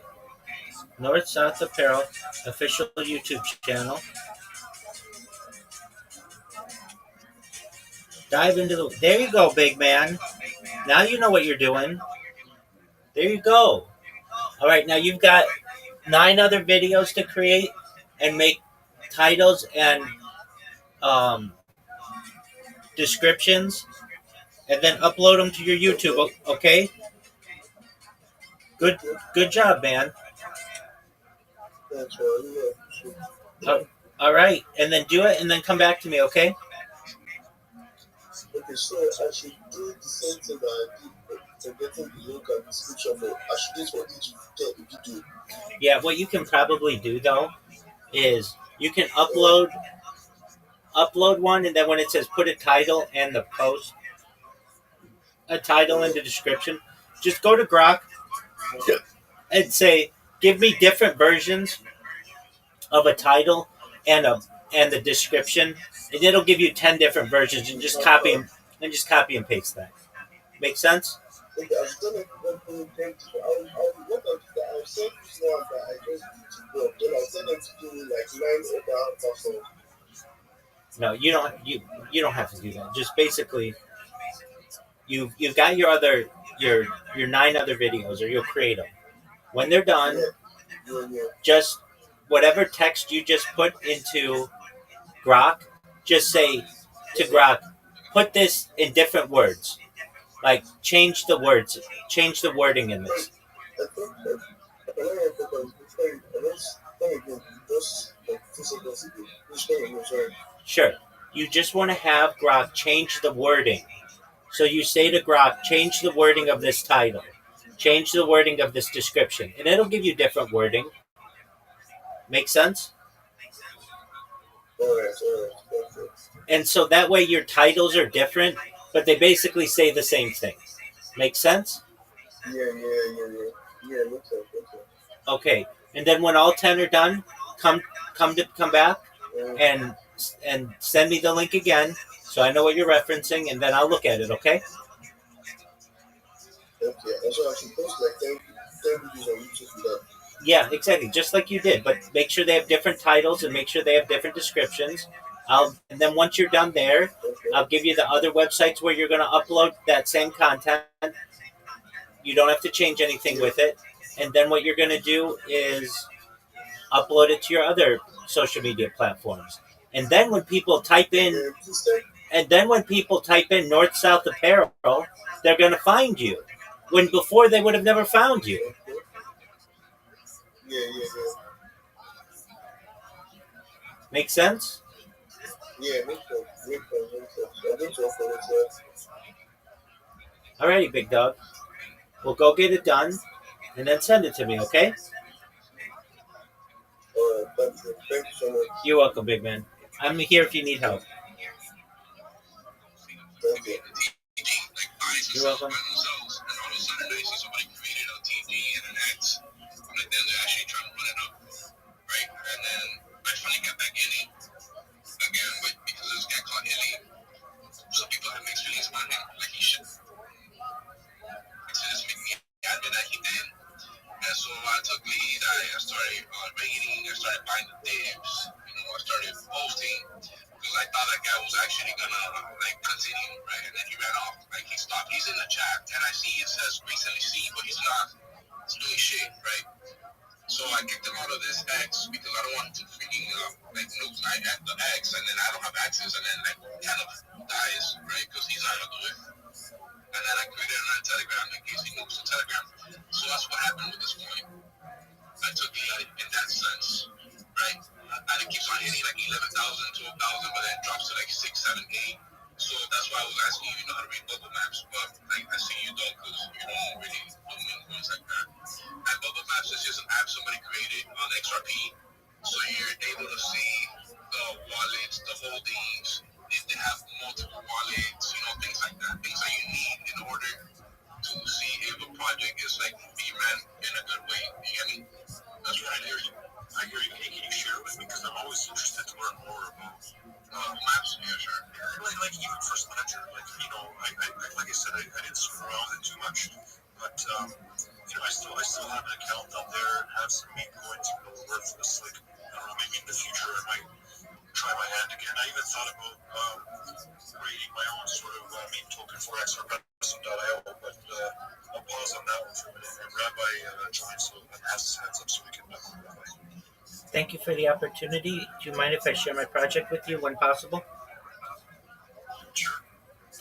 Excellent, thank you. I'm Rabbi Rothschild. If you don't know who I am, you will. I stream my life 24 hours a day, 7 days a week, 365 days a year for world peace. I've been doing so for more than 4 years. My streams go back to the pandemic. We've seen the death of a queen, the birth of AI, the coronation of a king, and everything in between. This is a real-life Truman Show, a real-life Big Brother. This is a time capsule and a timeline of human achievement. In the 1990s, Bill Gates coined the phrase, content is king, and I'm making it true today. I'm king of the internet. This is the biggest event in global history, and here's why. In 2018, The Economist magazine stated that data had overtaken petroleum as Earth's #1 resource, and I have more data archived on the internet than any person ever, which is making me a very influential person. I'm going to go viral, and when I do, I want to make you, your friends, your family, all independently wealthy if you're not already. I want to make sure that you have generational wealth if you don't already, and I want you to be able to start charities and philanthropic organizations of your own. I'm unlike any influencer you'll ever meet. I'm not live on one YouTube stream nor 2 YouTube streams. I'm live on over 20 simultaneous YouTube streams, 24 hours a day. You can watch my life in 360 degrees. I even have a ceiling camera. If you want to view my streams, feel free to look at my profile. There's a link there. Additionally, in my pinned post of my profile, I have a link there to my YouTube streams. You can also find my link tree. It's linktree.com/Rabbi Rothschild. I dare you to look at my link tree. Nobody dares you to look at their link tree, but I do because I have more social media than any person ever. And I have more content than any person ever. Additionally, you can see my Discord, which is discord.me/Rabbi. I'm live 24 hours a day. We just surpassed 2,500 people there and continue to grow. In addition to making you rich and making a way for world peace, I want you to know that I'm an advocate for ending world hunger through the use of technology such as agricultural drones, floating greenhouses, saltwater greenhouses, hydroponics, vertical farming, cloud seeding. I want to help end world thirst. I'm sponsored by a cryptocurrency that's worth about $100 million. And one of the things that we do is we build wells and water towers in developing nations such as Nigeria. Additionally, I'm an advocate for the Life Straw program. And finally, the idea of desalination technology, where we pump earth seawater onto land to make it drinkable. If you're a reply guy, if you have a Web3 project, if you have a coin or an NFT, you're a raider or a shiller, and you want a free coach, free mentor, free friend, feel free to send me a follow. I will follow you back. Feel free to send me a DM. I'll respond promptly. Most of all, I want you to know that I'm here to support you both personally and professionally. I'm here to have a positive impact on your life. I'm here to have an optimistic view on the future. And most of all, I want to give people hope. And with that, I want to sincerely thank you for the opportunity to share. Wow, that's incredible. But that's very incredible. So you have were you reading off of, I guess you wrote this? No, I didn't. It's all memorized. You can watch me live right now. I've done this so many times. I've got that shill down that well. That's great. That's excellent. How come you don't have a blue check? Just curious. Absolutely, I have in the past. I've had very large Twitter accounts with tens of thousands of people. And for whatever reason, I got banned years ago for inauthenticity. In fact, I was one of the original adopters of Twitter Blue back when it was $1. And I get a lot of people who follow me, and I follow them back. And that is apparently a no-no sometimes if you do it too quickly. And I lost my account. I fought for it with Twitter support for years. And then eventually I just decided I'm going to create a new account. So I created this account. I have a lot of Twitter accounts, but this was created earlier this year. I didn't use it until within the last month. And I'm approaching 1,000 followers, so that's not too bad. So how are you going to make us rich? Great question. In multiple ways. So as I previously said, data is Earth's #1 resource, and I have more data than any person ever. I have more than 4 years of 24/7 content. I'm going to be able to monetize that first and foremost. Secondly, I'm going to be able to make you wealthy through my social media. I have more social media than any person ever. And then additionally, I'm going to be able to make you rich through endorsements. I'm currently sponsored and wear the merchandise of a cryptocurrency that's worth about $100 million. But that isn't to say in the future I won't be able to do endorsements for JP Morgan Chase and General Motors, Toyota, Honda, anybody else you can think of, and basically make billions of dollars annually through endorsements. I plan on putting all of this into a trust, and every person who's helped me along the way over the course of the last 4 years, you're all documented, and I genuinely want to give you money back in whatever way you wish, whether that is in USD, whether it's in cryptocurrency, whether it is potentially even in gold or some other type of resource. Whatever way you want, I want you to be able to pay off any debt that you have or your friends and family may have. I want you to be able to ensure that you're well invested in whatever cryptocurrencies we may pursue in the future. And then I really want you to give back to your community through charities and philanthropic organizations. Does that answer your question? I mean, yeah, I understand that, when they have social media more than anyone, this and that, right? But how are we gonna be? How do we get rich from you having all these things? And we're not the one working, doing all those things. It's you. Absolutely.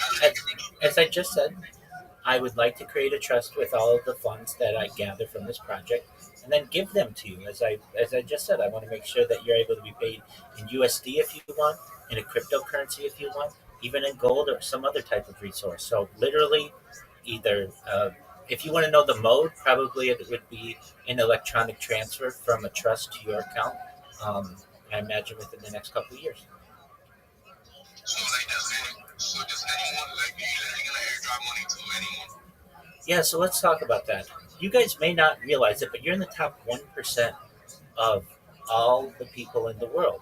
And you may say, well, I don't feel like a one percenter, but you really are. In order to be one percenter, according to the United Nations, you have to make about $33,000 a year. And whether you do make that or you don't make that, that's not a huge amount for someone to make to be in the top 1%. Additionally, you have to think that more than half of the world doesn't have access or readily have access to the internet. So you're already better than 50%, doing better than 50% of the population of the world. And then think that you have devices that are of your own, you're doing better than another 25% of the world within that 50%. And doing even better than that, you have the opportunity at being on social media, which is even fewer people, and moving all the way into 1% where you invested in cryptocurrencies and most likely are somewhat financially stable. You may not be financially independent yet, but you're financially stable. So you're of the 1%. And to be able to essentially make the 1% even wealthier than they currently are is not an impossible task. Now, do I want to give billionaires more money? No, they're taken care of. But the person who's making $50,000 a year, I want to help that person. In addition to the people who I discussed when in terms of bringing them clean water and making sure that they have food. I want to help everyone in the world. But if you didn't realize it, you're already in the 1%. And so I just want to make you wealthier than you currently are. Got it. And it's interesting. I think something like a smart contract in the future would be like amazing for you because like if you have a project that you want to like sort of automatically pay people in, I feel like you should do it with blockchain. I've certainly thought of that. The coin of which I'm a part, it's an OG meme coin. It's worth about $100 million. It's Harry Potter, Obama, Sonic, Ken Inu. The ticker's Bitcoin. It's on Ethereum, and I will essentially be able to help another project, maybe a project of my own, in just starting our own cryptocurrency. And with the amount of influence that I may potentially have in the world, I might be able to pay you on that exactly with that smart contract. So that's certainly an option as well. I do know that fiat currency is likely going to be a way of the past and sooner and sooner as we move into the future, and cryptocurrency is the future. So, in terms of making you rich, those are at least three different opportunities that I'd like to be able to do it. But who knows? In the future, I certainly could integrate my own cryptocurrency in there. Ideally, once you get to a certain amount of money, you don't really need it anymore. And I'd like to basically create not-for-profit organizations and trusts that can manage the huge amounts of money that I think we're going to be able to generate with this project and give back to people, not just only the world's poorest, but I do want to help them, but I want to help the everyman. That's really important to me as well. So you sound like the opposite of a Rothschild. Okay, I mean, that's fine. There are some people in my family who feel that we need to concentrate the wealth at the top, and I understand that as well. Um, those are decisions of people who are in my family that I can't control. All I know is that I want to make the world a better place, and I'm doing it every single day. So you're saying that you're a Rothschild? It's my last name. There are 3,000 of us in the United States alone, so it's quite a big family. It's and within Judaism, in a similar way to having the name Kennedy within some other within the Irish family. So you're Jewish, but you're Rothschild? Oh yeah, I'm definitely Jewish, 100%. That's pretty cool, my man. Wish you the best of luck with your project. I'll check it out later when we're off space in more detail. You said you, and I get it, some of it's probably some exaggeration, but you said you are the most connected person. So on X, not so much, at least not this account. So where are you most connected on social media? Certainly. I have over 50,000 followers on Twitch. I have another 10,000 on Instagram. Well, these aren't mind blowing numbers. They are better than your average bear, so to speak.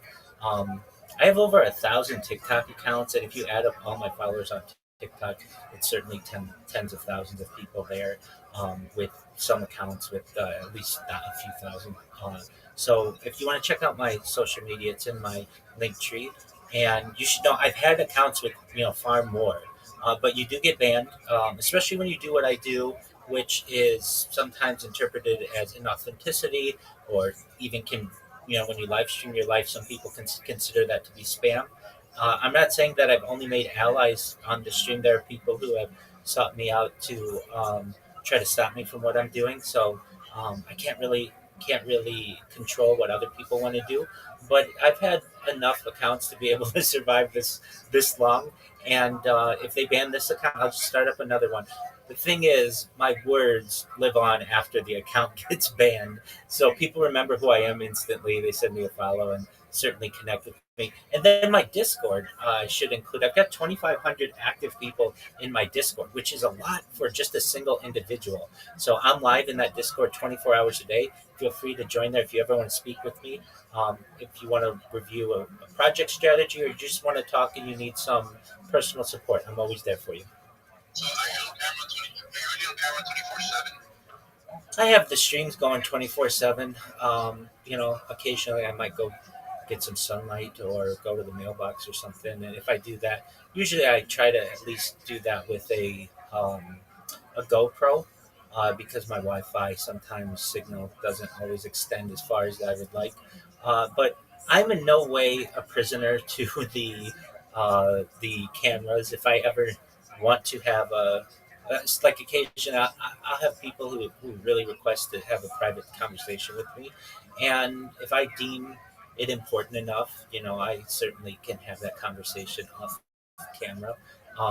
But I do my best to have. They can't. The streams certainly don't stop, so I always have some kind of entertainment going there. But I also make sure that I'm not a prisoner to the camera, and I don't force myself to be on camera if I don't want to be. But that over the course of the last 4 years, 99.9999% of my life has been on camera, and that which hasn't, generally on GoPros, and I I like it like that. I feel like I'm creating the world's largest timeline, or world's largest time capsule of human data, and that can be studied in the future.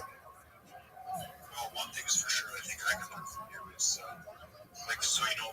I've been developing Expressive.io for the better part of the last year, and now I've sort of launched it, and I'm just trying to get the word out. Like, I'm just exclusively using X. I mean, yeah, I have a decent amount of followers here, 15,000 followers, but, I don't know if it's that much, because, look at the Space 44, for example. And that's all I have. I don't have Discord. I don't have YouTube. I don't have TikTok. I have a TikTok, but it's just like my own personal TikTok, not. So I think Absolutely, I can help you with this. I have a great strategy for it. I get a lot of people, like literally. Um, I think I have about 50 people I've helped with this issue on their projects, and just recently. So the first thing you want to do is create a link tree if you don't already. And I know you said, "Hey, I have a personal TikTok." That's fine. You need a business one. So you need XRP, Espresso.io. You need all of those for just your tick, just your project, and the social media that you want. I have just an excellent list, and if you send me a DM, I can send you this list as well. This is what you want. You want a Gmail if you don't already have it. Google's the number one website in the world, and when somebody types in Espresso or Espresso.io into Google, your goal is to have it show up number one. This is a guaranteed SEO, search engine optimization strategy, and SEM, search engine management, for you to be able to rank higher. So then, of course, you want an X, you already have it. You want a YouTube. You may say, Rabbi, I don't want to be on camera, or I don't do video. That's totally fine. We're going to use Grok to create amazing videos. I mean, amazing videos that are going to represent your brand and tell a little bit about what you do in short 10-second videos, but it's at least going to provide content to your YouTube stream. YouTube is to your YouTube channel. YouTube is the number 2 used website in the world, and the fact that you're not using it is puts you at a disadvantage. Of course, you need a Telegram. That's where a lot of crypto communities are based. Facebook, you may say, well, I don't want to be on Facebook. That's fine. Just create a Facebook business account, and then you can connect with people on Facebook. Facebook's the number 3 website of social media that is being used. It's used by more than 1 billion people. You need to tap into that. Then WhatsApp, Facebook basically has four major platforms that you're going to use under the Meta umbrella. So that's Facebook, WhatsApp, Instagram, and Threads. You want to have all of them. Additionally, TikTok. You need a business TikTok. WeChat is giant for Asian communication. You need to have that. Snapchat. You may say I don't do Snapchat. That's fine. When I type in your project Espresso into Google, I want all of your social media to show up. The first result should be maybe your ex. The second result should be if you have a website, the first result should be your website. So I guess Espresso.io you want to show first. The second should be maybe your ex. The third's going to be your YouTube. The fourth's going to be maybe a Facebook or an Instagram account. But basically, you want to dominate what's called the 10 pack. You want to dominate that first 10 listings in Google. That's really important for you. Another place that is going to be important for you, you may not believe it, is Pinterest. And the reason why is Pinterest has a huge amount of influence on social media. This might be one of the most important ones for you as well. LinkedIn.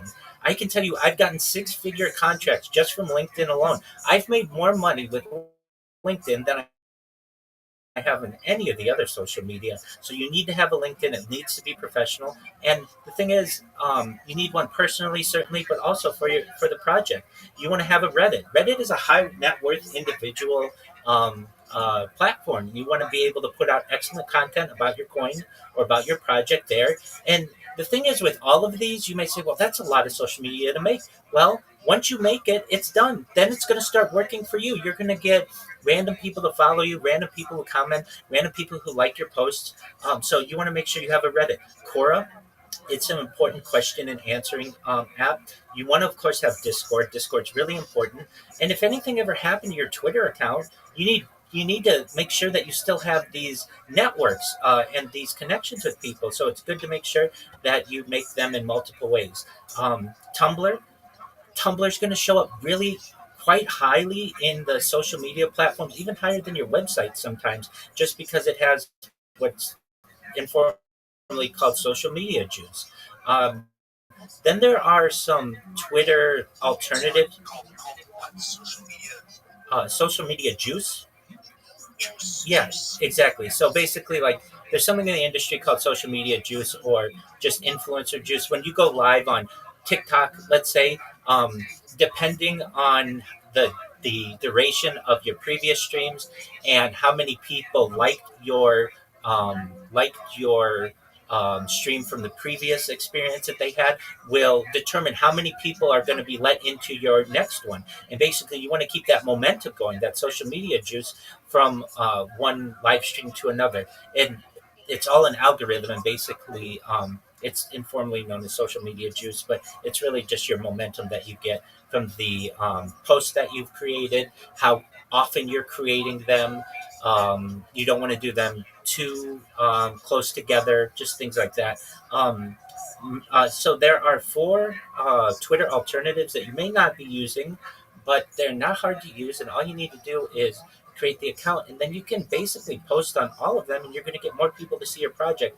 Those are Mastodon, Blue Sky, which had a major group of people who, when Elon Musk had the great exodus that left Twitter, they went to Blue Sky. Also, Truth Social, and then Threads. Those four are really powerful. They're called microblogging websites. So Twitter's technically a microblogging website. It's just like short form ways to put out content. Then Flickr is an important one for any kind of picture sharing. You're going to say, well, I don't do pictures. That's okay. If your project ever has an NFT, you're going to want to use Flickr. You're going to want to use Imager. You're going to want to use Pinterest, and you want to have these accounts. You don't want to start them up only when you're going to be doing that account. You want to age these things. It helps with your social media juice. It helps with your social media momentum. Also, there are some live streaming that you may not do, but you can still put out content there, and those would be Rumble, Twitch, and Kick. And then, of course, the AI, ChatGPT. If you don't already have a ChatGPT account, it's essential. Grok, has a separate app that you can use. It's amazing. Sora. I don't know if you've heard of Sora, but it's a ChatGPT, like basically sister app of OpenAI, and it's amazing. It's absolutely stunning what you can do with video now. So once you get all of those social media platforms and you create them, and what you do is you optimize them with your profile to make sure it's focused on whatever it is Espresso.io is. You make sure your profile picture is optimized, and then from there you're going to have 30 times, like let's say there are 30 different social media websites that I just added. You're going to have 30 times more people who are going to want to connect with you and see Espresso.io. They're going to just organically follow you. They are going to send you DMs, and those DMs are going to filter to that Gmail account that you created. And so you don't have to be checking 30 different social media accounts every day. You are going to essentially have push information as opposed to pull information, and it's all going to be filtered into your Gmail, and then you'll be able to connect with anybody you want by seeing what emails you get. Basically, once you do that, you're a powerful force in marketing for your coin. And on top of that, I always advise is then somebody can't impersonate you. The last thing that you want is somebody to says, "Hey, Espresso, that's a really great name. I'm going to just start impersonating this person on Instagram and say, "Hey, buy our coin, send your money to this address," and then all of a sudden they're hurting your reputation in the crypto world. This is advice that I give to small time social media creators, and I'm giving it to you as well. It's what I feel is a winning strategy. And then from there, if you want more people in here, this is how you do it. What you do is you this is what I advise people as well. So if this may not pertain to you, but it's important. I teach people how to make memes. I teach them how to make memes and market themselves with memes. Our memes are excellent ways to advertise. So you come up with a really cool meme or whatever, and then in the corner you put your link tree so that people know who the mind was behind it. Additionally, you join other communities, especially on Twitter, but also on Telegram, where there are KOLs, major influencers. Then what you do is you on the radar of other major influencers. And then finally, we work on a pitch. And you're if you've got a website, I'm sure you could put together a pitch. And then you go into chill and chill spaces, just like I went into yours. You'll sound polished. You'll sound you'll sound efficient. You'll sound excited, and people want to connect with your project. And when you do that, you'll also get these hosts who will ask you to co-host with you, and that's when you're going to have much bigger spaces. That's just some advice. You don't have to take it necessarily, but if it's any benefit to you, I hope that it is. That was actually very excellent. Thank you so much. I mean, you gave me a lot to think about. Hi, I'll be there in a second. You know, for me, I've just been in a different phase, which is, you know, getting this thing to work properly. In fact, as you came in, Lydia's trying to make a transaction on extrapresso.io and found a bug, and so I've been trying to fix that today. Like, I think hopefully those bugs are, let's say, almost ironed out, and it's time for me to start marketing. And you've just given me a huge list to go by for sure. So thank you so much for that. That's really, really good. You're absolutely welcome. And you're going to show up number one whenever anybody types in XRPresso in any social media search engine. You're going to show up not just the first result, you're going to show up the top 10 results. And that's what you want. That's when you're going to start getting organic growth. So I'm reading something you're taking real quickly. It says you're non-binary Orthodox Rabbi. That's correct. So what does that mean? First legally, like I'm getting. Yeah, so the state of California allows you to choose your gender, and I chose to be non-binary. I didn't really necessarily know what it meant, but I do know that in the future, I talk a lot about transhumanism and the idea of mind uploading, and if I wanted to be perhaps an android or a cyborg or a cybernetic being or a clone of myself or an ethereal being or a robot, I don't want to close myself off to that. So back in around 2021 or so, I was the first Orthodox rabbi to change their gender from male to non-binary. So you believe in transhumanism? So you wouldn't mind getting uploaded into like the internet or a robot or whatever and live it forever, quote unquote? Yeah, that's the plan. Okay, so I was reading some shit about, I forgot where, but during COVID and all this, when people's rights away, right?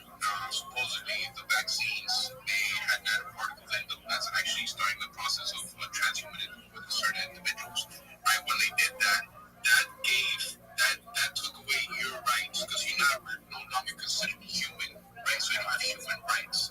Meaning if it's transhumanism, they can do whatever they want with you. So that's something that's like when I read it, that's kind of sketchy. Like what I'm trying to say, I'm trying to turn people towards the transhumanism agenda, so that they don't have humans' rights, and then they can violate those individuals. You know what I mean? Not only that, if you get uploaded into the AI or the robots or whatever, and you want to live forever, wouldn't that kind of be kind of like tapping your soul somewhere and not allowing it to take its natural course? You know what I mean? So, Wait, before you answer that, let me just add some my own flavor to this. I don't think it would be real ultimately, because I think even AI has like almost like a what do you want to say, like a horizontal aspect of development. It's gonna get close to a human, really close. I'll be there when I can. But it'll be missing some piece of humanity. So I think what will happen is, even if like technology comes and you have all this data, especially someone like you who's like recorded themselves for 24/7 for so many years, that you will be able to like upload all of that, and become very robotic. It'll be so near to you, but it will never be. It can never be totally you, because what happens if like a question is raised or a choice is raised that maybe for whatever reason that AI didn't, it's programming based on what it thinks it knows about you. And maybe you would answer differently in reality. Even if 99 times is 100 you wouldn't, maybe there's that one time that you would. And so I think that's what I think uploading yourself to a computer a possibility. certainly, the answer is we don't know. And I didn't want to close myself off to anything necessarily. I do think that we are moving into a world of transhumanism and really away from being your standard Homo sapien. When we start getting people who are able to naturally, or I shouldn't say naturally, artificially manipulate their life, the extension of their life, as people are already starting to do with the primitive types of cybernetics like a pacemaker or an artificial limb, even Neuralink. I think we're just in the initial phases of this. Now, to XR Presso's point, uh, whether you're the same or not, it's really um, it's a, um, just one moment, the word escaped me. It's a paradox. It's known as the ship of Theseus. So basically, if you have a ship that's docked in dock A, and you take that ship apart piece by piece and rebuild it in dock B, is that the same ship or is it a different ship? And that's really for people to decide in the future if you continue to be the same being or you are a different being. But these are all excellent discussions, and I want to be a part of them. If people are able to perhaps in the future be able to escape death, I want to consider it. I'm not necessarily saying that I absolutely have to be a part of it, but it's something that I want to consider. And there's nothing that, according to the state of California, that says I can't go back to being a man. But the idea of being a non-binary organism was interesting to me. So that's a journey that I documented. I documented it on my live stream, and it's just a box that you check at the DMV. There's nothing more to it than that at this current time. And if it turns into something that I don't want in the future, I can always go back to being a standard male. I have a question because, like, well, they answer me here, right? Yeah, go ahead. Alright, so Rabbi ROTHSCHILD, right? So I see you're streaming. How do you find this specific space, right? And then how many people are listening to the stream? Yeah, certainly. Well, how did I find it? XRP Reso, XRP Reso has the word shill in it. And so I search for the word shill. Wherever I have the opportunity to be able to tell people about my project, I share. So the fact that he had that in there gives me an opportunity to be able to share. And then how many people are listening right now? It depends. I mean, I'm live on like 20 different YouTube streams and 20 different um, Rumble accounts and another dozen or so Twitch accounts. And I'm live on another Twitter space, a video Twitter space that you can find right now. And I'm live on I'm live on Pump Fun, and then another one too, another like half dozen Discords. So all in all, maybe anywhere between 50 and 100 people. Now, are they all paying attention to me? Likely. But some are. Some are listening to me. Certainly, people on my Discord. There's like engagement from me to the max. Yeah, that's wild. Interesting, guys. Guys, I'm sorry. I have to cut short right now because I have to go. We have people over today, so I gotta go out my wife clean up and everything. But it's really fun to talk to you guys. Pleasure's all mine. Thank you for the opportunity. Take care.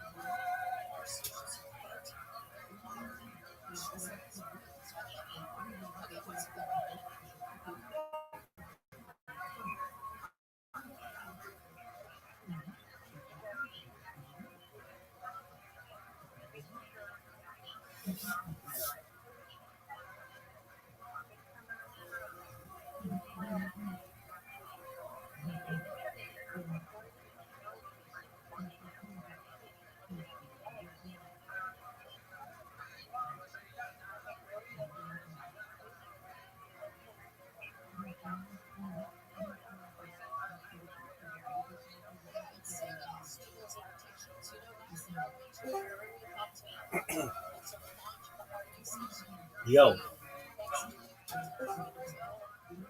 Yo. How are you? Well, Can you hear me? yeah, I can hear you. How'd you find out about me? That's right. From whom? So we spoke yesterday, Rabbi. Oh, yeah. Okay, very We well. spoke yesterday. Yes, sir. How's your day going? Yeah, no, yours. Every day's a holiday, every meal's a feast.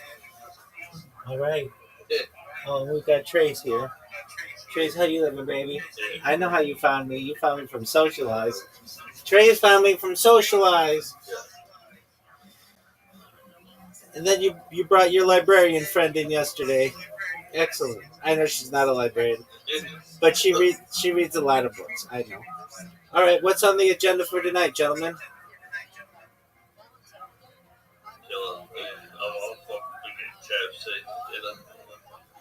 Oh, look at you, Mr. Chicken. Hey, do you guys want to play a game? Whatever game you want. If you download an app, it's available on the App Store and Google Play. It's called Play-Doh, and it has like 30 different games in it, and we play it all the time with people in here.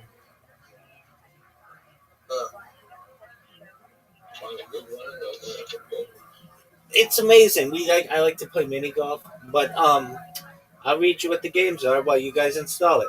PLATO. It's like the philosopher. All right. So a list of games. Yeah, Discord games suck. They're heavy and they crash and things. Okay, so they've got poker, they've got Uno, they've got pool, they've got Carom, which is a lot of fun. They've got Match Monsters, which is like Pokemon. They've got Brawl Bots, which is like just like another game. They've got Dice Party, they've got Mini Golf, they've got Table Soccer, they've got Bounce, they've got Bowling, which I play with Miss Aquarius on a nightly basis. They've got Ludo, they've got Word Box, they've got Clocks, they've got Disco, they've got Bingo. They've got Blitz League. They've got Archery. They've got Skee Ball. They've got four. They've got. Where the fuck did they go? Where did they go? Oh, that's my account. Okay. They've got Backgammon. They've got Connect Four. They've got Dominoes. They've got Monopoly. They've got Gin Rummy. They've got Darts.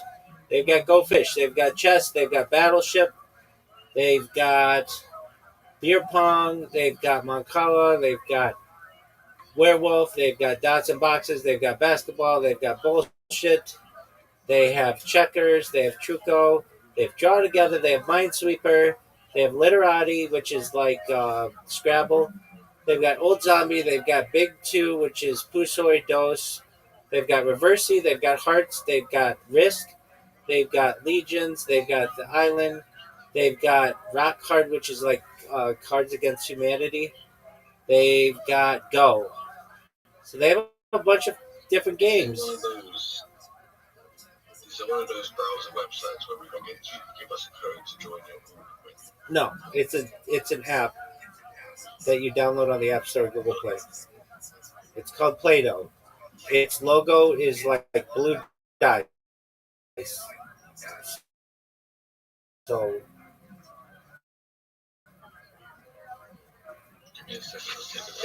excellent. Quit with your chicken, dog. Quit with mini golf. Let's see who's better between you two, and then you eat all the chicken you want. Yeah, I have to walk there again. So I'll come back. Doug. All I hear are excuses. What is this bullshit? He just muted himself.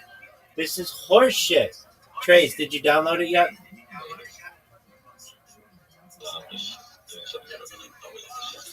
Okay, that's what I like to hear. Good job, Trace. Trace, did you watch any of the NFL today? I don't watch anything. All right. Did you watch Premier League? I watch the college. Oh, who'd you watch? What college games did you watch? I don't know, just random. Just random. Okay, well, cool, man. Did you download the app yet? Premier League, yeah. Okay, did you download the app yet? Baby, I'm going to be on your ass until you have this bitch downloaded, so get ready. What percentage are you of downloading the app? Okay, How about now?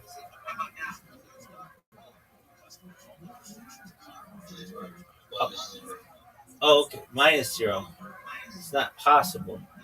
Okay, so here's what you do. Do you have an iOS device or an Android device?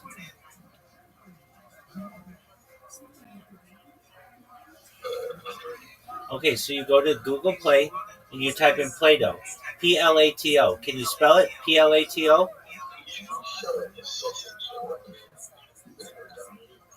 That's what I like to hear. What percentage are you on?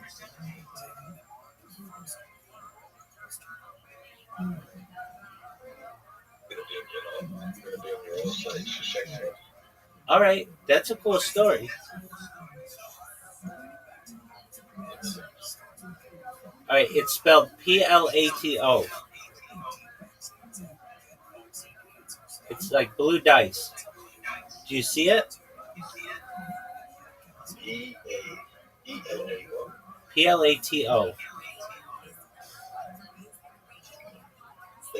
Plato, exactly. Like the philosopher.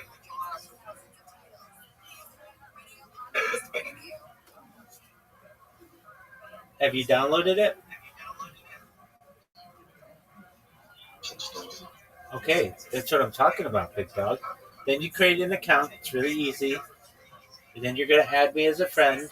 I'm the Rabbi, TheRabbi. And then I'm going to send you an invitation to. Dog, don't worry. I'll remind you like 1,000 times until you do it.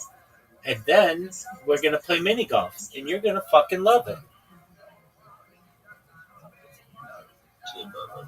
Oh, I know you're going to fucking love it.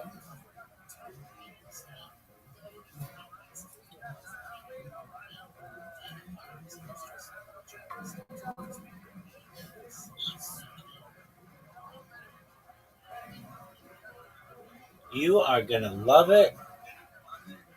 Love it, love it, love it.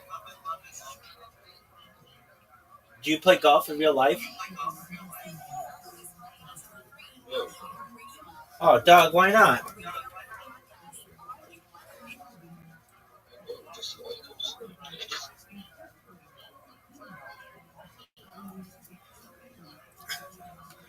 All right, what percentage you on, baby?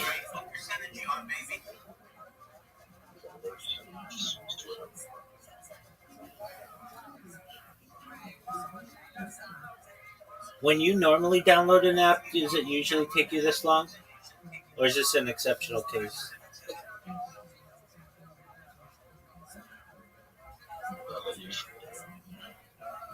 I'm thinking that this is your normal pace. You're just like a tortoise, big dog.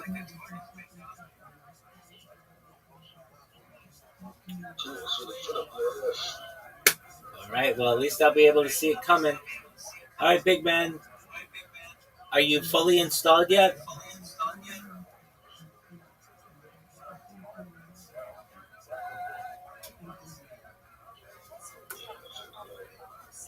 Trey's Way found out about me from Socialize and is regretting ever coming into this Discord to see what in the world is going on because now they're having to download an app and they're going to get their tookus kicked. They're going to get their... it's the Rabbi. TheRabbi.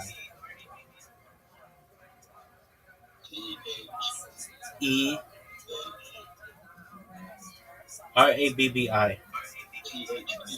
No, the Rabbi. TheRabbi. The Rabbi. One word. I got you. Trey's Way. All right, big dog. Here we go. We have a new Play-Doh friend. All right, are you ready to play mini golf?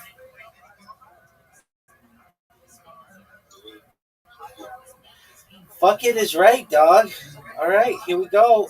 I don't know what your chicken-eating friend is doing, but they'll be ready to go soon enough. All right, we'll start it off with. All right, you should have an invitation. Oh, you do. Okay, the way you play is you pull back, and like an arrow's gonna show, and then you fire. You let go, and Oh, you have to put the ball down on the tee, which is the. There you go. There you go. And now, oh, that's the water. That's okay. So you want to go like this.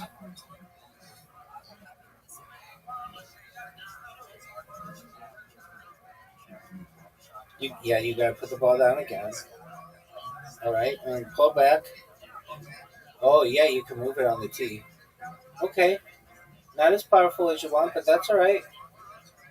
You'll learn. You'll get good.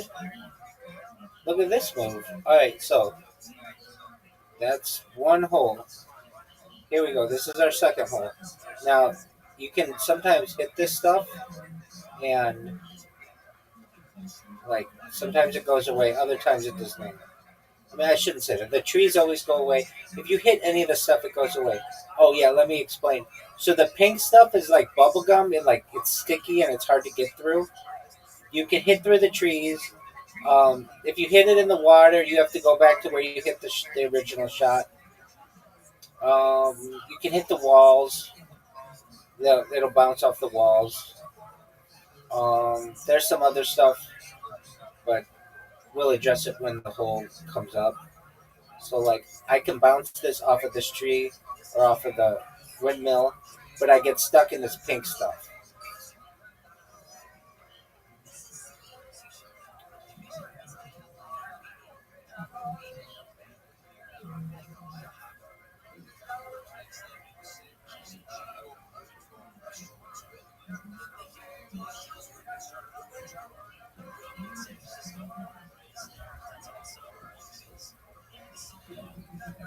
All right, this one, the white stuff is like ice, or it's kind of blue.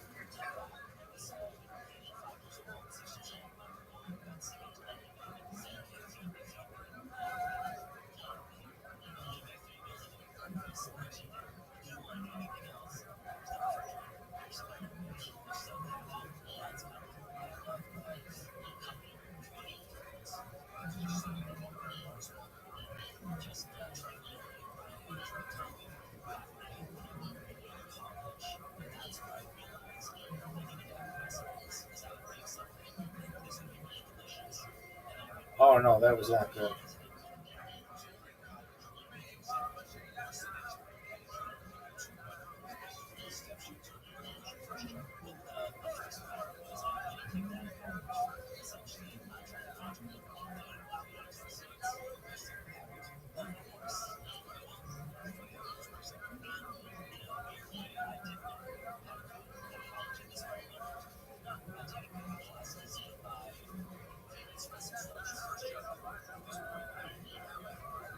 Oh,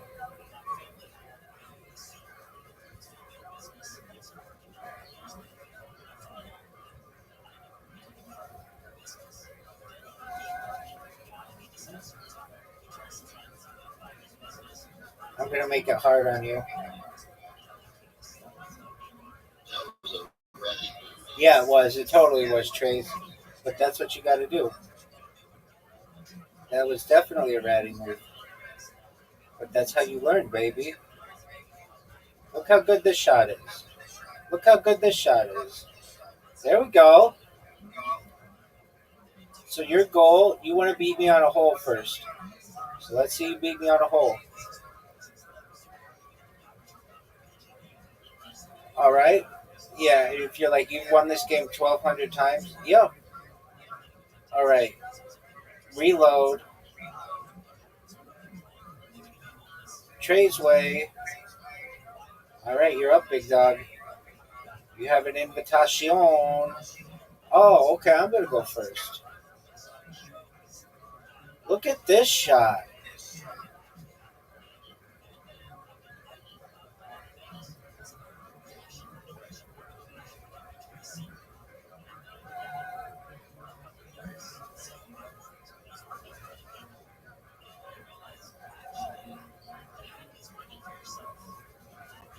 This is a dick move too.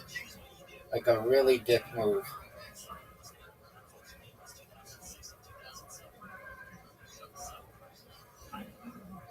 Thank you.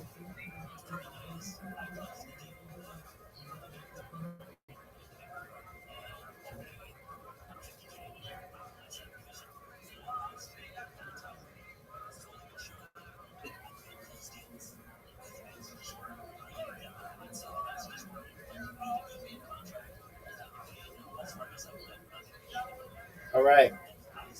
If you see those arrows, that's basically like a hill, and it'll change the trajectory of the ball.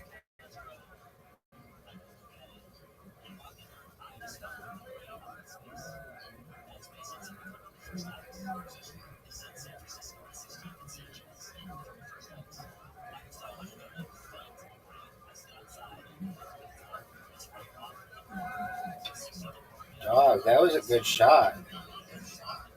That was a good shot.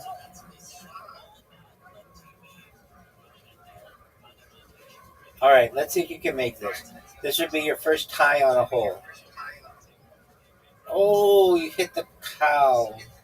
Oh, Trey's way. Looks like it's not your way, big dog. You'll get me. You'll get me on one of these. You're not too far behind. All right, here we go. This is not one of my best holes. This might be your chance, son. But not when I put a shot out like that. That's a phenomenal shot, my man. That's what you want to do.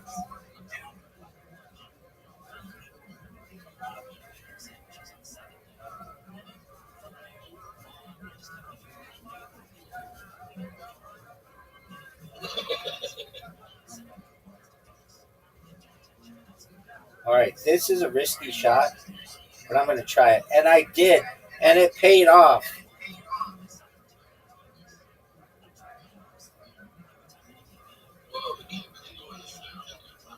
Oh, tons. We'll play every game. Just for you, Trace.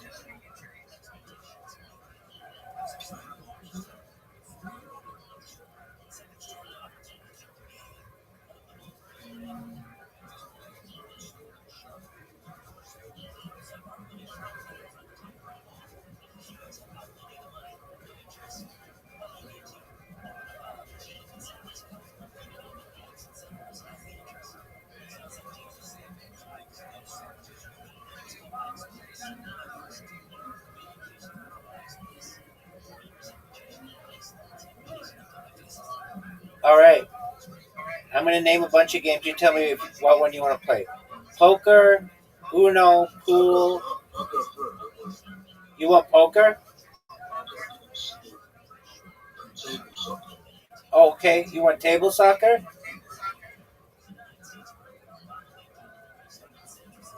You want table soccer? All right. It's a lot of fun. Okay. Okay. We'll say you need 3 goals to win, 1 versus 1, and just to make it easier, no limit on passes. And this will make more sense to you when we play that. Okay. So you now have to select a formation, and the best formations are ones that, well, you just pick whatever you want. But I like the ones that, at least on defense, that kind of are as close to the goal as possible. And on offense, I also kind of like them. You kind of want to do your best to protect your goal. Obviously, it's soccer.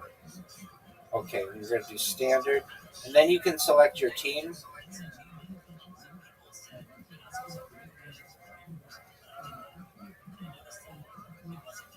Malaysia. Ooh, sexy. Okay. Here's what, yeah. Oh, yeah, you got it. You got it. That's what you do. That's how you play. Oh, you're the pride of Kuala Lumpur, dog. Kuala Lumpur is the capital of your country. And in Malaysian, it means muddy river. Okay, I just passed the ball. But your guys are like in the way, which sucks.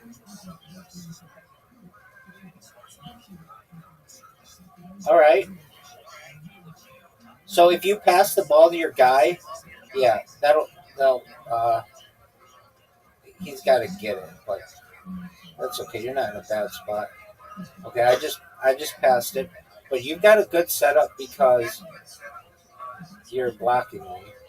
Oh, but that's good. That's good for me because it opens me up to the goal. All right, you're up, baby.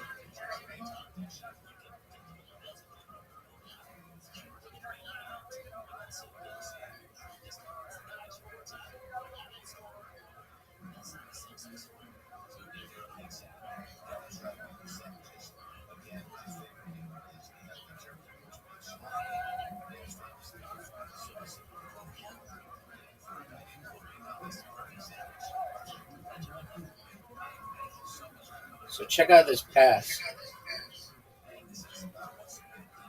And check out this. Oh no.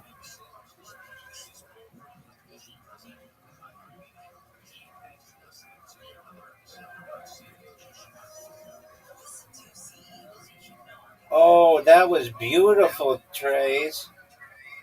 That was beautiful. Okay, you're going to have a shot. Ooh, that was not. But that's all right. Oh. Ooh. There's a chance. Nope.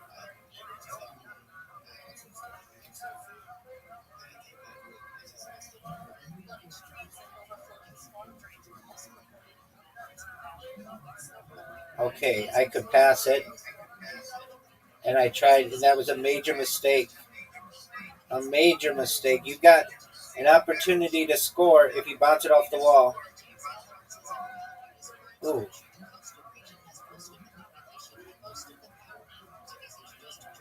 Oh, no. Good. So that's a pass. But it's like impossible to score from here. Maybe if I pass it again. That was a good pass. Okay, maybe another pass.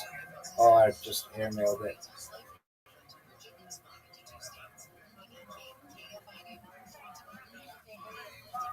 Ooh.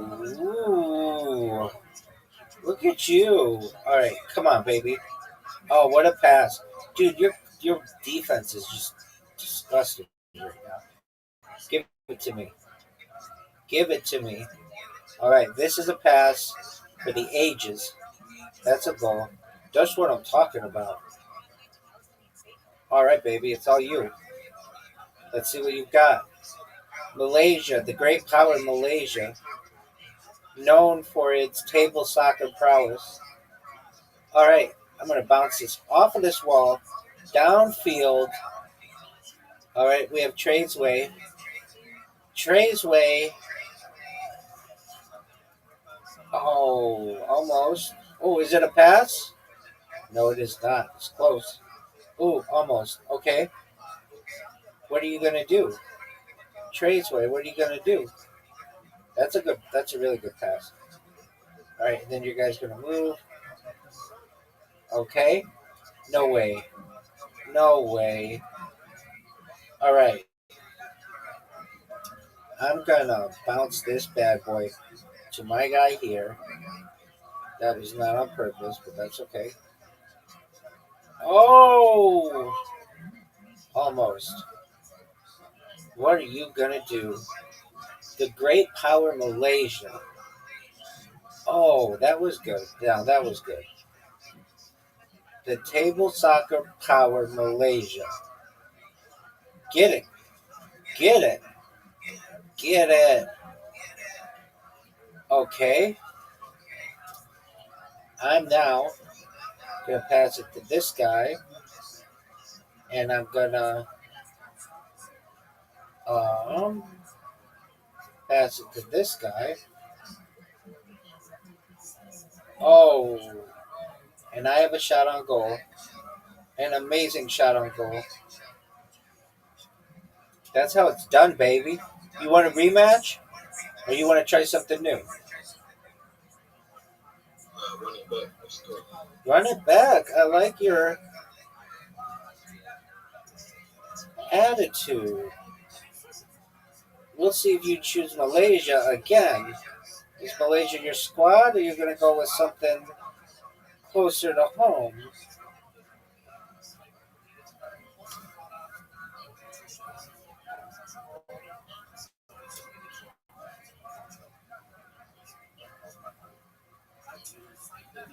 Oh, dude, Japan. I love their logo.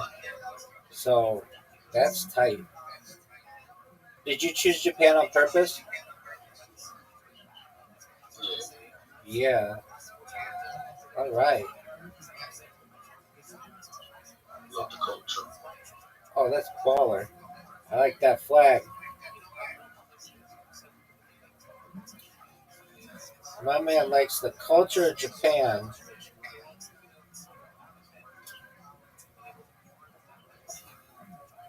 They have a good soccer team, but their women's soccer team is better. They won the World Cup like a few years ago. Or more than a few, but they've won it before, which is better than most countries. Okay. All right. Blast this bad boy. What a pass. What a pass. That's what I'm talking about. Oh, Japan down quickly. 2-0, as you say. 2-0. You going to make a comeback, son?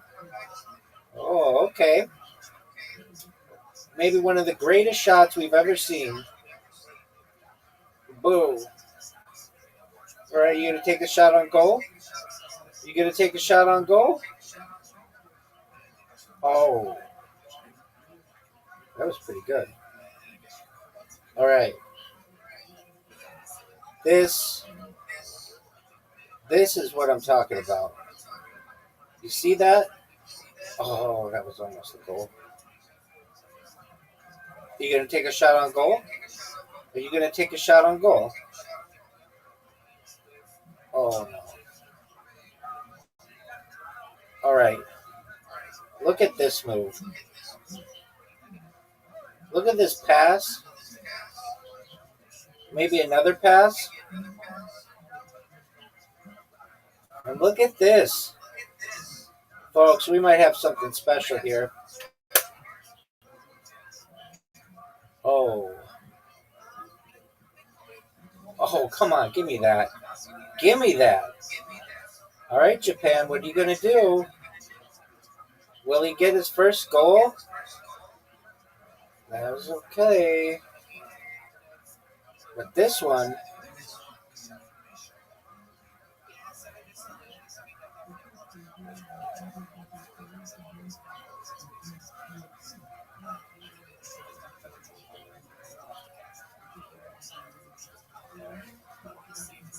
What a pass. I'm sending this one. Oh, come on. Get out of the way. Goal. That was sick. Oh, for sure, dog. No doubt. No doubt. You got to get your first goal at least, Trace. My man needs to get his first goal. He's going to get it. And then maybe a second. And maybe he'll shut me up. But right now, I'm going to let these lips fly. Is Japan his team again? Maybe it's his love of Malaysia. The Malaysian powerhouse. Oh, England. Okay, now he's taking the home country. Let's see what he's getting. Oh, he's very meticulous. Give me this goal. Give me this goal. Are you going to pass it? He's got a chance to pass it. And he does. Shot on goal. Shot on goal. Split those two guys from Wales. There you go. Okay. But that's all right. Because you can now pass it back to that guy. There you go. Okay. No way. No way, folks. Is he going to score his first goal? Oh, come on. Give it to him. Even I wanted you to get that. Get out of here. Oh, man, that was close. That was as close as it comes, folks. Oh, Wales. What are they going to do? What is England going to do? Okay. Sends it to the other guy. Another pass. Oh, get in. Oh, there's no missing this. England. My man Trace takes his first lead in his career. Bravo. All right, now we got to start playing, Wales. We can't let England do this to us. We can't let England do this to us. Oh, if you would have scored there, I would then be sweating it, but I'm still kind of sweating it. I'm down 1-0. Oh ho ho! All right. What are you gonna do? What are you gonna do?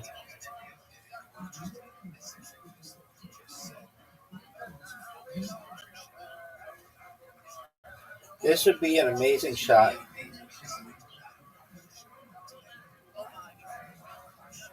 Okay. And very quickly, we go back to a 1-1 tie. Very quickly, the game is tied up. I shouldn't say go back to a 1-1 tie because we never had that. All I know is that I'm going to start running up the score on you now that you know how to score. And it's up to you to stop me. Look at this. Look at this. Maybe I'll just send this guy in just for fun. Oh, give me that ball back. Oh, give it to me. So you can't pass it to the same guy, but it can go to a different guy. Okay. Don't score. Don't make this. That's a miss. That's an obvious miss. Obvious miss. Obvious miss. Oh no no no no no no no no no no no no no no no no. Okay, so don't make this shot. Whatever you do, don't make this shot. Oh no way. Dog.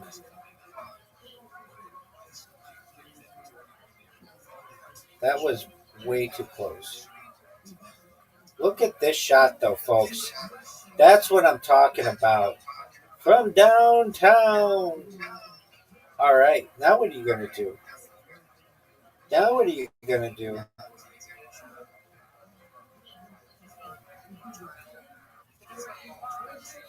No way you're going to make this. No way. I don't even know why you tried. Because you and I both know you weren't making that shot. All I know is that I'm going to send this ball. Oh, man. What are you going to do? No way.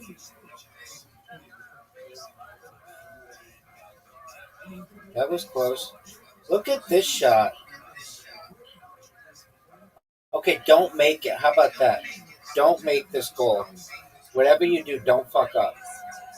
Don't make it. Ooh.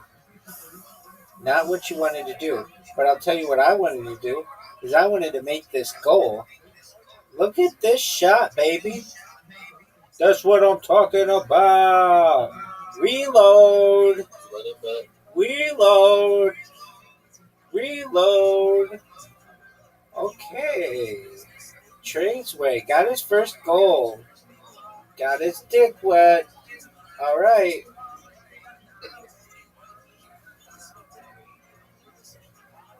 Here we go, Traceway. Who are you going to be? What powerhouse? Oh, okay. Easy there, Pele. Easy, big dog. All right. They've got the yellow jerseys on. They're in World Cup form. Look at this shot. Okay, what are you going to do? What are you going to do? You going to score? No way. No way. Watch this. I'm going to bounce it off the wall to my guy. No doubt. Ooh. I've got an incredible defense right now. There's no way you're scoring. No way you're scoring. I don't even know why you're trying to score. This defense is a wall. We've got Hadrian's Wall here just for you, baby. Look at this shot. All right, I'm going to get this ball. Got to jam it in there because you're just taking up all the space. Oh, look at this. Another pass. Dude, move your guy. Get it out of that. That's what I'm talking about. That's what. You can't have too many guys jammed up in the goal or they move them out. And you quickly, Pele finds himself down 0-1. All right, baby, let's see it. Let's see it. Let's see it. What are you going to do? All right, look at this. Look at this. 0-1. My man's down 0-1. Hasn't tasted a goal since England. And now I'm going to have one of the greatest shots you've ever seen. In your life, you've never seen a shot that good. What are you going to do? This is an incredible opportunity for you. And we're all excited to see. Oh, look at this. Give it to me. I'm going to hit this ball, kick this ball, whatever. Oh, give it to me. Give it to me. Give it to me. Pass. You don't want to count that as a pass? That's garbage. What are you going to do, son?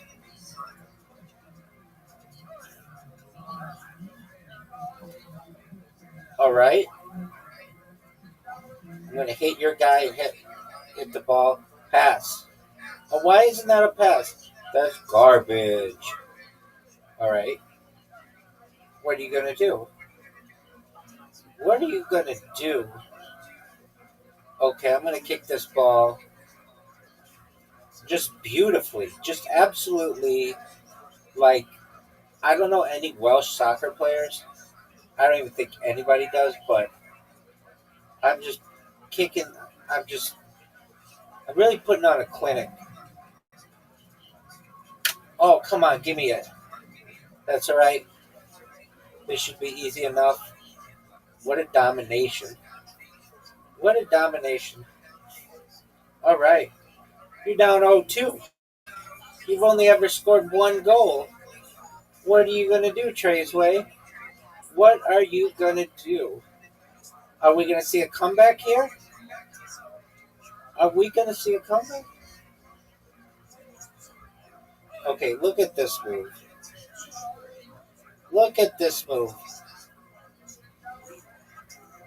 I've got it blocked out beautifully. What are you going to do? Oh, open goal. Open goal. Look at this. I dedicate this shot to you, baby. Oh, give it to me. Oh, give it to me. What are you going to do? Are you going to get the ball? Are you going to get the ball? Are you going to get the ball? Okay. The next game we're going to play this again, but there's a different version of it I want you to try, and then I want you to tell me which one you like more. Not that this game is done, because you have a very good chance to score here. Maybe the second best chance you've had in this entire game. And you blow it. That was a big time blow, dog. One of the worst shots I've ever seen. It's like, it wasn't that bad. But I'm just trash talking because it's entertaining. What are you going to do? You going to pass the ball? Look at this pass, folks. Folks, look at this pass. The ball's in the corner. Oh, no. What are you going to do? Oh, that's a smart move. I was just going to say, that is a smart. That's okay. That was a good move. That's okay. That was a smart move. All right. Give it to me. What are you going to do? Boom. All right. That's all she wrote on that version of it. We're going to play a different kind this time. It's still table soccer, but so we just play tactical. Now we're going to play active, which means you get to use two guys at once, and it's a little bit faster. But you don't get as many guys on the field. So choose your arrangement and your country. And we'll see if you choose the Mighty Malaysia like you did the first. Oh, Canada. All right. All right, so this time we go at the same time. So you're going to be able to move two guys at once. There you go, just like that.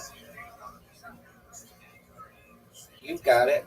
So you get to move 2 guys again, and then we kind of just like jockey at it or joust at it. There you go. All right.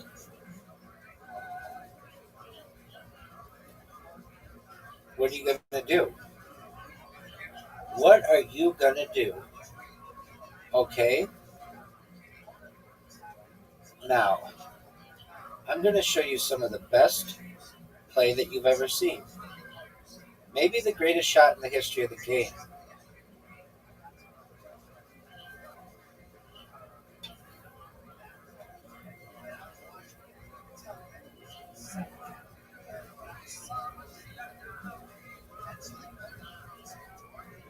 Okay.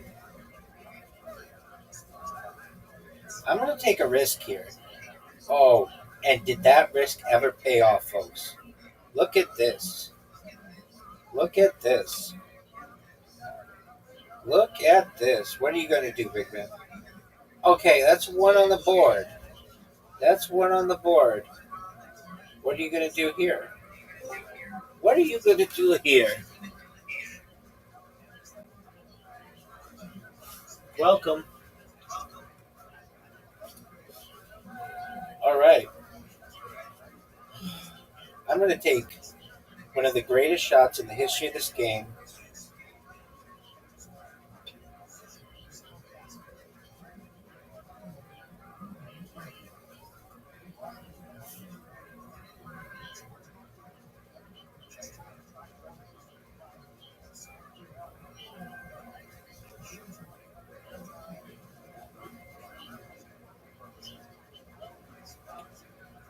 Oh, baby.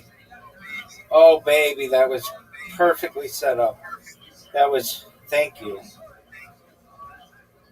Trace, if I neglect to tell you thank you for that. I mean, it was so kind of you to give me that just amazing opportunity. I very much love it. Okay, what are you going to do? I'm really interested to know what kind of move you're going to play. Oh. Okay, what's going to happen here? I want to know what's going to happen here. I'm going to blast this ball. No doubt. What are you going to do? Oh, that was close, my friend. Welcome. All right.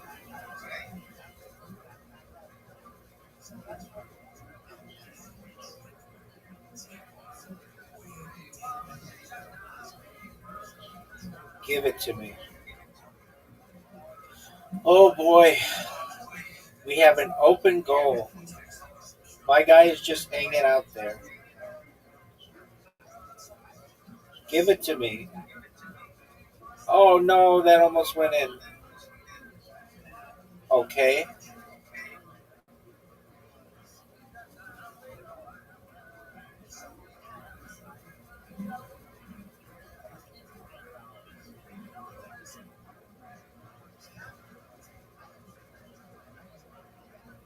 Give it to me. Give me this. Give me this.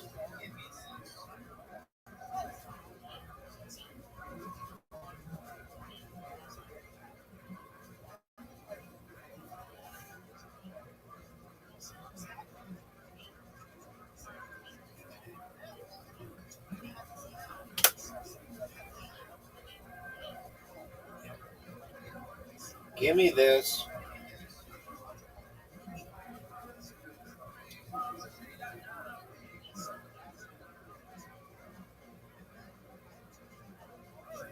What are you going to do? Oh, baby. Oh, baby. Turn out the lights. The party's over. It's over, baby. It's over. Trays. It's over. All right. I'm giving you one more game, and then I got to get back to shilling. You want to play that one or the or the other one of soccer?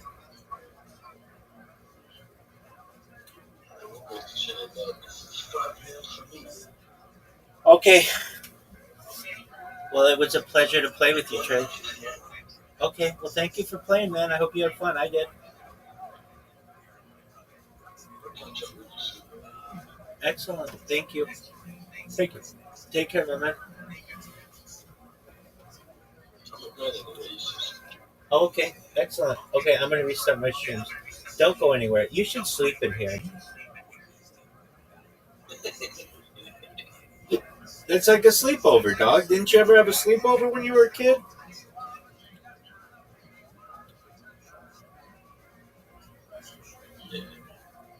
Yeah, you had sleepovers. They have sleepovers where you're from. It's like where you have a bunch of friends come over and they sleep over. It's kind of self-explanatory, baby.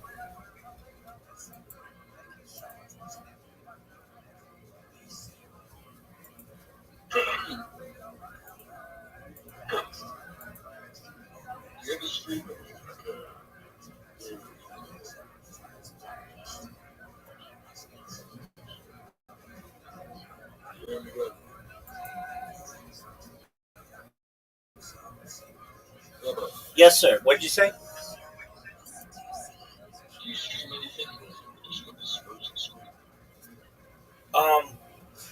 You mean this thing?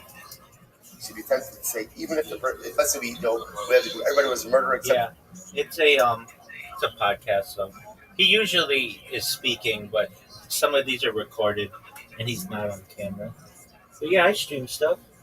I like to stream the Joe Rogan Experience and other podcasts, video podcasts. Do you like podcasts?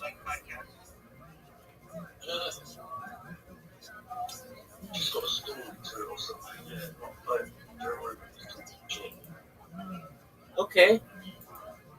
What are your favorite podcasts?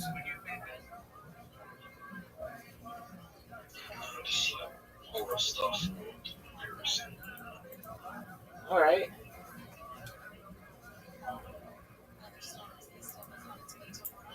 If I'm not mistaken, Brandon, the other guy in here, he's streaming some video. So if you want to watch something, he's probably streaming sports.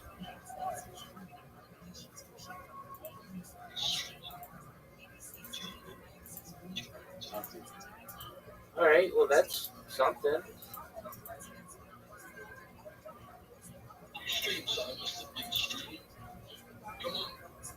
Yeah, I can't stream television or I'll get a copyright strike.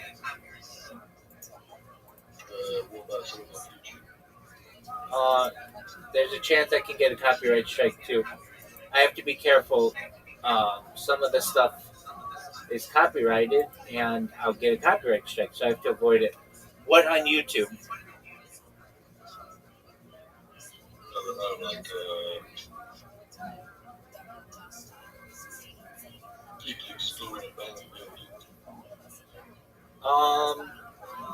Did you say people storming an abandoned building?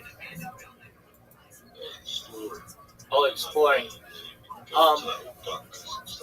Yeah, that stuff's really cool. And usually, that stuff's fine unless they see my stream and they want to mark me for a copyright strike. It's usually not automated.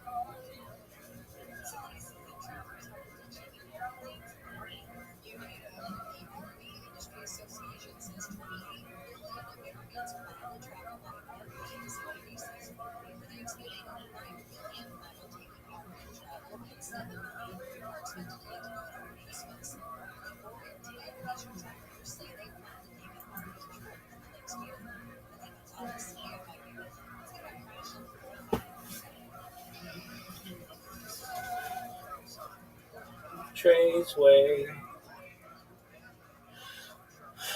Amazing. Absolutely. It is the Rabbi way, baby. Who else do we have in here? Who just joined? Yo, Wizard's here. Hey, Trace, do you know who Wildberry is? Is that your... Oh, tight. Shout out to Wildberry. Oh, yeah. Hey, Wildberry, I call you the librarian. Yeah. Excellent. How you doing? Hold on. I just got home from work a few minutes ago. Ooh, late night. Yeah, I worked till about 11. On Sundays? Half the time. 24/7, 7 days a week. Wow, you work almost. Just as we close. You work as almost as much as I stream. Well, I don't actually work 24/7, 7 days a week, but my job never closes. Oh, all right. Do you want to say what you do or no?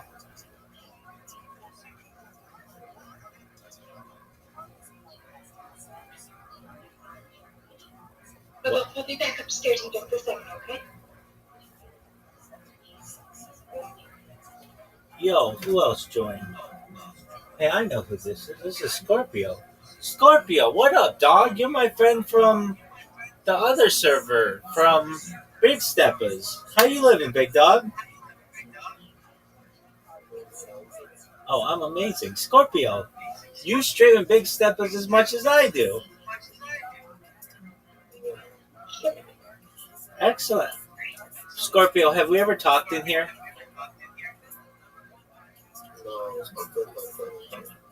Okay, how'd you find out about the Big Steppers? I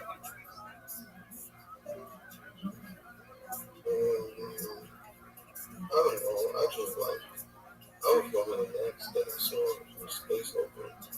I just joined that. Yeah. You joined that, and then you joined their Discord, and then you started living in their Discord? That's amazing. Do you still join their spaces? Yeah, I still do. Okay, very well. Have you ever heard me promote myself? Do you know about me? Yeah. Yeah. Been alive a long time. We're dog 4 years. Wow. We're a dog.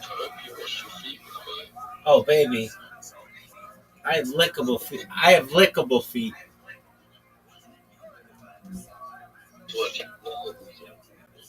Surrounding scene. Track here. Find out. I don't know. You have never left your house, right? Dude, are you kidding me?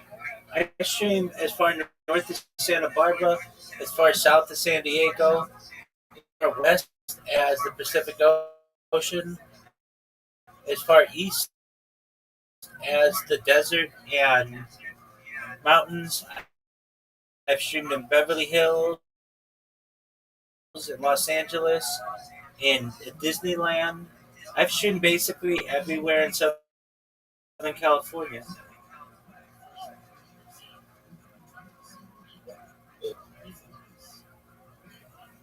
What'd you say, Scorpio?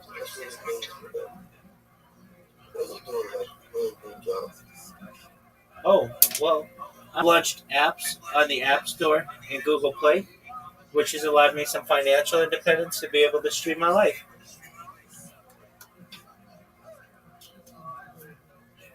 Oh, yeah, it's baller. Oh, 100%, baby. Oh, yeah, and OnlyFans. Believe it or not, OnlyFans, they rejected me twice.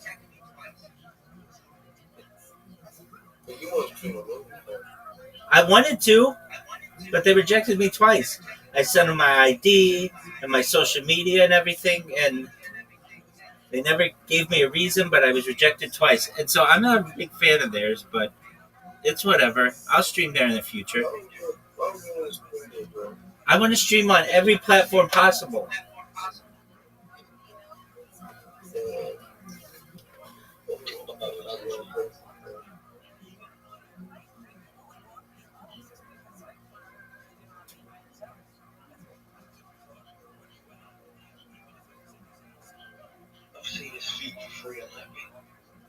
Word, dog. Knock yourself out, big man.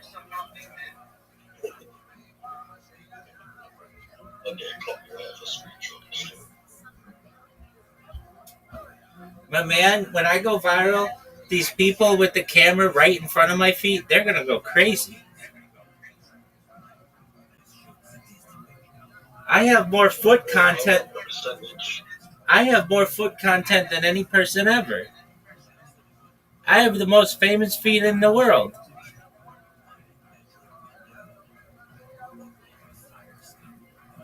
Do you live alone, Rabbi? I have roommates.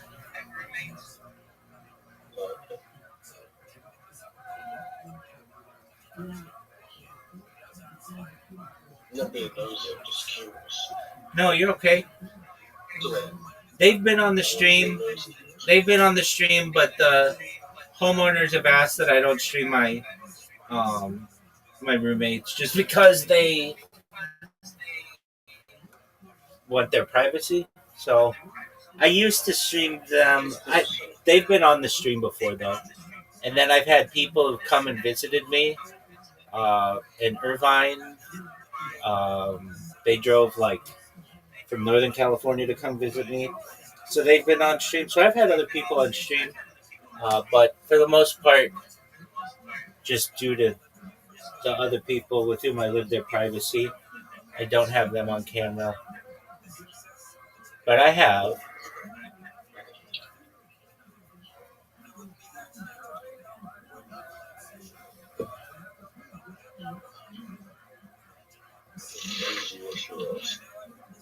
Well, who's to say I do that? Maybe I just let it all marinate.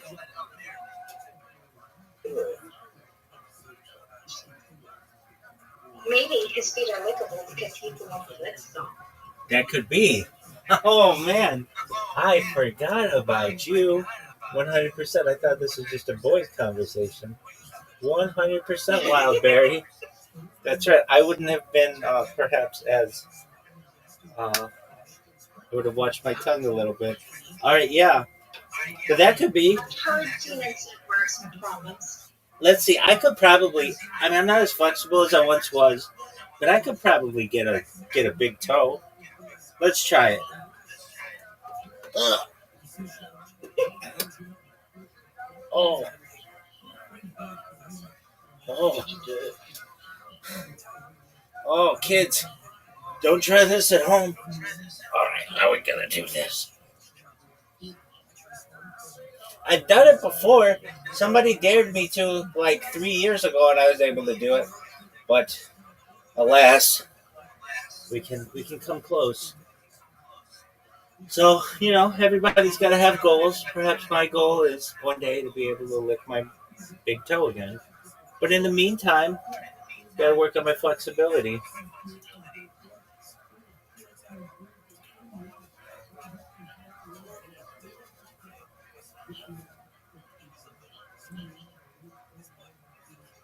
Trace, when are you going to start streaming your life? Everybody's been asking me.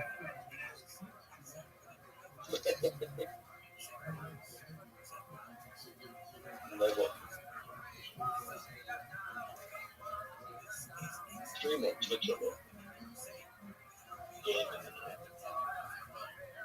Well, that's something.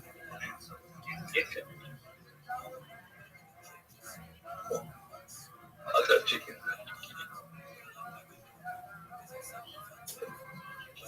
Just try to sauce like so that you can got a chicken.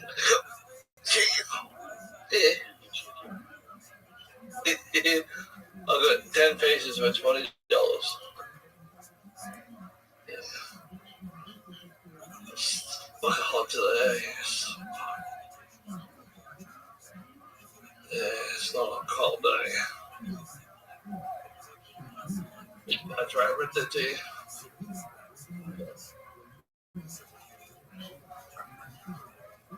Blood dead kid. Oh, fuck you, you got the strap in it.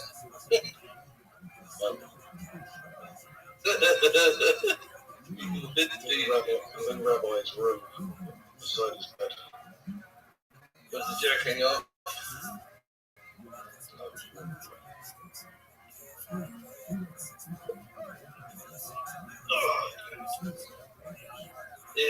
chickens for the top. How is your chicken? It's good. They're like 10 cases for $20. That's like a giant ripoff. Oh, Australian? No, it's 10. Yeah. Okay.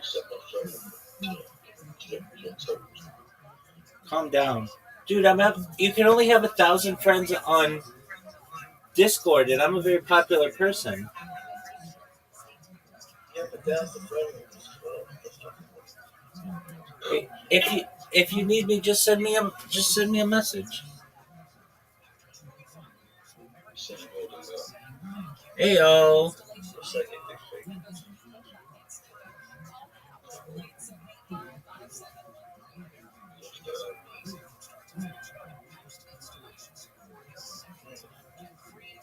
Wow, I have a little audience. All right, well, I'm gonna show myself in these spaces. Trace, have you heard me show myself in the spaces? Show myself, basically self-promote in a Twitter space. I'm really good at it. Yeah, I'm pretty amazing, aren't I? Well, 100%. Trace, I know you're all into the foot thing, but believe it or not, my biggest issue is not the exposure of my feet. It is my butt crack. My butt rides down my underwear and my pajamas all the time, and I basically have a constant butt cleavage that I have to monitor. So, especially in the morning, when I fall asleep and I awake in the morning, a lot of times, just naturally, like my shorts and pants. Oh yeah, exactly. And I'm basically given a full moon if I turn over. That's what happens. Dude, you are really about the washing of my butt. I'm a fan of bidets, if you're familiar. It's like generally my preferred way of ass washing, but everybody's got their own way. Excellent. Okay. So I have 3 devices over here that I have to adjust because they're running at their 12-hour limit. So I'm here. I can still talk with you, but just bear with me. I have to restart them. You'll be able to see some of them though, like this one.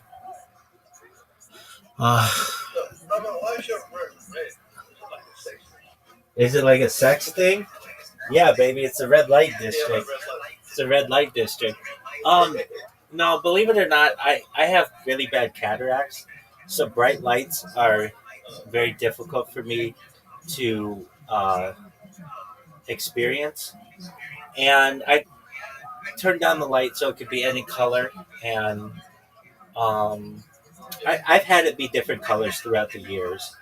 I think I started, it was green, and I did green for like 6 months, and you get sick of green. And I've done red. Red, you feel like you're living on Mars. And then I've done blue. Blue is always kind of sad. And the pink, the reason why I chose pink, believe it or not, the color magenta is not in the rainbow. It is a color that our mind kind of has to invent. And so there's like something special about the color magenta. And I think it'll be cool in the future that like the color that I've chosen isn't in our standard visible light.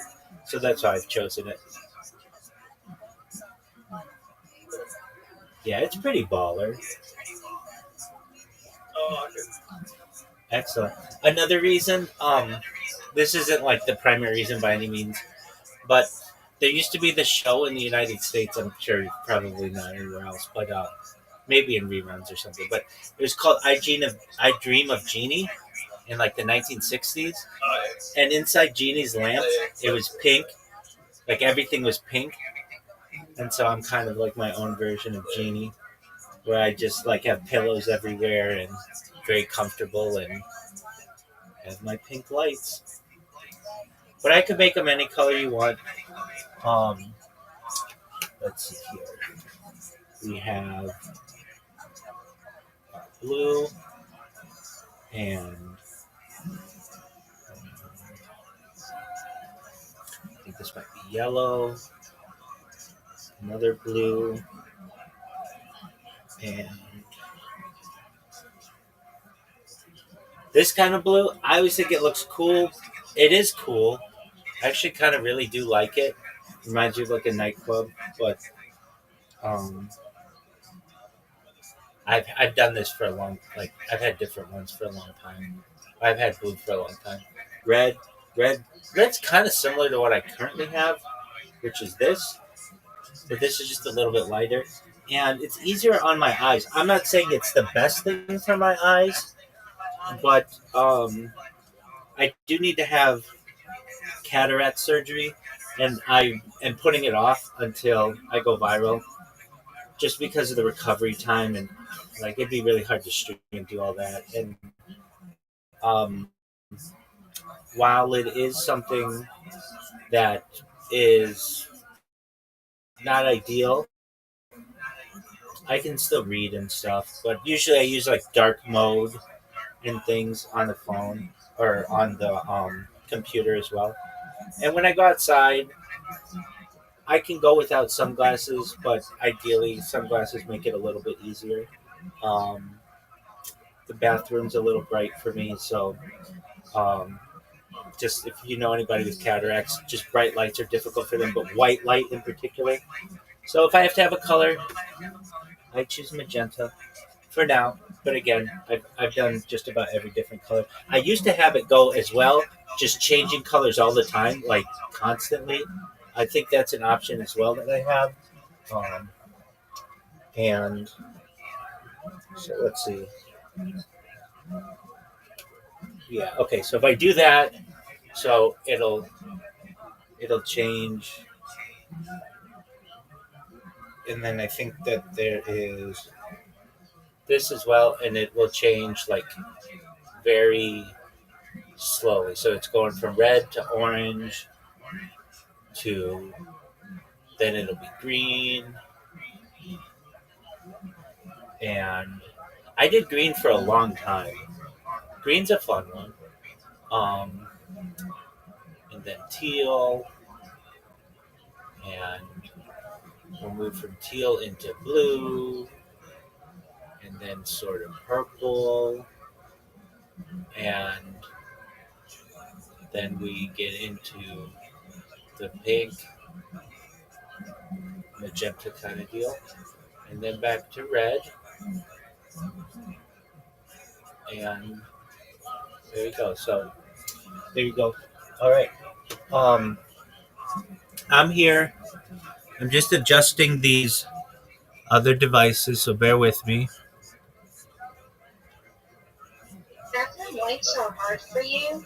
One of the best, like one of my favorite changes that I made to my house when I bought it is I got a dimmer switch for my bathroom. Yeah. So that if I wake up in the middle of the night, I don't have to blind myself to pee. That's an excellent suggestion. There are multiple lights in the bathroom. They're really cheap to install, so. Yeah, there are multiple lights in the bathroom, and so I can just turn on one, and it's not that bright for me. But that's certainly something that I might entertain, certainly in the future. But yeah, because it is blinding. Do you have cataracts or sight issues? Not really. Astigmatism, but aside from that, not really. I just hate waking up in the middle of the night and then it being super bright, and then I have a hard time going back to sleep because bright light wakes me up. Right. Especially if you're looking at your phone. Word. Do you use what do they call it? Night mode on your phone? Well, one where the blue light is turned off. Yeah. Or just when it's dark. Blue light. Not typically. the yellow cast, it just annoys me. Yeah, I agree with you. I get that.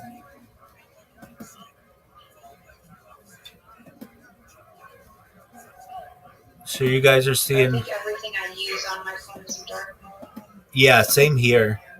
It really annoys me when a website or an app does not give you the option of dark mode. So you guys are seeing all the fun that I have when I have to restart these streams. I have to do this every 12 hours. It's not that they stop if I don't. They'll keep recording, but the recording in excess of the 12 hours is not available to the public. It's only available to my archive. So just to make it easier, I make sure to do this at least twice per day. And then it's going to let me go live. 3, 2, 1. And then I have one more that I have to do. And